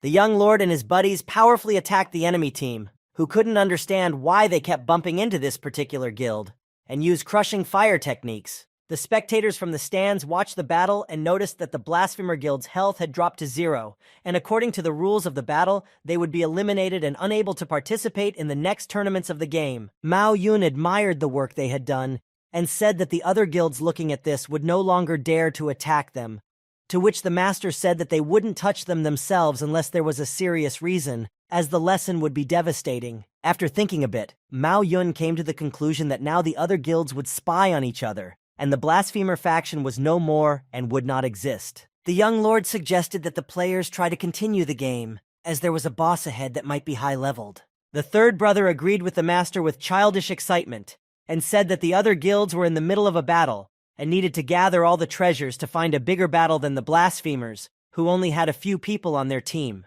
Newbie enthusiastically accepted the wizard's suggestion, and said that if a pumped reward could drop from the boss, they should use their available boosts, so that everyone in the guild could get a piece of gear from it. The Dragon Emperor's Palace team pressed the dice roll button, and the dice began to spin in the air, whistling as it landed with a number equal to 4. The young lord and his buddies landed on a tile with a boss battle challenge icon. The second the players stepped on the tile, they unnoticeably teleported quickly to somewhere else. The spectators in the stands didn't even have time to realize anything, and began anxiously asking each other where the team had disappeared to. The main NPC told everyone not to worry, as the change of arena is due to a special boss mechanism, because they are getting stronger and stronger in the future game, and innocent players can get hurt on this playing field. The host added that this is why the organizers have thought of special arenas for especially strong bosses, and he will broadcast the whole battle on the big screen. The young master cheerfully said that he himself had just thought that his attacks might hurt other players, but the main bot had beaten him to it, and maybe he wasn't as stupid as he seemed, and the master hadn't wasted money on him. The players were discussing amongst themselves their excitement about the upcoming fight, and some of them even wanted to be in that arena, but another player said that he wouldn't stand there for a second. Meanwhile, 2 unfamiliar players were chatting in the stands as they didn't expect to see each other here, because one thought that the other was busy mopping up portals and didn't have time for such games, but the other replied that he thought his excitement about the games was greater than his own. The long-haired player with the fan said that everything in Han Country was under his control, and of course he cared, and asked the scarred player if he was involved in the dark deeds in Qin Country. But after looking at him, he quickly realized that he was. After a bit of thought, he added that he wouldn't beat around the bush anymore, and their goal was most likely the same, so they hoped that this player, looking at the main screen, wouldn't cause any problems. The scarred guy said that he was surprised when their boss, knowing all the risks, still allowed his kid to put his mysterious plan into reality, even though he doubted it, to which his interlocutor replied that it was a big mistake by Zhao Guild and the Blasphemers. The long-haired player added that they shouldn't care as it had nothing to do with them, and it wasn't such a big deal because the losing players were just pawns, and the best option was to succeed directly. The scarred guy clarified if he was referring to something that was still in development, and didn't understand how one could get through the head of era right now, and if they could even use something like that. The long-haired player replied that it was only a matter of time, and Zhao Shu had successfully completed the last test, so it wouldn't be long before access would be in their hands. Scarred Boy pondered over his interlocutor's words, and silently looked at the main screen. The leading bot, pointing at the screen, was telling him that the boss battle was about to begin, and as he could see from the screen data, the main boss could be difficult even for Chu Tiange. The team of the Dragon Emperor Palace, armed, stood on the field, shrouded in a shroud of thick smoke, waiting for the main boss. They saw a bright flash in the middle of the playing field, and the young lord shouted for everyone to get ready, as the boss was on his way. In the place of the bright flash, a huge funnel of fire appeared at the same second, with lightning bolts flying out from there. None of the players of the Dragon Emperor Palace, except for the young master and Elle, were able to stay on the ground and began to be forcefully drawn towards the funnel. Chu Ting saw his friends being sucked in one by the fiery vortex, and he shouted out their names in despair. Many other smaller ones appeared in place of the main vortex, and from one of them, someone's huge stone face appeared. A second later, a huge stone monster emerged from the fiery vortex in the light of sparkling lightning. Chu Tiange was slightly shocked and surprised to see a true dark elf in front of him. At this time, the players from the young master's team fell out of the fire vortex one after another in an unknown direction. Mao Yun was the first to land successfully and asked the others if everyone was all right and if anyone needed help. All the players made sure that they were safe and immediately noticed the monster coming towards them, quickly starting to prepare for battle. Meanwhile, the winged dark elf was getting closer and closer to Chu Tianju with Ellie, leading an army of evil flying heads. The main NPC explained that this boss had an inherent void of yin and yang energy, and the peculiarity was that it could not be defeated alone, and a team of more than 2 players each had to divide equally and fight both sides of the boss. Mao Yun also heard that the boss would be defeated under special conditions and wondered what exactly it was about. Perhaps they wouldn't be able to contain him, but something else was definitely lurking. Meanwhile, Chu Tiange had asked the little raccoon to help him deal with the small flying heads while he would fight the main boss, and the girl was already standing ready in magic engraving. The formidable young lord took a powerful leap towards the dark elf and flew straight at him with his spear and summoned a vicious dragon that shook the ground. Mao Yun said that he would go all out to attract small monsters and asked Newbie to heal him in time, and then their swordsman represented by the third brother would take care of the boss. Brave Mao Yun ran and loudly banged his sword on his shield and shouted various insults, attracting the attention of all the small enemies. He found a vantage point and stopped, placing a few protective shields around him, waiting for the angry heads flying at him with a whoosh. The third brother didn't waste a second at this point and moved in to attack the main boss, cleaving the air with his carrot sword. He flew at point-blank range towards the light elf and decided to use his air slash technique. Bringing his sword Caratel forward, the third brother makes a powerful air slash that reaches all the way to the monster. The light elf responds to the attack defensively, crossing his arms over his chest. The third brother makes a few more powerful sword strokes, and the winged opponent flies a bit away. The game system screen immediately displayed its health information, which was still more than half. The third brother expected after this to anger the monster, but was very surprised when the monster didn't try to attack first. He decided to seize the moment, since it was unknown how long he would be in defense mode, and began to deliver one crushing blow after another with his sword, wanting to achieve critical damage. A bar with 0 health of the light elf appeared on the system screen, and at the same second, a massive nuclear explosion occurred. The third brother quickly selected a video call on the screen and contacted the young master, reporting his progress, receiving approval. Ending the conversation, Chu Tiange rushes into his next attack, summoning a new technique, Dragon Spear Fluff. The master quickly flew around the huge dark elf several times, leaving a trail of fire behind him, and aimed his spear at his heart. Gaining momentum abruptly, Chu Tiange flies straight towards the intended target and thrusts his weapon precisely into the monster. A shroud of thick smoke appears in place of the dark elf, and his assistant approaches the master. The little raccoon is happy to report that she and the young master did a great job once again.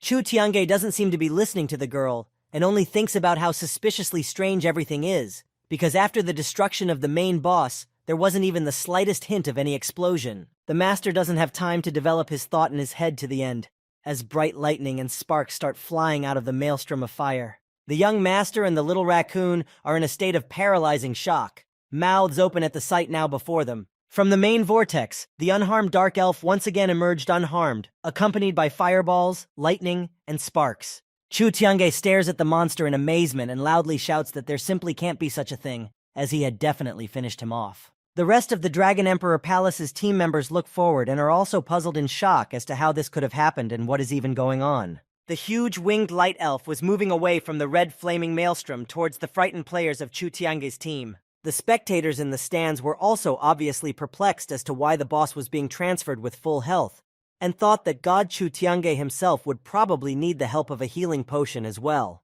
The main bot decided to clear things up a bit, and said that even if they all didn't expect it, the boss would be reborn since he had mentioned earlier about the yin and yang voids, which were clearly not as simple as they seemed. The little raccoon, standing on the protective engraving, shouted at the young master to leave her behind and go fight the boss, as she still had the strength to restrain the pesky flying heads with her magic grating. Chu Tiange powerfully pushed off the ground and reached the stone monster in one leap and dealt it a devastating fiery blow with the tip of his spear. The master who flew over behind the dark elf tried to break quickly, leaving a scorched trail behind him as the place where the embittered monster stood exploded behind him with a bright flash. The little raccoon was already holding off the smaller enemies from the last of her strength and quickly decided to check if her abilities had recovered, but was disappointed and annoyed to see that her supplies were still empty. The girl did not immediately notice the army of flying monsters with explosive projectiles coming at her and quickly ran forward, defending herself with her magic staff. Elle opened the game system screen as she ran and quickly found a bottle of a potion to restore at least some ability as soon as possible in her inventory, deftly grabbing it for use. The little raccoon was just about to apply the potion, as at that very second she was attacked with a bloodthirsty bite by one of the smaller monsters, and she dropped the bottle out of surprise. The young master noticed in time that his assistant was already being attacked from all sides by vicious winged heads and rushed to her aid with a bullet. The flying monsters from the master's sharp lightning strike flew apart and were destroyed. Chu Tiange quickly ran up to Ellie and anxiously asked if she was all right, to which the girl replied that she was just a little tired and wanted to catch her breath.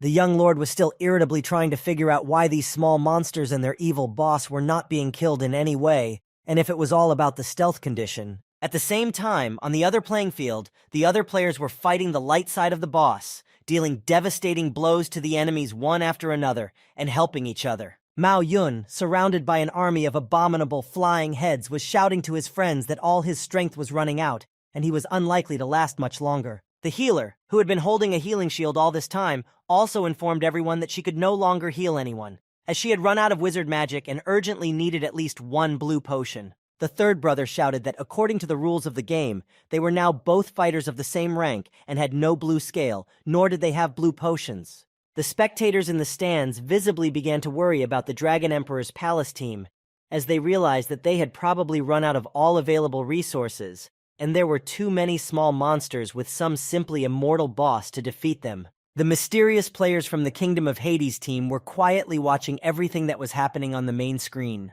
One of the players of this team, most likely the main player, was quietly and inconspicuously pulling out something from the wide sleeve of his kimono. The chief of the Kingdom of Hades deftly launched this something, which looked like a black sheet, ahead of his team onto the playing field. He began to control this secret attribute with his hand, as if to guide it towards the action, and when the attribute almost touched the ground, the player directed his magical powers at it and turned it into a black box. A pillar of fire rose sharply towards the sky from where the players were standing, powerfully nailing the sky around the entire arena. The main NPC couldn't help but notice such a bright flash, and turned around in surprise and horror to see what was happening.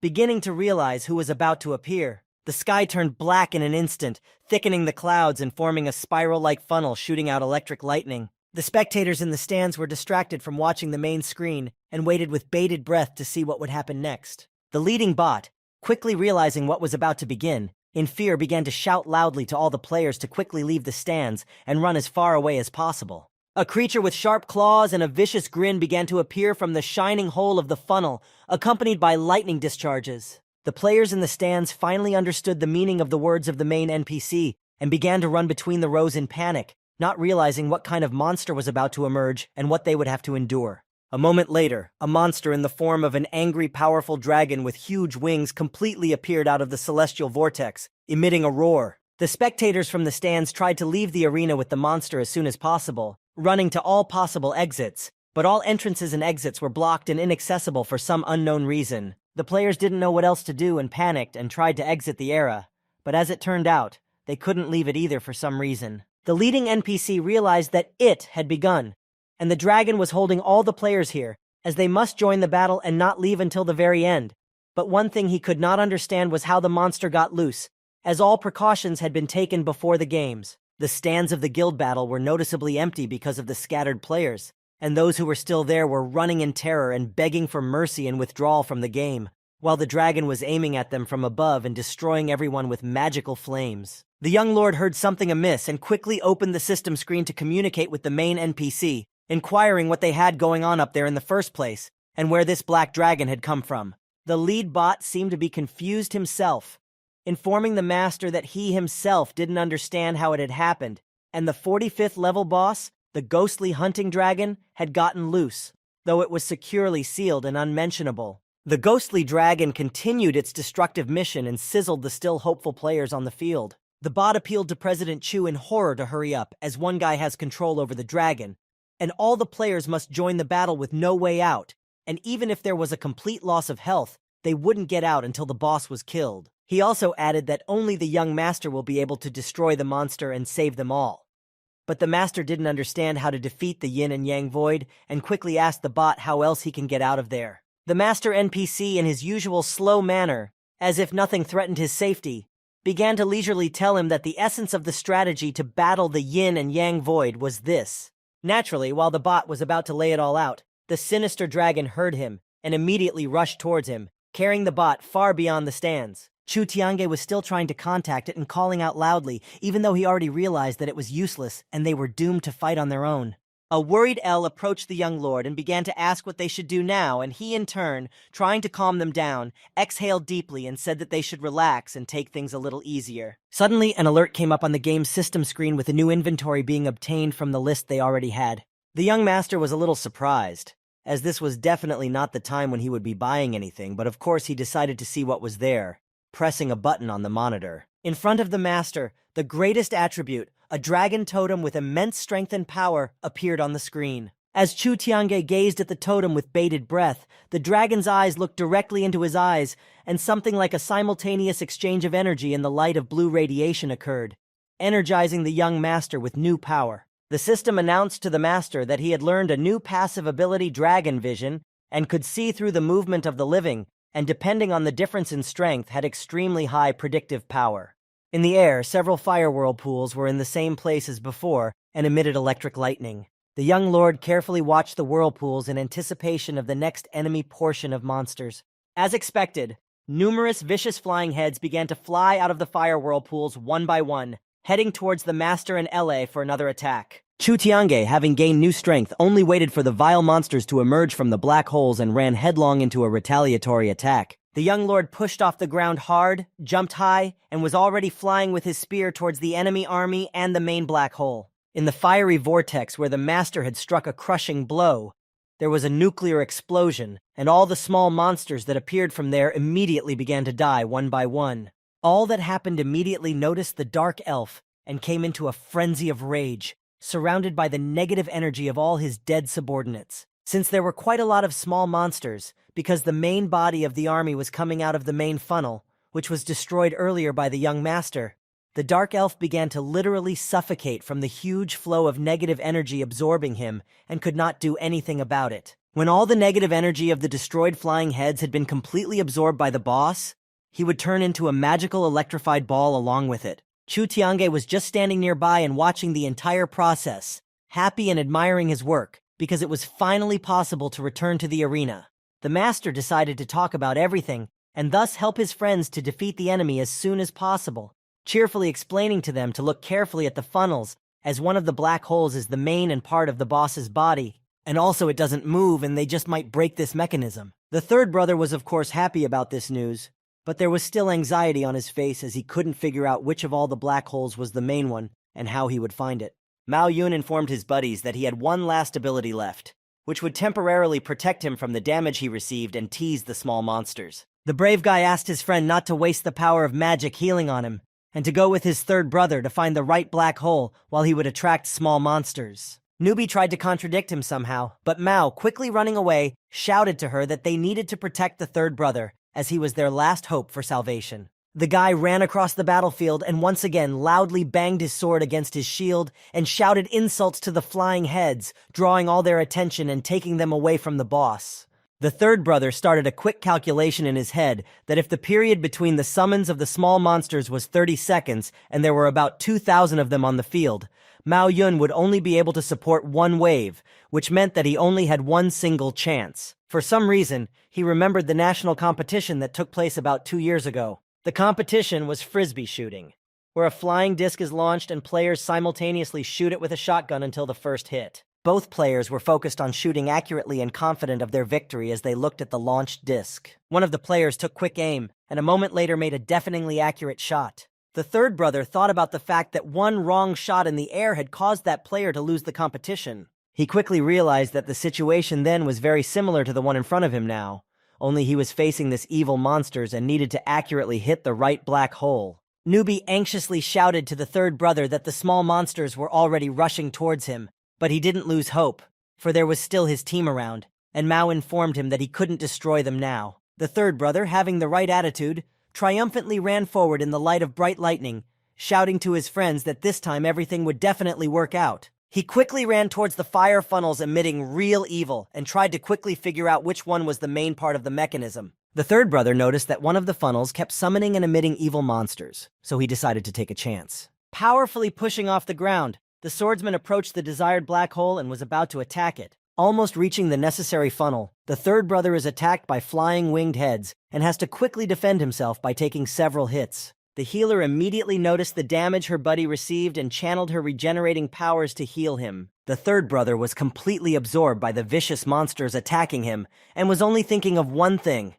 There was no way he could give up so quickly and let the whole team down. It was at this moment that scraps of memories of the competition from 2 years ago surfaced in his mind, giving him strength. The third brother, gathering his courage, decides to do the impossible, and still surrounded by enemy heads, throws his long sword with all his might into the chosen black hole. At the same second, a massive nuclear explosion occurs in the fiery vortex, producing a blinding effect. Following the destruction of the black hole, all the winged monsters begin to quickly disappear from the battlefield. Mao Yun, already exhausted, exhaled deeply, unable to believe that it was finally over. Newbie solemnly raised her hands up and began to jump from her long-awaited victory. The third brother sat on the ground, still coming to his senses, realizing that he had been so close to perdition, but had miraculously managed to survive and save everyone.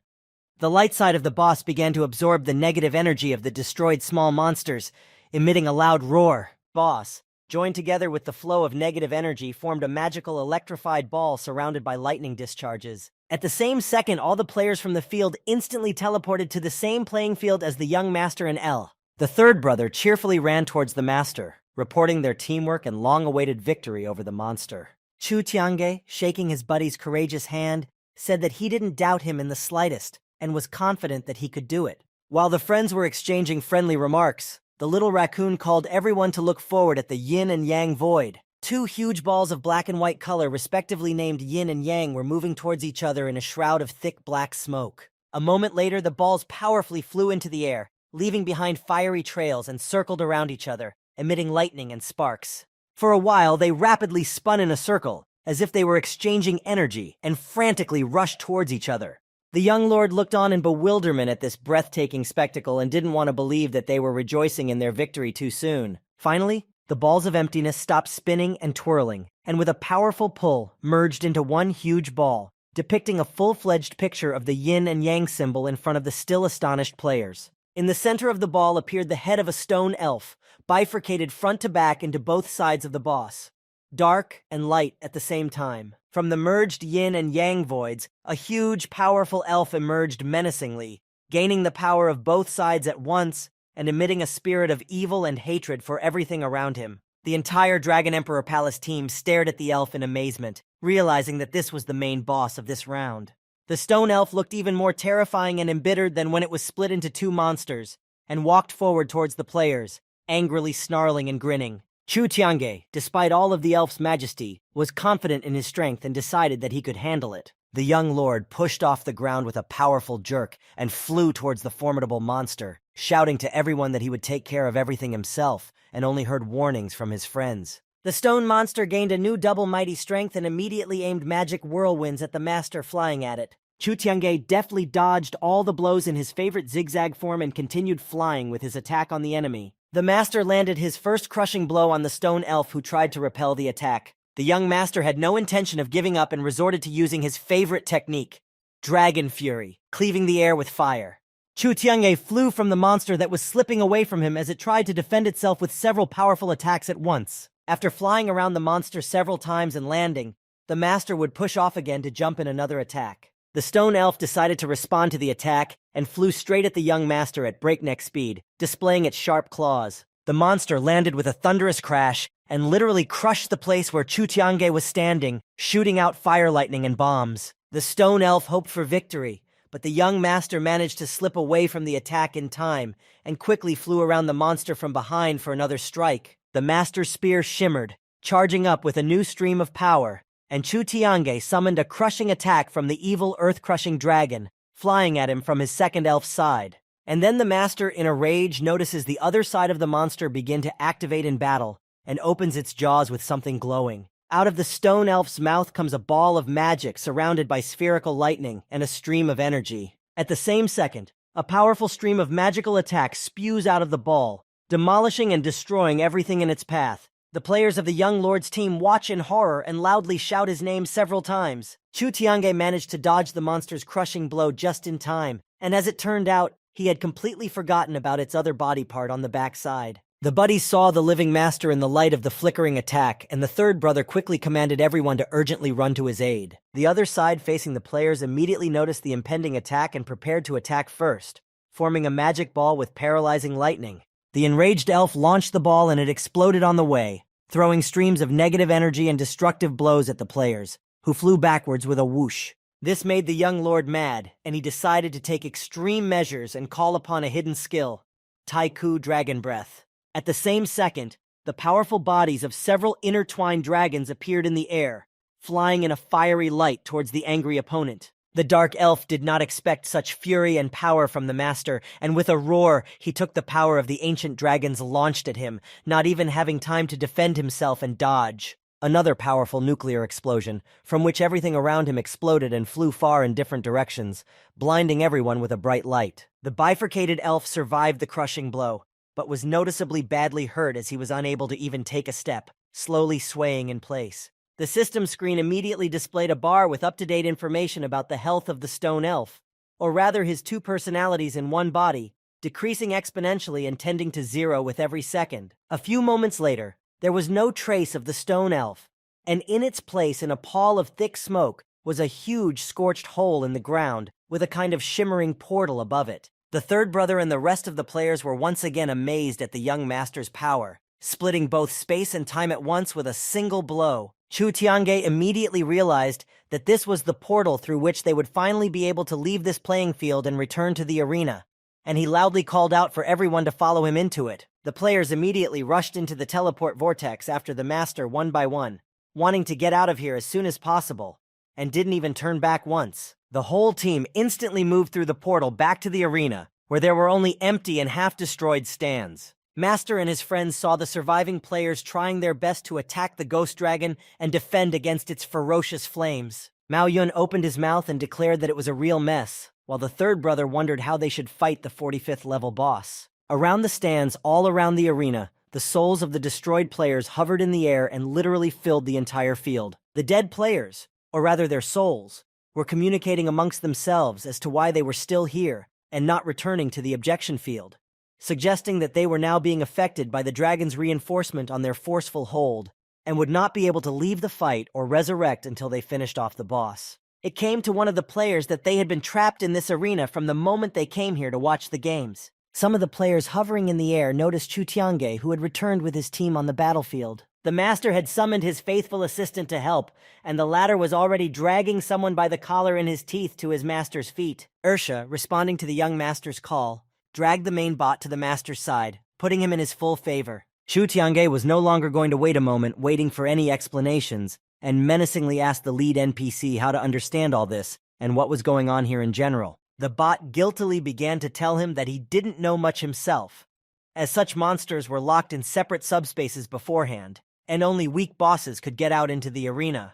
But the master didn't want to listen to this useless stuff. He asked if this boss had any weaknesses or hidden conditions for its destruction, to which the bot replied that there was no special mechanism and everything was simple.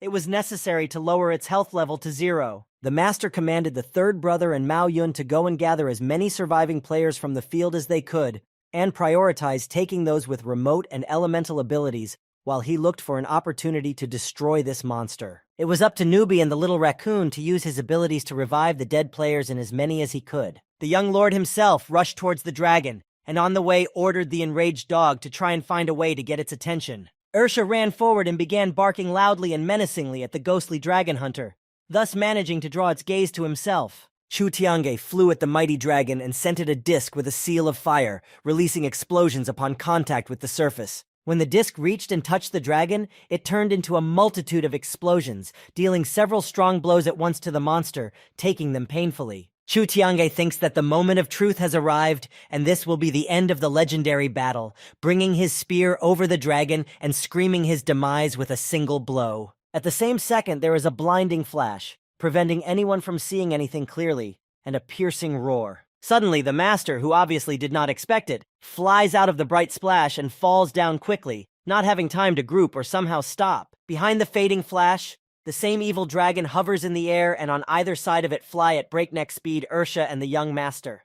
The little raccoon girl pays attention to the disappearing flash in time and notices the young lord flying at high speed to the ground, shouting his name several times in despair. The girl quickly realizes what she must do and sends a rune of salvation towards Chu Tiange, hoping for a favorable outcome.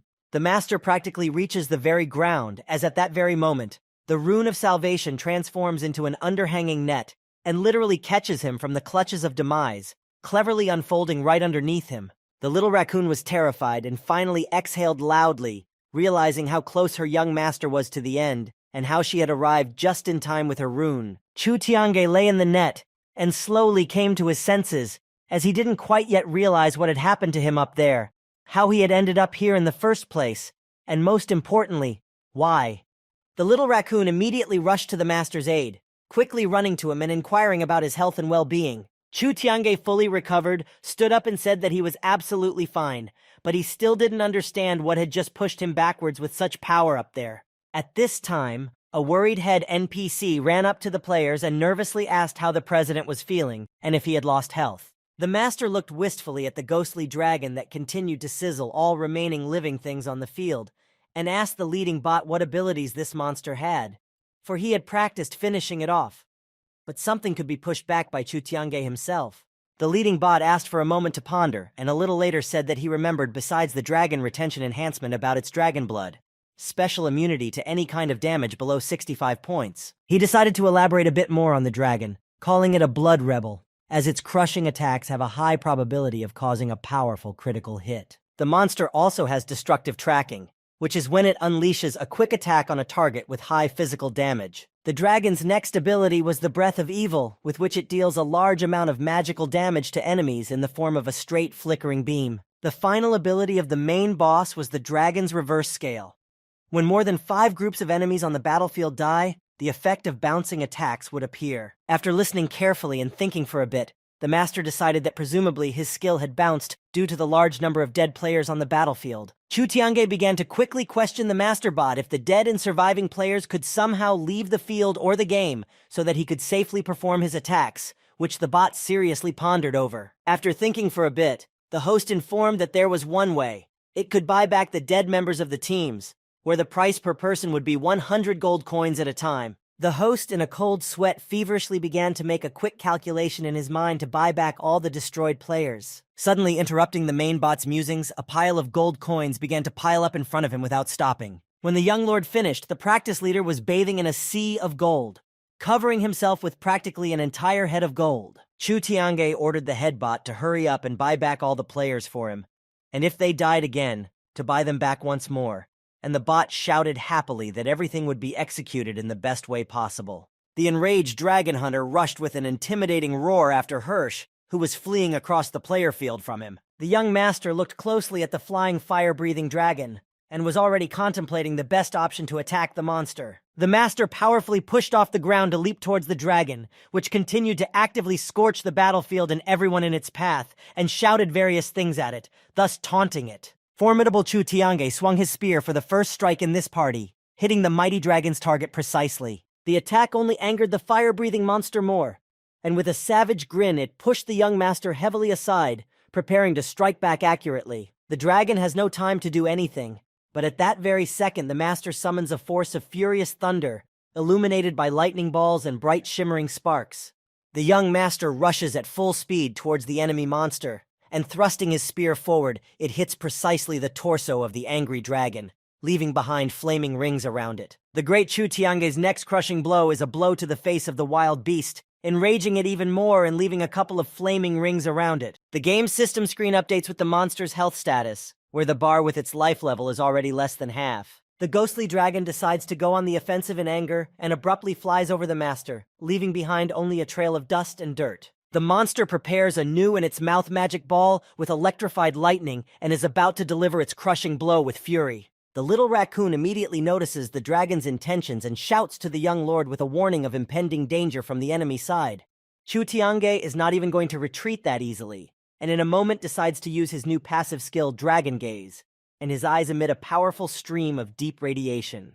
The ghostly dragon throws his orb towards the master, which on the move turns into a pillar of negative energy and destroys everything in its path. The monster aims precisely at the young master with its magical power, but the young master deftly leaps aside in an instant with a somersault. After dodging another dragon attack, Chu Tiange cheerfully thought about the fact that this new dragon gaze skill of his has excellent visibility through the trajectory of the resulting attack. The young lord decides to tease the fearsome beast a bit and shouts to it that its speed is weak for any powerful strike, and the 45th level boss turned out to be just a blank slate of nothing. The ghostly dragon hunter, as if wanting to refute all the words of the master, just silently points him to one of the places on the playing field of the arena. In the ground scorched by the fire-breathing monster, there was a huge hole in which the bodies of numerous annihilated players from the stands were peacefully resting. Chu Tiange immediately threateningly ordered the main bot to stop nonsense and immediately resurrect all the dead players, and it immediately rushed towards the pit with a pile of gold. While the dragon hunter found the players lurking in the upper rows of the stands and sizzled them with his fiery roar, the master shouted after him that he didn't understand why there was so much noise and chaos, and why such a trifling boss of 45th level couldn't be destroyed by so many players. At the same second, Chu Tiange switched to another level of attack and summoned a hidden skill to help him, Dragon Breath Taiku, who began to appear several pillars of light at once. Several intertwined menacing dragon torsos fly from the wizard towards the black monster at breakneck speed, shooting lightning and sparks along the way. The ghostly dragon quickly reacts to the attack and unleashes a huge stream of sizzling roars towards its opponent. As a result, in 1 second, the two enemies' powerful attacks meet at half of each path and smash into each other with incredible force, asserting their might and not yielding to anyone. Chu Tiange holds his attack with all his might, surrounded by ball lightning and electrical discharges, and shouts to the dragon that he can only not think of his majesty because he has different enhancements. The dragon similarly confronts his rival with his punch, and responds by telling him not to make himself a god either just because he has tons of money and has bought everything everywhere already. The entire team of the Dragon Emperor's palace tensely awaits the end of the great battle with bated breath and excitement, and shouts words of encouragement and approval to the young master. While the master is trying to hold back the enemy attack, he feels something or someone appear behind his back to help him. Chu Tiange quickly turns around and sees they're activated the Dragon Totem enhancement obtained just at the moment of their battle with Void Yin and Yang. The master quickly realizes that the advantage is on his side, and with a smile, asks the dragon for forgiveness, and says that it's really cool to have a fortune channeling the extra boost. Taiku's hidden dragon breath skill is augmented with new power and strength, and gains an overkill ability, illuminating everything around it with a fiery red light. The ghostly dragon lets out a menacing roar and takes the full force of the incredible blow, as it no longer has the privileges and reinforcements to defend itself, and explodes into a bright flash in the same second. From the destroyed monster, countless rewards fly to the ground directly at the players, who are thrilled to notice that it's all immortal gear with items and equipment of level 45 and gems of level 3 and above. At this time, the mysterious players of the Kingdom of Hades continue to stand in the same place and see something in front of them that looks like a sharp dragon fang. The head of their guild leisurely approaches the attribute that fell from the dragon and takes it into his sleeve to the place where he had previously taken out the secret attribute for summoning the monster. The two unknown players continue to observe everything unnoticed by the others, and the long-haired one said that the strategy of chasing away the strongest and exterminating the weakest had worked. And now Chu Tiange was ready to face any opponent, unaware of his strength. The scarred guy was leaving into the teleport portal, and only said that they should leave the master behind, for now was not the right time for any of their interference. The long-haired guy didn't say anything to his interlocutor, and only silently followed his example, and headed straight into the portal. On the system screen of the game, after defeating the Black Dragon, a new hidden mission, Revival of the Dragon Clan, appeared on the system screen with an invitation to accept it or decline it. Chu Tiange carefully read the hidden mission and thought about something.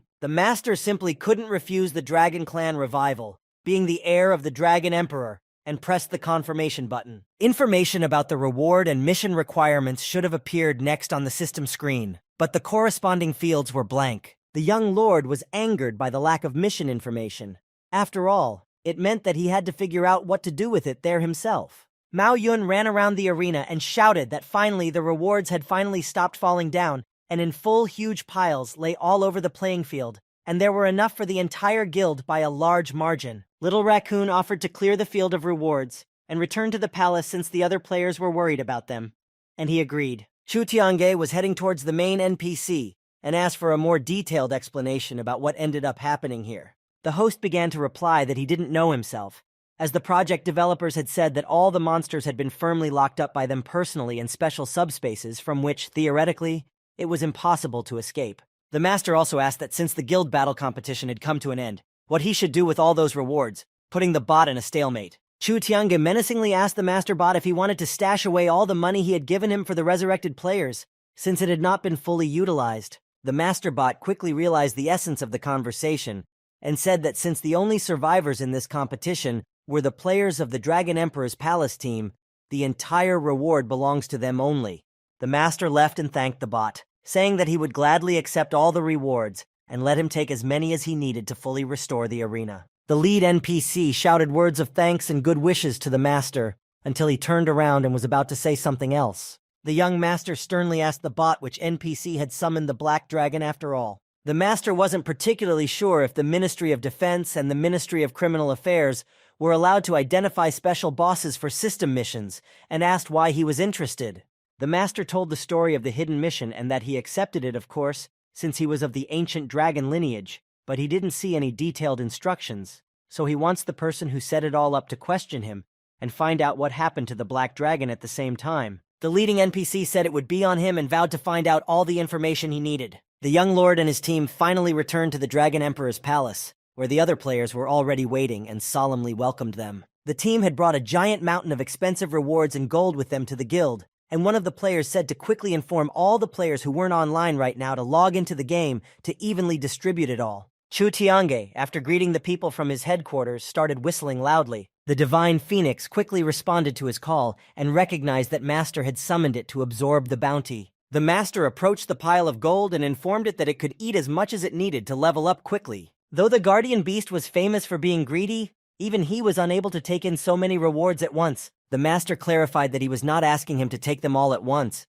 but only as many as they needed to protect their guild while he was away. The Divine Phoenix replied that it would not be able to raise its level until the level of the guild, which was directly related to the level of the Master, was raised. Chu Tiange wondered where to put all the remaining rewards, since his level couldn't be raised yet temporarily, and they couldn't just lie here and accumulate. One player new to the game saw the piles of rewards in the palace nearby and wondered what they were and where they came from. Characters also noticed that there's a whole mountain of all sorts of elevation materials and equipment, and it's all as if in a dream. The Master stood with his buddies and examined the whole pile of gold, offering to sell it all since they couldn't use it themselves. Chu Tiange began to reason that their guild was located on the only way to Chan'an City, where there were always the most newcomers, and thus the traffic every day was high, and the materials and equipment they had were very useful, so someone would definitely buy them. Before the Master could finalize his plan, various players were crawling at his feet and begging to join him. Chu Tiange turned around at the noise and saw another crowd of maddened players rushing towards him with open arms,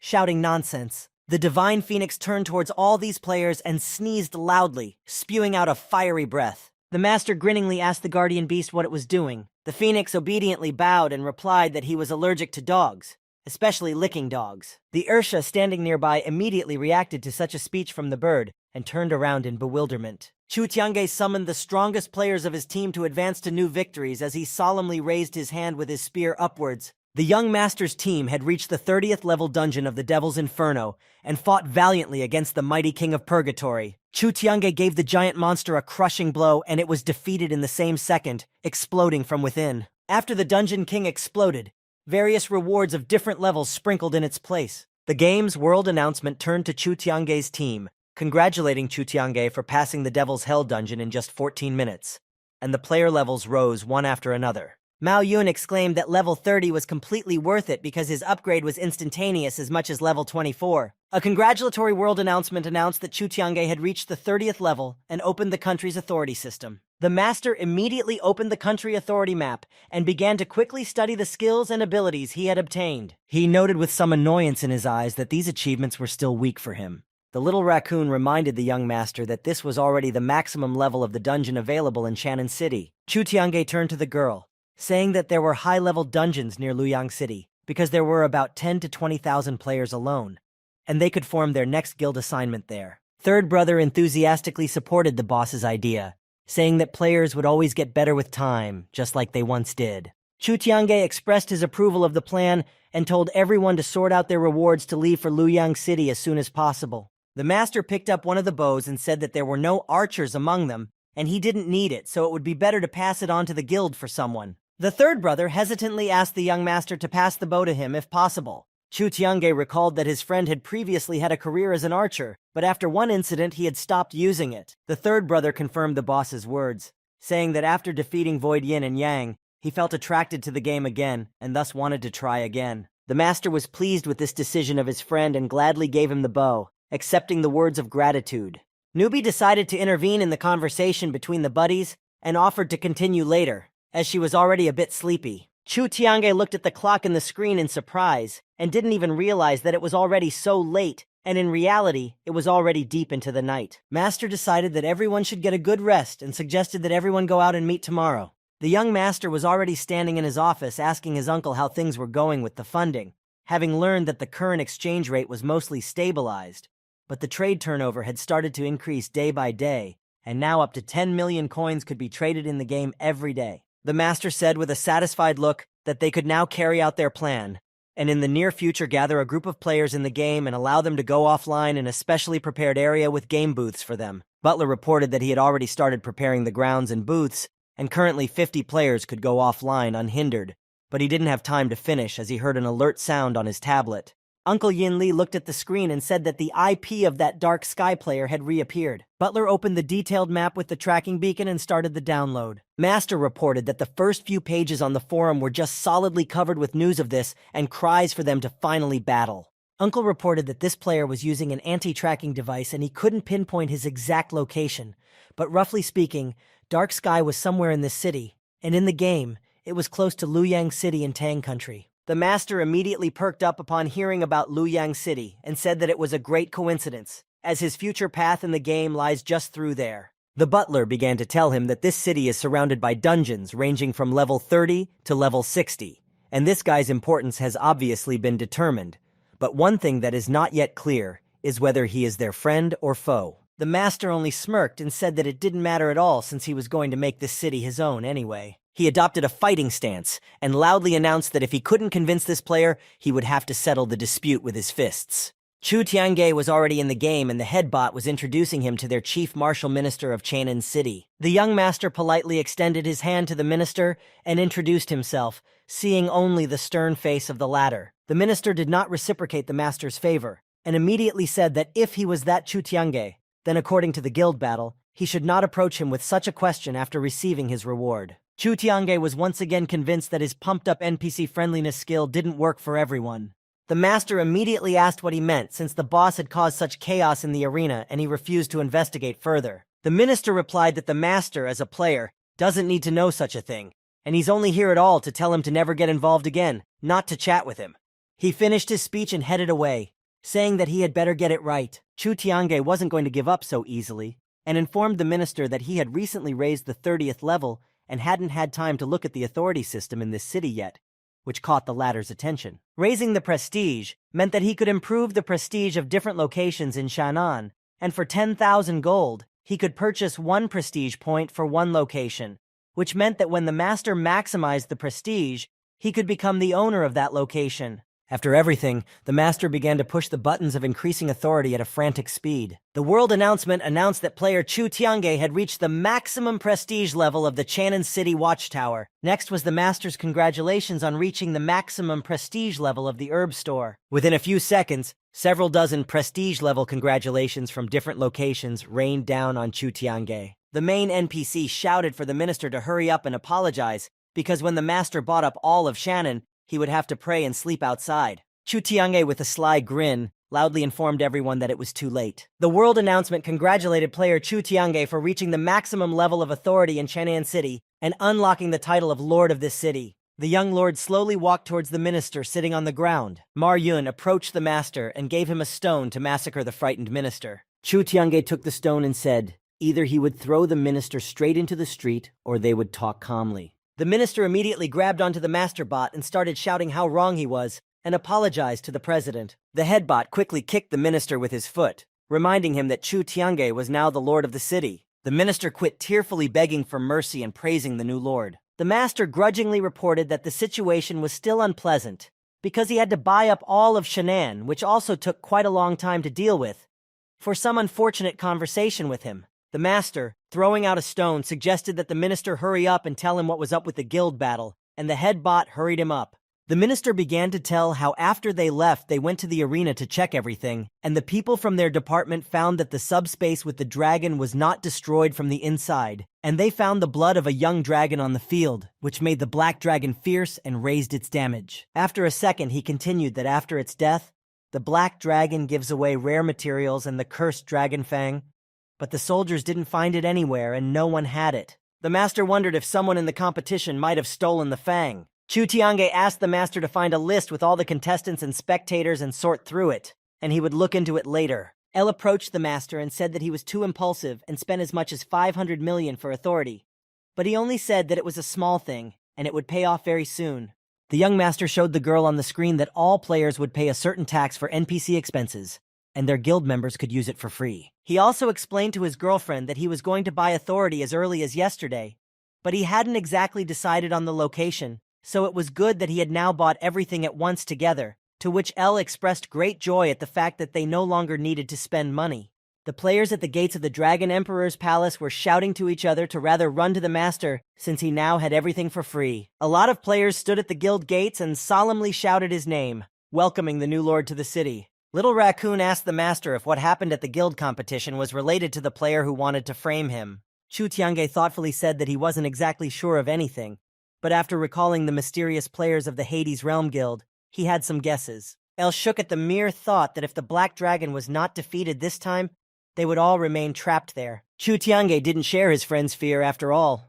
He wouldn't have taken so long with the dragon if it wasn't so evil, and suggested that they just wait for the list to be sorted. The master and his assistant went out into the city and suggested she go shopping, for the whole city was now theirs. Elle cheerfully remarked that after the young master had purchased the city, it had been transformed, just like some kind of celebration. Unknown players on one of the streets of the city were arguing amongst themselves about the payment for the task when suddenly they noticed the Lord. They were talking about how nice it was to be as rich as the Lord and buy out anything, including an entire city. Suddenly, the bots descended with the whole crowd right on the young Lord, offering him their expensive equipment, stones, and other paraphernalia. The master regretfully thought about the fact that he once had a bonus to the friendliness of NPCs, but now because of his maximum authority, their enthusiasm was simply insane. The third brother suggested that the boss accept all the offers of those annoying bots, since every time they entered the city, they wouldn't be able to move around peacefully. The master quickly rushed inside to the main bot, and the third brother and Mao Yun firmly locked the building's gates, while listening to the bot's cries of endless suggestions. The host had already brought the list of participating teams with spectators to the Lord's attention so that suspicious players could be identified. Chu Tiange began to scrutinize all the teams and found the Kingdom of Hades there, which was just in Luoyang City.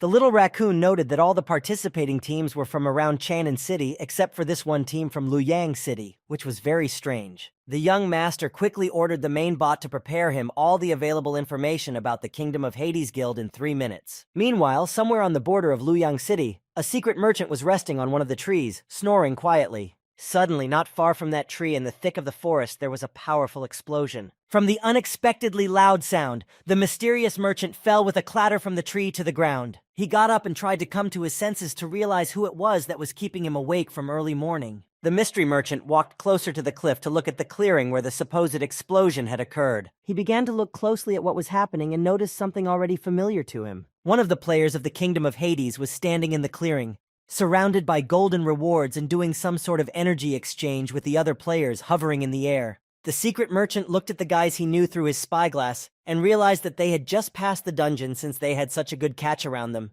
While the merchant was watching everything that was going on, he noticed a guy running not far away from these guys, thinking it was a secret guide, and tried to understand where he was running to and why. The unknown kid ran past the mysterious players with their ritual and taunted them, telling them that they were too pathetic to catch up and destroy him. The hovering players, of course, heard the brave little guy and reacted. One of the players shouted to the others to immediately grab the kid while pointing a finger at him. Chu Tiange read the information provided to him about the Hades Kingdom, which said that the guild only had 200 players with the same strength in battle, which was not suspicious. The master also remembered that the minister had mentioned some sort of fang and asked what it was for.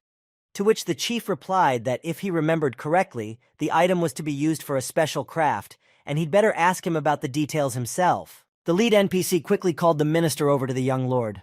saying that the lord of the city urgently needed some answers from him. The minister said that he had just checked everything, and this dragon fang is as much a secret class item as his totem, and its specific purpose is only known to the secret guide from Lujan. Master was confused by yet another mention of this city, and decided to go there immediately right today. Chu Tiange remembered that he had already reached the 30th level and could improve his armor as he did so every 10 levels. The young master arrived at the forge and was greeted cheerfully by the armorer, asking how he could help, and the master inquired about the materials needed for a level 30 outfit. Immediately, Chu Tiange took out an attribute, clarifying that it was an immortal level booster that he had won in the guild competition. The armorer opened his mouth and was genuinely shocked to learn that it was a Jade Kill-In. He kept repeating time and time again for the master to definitely think about his decision. After all, it was an incredible Jade Kill-In, but the latter was adamant in his decision. Chu Tiange calmly said that he knew exactly what the attribute in his hands was, and didn't see it as anything so special. The armorer told how his mentor had said that this attribute could maximize the compatibility between materials and was not bad at increasing the chances of success and the probability of obtaining additional items in case of luck, and that it was a very strong material that was hard to buy. He also added that usually only capital-level spellcasters are equipped with such jades, and their entire set is level 60 and above, and the master asked what other materials he needed to improve. The armorer insisted that the master should think hard once more. After all, it could be sold in the capital city. Mao Yun couldn't stand it and intervened, saying that the lord himself had come to him for work and he was talking so much, and the armorer quickly ran to the main hall. The armorer asked for some time to take some memorable photos of the jade, as he would never get the chance to see it again in his life, but the master only said that as long as he was here, it would always be possible. Chu Tiange clarified the exact materials needed for the pumping and learned that he would need one 9th order gemstone of 7 colors each. The armorer specified that since it would be for a lord, it would not be of the 30th level, but of the 50th level, and although the chance of success was only 1%, it would increase to 100 with jade. Chu Tiange decided to ask him what he had to say about the gemstone. The armorer explained that they are mined in the city's mine, but there are only 1st order gemstones there, and 2nd order gemstones are obtained from 31st order gemstones, and the master realized that he would have to work hard and long. A second later, he thought that he wouldn't be doing boring mining because all the power of the city was now in his hands. Chu Tiange walked towards the building with the main control panel of Chan'an City. The young lord walked and thought about the fact that he was the lord of this city and did not have to go down into the mine by himself at all. The master sat down on the majestic throne, and the system announced that the main control panel of every industry in Shan'an had been successfully activated. Mao Yun asked the boss what he now planned to do next. The master informed his buddy without a shred of doubt that he was going to change the tasks in the city,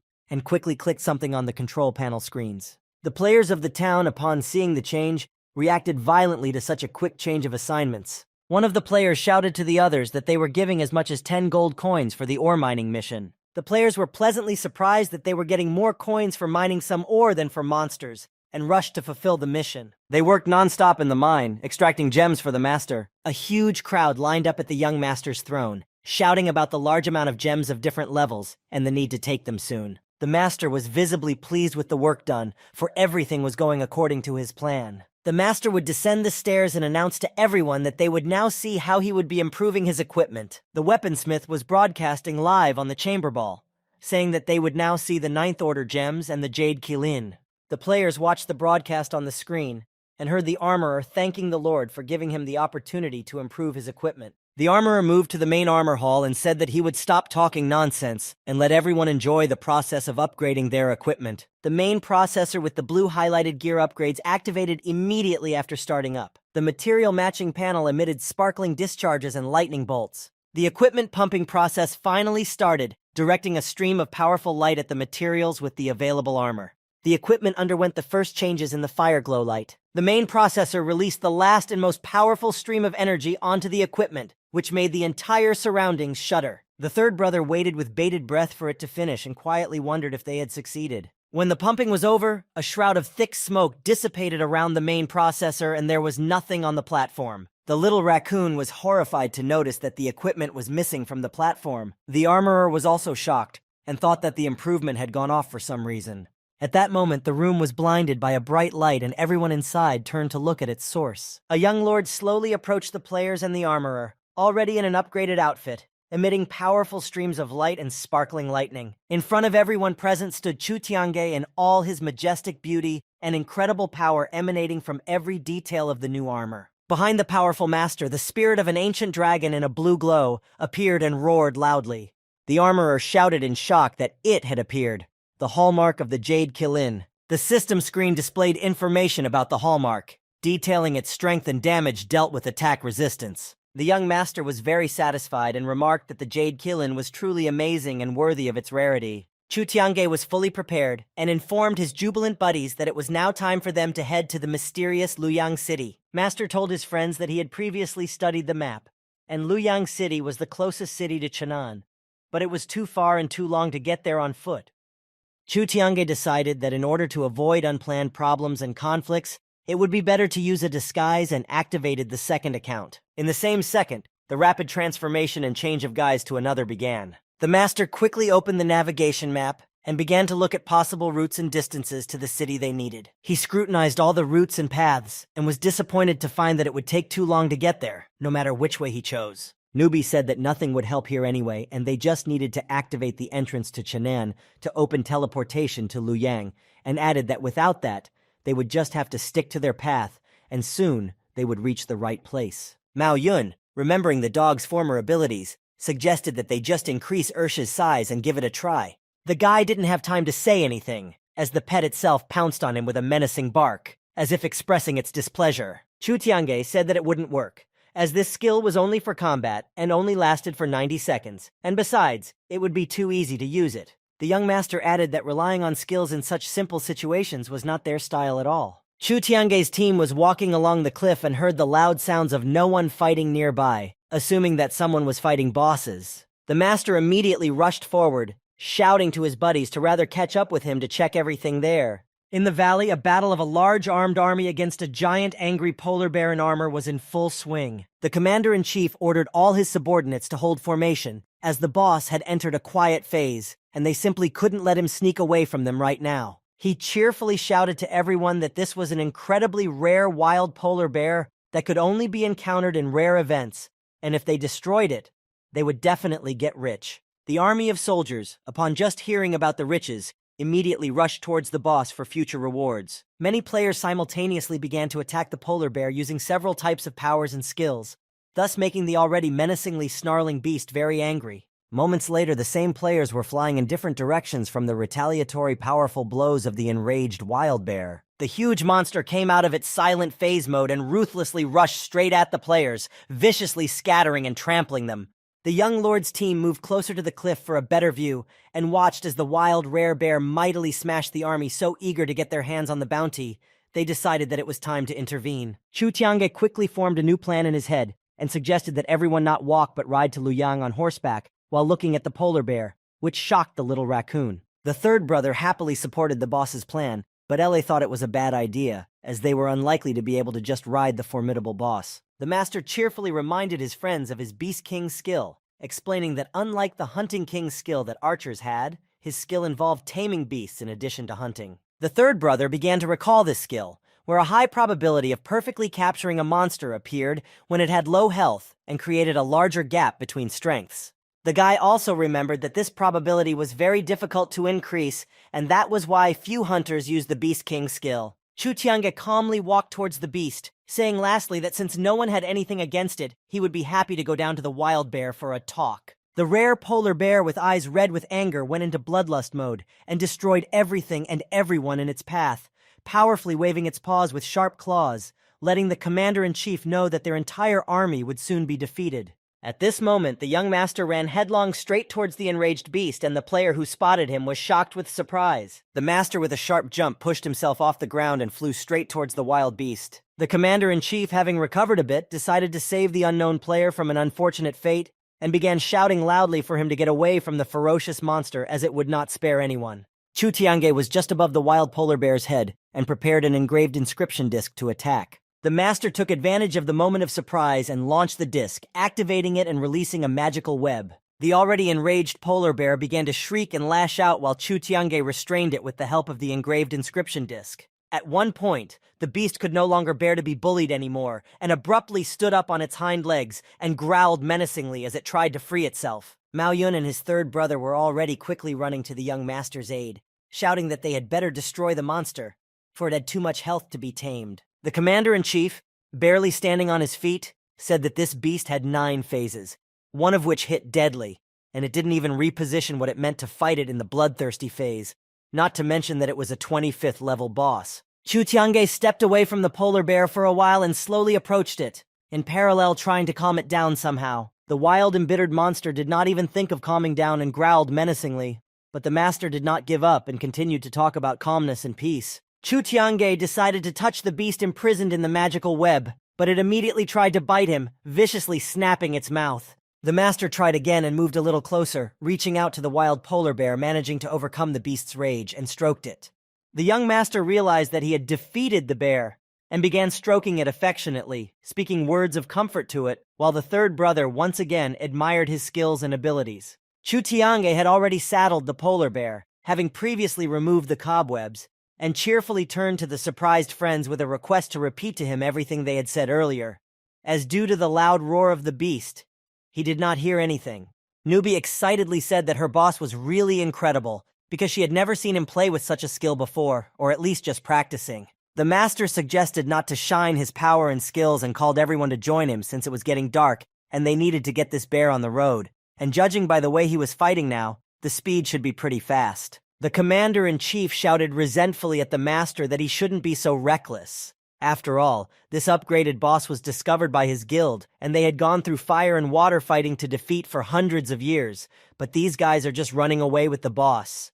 The rare wild polar bear got angry at the player's idle chatter and was about to do something. A moment later, rewards were falling from the sky directly onto the commander-in-chief. The rewards in the form of gold, gear, armor, and more were so plentiful that he was literally covered in them. Moving away from the place with the commander-in-chief, the master shouted that everything that fell from this boss was low level, and if they needed it, let them just take everything they needed for themselves. The commander-in-chief could no longer utter a word, as a moment later, the gold completely concealed him, and he was only able to gesture his agreement. The players of the Dragon Emperor's Palace team made themselves comfortable on the roaring beast, and the master commanded them to quickly run towards Luoyang City. All 5 players rushed at breakneck speed riding the speedy beast. The third brother suddenly felt an attack of incoming nausea and dizziness. The young master only noticed his buddy swiftly going offline. The third brother, already in his room, emptied his stomach of its contents directly into the trash can. He could barely stay on his feet and turned sensitively pale, not expecting this polar bear to be so fast.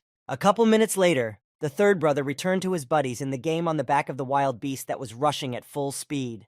The master began to ask why he was interrupted, and the third brother replied that he had to pass out because he had thrown up. As they approached the town, the young master suggested that they should rush off, as they were quite close and riding a bear would look too flashy, and they didn't need any extra attention at all. The rare wild polar bear, hearing the master's wishes, immediately slowed down, digging its paws into the ground.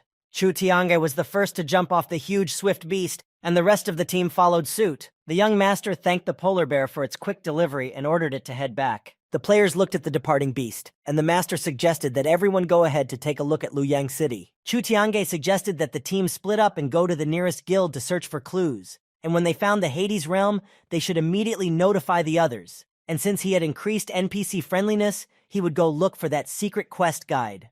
The young master was walking down the street thinking about how nice it was to be in a different guise when he wasn't being rushed by NPCs with numerous offers, and also so he wouldn't be recognized by other players. The master stopped somewhere in the middle of the street and noticed a man in front of him, asking him how he could find the secret guide for the quest. The stranger replied that he was outside the city on a mountain and he needed to be careful because the place was close to the portal, and if he accidentally ran into monsters, he would be cornered.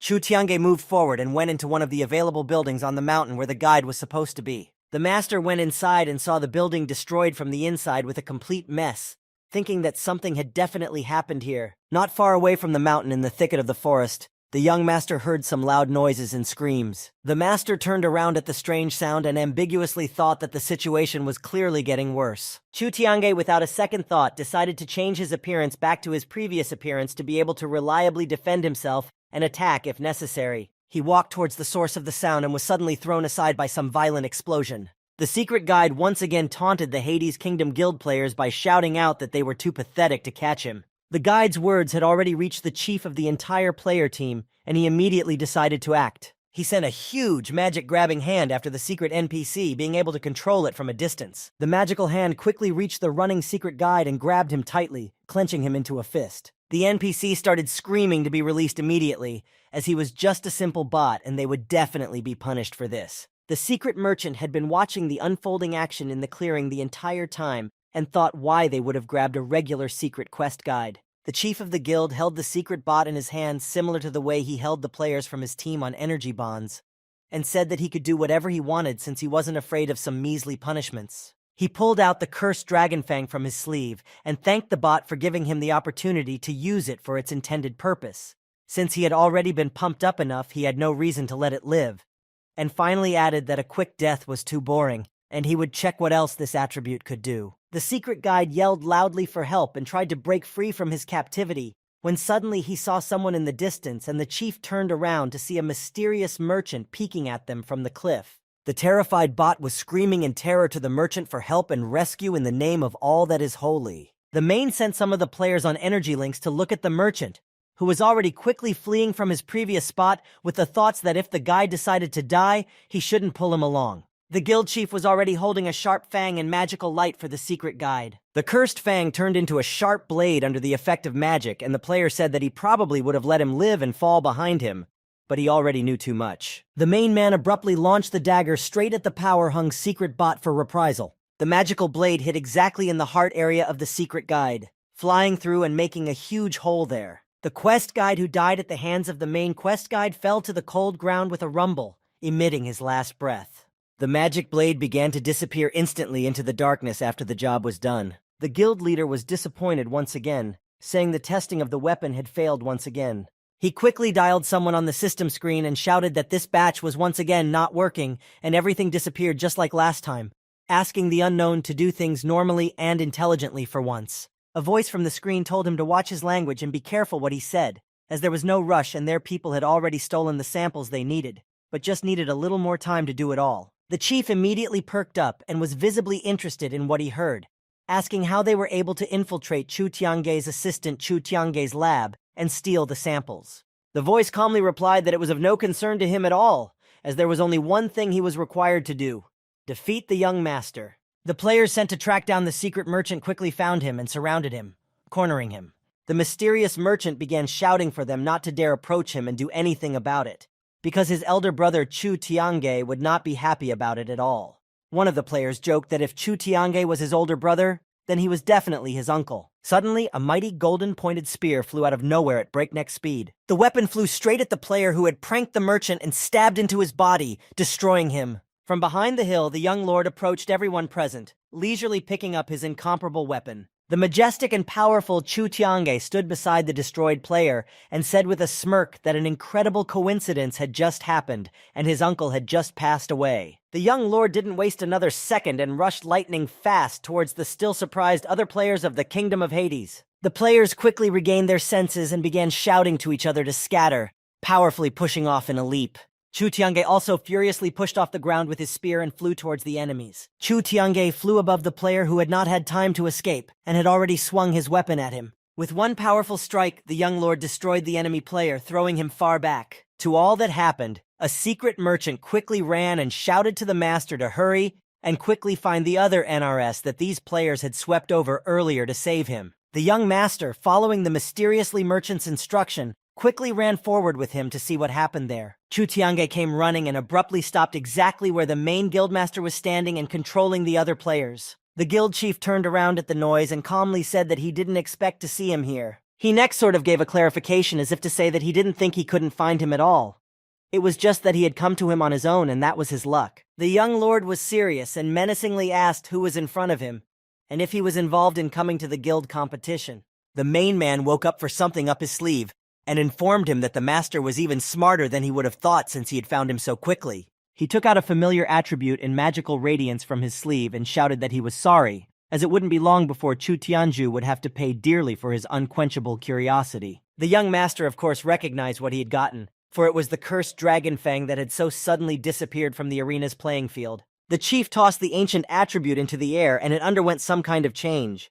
A moment later, a powerful pillar of magical study flow emerged from the cursed fang directly at the main Hades realm, shaking everything around. All the players who were hovering in the clouds on the energy link began to shake and shudder in time with the main. The young lord looked at everything going on in amazement and quickly asked the mysterious merchant what was going on here. The mysterious merchant began to tell him that this was a secret puppeteer deformer class, where any player could contract with the main and become his puppet, which in turn could give the boss a certain equipment bonus. He went on to say that there is no limit on the number of puppets, and the attribute allows the puppeteer to extract from the puppets and other benefits like experience and level, which, although temporary, but significantly improves the effectiveness of the boss in battle. While the boss was getting the power he needed from his puppets, he listened intently to the merchant and said he had no idea. He knew it all, but he was absolutely right. The players who had once become puppets for the boss were already at the end of their strength and capabilities. In the same second,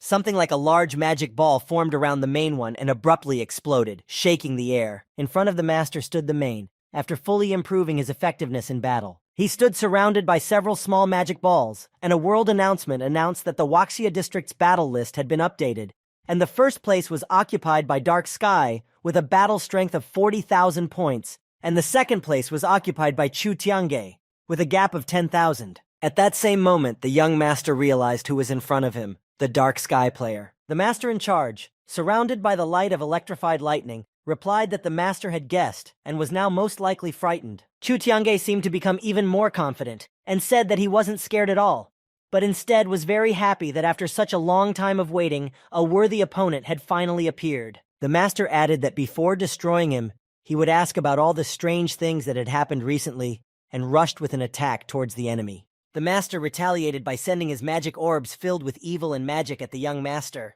The magic orbs were not as simple as they appeared at first glance, and in flight, they turned into huge, evil hands. Several magical hands simultaneously flew towards the formidable Chu Tiange, who placed his spear in front of him. The huge hands clenched into fists at the chief's pranks, and the master began to attack them all with fiery blasts. Chu Tiange snidely informed the vile opponent that in addition to increasing his battle strength by more than 10,000 points, he had not only gotten this, but something else as well. The main man told him not to be so quick to jump to conclusions, because when he got rid of his equipment and sent him back to the first level, then he would enjoy watching him go crazy. One of the magical fists flew too close to the young lord, and he immediately fought back, bravely defending himself with his spear. The master immediately comes up with a new plan of action and makes some movements with his hands, controlling the magical ones. The master only proceeded to retaliate with his magic fists as they all turned around in a second and rushed back towards the master, putting Etit Chu Tian in a stalemate. The magic hands all flew towards their master, and he performed some rituals related to further fighting.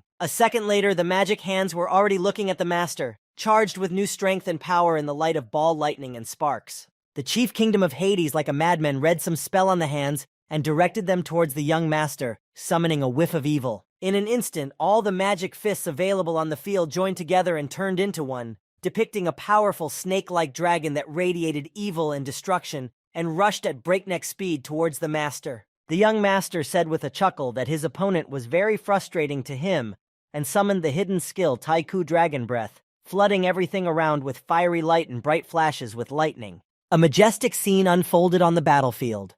The power and might of the two strongest era players met midway in a powerful explosion, intertwining and blinding everything and everyone around them. The power of both could not be retreated and only gained even more gravity. The chief kingdom of Hades was sure that the advantage was on his side, and he would be victorious very soon, as the master could not compete with him. The young master, for his part, knew that he would not back down, no matter what it cost him. The insatiable head of the enemy guild had literally sucked all the life, not to mention energy, out of his puppets. But he didn't stop. With all his vile and bloodthirsty appearance, he was shouting to Chu Tianju that he was about to know true strength and feel despair. Through the already channeled magical black energy sweat, more new hands formed towards the master. The head of the enemy guild increases the available power and will apply magic amplification. The young master seems to no longer be able to contain such a rush of black magic, knocking him down for a moment, and can barely stay on his feet, struggling to slow down. Chu Tianju has to powerfully defend himself and hold his defenses against the dark forces and the whiff of evil breaking through from it in the form of the snake-like dragon. The young master gathers his wits and new strength and cold-bloodedly decides to deal with this smug type as soon as possible. The master shouts loudly through the torrent of endless attacks to the chapter that it is time to show true might. On the battlefield, everything shakes and trembles from the majestic battle, throwing chunks of earth and rocks in different directions. The Dragon Emperor Palace Lord finally summons the only holy level, the supreme gift of heaven, and the reflective fists of the second-level heavens, souls for the cooling deities. The master notices how the fiery blazing heavens are at the mercy of fire and lightning, and is surprised to call it a form of celestial space. Thinking that the master is too weak to have such an ability, he decides that this is just one of his methods of intimidation and soporific vigilance to weaken his magical flow. Suddenly, from the fiery heavens, surrounded by thunderous lightning, a violent fiery stream of light descends sharply onto the ground. The master boldly takes on all the incoming energy to increase his strength and gain the ability. An explanation of strength appeared on the system screen as a super powerful enhancement that strengthens both the team and one player individually, increasing damage resistance and critical hit damage, as well as lowering all of the opponent's attributes. The majestic Chutiange from the Maelstrom of Fire was being infused with energy and was about to make his next strike. The master menacingly, extending his spear arm forward, aims at the enemy with a gigantic flaming stream of power that dazzles with its power. The energy of good meets the energy of evil and immediately explodes with the preponderance on the first side. The main kingdom of Hades does not understand how this happened and refuses to believe in the superiority of the master. He continues to suck the life force out of the puppets, turning them into mummies, and says that his combat potential is higher than his, and he will not be defeated because he has trained long and hard. The young lord only smiles at this statement, already having a new plan in his head,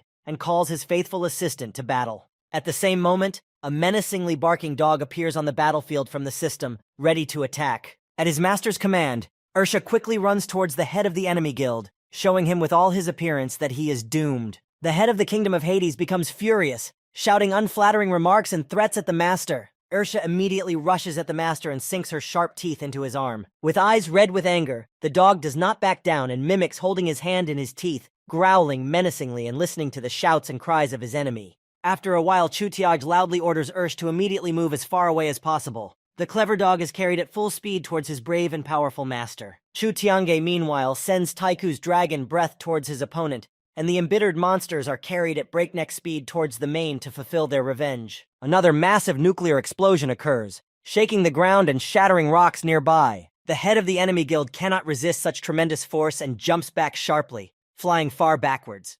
He is thrown back so powerfully that he is immediately imprinted into the nearest rock with an imprint in it and shatters the rocks into small pieces. All of his puppets, after such a powerful attack, break the energy connection with the puppeteer and unconsciously, like empty sacks, fly to the ground. The mysterious merchant never ceases to marvel at the persistence and strength of the young master, marveling and being impressed by him. He immediately goes closer to the epicenter of events, where the master stands at the opponent sealed in the rock. The game's system screen displays a bar with Dark Sky's health at only 3%. Chutiange puts the tip of his spear to the temple of the barely living head and menacingly asks him to tell them what they are accomplishing and where they are taking all the captured NPC players. The all-wounded and half-alive player, not even having the strength or ability to stand up, says he's not done yet and delivers another round of insults. He quickly pulls out something from his sleeve that looks very similar to a teleport scroll, but embraced by flaming light and lightning. Chutiange has no time to say or do anything and simply watches as Dark Sky disappears from the battlefield, leaving behind a trail of fire. The master did not expect Dark Sky to want to leave so easily at all, and silently stared at the place where the enemy had disappeared from. The young master was still standing in bewilderment, trying to figure out how it was that the opponent decided to escape right during the battle and with what help. The merchant began to tell him that he had used the Thunder Talisman to self-destruct, which was the fastest way out of the battle. And if not enough blood was collected, it could be used to resurrect at a place of his choosing, and it also did so without losing experience points. Chutiange cheerfully said that fighting was just bragging, but escaping was the real trick of an experienced player, and laughed loudly. Meanwhile, on the battlefield, the bodies of the destroyed players from the Kingdom of Hades Guild began to disappear one by one. The young lord asks the merchant to wait for a while. He and the merchant decided to walk the field in search of at least one more player who had not disappeared. On their way, they just happened to come across one guy who was literally begging for help and rescue from all of them by the incredible and divine Chutiange. The master asked him to stand up and calmly tell him everything, and he began to say that for a very long time now, he and others had been suffering, with hundreds of players locked inside. The worried and scared guy added that they are all forced to be puppets for the boss and have to pump for 18 hours every day, which is very exhausting. He had already started to disappear like the other players, and only managed to pray to God Chu Tiange again for the last time. The player's last words to the young lord were for help and their salvation. After listening to all of this, Chu Tiange came to the conclusion that they were forced to reconnect not of their own free will. Somewhere on the outskirts of the city stood a tall, somewhat old and run down, but still occupied by someone. Some other man walked into one of the rooms behind bars, looking something like a prison cell with only a bed and a gaming chair with a person in it. The burly man approached the player in the chair and afterward, with a sharp movement of his hand, pulled the power cord. He grabbed the poor guy out of the chair and threw him to the floor, kicking him hard on the body and yelling that he thought too much of himself for daring to leave the network without permission. While he was beating him, some other man in a suit came into the cell and told the guy to stop, as they would need this poor guy. The man in the suit approached the poor guy and threateningly asked him how he dared to disobey orders and go off the net. Unless, of course, he was going to do something to help Chu Tianju. The man menacingly ordered the bouncer to throw the guy into the cage, and he obediently nodded. In one of the offices of the building, there was apparently the boss and his butler standing in one of the rooms, who expressed his opinion as he felt that he had done wrong to Chu Tianju this time. And according to the spiritual master's opinion, his operation was not ready yet, and the time was not right. The boss got angry at such a statement and started shouting at the butler that he was just an ordinary servant and didn't dare to tell him what to do and say such things. Besides, he was tired of hearing that it wasn't the right time yet. The boss commanded the butler to tell everyone to get ready, because tomorrow they would have a deadly training session, and asked him to get all the equipment from the warehouse, while he went to Chu Tianju, and the servant obediently nodded. The businessman went into the room with the head office to see how things were going. One of his subordinates informed the boss that they had withstood the cyber attack and asked if they should attack his system in response. The boss replied that he would think of something and let them continue to make sure that he didn't sniff out anything. Chu Tiange walked through the valley and thought about what had happened for a long time, guessing that something was clearly wrong here. The master decided to ask the secret merchant what he was doing there in the end, unless he was waiting for him to sell something worthwhile, or still wanted to meet those guys, to which the merchant replied that it was a long story, thanking him for his rescue. The arcane merchant clarified that what he was selling was not just some stuff. Chu Tiange also asked the merchant if he was familiar with Dark Sky, to which he heard that they were not familiar and had only met. At this moment, Ursha suddenly ran up to the mystery merchant and began to rub his leg affectionately. The mystery merchant immediately recognized the dog that had hatched from the creature's egg, and said that although he had grown up, he had still become a divine beast. After all, it was not for nothing that he had risked his life to clone him. Chu Tiange opened his mouth in astonishment, as he did not even suspect that Ursh had been cloned, and asked the merchant who he really was. The mysterious merchant, taking a serious look, said that he would tell him everything as it was, since he had asked. A pillar of fiery glow descended on the mysterious merchant, blinding the master. The mystery merchant confessed that he was actually a treasure hunter. The master immediately gave the merchant a friendly kick in the ass for introducing himself so pathetically and blinding him for a while. The merchant angrily shouted that he was also a famous character and had the right to use special effects, and even though the master was handsome, he still had no right to belittle him. Chu Tiange only smiled cheerfully and tried to calm the merchant down by asking him what he was doing in general. The merchant began to say that the equipment he was selling was obtained at the risk of his life, as he had stolen them from the most difficult dungeons, especially the Ursh egg, and let him not think that it was that simple. Chu Tianju now understood how he knew so much about the equipment and asked again what his relationship with Dark Sky was. The merchant also reminded the master that when he robbed him in the Song country, he had nothing left and had to create copies, and just at that moment he came across Dark Sky with the ability of a puppeteer. The young lord clarified if he went with him to see his ability. The merchant nodded and asked not to misunderstand him, as there was nothing special about accompanying players.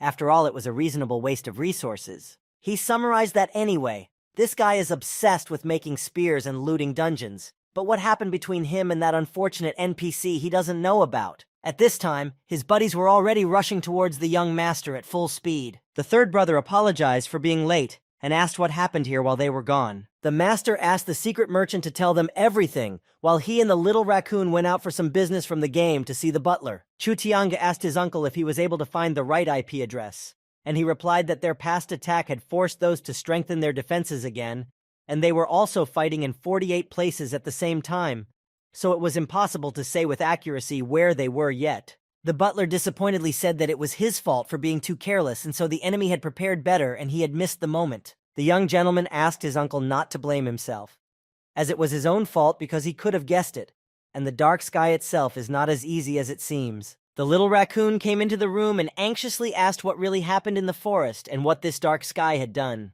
The master said that there was a theory, and if the words of that player were to be believed, then dark sky had something to do with connecting and keeping 100 players. The girl was shocked by what she heard, and after coming to her senses a bit, she suggested that she urgently report everything to the police. Chu Tiange was in agreement, but said that there was no hurry, as they would definitely be ready for it, and one could not lose someone, so they should find a way to provoke him in the game to come in and then fight as a distraction to gain enough time. He went on to say that at the same time, Uncle Yin Li would figure out his IP and call the police, though it would be worth it to at least meet him first. The butler dutifully accepted the errand and said that he would prepare everything in the best way. The little raccoon decided to ask the young master if anything had happened to him in the game. After a bit of silence, she added that the ranking table had been updated and Dark Sky was 10,000 points ahead of him. Chu Tiange only cheerfully asked Ella not to mention it as his power was great, but he was worthless in battle, and it was proven by the fact that Ursha was easily able to fell him, and if it wasn't for his Thunder Talisman, he would have easily done him in. The master and his assistant, who had asked what they were going to do now, were heading towards the game pod, and he said that they would start by getting him back to the top of the table, which would take quite some time. The buddies were glad to have the young master and Elle back in the game. The master asked if the merchant had told them everything and if they were up to speed. Newbie picked up the conversation and said that they had already learned about this brazen type, how he was kidnapping players and destroying NPCs. Chu Tiange nodded approvingly and said that he had already come up with a plan of further action. He also asked if they had found the location of the Hades Kingdom Guild, to which the third brother replied after opening the system screen that they were in a valley near Luoyang City, and the area was easy to defend. The third brother also said that there were over 100 players there right now, but they were all low level. After looking through all the available information to the end, they all went to the guild management office of Luoyang City. The master tried to open teleport portals to the cities, but it didn't work. He said that when they were able to open them, all the guild members would be able to travel here from the same chain and office, after which they would send everyone directly to the Hades realm. The third brother clarified if they would attack them, and the master nodded affirmatively, clarifying that it would not be an easy attack. The young master said that Dark Sky was the head of the guilds of the Hades Kingdom and should be broadcasting live during the attack on them, and asked that they spread the word through all possible channels that he had defeated him. Mao Yun decided to inquire that when they captured the guild in the warehouse, how would their equipment be shared? The young lord clarified that whoever captured the warehouse first would get a portion of the riches. Mao Yun heard everything he wanted to hear, happily running to tell everyone about it. The secret merchant doubted this plan and said that Dark Sky was unlikely to fall for it. The master said that he was wrong, because the puppets were under his control and were his power. And since he had already spent a lot of resources and needed time to recover from the so-called resources, that is, the people in the warehouse, he had to react. The mysterious merchant pondered. After all, Dark Sky is capable of controlling 100 players at the same time. He clarified that if the warehouse would be completely devoid of its power after it was captured, then why publish anything? The master clarified that he had realized from their fight that he was too arrogant, and it would be good to use radical methods, but there was a but. The young master changed the subject, calling the merchant with him to do business. The mysterious merchant, clutching his backpack tightly with fright, inquired about the business in question and learned that they needed to find a way to prevent him from escaping. The master said cryptically that since he was so educated, he should know how to nullify the effects of the storm talisman. The merchant began to crumple and mumble, and the young master beckoned him to follow him. Lastly, Chu Tiange asked the merchant if he had anything of interest to him. The merchant fell to the floor in grief while the master looked at the extraordinary crystal and the undiscovered diamond and said that he was really worthy of his title for such unique things, and the merchant tried to explain that he wanted to sell this diamond. At this time just then, the third brother from the mission teleported into the guild. He quickly ran to the boss and shouted that they had surrounded the kingdom of Hades, and their broadcast of the attack was already being watched by over 1 million viewers. The third brother added that their chairman had offered them a non-aggression deal, and the master immediately realized that those were stalling and let them start and take over the warehouse. Lastly, the master gave his buddy a top-level great sword just in case. The sword was followed by a bunch more expensive equipment, and the third brother, being in a pleasant shock, did not know where to put everything. He inquired if his boss needed anything and noticed a distressed merchant muttering something about ruin. Chu Tiange cheerfully told his friend to take everything. After all, now with the secret merchant, they wouldn't be left without equipment, especially since he had only given a couple hundred gold coins for all of it. The master quickly went back to their plan and reiterated that the first priority was to capture the warehouse. The third brother thanked the boss for the clarification and said that he thought he had driven the merchant to tears, but he had just cleared his shelves of goods. The master had some more fun banter with the merchant, and the third brother was heading back, telling the boss to expect good news. After taking all the equipment given to him, he teleported back to Luyang to his buddies. Chu Tiange approached the merchant again, saying that since they were friends, let him come to the Dragon Emperor's palace when something more interesting came up. He also added that business came first, then the plan to prevent Dark Sky's escape, and as long as the merchant helped him, he was willing to pay whatever he wanted. The mysterious merchant agreed and told him not to retract his words, as he would be asking for a lot of money. Lastly, he invited the young master to take care of business and deal with Luyang's copies. Meanwhile, a fierce battle against the guardian beast began at the Hades Kingdom Guild gate. Little Raccoon and third brother powerfully attacked the three-headed monster in close combat. The monster was attacked from all sides, where crushing and destroying blows came down one after another until they completely overpowered the beast with a fiery explosion with a bright flash. The third brother stood victoriously on the toppled three-headed monster and shouted to the guild that they had a completely useless guardian beast, and they could open the gate on their own to stay alive or be destroyed. But the gate would still be opened. A huge armed army stood in front of the pavilions of the Kingdom of Hades, while two players on the roof of the building were deciding whether to summon the boss or if they could handle it alone. The conversationalist shouted to the player that there was nothing they couldn't handle and let him put those bad thoughts aside. He loudly ordered everyone to stay where they were as their boss doesn't believe their base can't handle this attack. The player had no sooner finished speaking than he heard a rumble and turned around, looking directly at the blown-up part of the building and the HQ people flying off the roof. The players of the Dragon Emperor's palace were powerfully attacking the Hades Kingdom Pavilion with all possible ways and techniques, having already destroyed a decent portion of it. A broadcast of the attack was launched across the country, which could be watched right from the street. One player recognized the Hades Kingdom Guild and said that they had bombed their headquarters last week, while a second player asked why Dark Sky himself wouldn't show up for the battle, unless of course he was afraid of Chu Tiange's incredible power.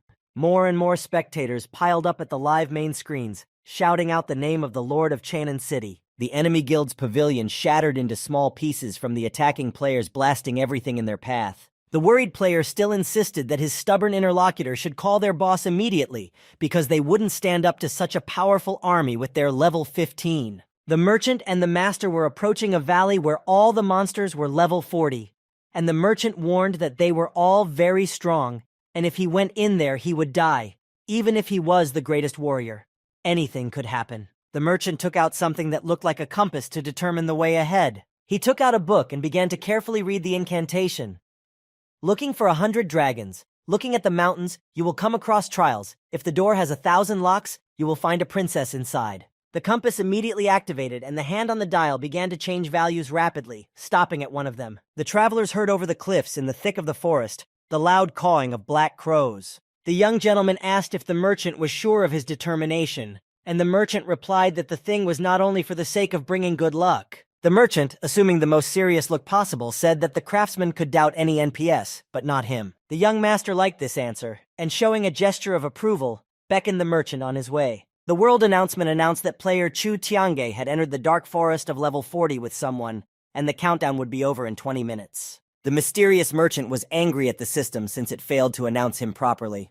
Suddenly, someone's voice announced that if the sound of the voice rises above 90 decibels, the players would be immediately imprisoned in a bone trap. A little ahead of the players in front of them, the skeleton bones began to crunch and come together. The master quickly grabbed the mysterious merchant and told him to hide behind him. Several skeletons fully reunited and went on the attack with weapons against the master. While the merchant was screaming in fear, the master asked him to shut up and just hide as far away as possible, saying that he would deal with them now. The army of Walking Dead rushed to attack, and Chu Tiange and Ursh advanced to meet them. There was a clash of worlds, and the young lord attacked in his usual fashion with a fiery zigzag, shattering the skeletons into pieces. Bouncing over the entire army of the Walking Dead, the master swung his spear for another crushing blow. Another batch of powerful blows flew at the skeletons, accompanied this time by an explosion destroying the entire army at once. Chu Tiange exhaled loudly after realizing that these improved copies were not that difficult to deal with. The young master asked the merchant not to set off any more traps since they already had little time to search for priority materials,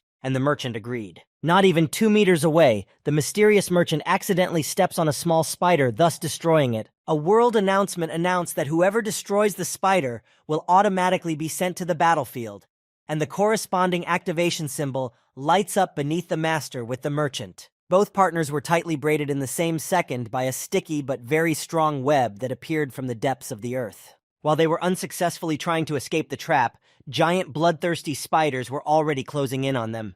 The monsters surrounded the master and the merchant from all sides, viciously chanting that they would just eat them and they wouldn't even feel a thing. One of his subordinates walked in abruptly and without knocking to the boss hosting the meal, anxiously reporting that things were very bad and their pavilion was being attacked by the Dragon Emperor's palace. The boss stopped chewing and froze in surprise for a moment, not believing his ears. The frightened subordinate also said that the situation was out of control and they needed his help urgently. The boss threw the glass to the floor in a rage, shattering it to pieces, and yelled that no one dared to tell him what to do if he didn't want to go to the other side of the world. The guy reported in horror that the enemy guild had sent about 200 fighters at once, and their attack was so strong that the pavilion was already barely holding on, and the army intended to take over their warehouse. The boss threateningly ordered to immediately release all the remaining players and move all the weapons to the warehouse, and he would deal with Chu Tiange himself. The subordinate shouted in panic that he couldn't take such a risk because his puppeteer technique was at an intermediate stage, and it would be better to move all the materials from the warehouse and then do something about it. The boss, not thinking long, immediately slapped the insolent servant for his long tongue. He shouted that if Chu Tiange was breathing down his back, he wouldn't wait for something, and added that since he couldn't get rid of him last time, he would definitely be finished this time. The boss walked away from the dumbfounded servant, saying that he didn't care who this Chu Tiange was, god or lord, but he would finish him off. Meanwhile, Chu Tiange walked surrounded by spiders with Ursh dragging a secret merchant in a cocoon, saying that the latter had activated 7 traps in 8 minutes, and he would never believe it was pure chance. The master commanded his pet to release the merchant from the cocoon. Ursha immediately rushed to chew open the dense cocoon, freeing the secret merchant from there. When the dog was done with the cocoon, the merchant would get up and slowly come to his senses, saying that he was the best of the best, and it was just that some details were ignored, but otherwise he could be trusted. Chu Tiange approached the diverging paths on both sides of the forest and asked where they should go now, as they had no margin for error due to the small amount of time. The mysterious merchant convinced the master not to worry and to trust him, as he was definitely better than his dog. The mystery smith again took out his compass with the spell book and began to say, "Looking for 100 dragons, looking at the mountains, you will come across trials. If the door has 1,000 locks, inside you will find a princess." The compass blinked again and the hand quickly raced across the dial, determining the right value. Finally, the compass stopped and the merchant indicated which direction they should go next in search of the treasure. Chu Tiange couldn't stand it and snatched the book from the merchant, asking what it even was. The master was surprised and displeased as the book turned out to be a cheap copy, costing only 5 bronze coins. The young master stepped forward a bit and said that after all they had been through here, he could no longer trust him. The mysterious merchant abruptly jumped out in front of the master, blocking his path, and informed him that this time, everything would be fine. Chu Tiange took a deep breath and nodded approvingly, warning that this was the last time. The master and the merchant moved forward and approached yet another pile of skeleton bones. They came across a simply gigantic dead boss in armor with a spear, which the young master observed was currently resting. Chu Tiange did not hesitate to decide that this was a great opportunity to destroy it, and rushed to attack without listening to the merchant about it being a bad idea. The young lord runs at the sleeping dead man in a rage, and in parallel summons the power and superiority of the dragon. At the same moment, a powerful golden dragon appears, and the master feels a surge of extra energy and power. The giant boss reacts quickly to the loud noise, and in anger he stands up in a fighting stance for a counterattack. The monster prepares to attack and moves towards the attacking Chu Tiange. The young master at the same second summons Taiku's hidden dragon breath skill as well in the light of dazzling flashes. The master delivers a powerful blow with his spear at the dead man, which spreads a bright explosion through the dark forest and throws the monster backwards. The walking dead man flies straight into the stone cliff behind him and shatters it into several pieces. The giant boss gets up pretty quickly and goes on the counterattack, trying to devour the young master. The master doesn't back down and delivers another powerful blow to the monster's armor, leaving a trail of fire. He summons the power of the dragon's pursuit with fury and flies straight into the dead man at breakneck speed. There is a new series of crushing blows in the light of the lightning balls, and the monster is about to respond. The dead man grips his spear tighter and rushes at the majestic Chu Tiange with a menacing roar. At the same time, the master summons one last crushing and annihilating dragon dissection strike. He easily swings the mighty spear straight at the giant boss's head. With a single strike, the master swings the spear along the entire body, starting from the head, and with a fiery attack splits the dead man in half. The giant boss cannot withstand such power and strength and explodes with a wild roar at the same second, leaving behind only a pile of bones. The world announcement congratulated player Chu Tianj for passing the Dark Forest for the first time in 18 minutes, which once again surprised the secret merchant. The merchant quickly ran up to the master and shouted, "Hurry up to see the rewards, which must be very valuable." The merchant ran ahead of the young master to the rewards and began shouting loudly that there were only gems and equipment. For some time he was still looking at all the rewards and suddenly froze at one interesting thing that caught his eye amongst everything. The merchant picks up a familiar round attribute with magical effects from the pile and tells the master that he has found what he needs. The butler, following the young master's instructions, called a police patrol to the house and explained to them the whole situation with the players. While he was telling them everything in detail, his cell phone rang from his pocket. The phone kept ringing insistently, and Yin Li, apologizing to the police officers, stepped aside to talk. The butler quickly took out the phone and was amazed to see that it wasn't a call at all, but some kind of virus. The message from the burglars said that they were very sorry that they had to be contacted in this way, but there was no other way out and things were quite bad. Butler dialed the number and asked if he was one of the Dark Sky hackers, and the person on the other end of the line agreed, saying that he would be brief, as there wasn't much time left. The stranger began to say that although things were bad, because he knew about their connections in the police force and the fact that they had started the operation, but he would like to suggest some peace talks to start with. Yin Li sternly replied that they had contacted the wrong person for that. The interlocutor began to explain that he had misunderstood him, and this time he really wanted to help.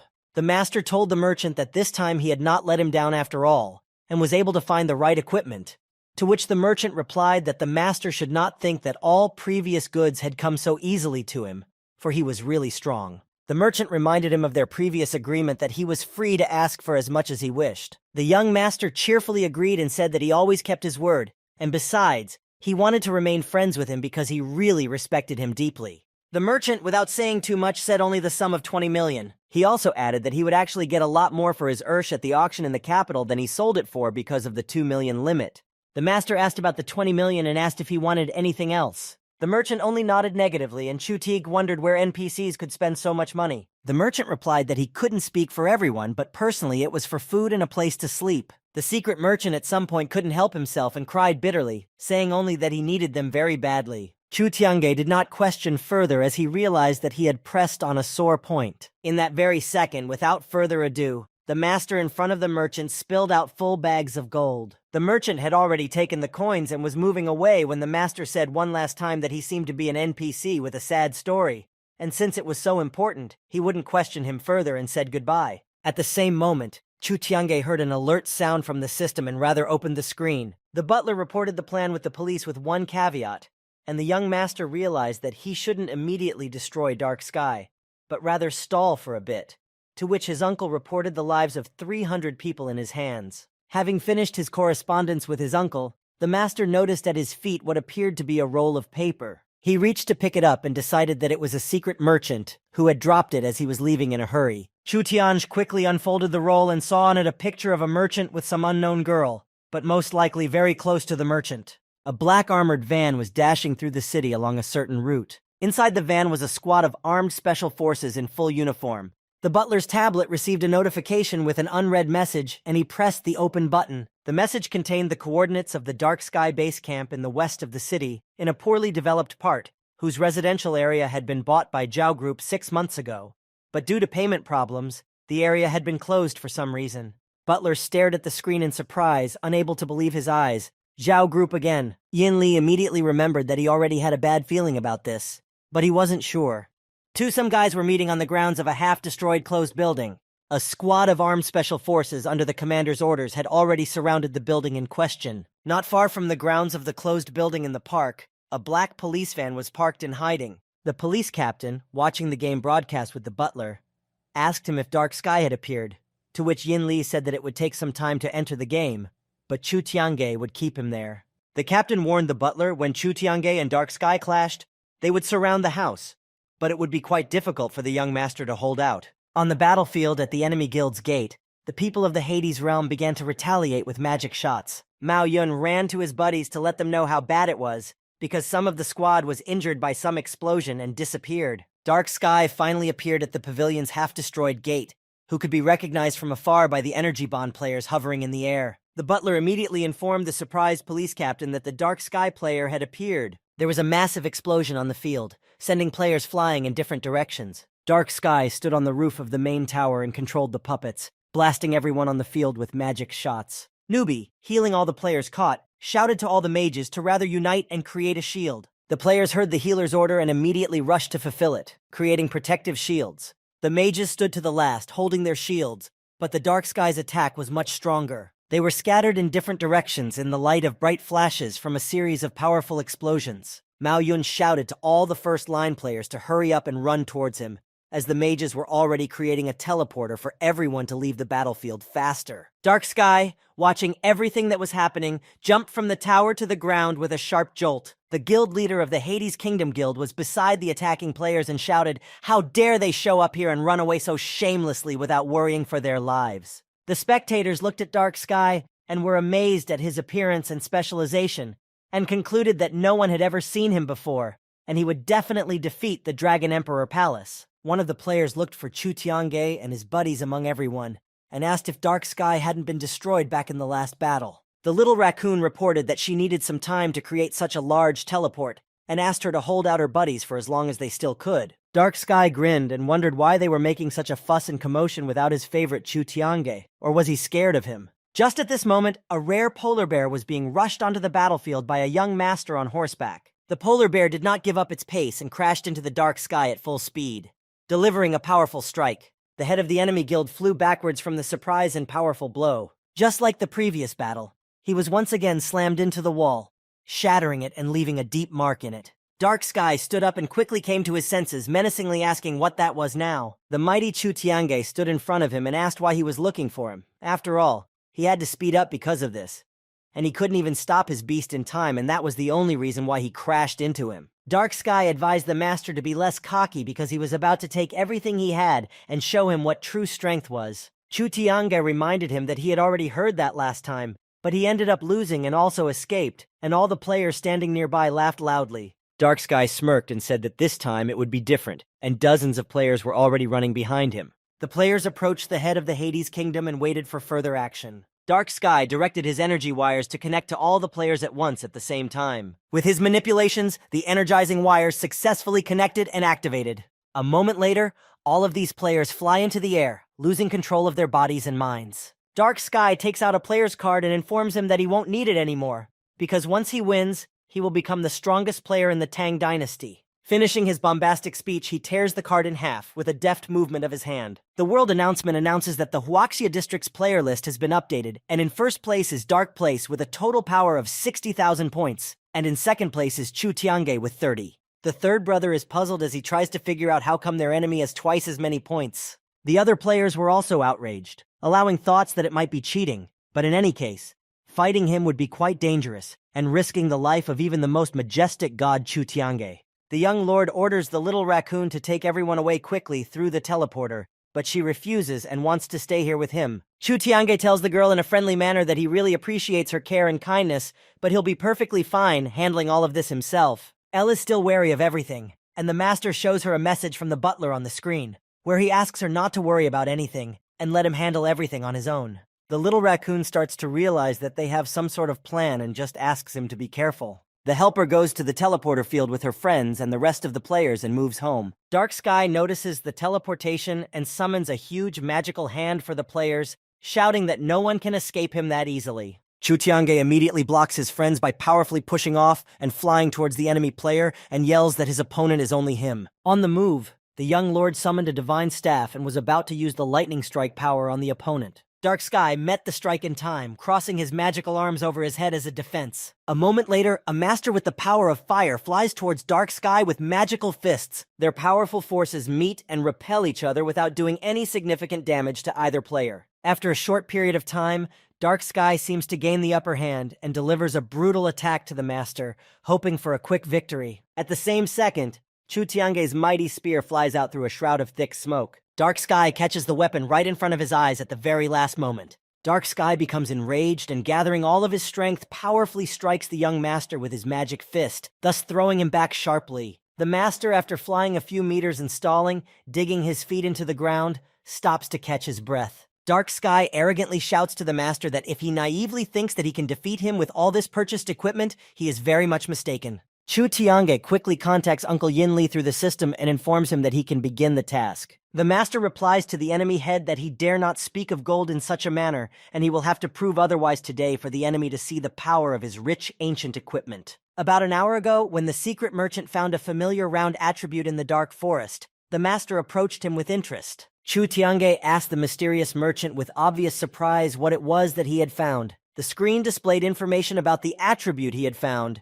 which was the hidden material Immortal Jade Reincarnation, and increased the master's strength and skills, as well as when engaged in battle, blocking any attributes or items of the opponent with the ability to be used 10 times. Chu Tiange was incredibly happy about such a find, and did not skimp on kind compliments to the secret merchant, taking back all his negative remarks towards him, and saying that he would not have said a word if he had warned him, but the merchant only modestly replied that he was a professional in his field. The master took out the attribute Rebirth Immortal Jade from his armor in front of the enemy. Dark Sky shouted in rage that he didn't care about his equipment or attributes, so he could easily deal with him without them. At the same moment after his words, he began to vigorously siphon energy from the players through energy links, thus becoming stronger. After sucking enough energy for further attack, Dark Sky activates a sinister magic ball overflowing with hatred and bloodlust. The maddened enemy guild player smugly looks at the master and laughs loudly in his face. On the system screen, information immediately appears with a bar of Dark Sky's attack power, which instantly fills up from minimum to full in an instant. Chu Tiange, smiling contentedly and holding the attribute, asks his opponent why he thought his antics could help defeat him,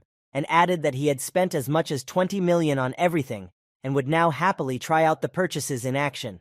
The master activates the attribute and it flies upwards, opening a hidden portal of rebirth. A real rebirth of Immortal Jade takes place in front of the players, forming a huge spiral in the sky. The Dark Sky looks on in bewilderment at everything that is happening and does not yet know what the young lord in the portal has in store for him. The portal of rebirth begins to work like a whirlpool and suck the players inside of it, whose energy connection with the puppeteer is severed by the strong flow, and they fly upwards. Players one by one begin to fall quickly into the portal, losing their connection to Dark Sky. A second later, the player himself is pulled away from the ground by the Dark Sky and drawn to the vortex against his will. The master, with a serious look, invites the nemesis to move through the portal and play there. Chu Tiange self-repels and flies into the vortex, while Dark Sky, clearly not expecting this, is sucked into the portal against his will. Moments later, both players land simultaneously in the world of rebirth. Dark Sky cautiously looks around, but does not recognize the place in question, and splices in irritation at where they have ended up. Not waiting for an answer, the head of the Kingdom of Hades quickly pulls out his Thunder Talisman for teleportation and attempts to move, but is surprised to notice that for some reason nothing happens. Dark Sky tries a few more times to trigger the amulet, but it still doesn't work, and the player decides that there may have been a malfunction, or some kind of system error. The young lord explains that there is no error and let him not even try, as none of the attributes work in this world and he can forget about them, just like his past puppets. He goes on to say that one activation of the Jade of Rebirth costs 2 million gold, and he's not even sure if such a vile type was worth such a waste. Dark Sky, having lost all his trump cards, stumbles and falls down, shouting to the master not to approach him. Nothing and no one can stop Chu Tiange anymore, and from the breakneck speed he flies straight at his terrified opponent. Getting as close to his opponent as possible, the young master summons the wrath of the dragon that cleaves the ground and swings his spear. A tremendous nuclear explosion occurs and Dark Sky flies far backwards from the impact, almost unconscious. He slowly regains consciousness, but not fully, and tries with all his remaining strength to get to his feet. The enemy player manages to get down on one knee, and the only thing he can squeeze out is the quiet word hurt. Extremely angry, he yells at the top of his voice that this is not the way to go, and he shouldn't be here at all. The system notified that the despair objection has been activated with an attack power of 150 points, which completely takes over Chu Tiange's power and increases his power by that amount of points. At this second, Dark Sky has the information on the screen about the attack power decreasing by 150 points. The player is very angry and eager for payback, but doesn't understand how to do it, since his power just went to his opponent. Dark Sky shrieked and asked the young lord what attribute he was using to do all of this. Chu Tiange wasn't even going to reply something to the vile enemy and simply powerfully pushed off for another jump with the words to continue fighting. The master had already swung his spear towards the player, but the player quickly peeled off for a jump to dodge the blow. Dark Sky didn't even realize how he was trapped and still took the young master's mighty blow with double the force. Both players landed, and the master, unlike Dark Sky, knew exactly what was coming next. The game system reported that Despair Rebirth was activated again, and 50 units of resistance to magic were obtained and given to player Chu Tianju. Dark Sky, upon hearing this, realized that there was nowhere to go, and the master cornered him with a sharp spear to his throat, and said that after using so many players as his puppets to level up, he was simply dangerous and harmful to this game. Meanwhile, the black police van continued to be ambushed while waiting for further action. The butler was explaining to the captain that Dark Sky was imprisoned in the rebirth world and would not be able to get out of there on his own, and it was all controlled by his young master for now. The police captain radioed his men to keep an eye on all the groups and begin to take action. The SWAT team, on the order they received, ran out on the offensive to take over. Two guys standing inside the surrounded building heard some noise and rumbling. The armed SWAT team rushed into the area, holding people back and yelling for everyone to get down on the ground and not move. A butler with a clipboard led the squad, saying that there were more people ahead and they should follow him. Yin Li found a staircase and was quickly climbing up it with the SWAT squad. Butler opened the map in his clipboard once more and looked at where they should go next. He informed the squad that, judging by the map, they had come to just the right place. One of the SWAT team reported that the door was locked and wondered if he had a key. Suddenly, the butler heard someone's footsteps from the stairs and froze in anticipation. Some guy accompanied by a squad appeared next to them and reported that he would open the door, and all the guys were still in the game. The SWAT guys on Yin Li's orders quickly pawed the poor guy and let him in. The butler opened up a map on a tablet with some place on it and showed it to the guy, asking if Dark Sky was here with the hostages. One of the SWAT guys commanded half of the military to go to Sector A, and the rest to go with him to Sector B, and warned not to touch the hostages under any circumstances. The squad of armed men immediately split up and ran in different directions. The guy who was still being held by the guys from the squad addressed Yin Li by name, saying how long he had been waiting for him. The butler didn't quite understand why he addressed him like that and frowned. Chu Tiange and Dark Sky remained imprisoned in the rebirth world for the time being, continuing to fight. The master once again dealt his opponent a strong blow, then powerfully threw him to the ground. At the same moment, the young master opened a portal and they began to simultaneously travel back to Luoyang. A second later, both players had already been teleported back to the previous battlefield to the Hades Realm Guild Gate. Chu Tiange received a message through the system from his uncle that they were done with everything. Dark Sky decided that now was the time for revenge and shouted out all of the master's used attempts and his turn to attack. He quickly recovered his wires and began trying to make the connection. Dark Sky immediately realized that nothing was happening and turned around, horrified to notice that his men were gone. The master asked his rival why they had been in the rebirth world for so long, and after a short pause, told him about the police and all the freed hostages, which surprised his disbelieving foe. Dark Sky couldn't believe it, convincing himself it was some kind of joke, quickly opening the system screen. The master immediately realized the cunning plan of his opponent, who was about to quickly leave the game. Dark Sky had no time to press anything before he flew whistling backwards with all his might. Chu Tiange sealed him into the wall of the guild's main gate with one slight movement of his hand, shattering it. He asked Dark Sky if he was going to accidentally disconnect from the game, clarifying that it wouldn't happen while they were in duel mode.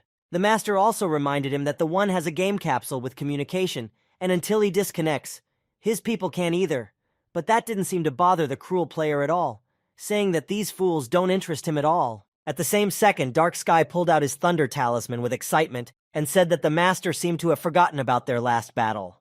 The young master watched with bated breath to see what this vile type was about to do. There was a powerful, bright flash of magical explosion that went nowhere. Dark Sky didn't move anywhere and remained lying motionless, destroyed by his own talisman. A moment later, his virtual soul began to slowly leave his body. He looked at everything that was happening with extreme astonishment, as if from the outside, and wondered what had just happened. Chu Tiange cheerfully told him that he hadn't forgotten anything at all and don't let him think that Sing was smart. Dark Sky didn't understand what this was all about and tried to ask about any details of the master. The young master told him that he had bought up the entire city with its surrounding areas, and the lives of the players under his control, without activating which no one would leave the game on their own.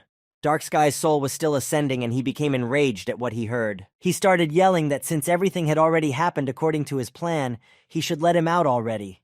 But the master only said that it wasn't time yet and they would wait for the police. The butler informed the young master through the system that the hostages had been rescued and they were in the dark sky room, to which the master expressed his approval.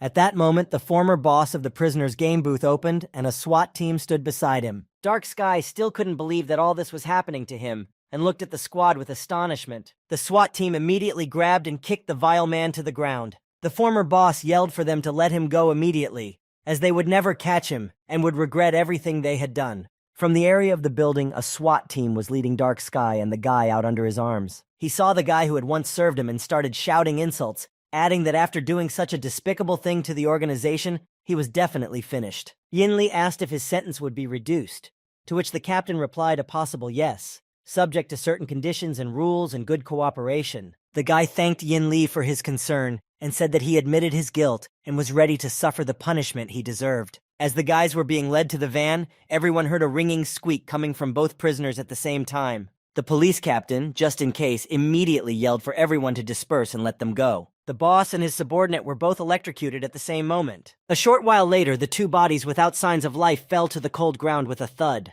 The police captain was completely confused about what had happened and stared in bewilderment in front of him. The butler moved closer to the unconscious guys lying there to examine them. Yin Li reported that they had definitely been electrocuted as there were no external injuries. The butler, while scrutinizing the bodies, noticed a metal bracelet on the right leg of both of them. He summoned a police captain to examine the device to learn a little more about it. Meanwhile, the players were returning to the Hades Kingdom Pavilion on the battlefield. The master commanded them to clean up the battlefield and divide up whatever they found according to their will to Mao Yun and the third brother. He informed them that they would manage without him while he and El were away on business. The young master and his assistant were already waiting for the butler, and as soon as he entered, they began to ask how everything went. Uncle said that all the hostages had been rescued, but Dark Sky and his subordinate had been destroyed by an electric shock. He also took out a metal bracelet in a bag and said he would clarify what it was. Yin Li told his surprised friends that although it was evidence, the police had given it to him to examine. A second later, the little raccoon stepped back in horror, looking at the metal bracelet. The young gentleman immediately wondered what was happening to her. The little raccoon took her head and began to say that she had seen it somewhere before, but she wasn't sure exactly. The master and butler looked at each other enigmatically after making such an unexpected statement. Uncle Yin Li asked where exactly she could have seen such a bracelet before. The girl desperately tried to remember but couldn't, saying only that it was insanely familiar to her, but it was unclear from where. The butler, taking a serious look, informed the young master that everything was much more confusing than they thought. A few hours ago, the butler was talking to a detained subordinate of the Dark Boss. Yin Li asked the guy why he suddenly decided to help them and surrender despite the great risk and threat to his own life. The guy began to reveal that he had initially started working with Dark Sky for his victory over Chu Tiange. But the further their case progressed, the more terrifying secrets he learned and could no longer hide it. The butler was still distrustful of the guy and asked him to talk things over since it was a long story. The uncle narrated the whole story to the young gentleman and the faithful assistant. After a moment, he asked what their future plan of action would be. Chu Tiange began to think about what ways everything was connected, but he realized one thing: their main goal was him. The master opened the map and suggested that he would examine the evidence so far, and in regards to the game, he would try to expand his sphere of influence as much as possible. Frowning, the young master said that he was sure there were many more such dark skies lurking in the game, and they were all waiting for him. Butler nodded approvingly and said that he would continue to work with the police and still help him somehow within the game. Master suggested that they meet with the selected players as early as next week, and Uncle replied that the game capsules would be delivered just within a week. Chu Tiange was very happy with this news and began to wait for the realization of his cunning plan. Late at night, the butler was still awake, typing something quickly on the computer. More and more folders were loading on the computer screen. Among the pile of hundreds of files,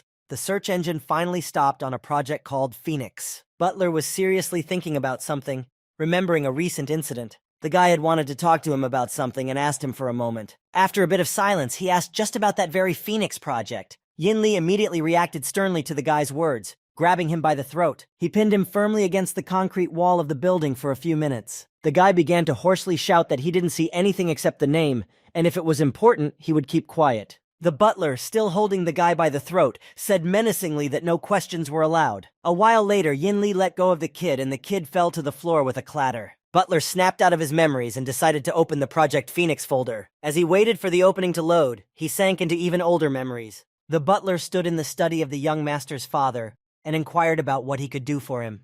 The head of the Chu Yi family handed Yin Li a Phoenix flash drive and asked him to guard it from outsiders and not open it unless absolutely necessary. The butler decided to find out what exactly was inside this project. The father of the family only assured him that there was nothing to worry about.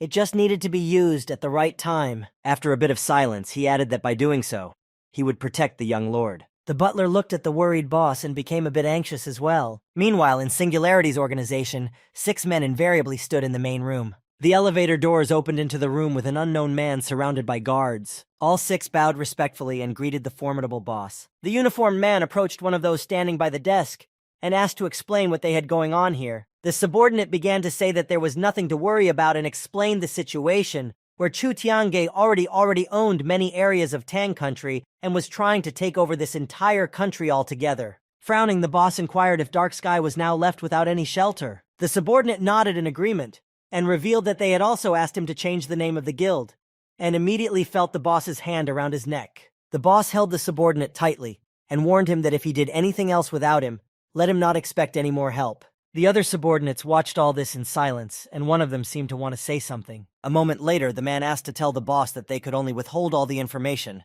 but it would take a bit of time. The boss irritably replied for them to hurry up as he wasn't the most patient person. Chu Tiange looked at the monitor screen and thought about something else after defeating Dark Sky. The cursed Dragon Fang appeared on the system screen with a suggestion to use it, and the master clicked accept. Next on the screen came the information about reviving the dragon with a task and reward for it. The master finally realized that this tooth was originally obtained after defeating the Black Dragon and the task could be activated back then. Chu Tiange was interested in the task that needed to activate the dragon vein in Luoyang and pressed browse. A navigation map came up on the screen, showing some specific locations. The master recognized the stops of the multicolored dragon altar here, where one had to dig up this altar and activate it. Chu Tiange finished familiarizing himself with the task and called his buddies forward. Mao Yun suggested to the boss to build a guild building in Luoyang, as there were 30th to 60th level dungeons nearby, and new people would soon be drawn to them. Little Raccoon supported such an idea, saying that their people were just there. Mao Yun clarified that it would take quite a bit of money to become a new guild. The master cheerfully said that money had never been a problem, and if everyone agreed, they could choose a suitable place for the future guild. The buddies looked around the area with players and a few buildings. Chu Tiange, scrutinizing the players, didn't understand why there were so many clones here. Mao Yun pointed out that the monsters here were too weak to pump, and El suggested going to Chenan. The master, exhaling heavily, informed that it was pointless to form a guild here. Suddenly, he shouted to everyone that he had an idea, and ran to the nearest tall rock to announce it. Mao Yun wondered in bewilderment what the boss was up to. Chu Tiange began to loudly urge all the residents to listen now to his very favorable proposal. He began to ask if they could feel how it was becoming difficult for them to pump after leaving the village. The players began to take turns listing the drawbacks of the settlement and their unreasonable expectations. The young lord suggested that everyone move their guild buildings to Chenan, as it was a great place to pump with strong monsters. The players began to resent that it was too expensive, and that they didn't have that kind of money. Plus, they were barely maintaining their existing guilds and barely raising their levels. Chu Tiange said that if they took his offer, he would cover all their expenses and provide a free portal to Chenan. In addition, he said that they would each receive 50 gold and experience, and as a bonus, a 20% discount on purchases from NPC for a month. The players were dumbfounded by such a generous offer and still couldn't believe what was happening. The master mentioned that all of Chenan was at his disposal, and if anyone wanted to head there, let them come over to register. The players solemnly shouted out the young master's name and ran towards him. Chu Tiange turned around to his friends and asked them to move a little aside for their own safety. A second later, he summoned his trusty spear from the available inventory to implement the plan. The young lord pushed off powerfully from the stone and flew closer to the buildings of the village. Chu Tiange, hovering above the rooftops of the buildings, immediately summoned hellfire. Pointing his staff of fire, the master with a menacing look ordered everything here to burn. In the same second, all the guild buildings were engulfed in flames and burst into bright flames, leaving behind only bare earth. El marveled at the young master's strength, and Mao Yun, who knew that it was one of the most complicated techniques, asked where the boss had learned it. The master clarified that it was not a power, just another purchase from a merchant, and Mao worried that they wouldn't have enough money for everything. Chu Tiange immediately said that such an outcome was out of the question, as he had foreseen everything long ago. With a sly smile, he added that when all the guilds in the area left, all of Lu Yang's resources would be left to them. Mao in turn marveled at the boss's intelligence and skill and said that he would move everyone now. Just then a third brother teleported over to the rest of his buddies. He informed the older brother that they had begun digging the fourth altar, and he called for more players to speed up the process. The third brother warned that other players might revolt in Shan'an, but Newbie was sure that wouldn't happen since those people were of a lower level than the people of Shan'an. She also said that if they were to level up at the same time, they would not interfere with each other in any way, and in about a month they would be of equal strength. Master Newbie confirmed Newbie's words, saying that they were not as versatile as them anyway. Chu Tangja suggested that they all head towards the final altar as soon as possible. The team of buddies only reached the place with the last altar by nightfall. The master opened the screen and said that according to the map, the altar was right below this guild, and he was eager to find out what kind of treasures the Dragon Clan had. Suddenly, the buddies were interrupted by a man from the darkness, who said that he had not yet given his consent to all of this. The head of that guild stood in front of the players, and said that only his decision would determine their fate. Chu Tiange assured him that he would bear all the necessary expenses, and this could be confirmed by all the players in Shan'an. The head said that he was aware of everything, but found it insulting to the other players. One of his guild staff told the boss that such a chance comes once in a million. Without thinking long, the head kicked the chatty player with all his might, who flew far backwards. The head was angered by the subordinate's behavior and shouted at him not to talk nonsense. The guild head calmly informed the master that he was willing to move the guild for 2 million gold and no other way. Newbie interjected, saying that it was a very good offer, but the head quickly interrupted her, insisting on his point. The head addressed the master that he was not here for anyone to belittle his dignity. The young master asked what the head's skills were, and the head replied that he had the hidden class of a professional guardian, and as long as he was online, no one dared attack his guildmates. The head warned the master not to even try to take down the guilds until he gives him 2 million, as he won't leave the game knowing he's here. The third brother told the boss that he didn't understand where only such brazen players came from in the game and offered to beat him up. Chu Tiange didn't back down and offered the head another chance to think hard about his decision. The head didn't back down either and insisted on 2 million gold and not a drop less. The master asked everyone to take it easy and follow him to check on the other 4 altars. The head smirked and said that the insolent master would never take them for nothing. After a while, the head lay quietly resting in one of his guild's buildings. Suddenly, sand began to fall from the ceiling and a strange sound was heard. The head woke up and looked around and listened in bewilderment. The master was leading the robot diggers behind him and thanking them for their hard work. The guild leader jumped out onto the balcony of the building and tried to figure out what was going on. He saw the young master surrounded by robot diggers in front of him. The head immediately became enraged and started shouting at the master for doing such a thing. Chu Tiange suggested that he talk to the NPCs who had given him permission to expand Luyang's territory for only 200,000 gold. The head was shocked at what he heard, and the master decided to clarify one more thing. The young master reminded him that there were certain guild rules, and the third rule stated that no guild could be founded in such a city. The head realized that there was nothing he could do, but he was still very angry. In front of the guild, the throwing machines were already standing in front of the guild and released projectiles on command. Huge cannonballs flew straight towards the guild and its head, who froze in place from what he saw. Seconds later, all the guild buildings were under fire and under attack from the explosions. When the technicians finished their work, the guild was gone, and only ruins remained in its place. The head of the former guild was lying among the rubble, saying that he was wrong and he was sorry. The master asked him if he wanted to move to Channon, and he quickly agreed. Little Raccoon clarified to the young master, if he could just destroy all the guilds, then why move the players? The master clarified that not all players had a choice of where to build and play, but he wouldn't work with such rascals. Let them just live. Chu Tiange suggested replacing Luyang's old walls with new ones, and Ele happily approved of such an idea. At that very second, gold coins sprinkled into the sacks in huge quantities. The master gave those sacks to one player and asked them to divide everything to everyone and find the altar, to which the player fairly shouted that he would fulfill everything to the best of his ability. Chu Tiange said that he was done with everything here and would return to Luyang, and Ele said that they would stay here to keep an eye on everything for now. The young master was already leisurely walking down one of the streets of Luyang City. Towards the master, some familiar player was running loudly and quickly. Having already approached Chu Tiange himself, the familiar turned out to be the master NPC. Chu Tiange anxiously asked why he wasn't in Chan'an and if something had happened there, to which the bot replied that he had a lot of things to do and didn't have time to answer all of them. He had come here for one single purpose, to report important news to the master. The master told him that the kingdom nearby had broken up, and he was gathering information about it. where it turned out that their pavilion and the Dragon Emperor's palace had been built at the same time, but the former had a changed name. After a bit of silence, he clarified that the former guild used to have a different name, Unity Wave. The shocked Chu Tiange couldn't believe what he had heard, and he asked the bot several times to re-examine the name. The chief showed the master a paper with information that stated that this guild had robbed and attacked others, and successfully changed the name to Kingdom of Hades.